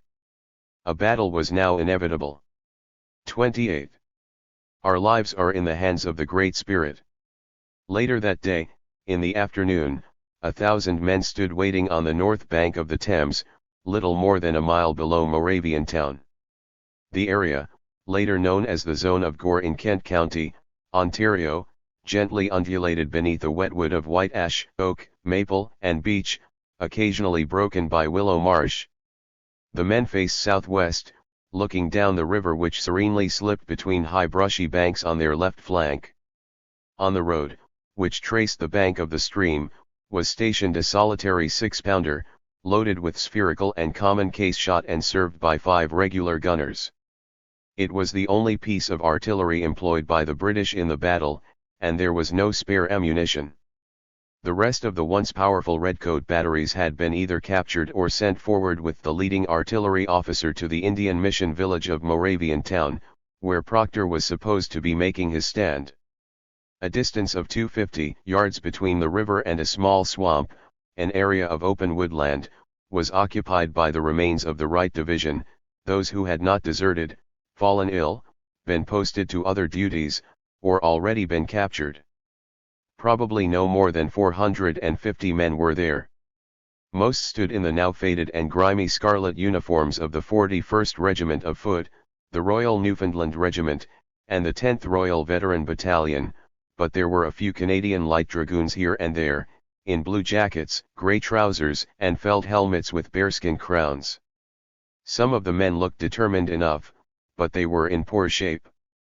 Confused, they had been formed for battle at Dolson's 2 days before, then marched to fight at Chatham, and from there been directed to Moraviantown. They had not reached it. For on that morning of October 5 Procter had rejoined his troops as they marched. Evidently he believed that the Americans were upon him, because he had suddenly abandoned the march and formed them here, within 2 miles of their destination. They stood waiting on the ground for 3 hours, but even here Procter shuffled and reshuffled the men's position. Lieutenant Richard Bullock heard them complaining that they were ready and willing to fight for their knapsacks, wished to meet the enemy, but did not like to be knocked about in that manner, doing neither one thing nor the other one. The soldiers were also hungry and ill-equipped. They had not eaten a substantial meal for 1.5 days. The previous day the retreat from the Forks had been so sudden that meat could not be cooked, and only a little bread had been distributed. On the 5th, oxen were killed but could not be eaten, because the cooking utensils, it was discovered, had been sent to Moraviantown. Food was indeed waiting for them at the village, but standing now in expectation of battle the men were hungry and weak. Much of their ammunition had also been lost. The men carried single-shot smoothbore muskets, but they had no cartridges for them other than those in their pouches.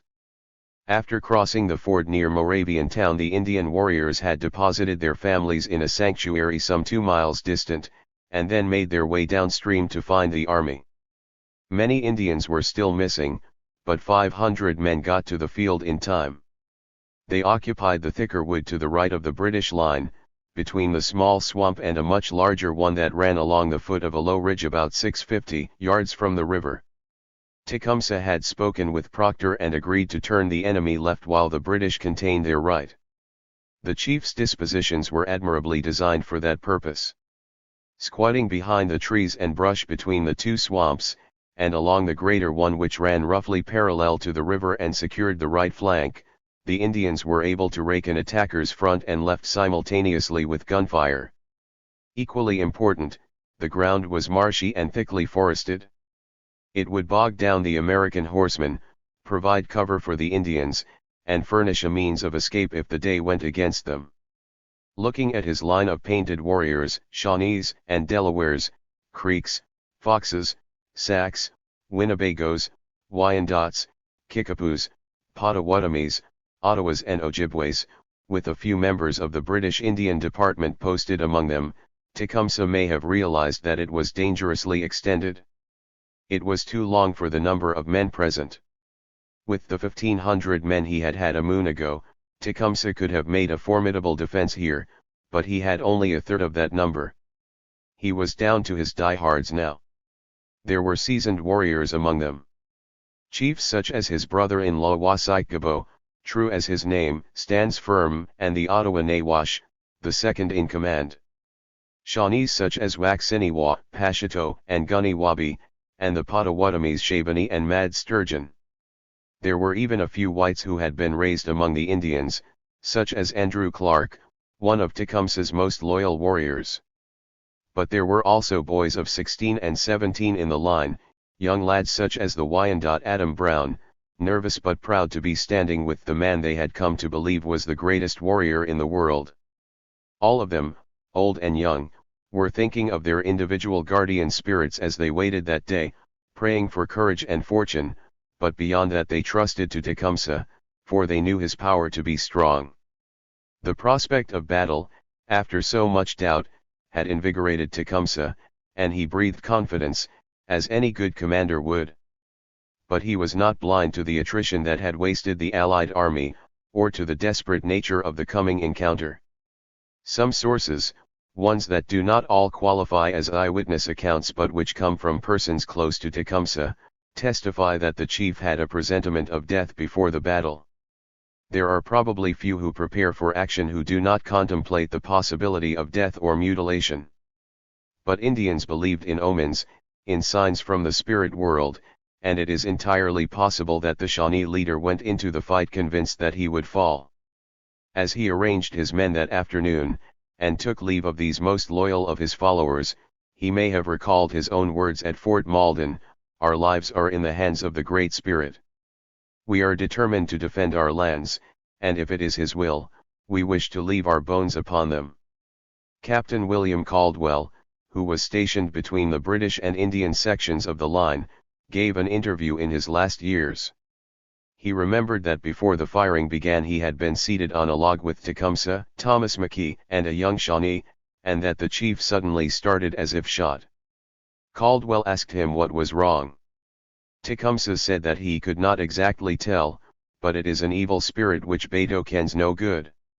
The incident was disturbing, and Caldwell suggested that Tecumseh should not fight that day, but the chief would not hear of it and shook the foreboding off.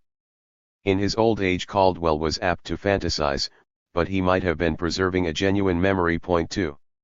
More reliable sources indicate that Tecumseh's thoughts turned to his son in those final hours, although scarcely with charity.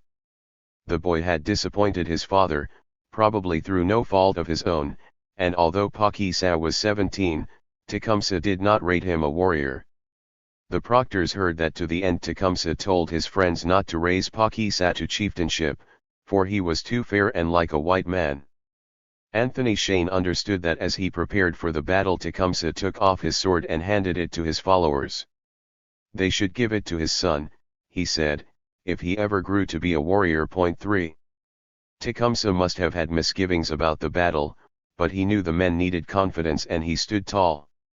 After arranging the Indians, he went to review the British troops. What he saw cannot have been encouraging. Not only were the redcoats few in number, but Proctor had given them no protection. There were no breastworks, despite the fallen trees and timber about, and the soldiers stood close together, their tunics standing out discordantly in the open wood. They made perfect targets. There were times when Tecumseh must have found the British way of war baffling. No Indian would have fought like that. He moved twice along the British line, encouraging the soldiers, perhaps saying farewells. John Richardson stood in the line. Only a few minutes before the clang of the American bugles was heard ringing through the forest, passed along our line, pleased with the manner in which his left was supported, and seemingly sanguine of success. He was dressed in his usual deerskin dress, which admirably displayed his light yet sinewy figure, and in his handkerchief, rolled as a turban over his brow, was placed a handsome white ostrich feather.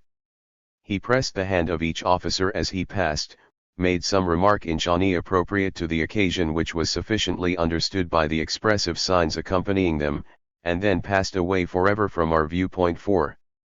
Tecumseh then spoke to Proctor, using Elliot as his interpreter. The men were too close together, he said, too exposed to enemy riflemen, and those soldiers near the 6-pounder, they needed to be stout-hearted, for the Americans would certainly make a push for the gun. "Father," said Tecumseh, "tell your young men to be firm, and all will be well." They were not good friends, the Shawnee chief and the British general, but Tecumseh now saw standing before him a brother warrior, ready to fight with the odds against him. "Father," he said, "have a big heart." 5. Destiny, unfortunately, was bearing heavily upon the hapless general. When Tecumseh had gone, Proctor withdrew 80 men from his line to create a reserve line under the command of Muir and Bullock.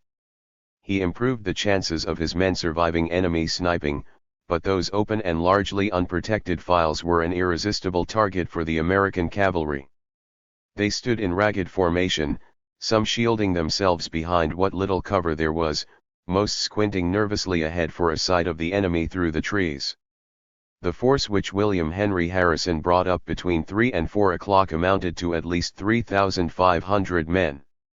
True, he had few regulars, only 120, but the spearhead of his army, Richard Mentor Johnson's regiment of 1,000 Kentucky Mounted Volunteers, was a sharp one. Armed with long rifles, tomahawks, and knives, garbed in leather hunting smocks, and drilled in maneuvers of every description, These riders were mobile, skillful, and afraid of nothing the Allies could throw at them. Many thirsted to revenge the losses of the River Raisin and Fort Meigs.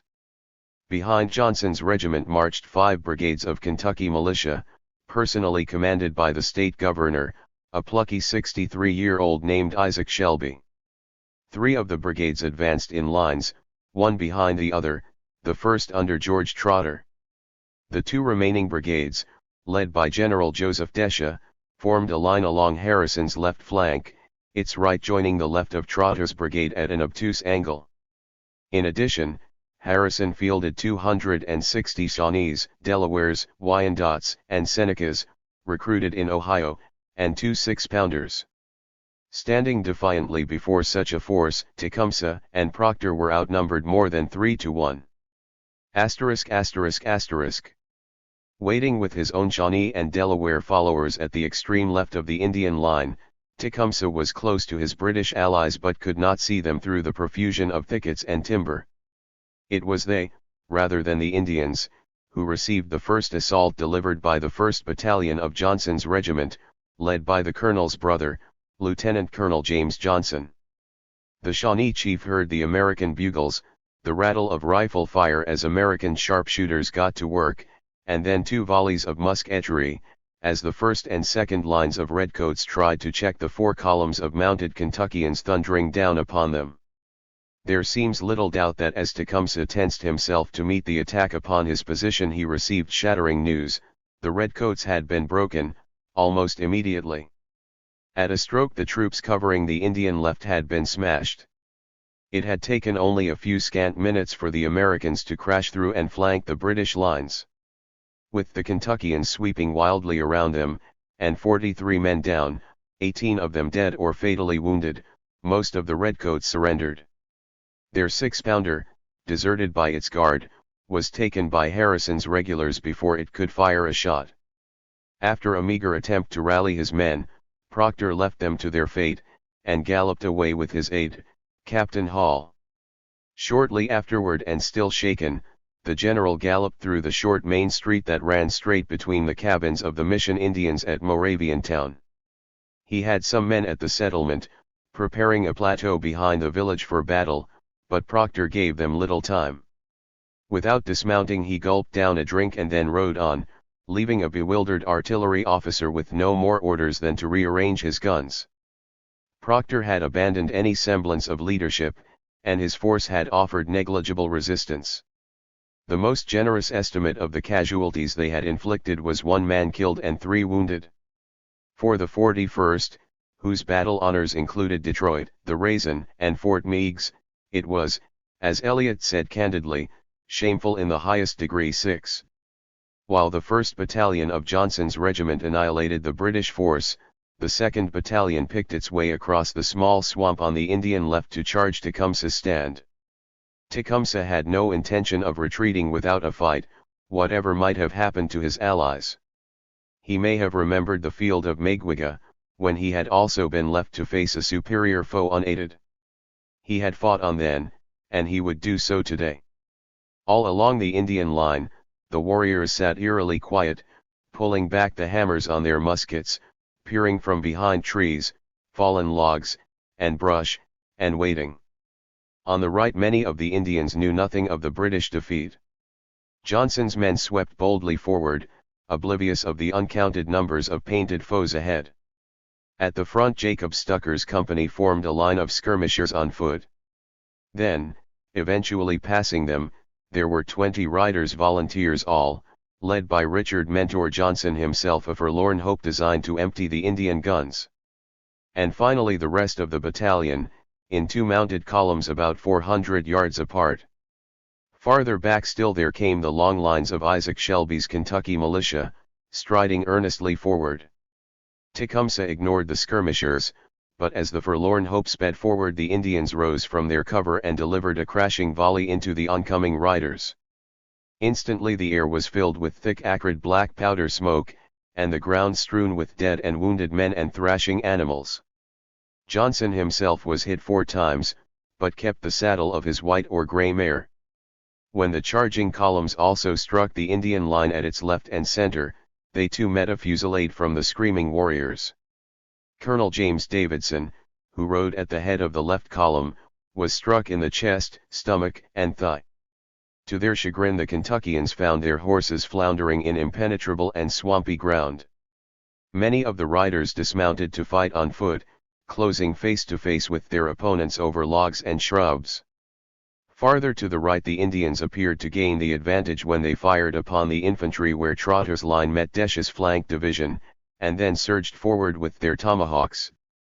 The infantry faltered, then fell back, but reinforcements came up from behind, and Harrison and Desche themselves were soon on hand to check disorder. Rallying, the militia resumed their advance, and intermingled with Johnson's regiment to force the Indians back to their original positions. Shouting, the roar of muskets, the squeals of terrified horses, and the stench of gun smoke were now the context of a desperate struggle. In the thick of the battle, the Indian warriors occasionally saw amid the trees and smoke the reassuring figure of their leader, firing his musket and yelling encouragement. Dressed in his deerskin leggings and hunting shirt, a sash evidently drawn about his waist, and his face painted black and red, he had little beyond his impressive presence that particularly marked him from his fellows, although a bandage around one arm indicated the wound he had received at Chatham, and the British medal was still about his neck. Both parties charged, only to be repulsed. Desche described one such movement, when over 100 soldiers he took to belong to Johnson's regiment fled into his line. The pursuing Indians recoiled to the left when they encountered the superior numbers of militia behind, and the offensive came to nothing. Upon another such occasion Tecumseh sprinted forward to inspire his followers. One of the Big Knives raised a gun, loaded with a ball and several buckshot. He trained it upon the left side of the oncoming chief's chest and fired. Spreading feverishly among the warriors, the news took the heart out of them. One American recalled that they gave the loudest yells I ever heard from human beings, and that ended the fight. 7 Farther right, firing went on somewhat longer, but the Indians had been let down by the British, had lost the inspiration of Tecumseh, and were fighting crippling odds. Gradually they withdrew into the swamp and the battle ended. It could not have been more decisive. Harrison had lost only 15 men slain or mortally wounded and a similar number injured. The Indian casualties were comparable, but the British had suffered severely, losing 634 men killed or captured before, during, or immediately after the Battle of Moraviantown. As some British had the grace to admit, that was not their greatest loss, for the man who more than any other represented the British-Indian alliance lay dead on the field.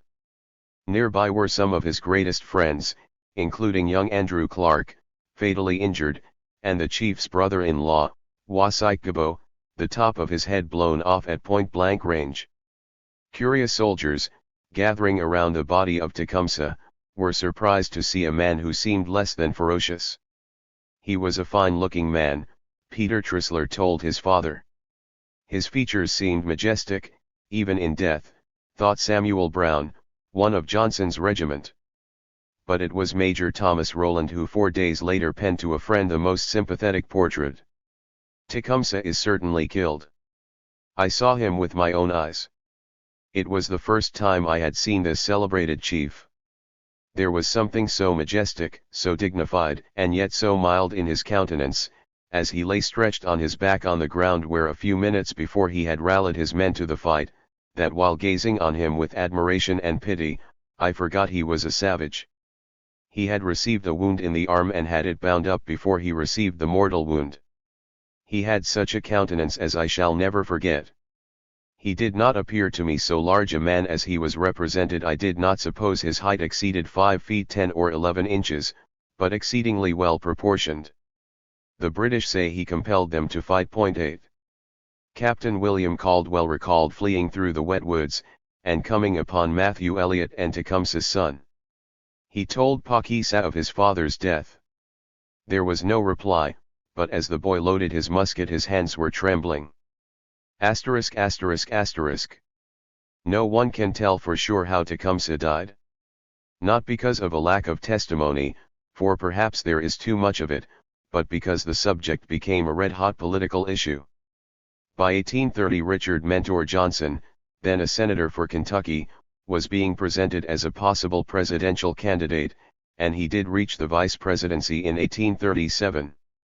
Nothing about Johnson was lauded more than a claim that he had slain Tecumseh, and columns of vehement newsprint were devoted to proving that he was or was not entitled to the credit of having vanquished the country's greatest Indian foe. Johnson's supporters eagerly searched out witnesses who saw their hero shoot Tecumseh that day on the Thames, while his detractors were no less active, and here and there other witnesses popped up, telling how someone else had killed the chief. Around Tecumseh's death there gathered an unfathomable humbug. Many statements were made about the subject, but barely one can be taken at face value. 9. To be fair, the claim made for Johnson, as well as the version of Tecumseh's death it offered, has to be taken seriously.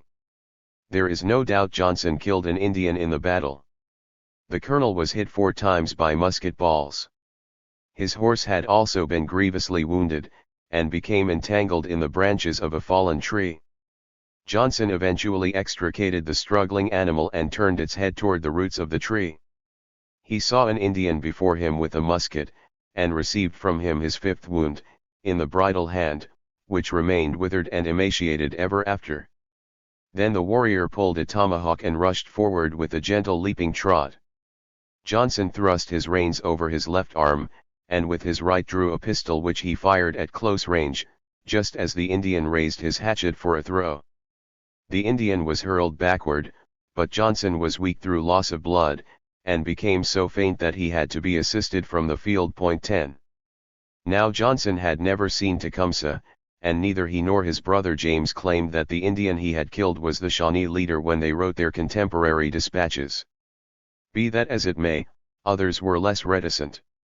As soon as Tecumseh's body was discovered at the end of the battle, there were members of the mounted regiment who credited Johnson with the slaying. Throughout the 1830s, when the subject became a public controversy, Johnson prudently admitted that while he had killed an Indian, he had no idea whether the slain warrior was Tecumseh or not. For several years he allowed others to present his claim, and only in 1843, it seems, did he feel confident enough to openly pronounce himself to be the man who shot Tecumseh. 11. Several Indian witnesses were found to shore up the story, perhaps the best known being Tecumseh's old friend Shabani, who lived in retirement in Illinois, dependent upon the charity of white friends. Shabani treasured the memory of his leader, and had certainly been close by him during the Battle of Moraviantown. Among several accounts the aging Potawatomi gave, none was more quoted than an interview conducted in the United States Hotel, Chicago, in 1839. Tecumseh was a very brave but cautious man. He had, however, been wounded in the neck and became desperate. He thought his wound was mortal, and told his warriors that, as he must die, there could be no risk in rushing forward to kill Col. Johnson. He did so, and Shabani saw him when he fell. His object was to strike the colonel with his tomahawk before he saw him, and a moment more of inattention and the colonel's head would have been sundered. He was shot just as his arm reached the full height to strike the fatal blow. He described the colonel's horse very minutely. He was very large and white, with occasionally a jet black spot. Another Indian in company, whom Shabani said was but a boy at the time of the battle, interrupted him to say that his mane and tail were black. The next day he was with many others, and this boy went upon the field of battle, and saw Tecumseh's body there, and by the side of it another Indian whose skin had been taken off. He said he had heard of the skin having been exhibited as that of Tecumseh. They might think so. But it was not. Tecumseh's body had not been touched. Here someone asked where and how they buried him. This aroused the chief from his seat, and he was eloquent in the extreme. None but brave warriors die on the battlefield. Such, afraid of nothing when alive, don't care for dogs, wolves, or eagles and crows, when dead. They want the prairie, the whole prairie, to lie upon.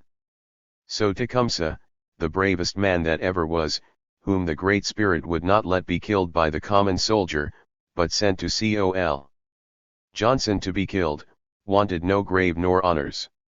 He let every animal come and eat of his flesh, as he made every red man love, and every white man fear him. 12.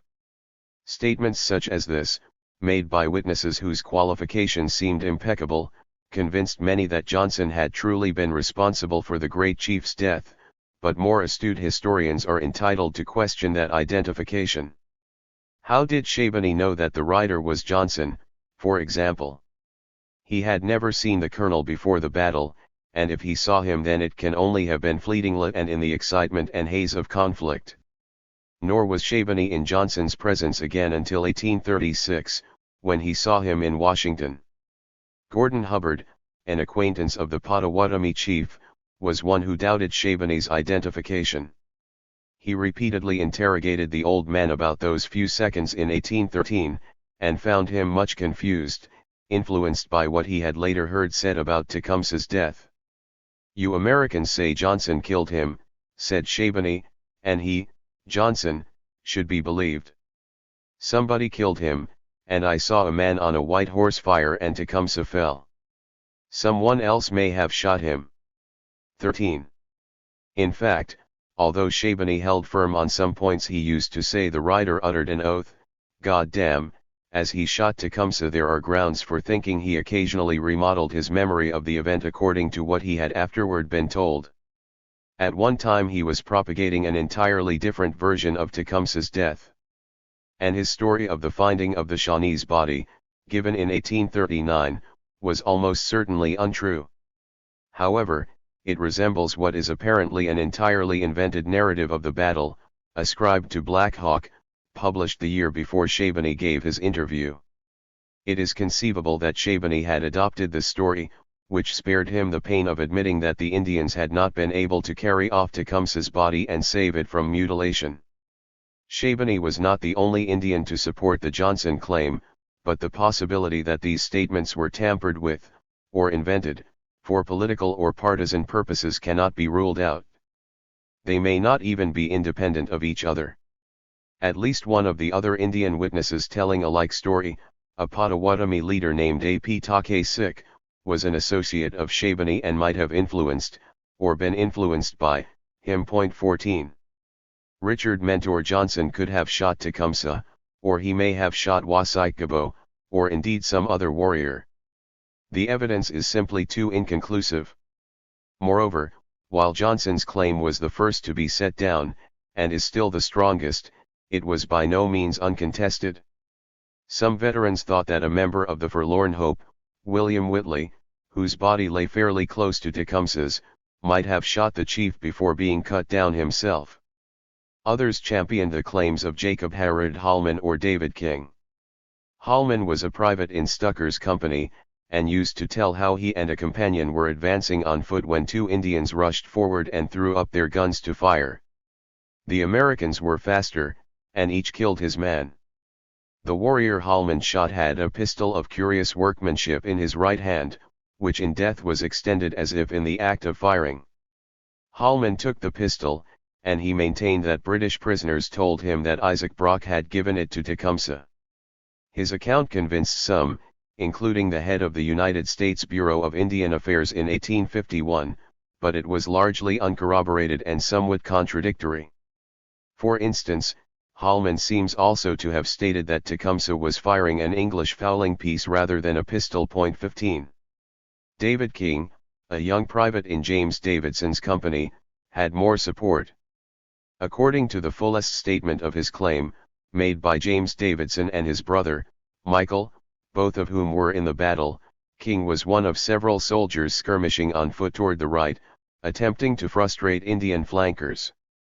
An Indian leveled a musket at King, but one of the boy's friends, named Clark, shouted a warning. The cry distracted the Indian, who turned his gun upon Clark, but before he could squeeze the trigger King shot him in the breast, close to the left nipple. Whoop! King screamed in excitement. "By God! I have killed one damned yellow bugger." The warrior's body, which King later stripped for souvenirs, was, according to the Davidsons, the same identified as Tecumseh's. 16. King's claim was published as early as 1816, and may have been a respectable one, but unfortunately a close analysis of the different statements of it made by James Davidson only invites suspicion. His was far from a dispassionate narrative of events, and he falsified details in order to square them with what was known, or presumed to be known, about Tecumseh's death. In that Davidson resembled so many others who professed to know the secrets surrounding the end of Tecumseh but who merely deepened the mystery. The Indians, of course, were best placed to provide a solution to the problem, yet not one substantial account alleged to have come from them can confidently be accepted as authentic. They vary considerably, even when allowance has been made for the discrepancies that inevitably distort the memory of events long past. Some Winnebagos were reported to have said Tecumseh fell at the first fire.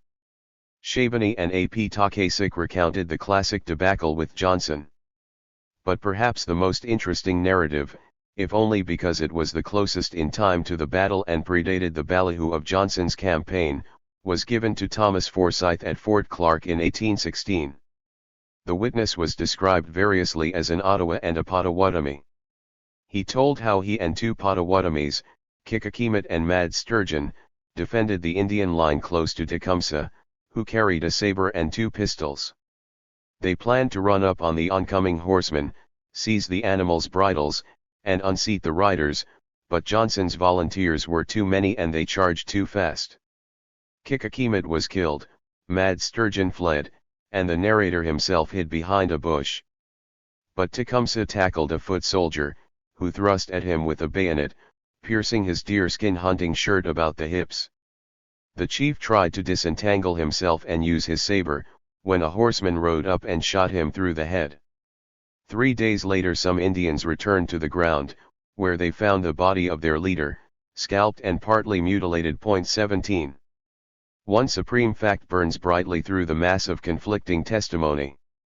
Tecumseh had promised to die fighting rather than surrender his lands to the enemy, and deserted by his redcoat allies and confronting terrific odds, he had done it. More than anything else it was that martyrdom which propelled the so-called Battle of Moravian Town, in reality a sharp fight that lasted little more than half an hour, into history and legend. ******. Not long after the engagement ended, Tecumseh's body was discovered on the field. It was identified by Anthony Shane, who was with Harrison's Indians, and eventually by some of the captured British officers. Observers deduced that the chief had been hit several times because his body bore numerous injuries: a bullet hole, too small to admit a man's little finger, near the heart, 1 or 2 wounds caused by buckshot, and a cut on the head. 18. Ignorant soldiery scalped and stripped the corpse, and the next day disappointed latecomers tore pieces of skin from the back and thigh to convert into razor strops. Henry Clay was said to have exhibited one in Washington the following winter, and as late as 1862 a man named Terence Kirby pleaded with President Abraham Lincoln for the release of his incarcerated Confederate grandsons, protesting that he had once served his country by helping to slay and skin Tecumseh. Kirby proudly recalled that he brought 2 pieces of the chief's yellow hide home with me to my mother and sweethearts. Not everyone thought that way. Shane condemned the outrage, and when Harrison visited the body with Commodore Perry on the 6th he confessed himself greatly vexed and mortified by the sight. At that time the face was so swollen that Harrison could not identify it. So many false reports of Tecumseh's death had appeared in newspapers that by an understandable prudence Harrison omitted in his official report what was arguably the most significant result of his victory. 19. No one knows where the Shawnee chief was laid to his final rest. Peter Trisler wrote on October 8 that the body was given the Canadians, who took it back to Sandwich for burial. But over the years many stories have been told, tales of secrets passed furtively from generation to generation, of burials and reburials in hidden places, and of graves privately nurtured and cherished by dedicated Indian followers and their descendants. Now and again crumbling human skeletons have been unearthed, stirring temporary excitement and speculation, but 200 years have not yielded the spot where the troubled remains of the Indian leader finally found peace. In 1830, when much of the passion of the border war had been spent, 2 Americans traveled leisurely up the Thames, thinking of Tecumseh's last retreat. Both would be involved in removing the remaining Shawnees from Ohio, across the Mississippi, James B. Gardner as a commissioner and Daniel R. Donahue as a conductor of emigration, but they had learned to respect the memory of the chief who had defended the Old Northwest and lost. A local guided them over the neglected and silent battlefield, pointing out the patches of sunken ground on a small ridge where the British and American dead lay buried. A short distance above the field, and close to where the wide Thames stole placidly by, the visitors were shown another grave, which they were told contained the bones of Tecumseh. There, among the marsh willows, wild rose, and witch hazel, a modest mound about a foot in height was colonized by a young gooseberry bush, some briars, and a few shrubs of white ash. Beside it lay a hewn post, 5 feet long. It had fallen from its place, but it still bore the remains of flaking red paint and weathered Indian characters. Sitting solemnly alongside, one of the Americans took out some paper and wrote lines written at the grave of Tecumseh. July 22, 1830, by a citizen of Ohio. They began. Sleep on, brave chief. Sleep on in glory's arms. Freed from men's malice, and from war's alarms.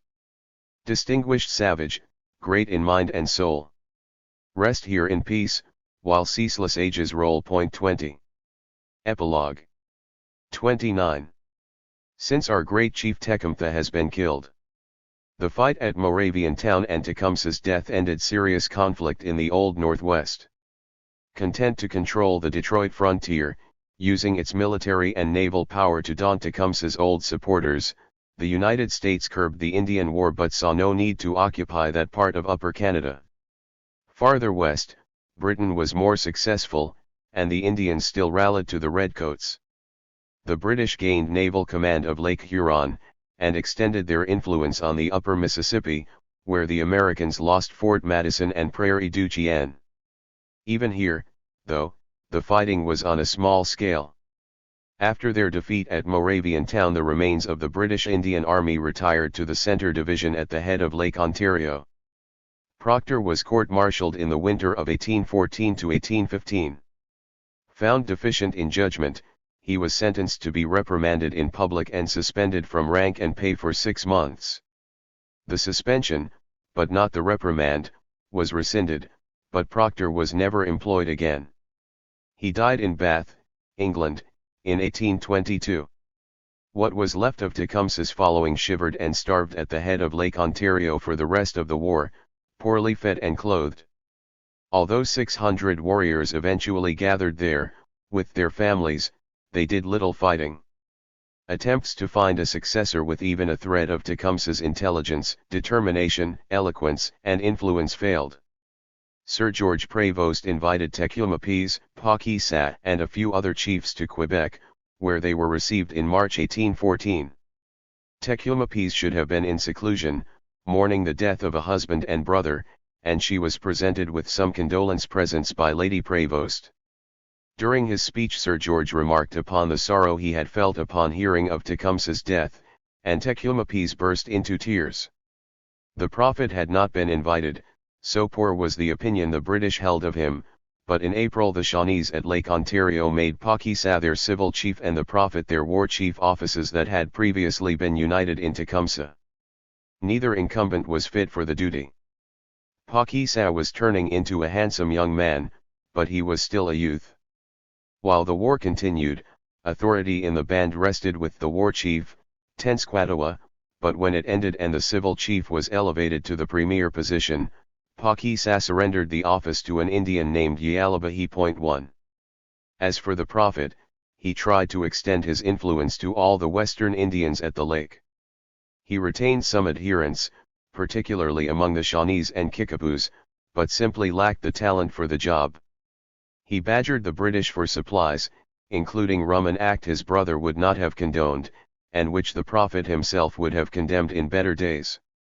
Instead of pulling the scattered tribal groups together, he exacerbated their differences, and he could not be brought into military service.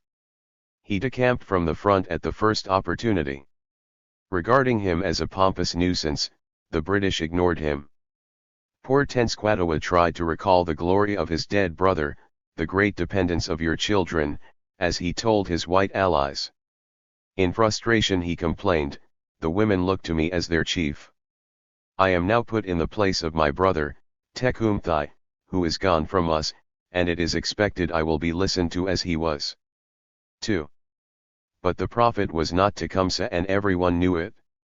The Ottawa chief Nawash, who had been the second chief in the Battle of Moravian Town, put it succinctly in October 1814. We Indians, from the westward, perhaps the Master of Life would give us more luck if we would stick together as we formerly did, and we probably might go back and tread again upon our own lands. Chiefs and warriors, since our great chief Tecumseh has been killed, we do not listen to one another. We do not rise together. We hurt ourselves by it. It is our own fault. We do not, when we go to war, rise together, but we go one or two, and the rest say they will go tomorrow. 3. The war officially ended on December 24, 1814, just over 2 months after Nawash's lament. Britain had entered negotiations at Ghent, Belgium, with high hopes, because the defeat of France had released British reinforcements, including Wellington's Peninsular War veterans, for North America. As a sine qua non for peace, a confident Britain demanded the creation of an Indian buffer state in the Northwest, based on the Greenville Line of 1795 and inalienable by the tribes to either Britain or the United States. It was an attempt to honor those pledges made to Tecumseh. Inevitably, the American Peace Commissioners rejected the sine qua non outright. Although the British captured Washington, the following campaigns misfired, and wearied by 20 years of war in Europe, Britain wanted peace. When the Treaty of Ghent was signed on Christmas Eve, it did nothing more for the Indians than restore the rights, privileges, and territories they had possessed in 1811. In other words, they were to suffer no reprisals for having fought for the king. If Tecumseh's spirit lingered about the marshy reaches of the Thames, he would not have been surprised that the redcoats had failed the Indians in the end. They always had. Even what protection the treaty gave the Indians did nothing for the Creeks. After Tecumseh's death, they became embroiled in the most intense spell of conflict that ever took place between the United States and American Indians. In a short 5 months, between November 1813 and March 1814, the Red Sticks inflicted 700 casualties in killed and wounded in pitched battles with invading armies. The names of battles such as Calabi Creek, Tallushatchee, Talladega, and Horseshoe Bend are almost forgotten now, but they were desperate encounters. In the north the Indians had suffered lightly in battle. But the Red Sticks were wretchedly supplied, often ill-led, and vastly outnumbered by armies from Mississippi Territory, Georgia, and Tennessee, and contingents of pro-American Choctaws, Cherokees, Chickasaws, and Lower Creeks. They suffered appalling losses. 800 Red Stick warriors escaped to Florida, but Britons who knew them estimated they had lost 1,800 men in the fighting, while several hundred of their non-combatants also had been killed or captured. According to a British officer, the Red Stick refugees were such objects I never saw the like of, absolute skin and bone. 4. The Creeks lost even more than that. For on August 9, 1814, Andrew Jackson, who had risen to prominence suppressing the Red Sticks, imposed the Treaty of Fort Jackson upon friendly and hostile Creeks alike. It took away half the nation's lands, some 23 million acres. For a while the remaining Red Sticks, who had been no party to the treaty, tried to overturn it. When the British invaded the South in 1814, they joined the King's Standard, with some Seminoles and blacks. Even after the British invasion had been repelled, and peace concluded, the Red Sticks argued that the Treaty of Ghent, by restoring Indians to their possessions of 1811, nullified the Treaty of Fort Jackson. Helped by a sympathetic British officer, one Creek leader, Josiah Francis, even visited London to plead with the government to intervene to protect Creek land. True to form, the British refused to do so. They washed their hands of their Indian allies, and the last vestige of credibility for Tecumseh's policy fell to the ground. 5. To salve their consciences, the British paid compensation to Indian women whose husbands had been killed in service, although much less than a board of officers had initially recommended.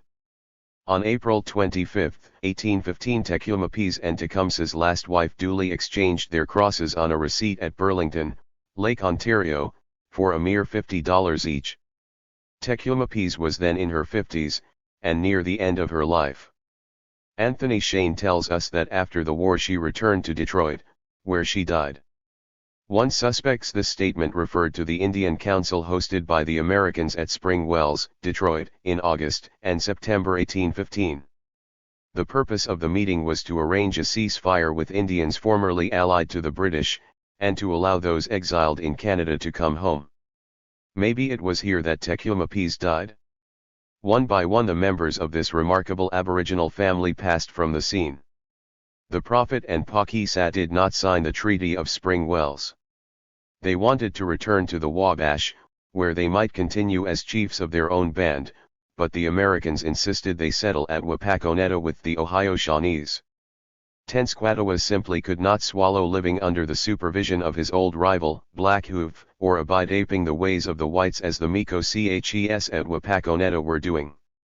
Although a few of the Prophet's followers did sneak through to the Wabash in 1816 and 1817, Tenskwatawa and Tecumseh remained in Canada, living on British gratuities.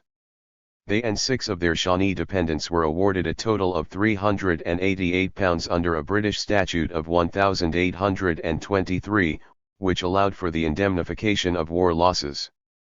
But they feuded with successive superintendents of the Amherstburg Indian Department, and the British were glad to see the Prophet and his nephew finally return to American territory in 1824.6.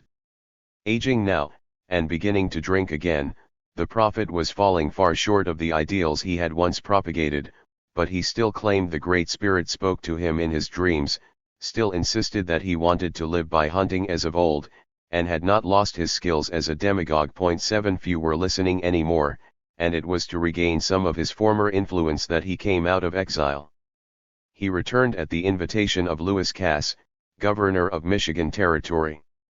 Tenskwatawa gave Cass an account of Shawnee life and an unreliable fragment of autobiography, and he promised the governor that he would help persuade the Ohio Shawnees to move across the Mississippi, releasing their lands to settlers.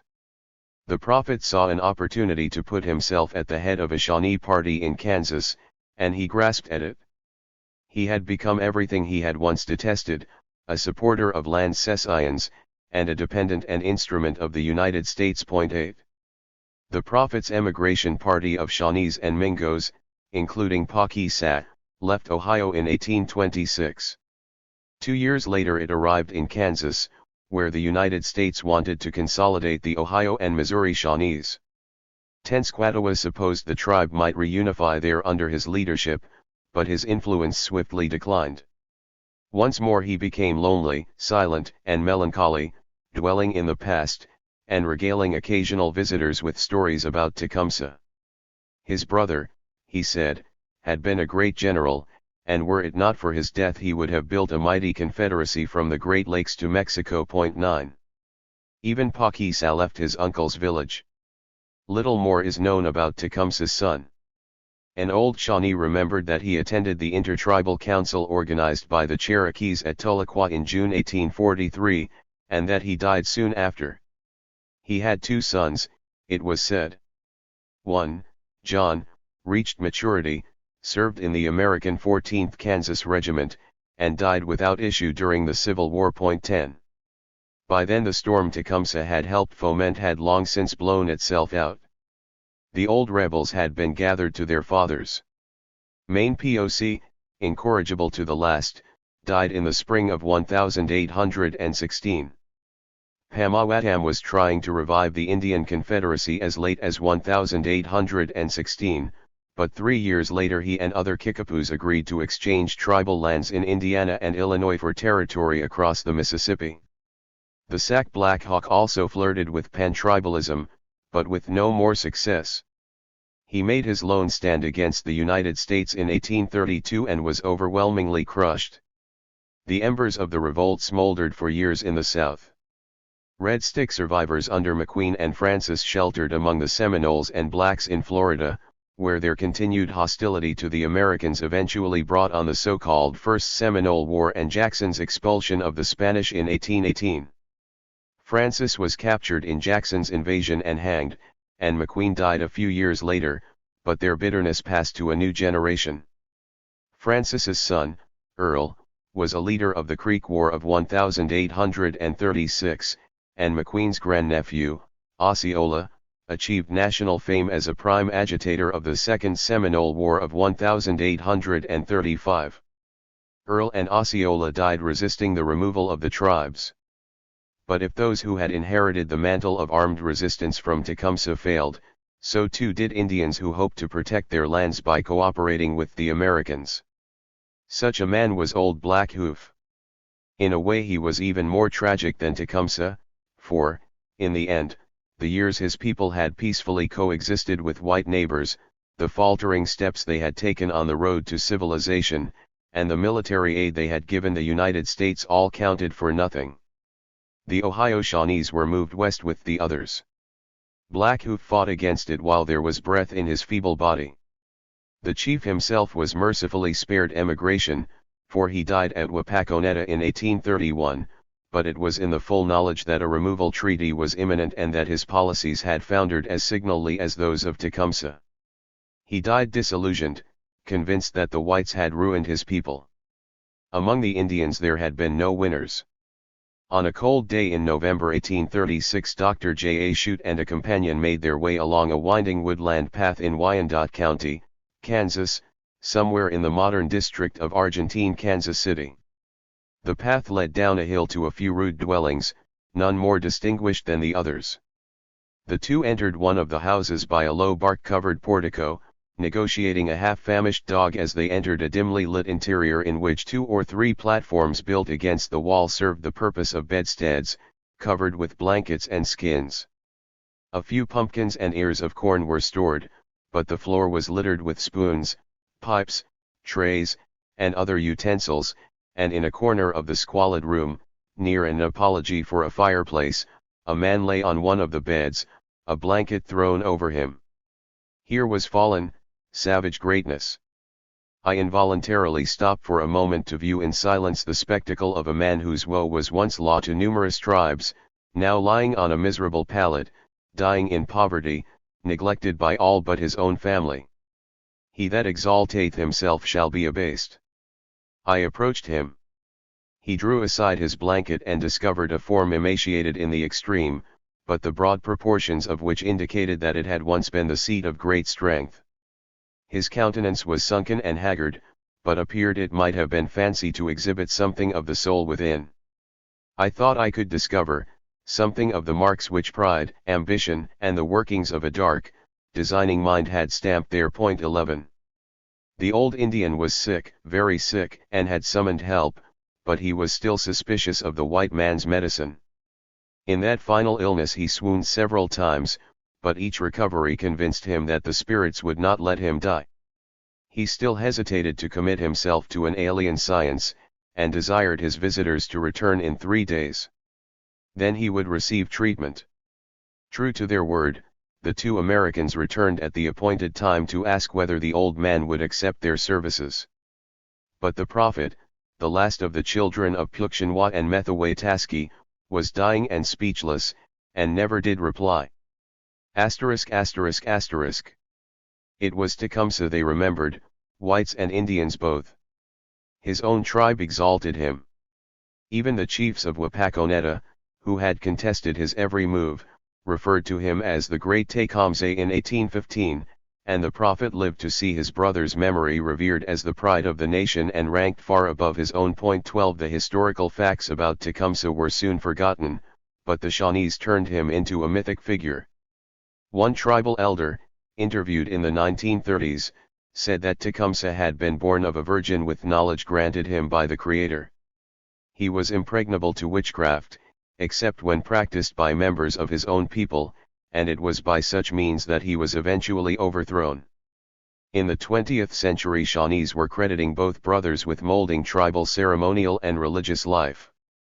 Some ascribed the fall bread dance to the prophet. Tecumseh, it was said, had introduced the green corn dance, which celebrated the ripening of the harvest. The buffalo head dance, said to have been communicated to Tecumseh by a buffalo that was his guardian spirit, and a warrior's dance. He was believed to have contributed objects to the Kispoko sacred bundle. In fact, the Green Corn Festival was being held by some Shawnees when Tecumseh was only a young warrior, but the point is not whether such attributions are, or are not, true. It is that Shawnees take an immense pride in Tecumseh, and wish to commemorate him in some of their ancient traditions. One early 20th century Shawnee legend even predicted a second coming. Tecumseh's reappearance would be marked, as was his birth, by the flight of a star across the heavens. When that day came, all the Indian tribes would unite. 13. Admiration for Tecumseh is by no means confined to Shawnees. A Potawatomi band once treasured a sacred bundle associated with the great chief, and alleged family connections are eagerly embraced in many tribes. Creeks and Cherokees have claimed that Tecumseh was descended from them. One Delaware tradition held that Tecumseh's father had been adopted by the tribe, and that Tecumseh was raised by Delawares. According to another, found among the Delawares of the Moravian Town Reservation in Ontario, Tecumseh's mother took a Delaware as her second husband. She and her family were at Moravian Town in 1813, and it was they who gave Tecumseh a secret burial. However shallow-rooted in history some of these traditions are, they can be fiercely defended by communities that hold Tecumseh dear. Some present-day Ojibways, for example, are convinced that they have descendants of Tecumseh among them, although the idea appears to be no older than Iola Fuller's novel, The Loon Feather. The invented heroine, Onetta of Mackinac Island, is represented to have been an Ojibwe daughter of Tecumseh. 14. All peoples need heroes and heroines, their Lincolns, Nelsons, and Joan of Arcs, people who embody ideals and aspirations and about whom a national identity can be hung. Indians need such figures, too, perhaps more than most, for their cultures have been debased, their territories taken from them, and through much history their communities have been broken. Tecumseh may have been unsuccessful, but he bequeathed to Indian peoples something of great importance. From his memory they have drawn pride and self-respect.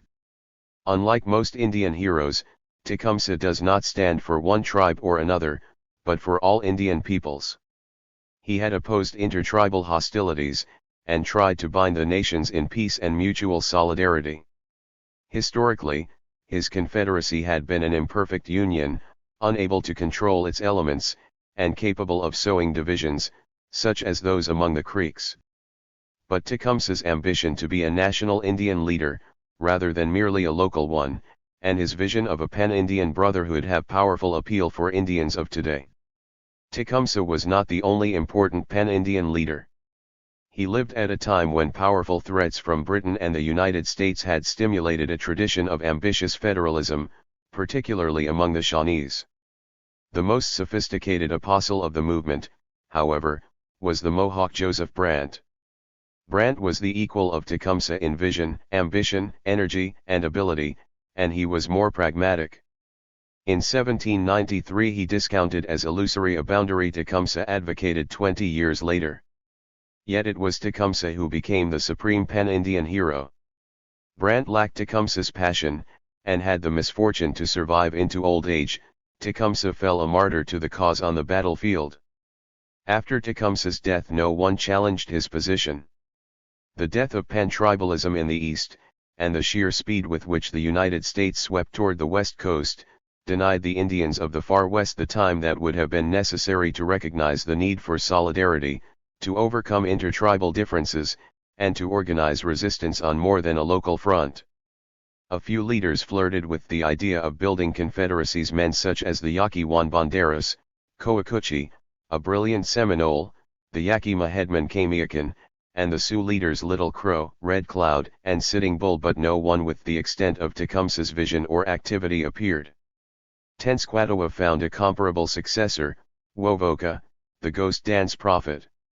Tecumseh never did. For Indians today he remains the ultimate symbol not only of courage and endeavor, but also of unity and fraternity. 15. *******. Indians who revered Tecumseh as a patriot about whom a national identity could be constructed were not alone, for Canadians remembered his intervention in their history as decisive. The capture of Detroit had changed the complexion of the war. In Upper Canada the defenders had found a belief in themselves. In the United States the humiliation of Hull's defeat and the Indian threat compelled Americans to devote valuable resources to the war in the West, away from the strategically more significant fronts at Niagara and the St. Lawrence. Until Perry's victory in September 1813, Tecumseh and his Indians were an important feature of the defense of Canada, at a time when the country was at its weakest. Historians are apt to portray the Indians as pawns of the British, and some undoubtedly were, but Tecumseh was hardly of that number. Arguably it was the other way around. His war with the United States had effectively begun before the British joined him, incorporating his war aims into their own.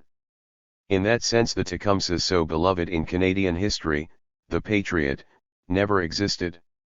His loyalty to the British, to Canada, was purely dependent upon their value to his own cause.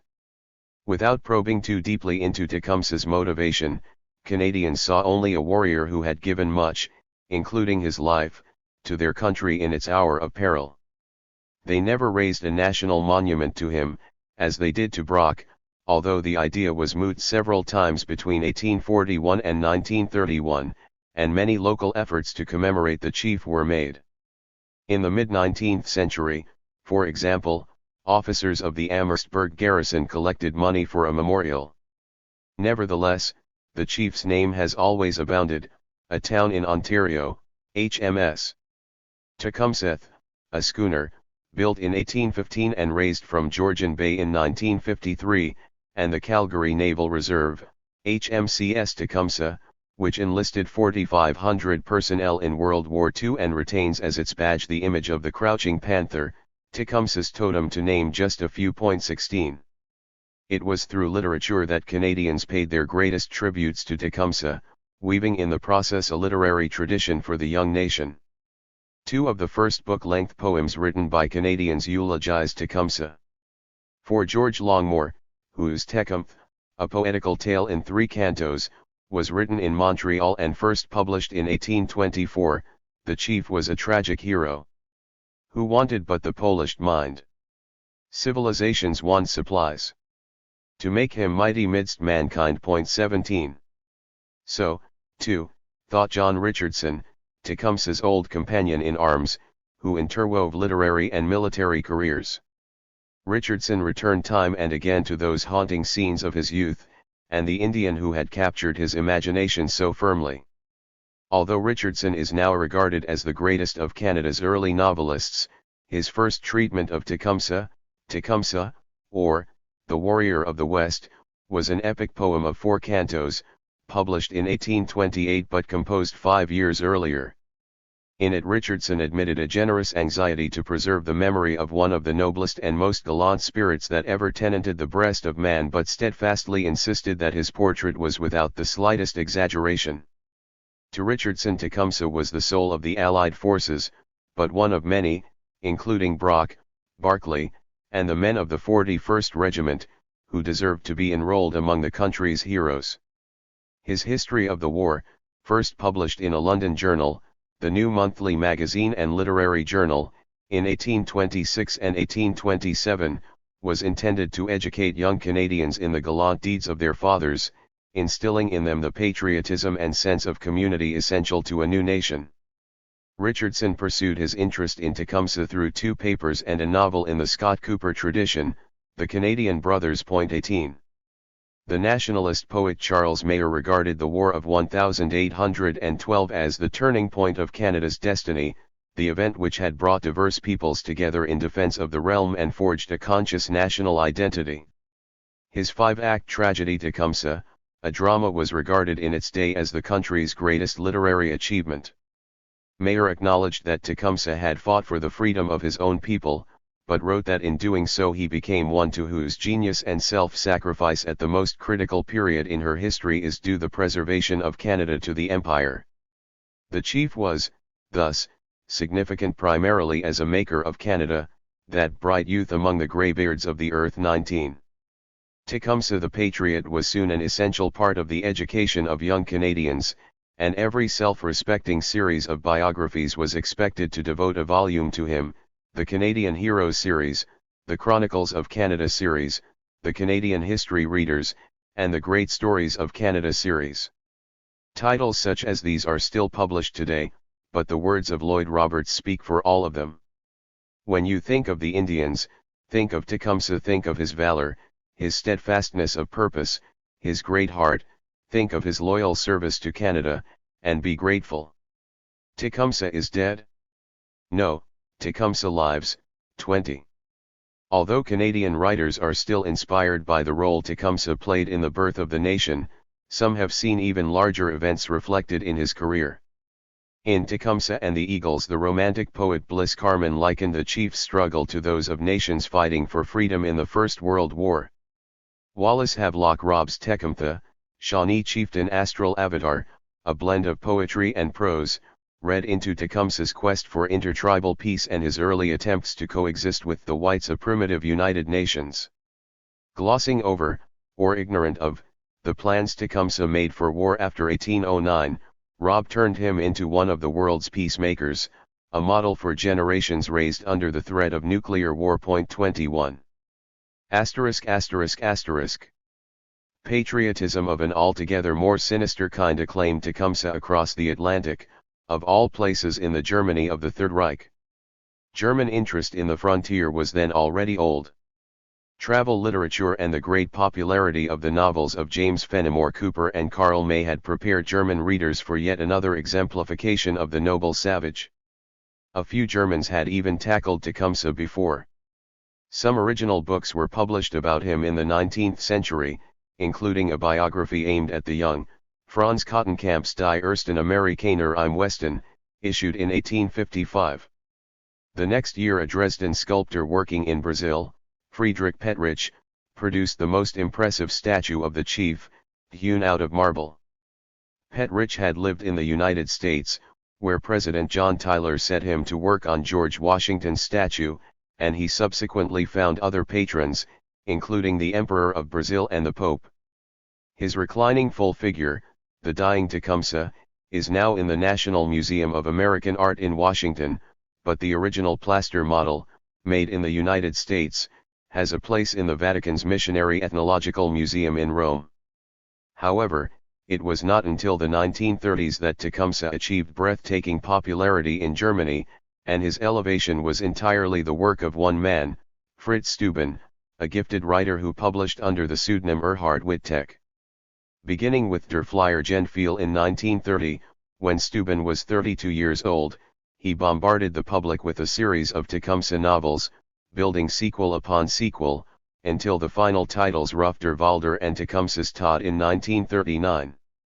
There were 8 volumes in all, taking Tecumseh from youth to death, all published by Frank of Stuttgart.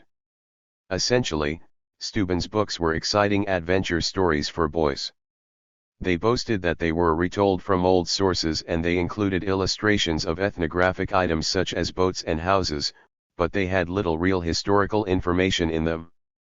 Far from accepting the confines of anything as vulgar as fact, Steuben rewrote history to promote the ideology of the Nazis, who achieved power in 1933. Tecumseh's swastika was a bundle of black arrows, bound with a tomahawk, his SS an elite bodyguard of dog soldiers, something inspired by the Plains Indian warrior societies, but for which the Shawnees had no counterparts. And Tecumseh himself became Nietzsche's Superman, a strong leader who overruled the weak, corrupt, and inefficient to change history. The real Tecumseh led by example and argument, because his people were tribal, with few centralized authority structures, but Steuben's hero enjoyed dictatorial powers. Here, the author wrote in Der Sohn de Manitou, in Erzählung vom Kampfe Tecumsehs, only a man could help who would, by orders of steel, force down the shaking in everyone, and not only in himself. The Tecumseh books were allowed to flourish during the Nazi regime because they had been twisted into a crude allegory of Germany's unification under its own powerful Führer. The Shawnee was commonly regarded as the hero of a just cause which had failed, partly because the Indians had not united under his leadership. Now, suggested Steuben, Germany, ringed by enemies, must rally around Hitler if it was to escape a like fate. These ideas were reinforced throughout the books in various ways. Despite the appalling slaughter of the First World War, in which Steuben served, he used the Tecumseh series to glorify conflict, and he invariably portrayed the German settlers of North America as morally superior to other whites. Readers were left in no doubt that had Germany, rather than France or Britain, controlled America, the Indians would have received juster treatment. Daniel Boone was allowed to have been a hero but only because he was equipped with a fictitious German grandfather and given a facility with the German tongue. 22. Sad as these perversions of Tecumseh's story were, they possessed enormous narrative power and bewitched a generation of young Germans. In the 30s alone 790,000 copies of Steuben's Tecumseh books were sold, and they continue to be reprinted, singly or in omnibus editions, albeit shorn of their Nazi elements. They also had imitators, such as Franz Schowecker's Tecumseh, Erhebung der Prairie, and as late as 1972 prompted a major motion picture, the East German Tecumseh, which starred a faded Yugoslav actor, Gajko Mitic, as the Great Chief. The film was as bad as its only widescreen American counterpart, Brave Warrior, in which Jay Silverheels, better known as television's Tonto, strove to bring Tecumseh to life from a lame script. For all Steuben's storytelling skill, and the efforts of modern editors to cleanse his work of offensive elements, he remains a controversial figure. But the interest he aroused in Tecumseh has not entirely disappeared. Tecumseh novels and biographies continue to leave German presses, the last in 1996. Tecumseh's American conquerors had fuller memories of the man. Before the Peace of Ghent, while both patriotism and indignation at frontier brutalities were still running high, writers praised their archfoe. The Republican of Dayton, Ohio, echoed a general sentiment on October 25, 1813 when it judged him perhaps the greatest Indian general that ever lifted a tomahawk. This conviction only deepened as the emotions of war faded. Histories and the increasingly fashionable collections of Indian biography unreservedly lauded the chief, while rimsters began to celebrate him as eagerly as they had once eulogized the heroes of Tippecanoe. In Tecumseh, the last king of Ohio, Charles A. Jones confidently predicted, "While heave you high hills to the sky, while roll you dark and turbid river, thy name and fame can never die. Whom freedom loves will live forever." 23. Americans saw qualities to admire in Tecumseh: courage, fortitude, ambition, generosity, humanity, eloquence, military skill, leadership. Above all, patriotism and a love of liberty. Addressing the shade of Tecumseh, a contributor to the Advocate and Register opined, "War hath hushed his stormy breath. Truth and justice claim his station. While thou sleepest calm in death, we look back with admiration. Brave as he who Europe swayed, conquering with an arm of thunder. Had science lent thy genius aid, thou hadst been an equal wonder." 24. To some Tecumseh was the epitome of the noble savage then beloved by European and American philosophers, his virtues and innocence untrammeled by the trappings of civilization. Cyrus Dunham, an Indiana politician, caught this mood in 1852 when he proclaimed Tecumseh one of nature's great men, made in God's own image. He spoke God's own language, the voice of nature. 25. Toward the mid-century, Tecumseh's stature was increased by two quite different and unconnected developments. One was the evident plight of the Indian and his removal from most areas east of the Mississippi. After the War of 1812, Indians were no longer a serious military threat to the United States, and appeared to be in terminal decline. Contact with whites seemed merely to corrupt them, spreading diseases, drunkenness, and disintegration. Even those Indians who attempted to acculturate failed to win acceptance, and were sent out of the way, beyond the frontier with the rest. Gradually there grew a feeling that the Indians were a doomed race. Efforts were made to record and classify what were believed to be disappearing cultures, and it became easier to romanticize Indians. This was the age of Catlin and Alfred Jacob Miller, of Schoolcraft and Longfellow.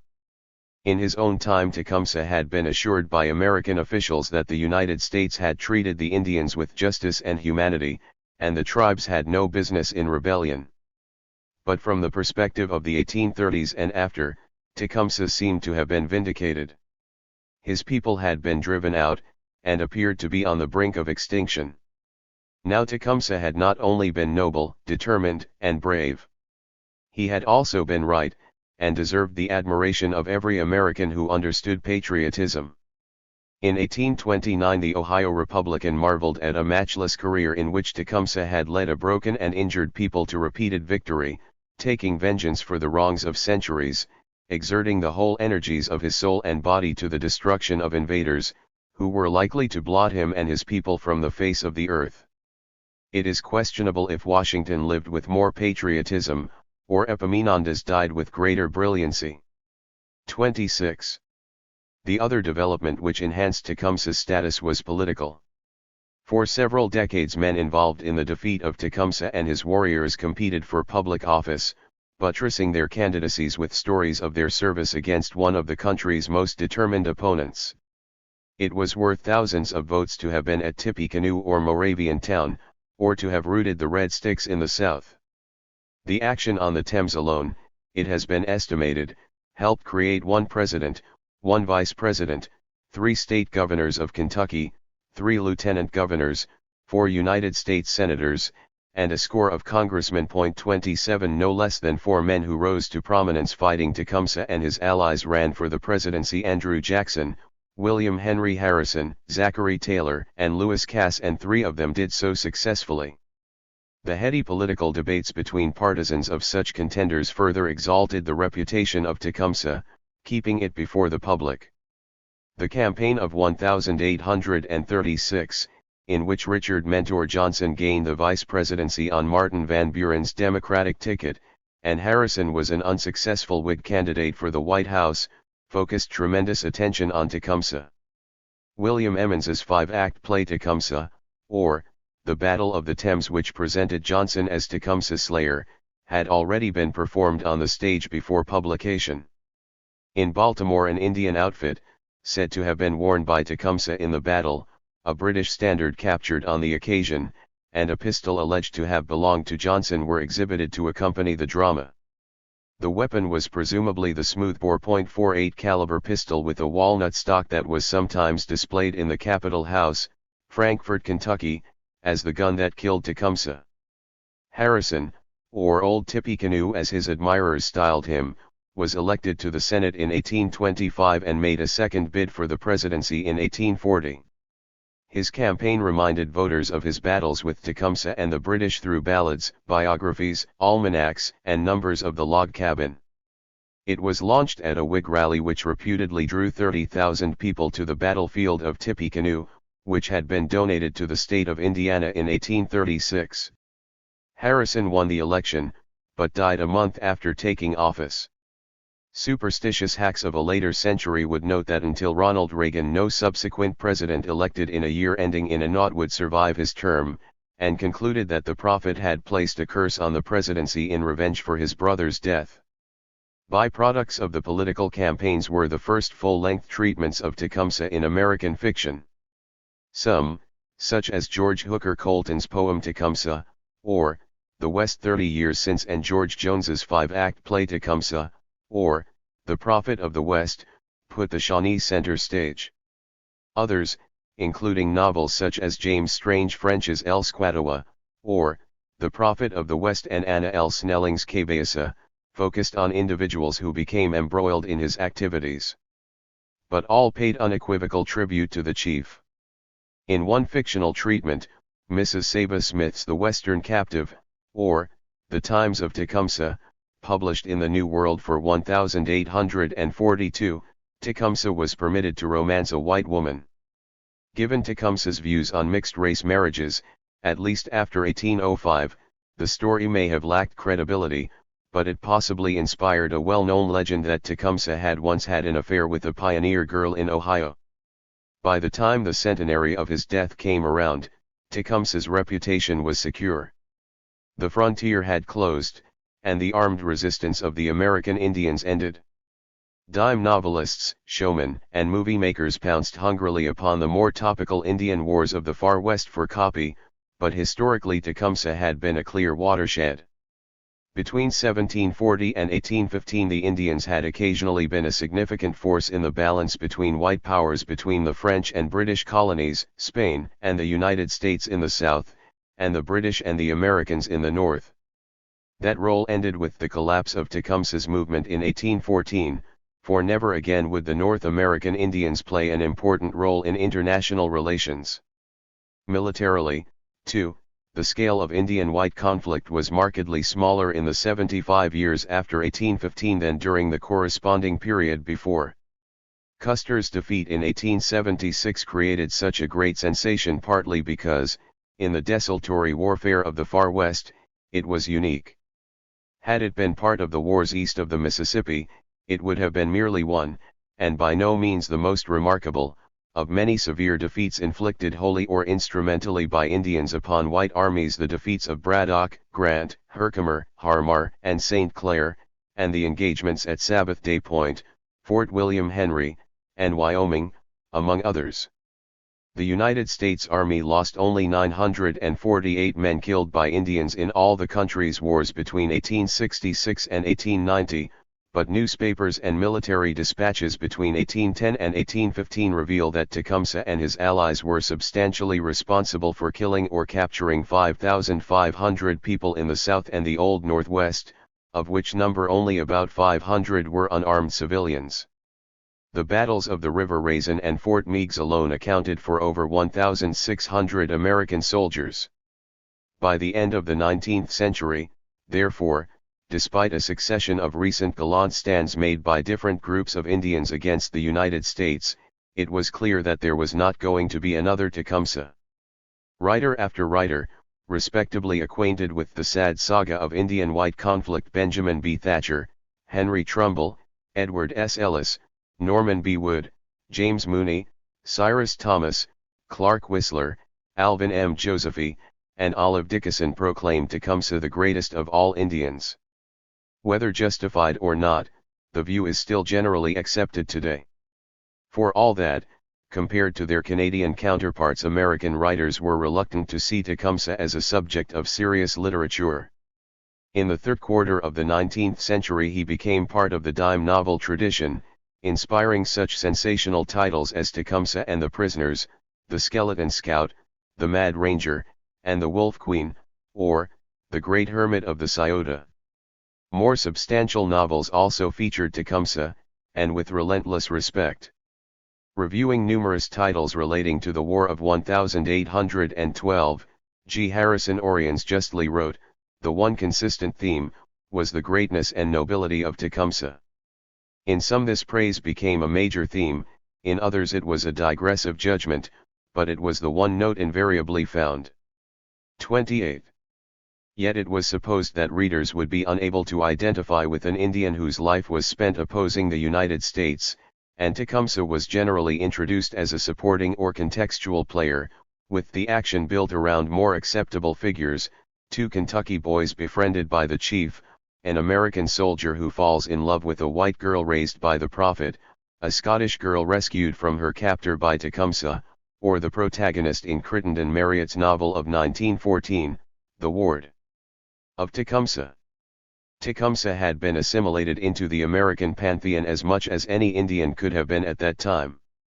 Towns in Missouri, Michigan, Nebraska, and Oklahoma bore his name, as did not a few individuals, the most famous being William Tecumseh Sherman. There was a brisk trade in supposed relics of the chief: sashes, flags, pistols, tomahawks, shot pouches, and belts, while the folklore that encrusted him was so thick historians were unable to chisel it away. Bill Gilbert has informed us that as late as the 1930s children in Michigan still enjoyed games of pioneers and Indians, in which the most prestigious role was that of Tecumseh. 29. However, it was only in the last 40 years that Tecumseh became the American icon he is today. Those years witnessed a considerable shift in attitudes toward the Indian. Civil rights movements drew greater attention to the divisions within American society and the predicaments of ethnic minorities, and the growth of social sciences in universities heightened respect for systems of belief and practice different from our own. In the 1960s and 1970s, the American Indian became a potent symbol for the increasingly fashionable radical left. A generation of young Americans was encouraged to accept a romantic picture of historic Indian societies as ecologically aware, self-sufficient, and communally responsible worthy alternatives, it seemed, to a materialist, exploitative modern world that appeared about to destroy itself. One result of these and other currents of thought was a greater interest in, and ultimately appreciation of, Indians and their importance to the American past and character. Given such preoccupations, it was inevitable that Tecumseh would be repraised as an authentic American hero. He crashed his way into mainstream American literature as the subject of not only several plays, but also sprawling biographical novels of a type not seen before. Between them Allen W. Eckert's The Frontiersman and A Sorrow in Our Heart, The Life of Tecumseh, both of which had the effrontery to present themselves as historically accurate, Ruben D. Salaz's 2 volumes of a projected trilogy entitled I Am Tecumseh, James A. Houston's Counterpoint, and James Alexander Thom's Panther in the Sky offered 3,500 pages relating to the Shawnee chief. Of these, and the other fictitious treatments of Tecumseh, Thom's is, in my view, significantly the best. It intelligently interpreted Tecumseh's life against a background of Shawnee culture and did so within the compass of a well-paced and at times moving narrative. 30. No less illustrative was the stampede to provide Tecumseh materials for the education of the young. Beginning with William Edward Wilson's Shooting Star, Augusta Stevenson's Tecumseh, Shawnee Boy, and David C. Cook's Tecumseh, Destiny's Warrior, the thin stream of publications turned into a flood after 1970. Between James McCog's Tecumseh, Shawnee Warrior Statesman, and Robert Quicklick's Tecumseh, Shawnee Rebel, no less than 11 children's biographies have been published in the United States, most of them slim volumes designed for elementary school grades. They testify that after nearly 200 years Tecumseh has come to belong to all Americans. By comparison, the prophet has fared badly. His religious principles were incomprehensible to the whites, who dismissed him as a superstitious charlatan. Some even deprived him of the credit he justly deserved for starting the Shawnee Reform movement in 1805, and claimed that from the first he was a mere tool of Tecumseh. Writers also happily charged him with massive purges of political enemies, but often ignored his laudable attempts to address social and environmental problems. Unquestionably, Tenskwatawa's religion was an important rationale for the resistance movement, but when all is said it is easy to see why he was remembered as a disagreeable figure. Influential, and in some ways altruistic and talented, he was, the records nevertheless suggest, an unlikable man, indolent, boastful, cowardly, and dishonest. He was not the stuff of legend. Much that has been written about both brothers was misleading, or downright wrong. There was nothing new or unique about their ideas, or the goals for which they strove, nor did they conjure up Indian resistance to the United States at the period of the War of 1812 single-handedly. However difficult to achieve, their ideas were all old ones, while the flagrant seizure of Indian lands was creating opposition to the Americans before the brothers ever put themselves at the head of the movement. Tecumseh and the prophet were indeed important, but they were never the whole story. Even the Creek War, which most loudly proclaimed the influence of Tenskwatawa's religion, brought to the South by his brother, drew also upon other and varied tensions, as I have tried to show. On the other hand, sometimes the brothers have been underrated, rather than exaggerated. They were not simple pawns of the British. Tecumseh planned his war independently, received the Redcoats as his allies, and induced them to put his war aims with theirs. We speak of the War of 1812, but in truth there were 2 wars. The war between the Americans and the British ended with the Treaty of Ghent. The war between the Big Knives and the Indians began at Tippecanoe, and arguably did not run its course until the last Red Sticks were defeated in the Florida swamps in 1818. Among all the leaders in that brave but futile Indian revolt, Tecumseh stands out because of his astounding versatility and energy. Not only was his ambition boundless, but his eloquence made him the voice of the oppressed, his magnetism bound people to him, and he was an inspirational field commander. More than anything else, he was a man of tremendous vitality and sense of purpose. In a word, of passion. Even today, reading garbled accounts of what he said, and the words of those who saw him, one can still feel that passionate belief that spurred Tecumseh on, that powerful spirit that again and again urged him to confront every obstacle and meet every danger. Roundhead had leadership, Maine POC raw courage, and the prophet was for many the voice of the Great Spirit. But it was that astonishing commitment in Tecumseh, served by a formidable battery of personal qualities, that made him at once the principal organizer and driving force of the Indian Confederacy. Tecumseh has been idealized, and his faults forgotten. That he planned to unleash a ferocious war upon the frontiers was sometimes denied or passed over, and the appalling consequences of his actions for Indians such as the Creeks were often omitted. In an attempt to redress the balance, Lewis Cass pointed out that Tecumseh was a man of more enlarged views than are often found among the Indian chiefs, a brave warrior and a skillful leader, politic in his measures and firm in his purposes. But he was jealous and ambitious, and prepared to sacrifice the happiness of his people to his own impracticable objects. 31. It is a fair point, and yet, ironically, it may also help explain his enduring fascination.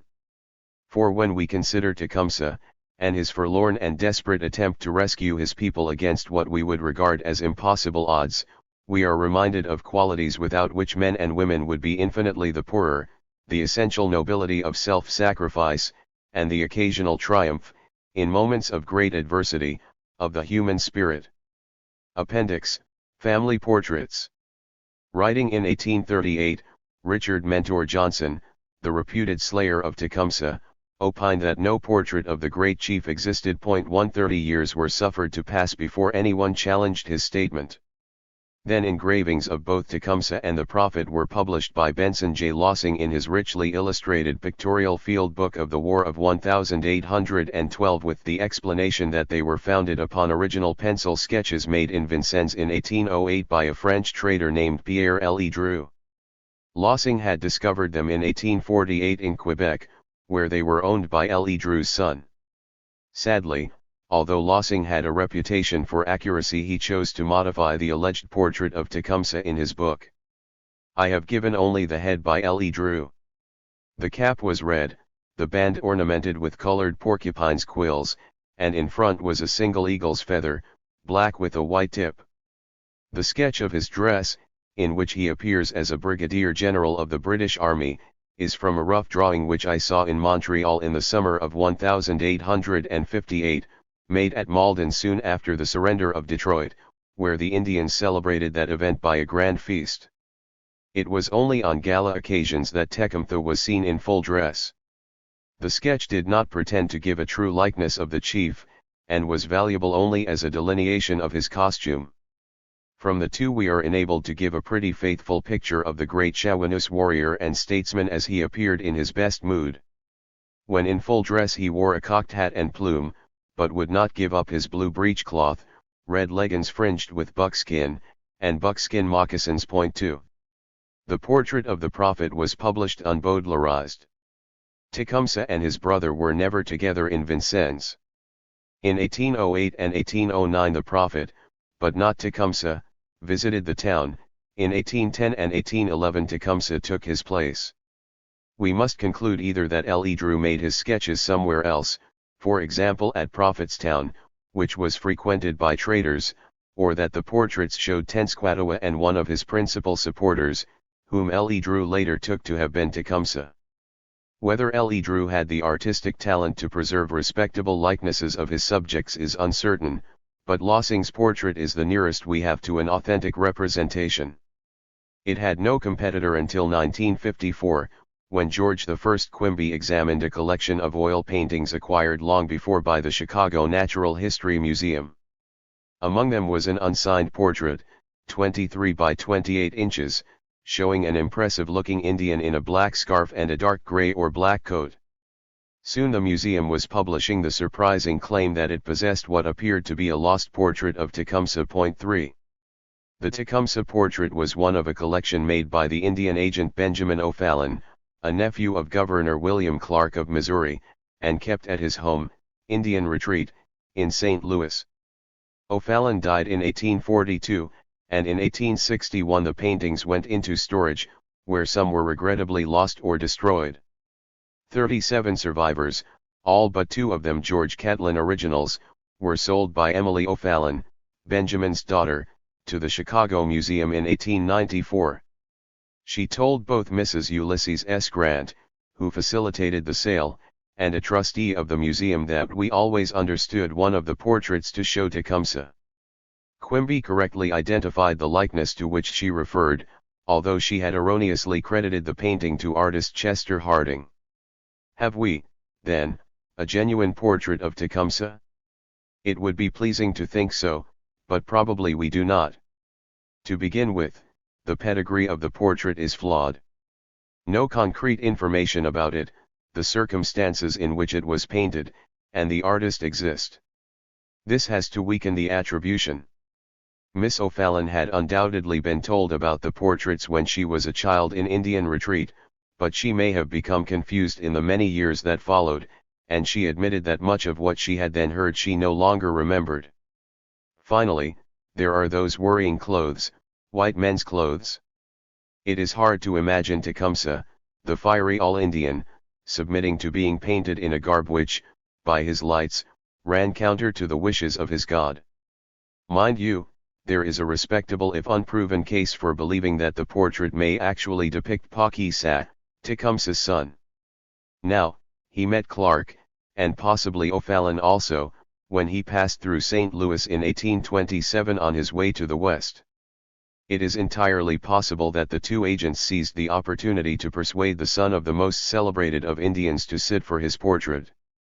We know the son was striking, like his father, and the painting depicts a man of about Tecumseh's age at the time, 31. What is more, a portrait of Tecumseh definitely was made, evidently by an artist named Joshua Shaw. The Shaw painting was listed in an inventory of the famous collection of Indian portraits held by the War Department, catalogued in 1858. Unfortunately, it was destroyed by the fire which swept the Smithsonian Building, where the collection was later housed, on January 15, 1865. However, Shaw may have executed 2 copies, one to be forwarded to the War Department, and one for Clark and O'Fallon's own collection. This is pure hypothesis, but it neatly fits the circumstances, and could account for the Tecumseh connection in Miss O'Fallon's mind. Unless some further evidence is turned up, perhaps in O'Fallon's reports and correspondence, it must nevertheless be accepted that the identity of the Indian gazing imperiously from the canvas in the Chicago Natural History Museum remains for the time being a mystery. 4. The only other contender as a likeness of Tecumseh is the small Indian figure in military trousers to be seen in Margaret Reynolds's watercolor of Fort Malden, painted in 1813. There is a tradition that the figure is Tecumseh, but it is no more than that. The prophet survived into a period when the painting of Indians was gaining popularity, and was treated by several notable artists, James Otto Lewis in Detroit, Indiana, 18245, Charles Bird King on another canvas that perished in the 1865 fire 6, and George Catlin in Fort Leavenworth, Kansas, in 1832.7. In 1989 a joint portrait of 7 Indians, 4 men and 3 women, painted in 1814 by Rudolf von Steiger, an army officer, was purchased by the National Archives of Canada in Ottawa. The picture shows the deputation of Western Indians who visited Sir George Prevost in Quebec. Inasmuch as Tecumseh, Tecumseh's sister, was the most significant woman with that delegation, indeed, she is the only woman known to have accompanied it. It is probable that one of the female figures shows her. Similarly, Tecumseh's son, along with such influential leaders as Nawash and Matas, headed the delegation, and may be included in the portrait. Sadly, even here some disappointment awaits those who would learn more about this unusual Indian family. The value of the painting is compromised, because the artist caricatured his subjects rather than attempted a serious portraiture. Tecumseh, like her famous brother, remains elusive, and what seems to have been her only appearance on canvas was the work of an artist whose prejudices outstripped his interest in leaving a responsible image for posterity. 8. Acknowledgements. The biographer of Tecumseh works in a long, if not always distinguished, tradition.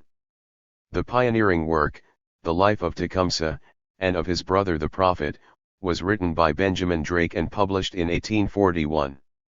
Drake, brother of Daniel Drake, the celebrated physician and writer, was a Kentuckian who spent most of his life in Cincinnati as an editor, lawyer, and author. He was an assiduous and honest scholar. Beginning his project in 1821, only 8 years after Tecumseh's death, he secured statements from several friends and acquaintances of the chief while they were still in middle age. He approached, among others, Governor Lewis Cass of Michigan Territory, one of Tecumseh's military opponents. Cass admitted that he had contemplated a sketch of Tecumseh himself but abandoned the idea because of a lack of material. He promised to try to interview the Prophet, who was still alive in Canada. A few years later Cass did have the Prophet questioned, but Drake never saw the result. His project had lapsed. It was not until the 1830s that he revived it, gathering fresh information, and laboriously copying the official dispatches of William Henry Harrison. Drake's premature death in 1841 robbed him of the praise due his Life of Tecumseh, which was written in a modest but concise and clear style.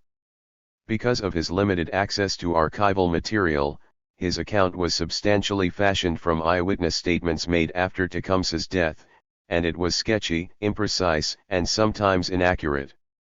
Even the best of his informants sometimes confused events or got them out of sequence, and Drake himself missed important clues and accepted some dubious stories at face value. Nevertheless, his effort was a very commendable one, and without the materials he collected it would be impossible to write a respectable biography today. Drake's work was the basis for several simple biographies that appeared over the next century, and the only major attempt to improve upon it was unfinished and unpublished. It was made by an indefatigable collector of frontier Americana, Lyman Copeland Draper, a New Yorker who worked obsessively on numerous biographies but never completed any of them. In 1864 he purchased Drake's Tecumseh papers, which had gone to auction in St. Louis, and over the years amassed further information, including original documents, cuttings, and statements from anyone he could find who claimed to have had a connection with the famous chief. On the whole, Draper's witnesses were far inferior to Drake's. Many were so old they could barely remember events more than 50 years before, while most had been only slightly acquainted with Tecumseh. Some merely dispensed hearsay. Tecumseh had become a folk hero, and many legends crept into Draper's files. Although he strove hard to complete his biography in the 1880s, nothing Draper wrote suggests he had the ability to evaluate such treacherous materials, and his failure to produce a book was not, perhaps, in itself, a great loss. Yet we must salute him, and heartily, for his contribution was invaluable. In all, he collected nearly 500 volumes of papers relating to the old frontier, 13 of them in the Tecumseh series. By preserving Drake's materials, and adding many important items to them, he left at the State Historical Society of Wisconsin, of which he was secretary, the essential foundation for further study. Glenn Tucker, whose Tecumseh, Vision of Glory was published in 1956, stands by general consent lowest in esteem of Tecumseh's major biographers. Although colorfully written, in a style that held youths from play and old men from the chimney corner, the book was tediously idolatrous. Tucker's Tecumseh was forever noble and just, invariably the master of every situation, and always right. No such person ever existed. To his credit, During his research, Tucker threw a wider net than any of his predecessors, scouring a broad range of printed sources and deploying Draper's manuscripts among a few other archival gleanings.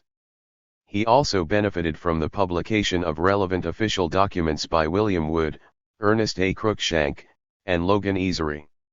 With 50 pages of documentation and bibliography, Tucker's book had a superficial authority, and for several years was widely accepted by a docile public. However, Tecumseh was far too legendary a subject for a writer as gullible as Tucker. Not only was Tucker an eager victim of bogus source materials, but he also appropriated material from avowedly fictitious works and indiscriminately packed his book with apocryphal folk tales. Justly did the historian Reginald Horseman refer to the biography as a mixture of fact and historical legend. It was Horseman who marked the beginning of serious modern scholarship on Tecumseh. On the one hand, his solidly researched studies of the War of 1812 period were the first to systematically exploit the official archives of Canada and Britain. On the other, along with the Canadian writer Carl F. Klink, he drew attention to the unusually difficult primary sources relating to Tecumseh and called for a critical review. Stimulated by Horseman, Herbert C. W. Goltz devoted 2 dissertations, Tecumseh, The Man and the Myth, and Tecumseh, the Prophet, and the Rise of the Northwest Indian Confederacy to the subject. They were based heavily upon the Draper manuscripts and material in the National Archives of Canada.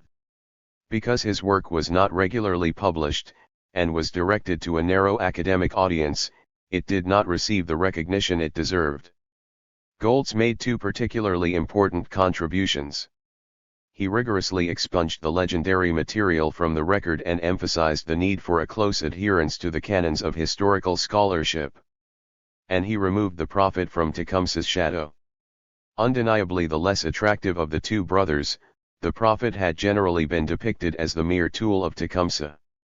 Yet if Tecumseh ultimately controlled the Shawnee reform movement, it was the prophet who started it, and who was initially the means by which the brothers gained extensive influence. The most recent scholar to investigate the brothers is R. David Edmonds. His emphasis, too, was upon the prophet, whom he rehabilitated in his most important book, The Shawnee Prophet, published in 1983. In addition to reasserting the prophet's importance before the War of 1812, Edmonds made the first appraisal of his later years, showing how he struggled to regain influence after Tecumseh's death. Edmonds also dived into an excellent range of manuscript sources, utilizing many hitherto neglected documents in the National Archives of the United States and in the rich holdings of local historical societies.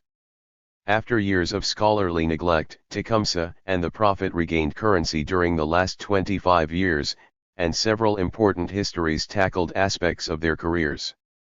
In another doctorate, George C. Calo waded through files in the American National Archives and elsewhere to produce the Red Ponds Go to War, which put Tecumseh at the center of Indian participation in the War of 1812.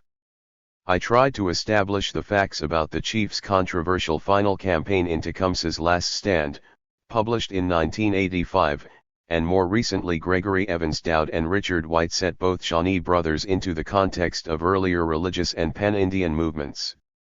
Attempting a full-dress study of Tecumseh and his times, based in a European country in which few have heard of the chief and most found my academic interest in Indians esoteric, if not downright eccentric, has sometimes resembled scaling K2 without oxygen. Reflecting now upon a long journey, including a dozen overseas research trips, it is pleasing for me to record the names of those who furnished timely assistance along the way. I am grateful to the 27 Foundation and the British Academy, both of London, and the Ford Foundation for sponsoring parts of the project. The latter funded an invaluable year at the Darcy McNichol Center for the History of the American Indian, at the Newberry Library, Chicago, then under the direction of Fred Hoxie. Among many who then generously extended hospitality to an exiled Briton, I am particularly indebted to Assistant Director J. Miller, Research Fellows Tom Bilesey and Sharon O'Brien, and library staff Ruth Hamilton, John Aubrey, Harvey Markowitz, and the late Michael Kaplan. Professor Cecil King of Queen's University, Kingston, Canada, and Dr. Catherine Littlejohn were forever willing to help and to contribute information, and have become most treasured friends and traveling companions. Helen Hornbeck Tanner, Senior Research Fellow at the Newberry, freely shared her unrivaled knowledge and enthusiasm for Great Lakes Indian history, and has followed my adventures since, never failing to encourage and help when the going got hard. The debt I owe her is immense. Many fellow students of the period have also supplied information, ideas, advice, and support.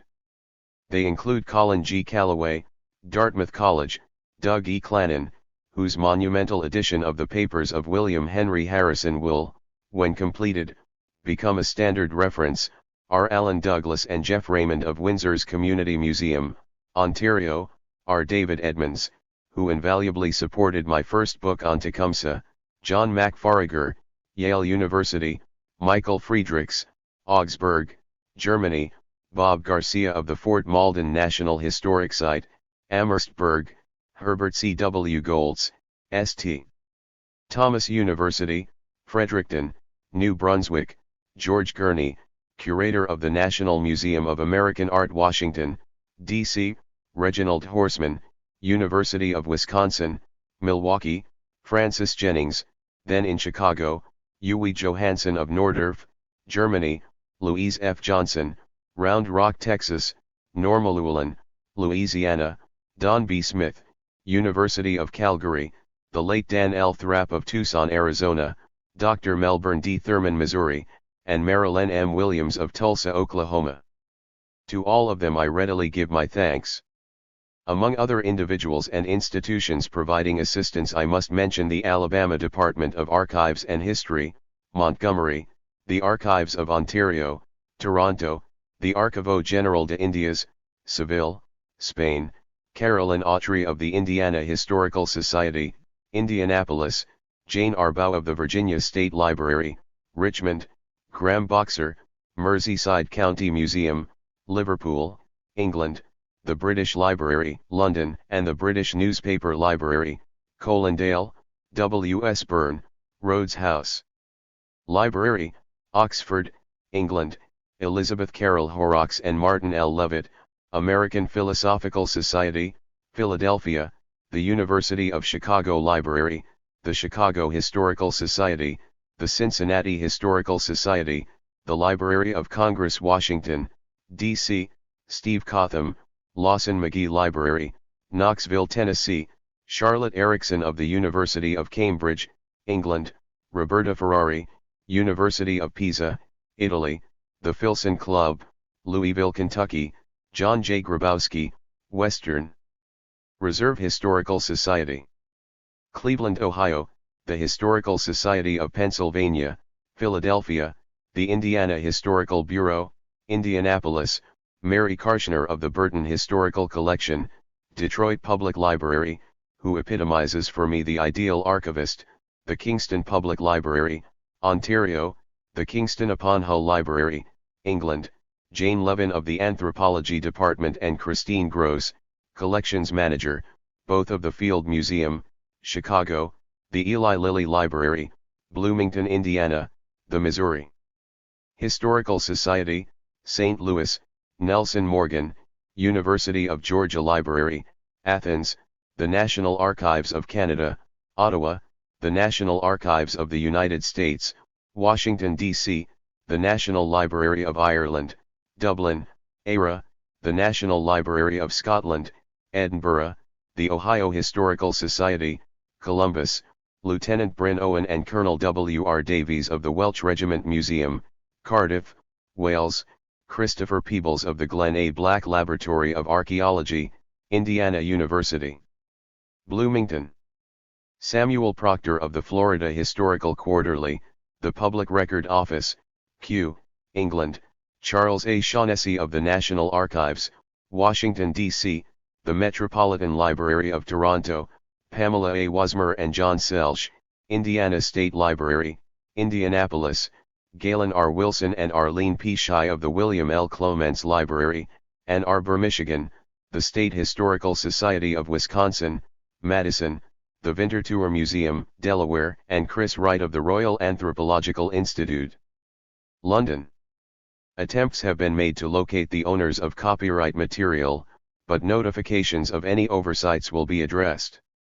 The sources of illustrations, other than those from the author's collection, are given with the reproductions. Finally, during these last stages, I have been fortunate in finding an enlightened editor and publisher in Jack McRae, whose advice and encouragement urged me into that last push to the summit.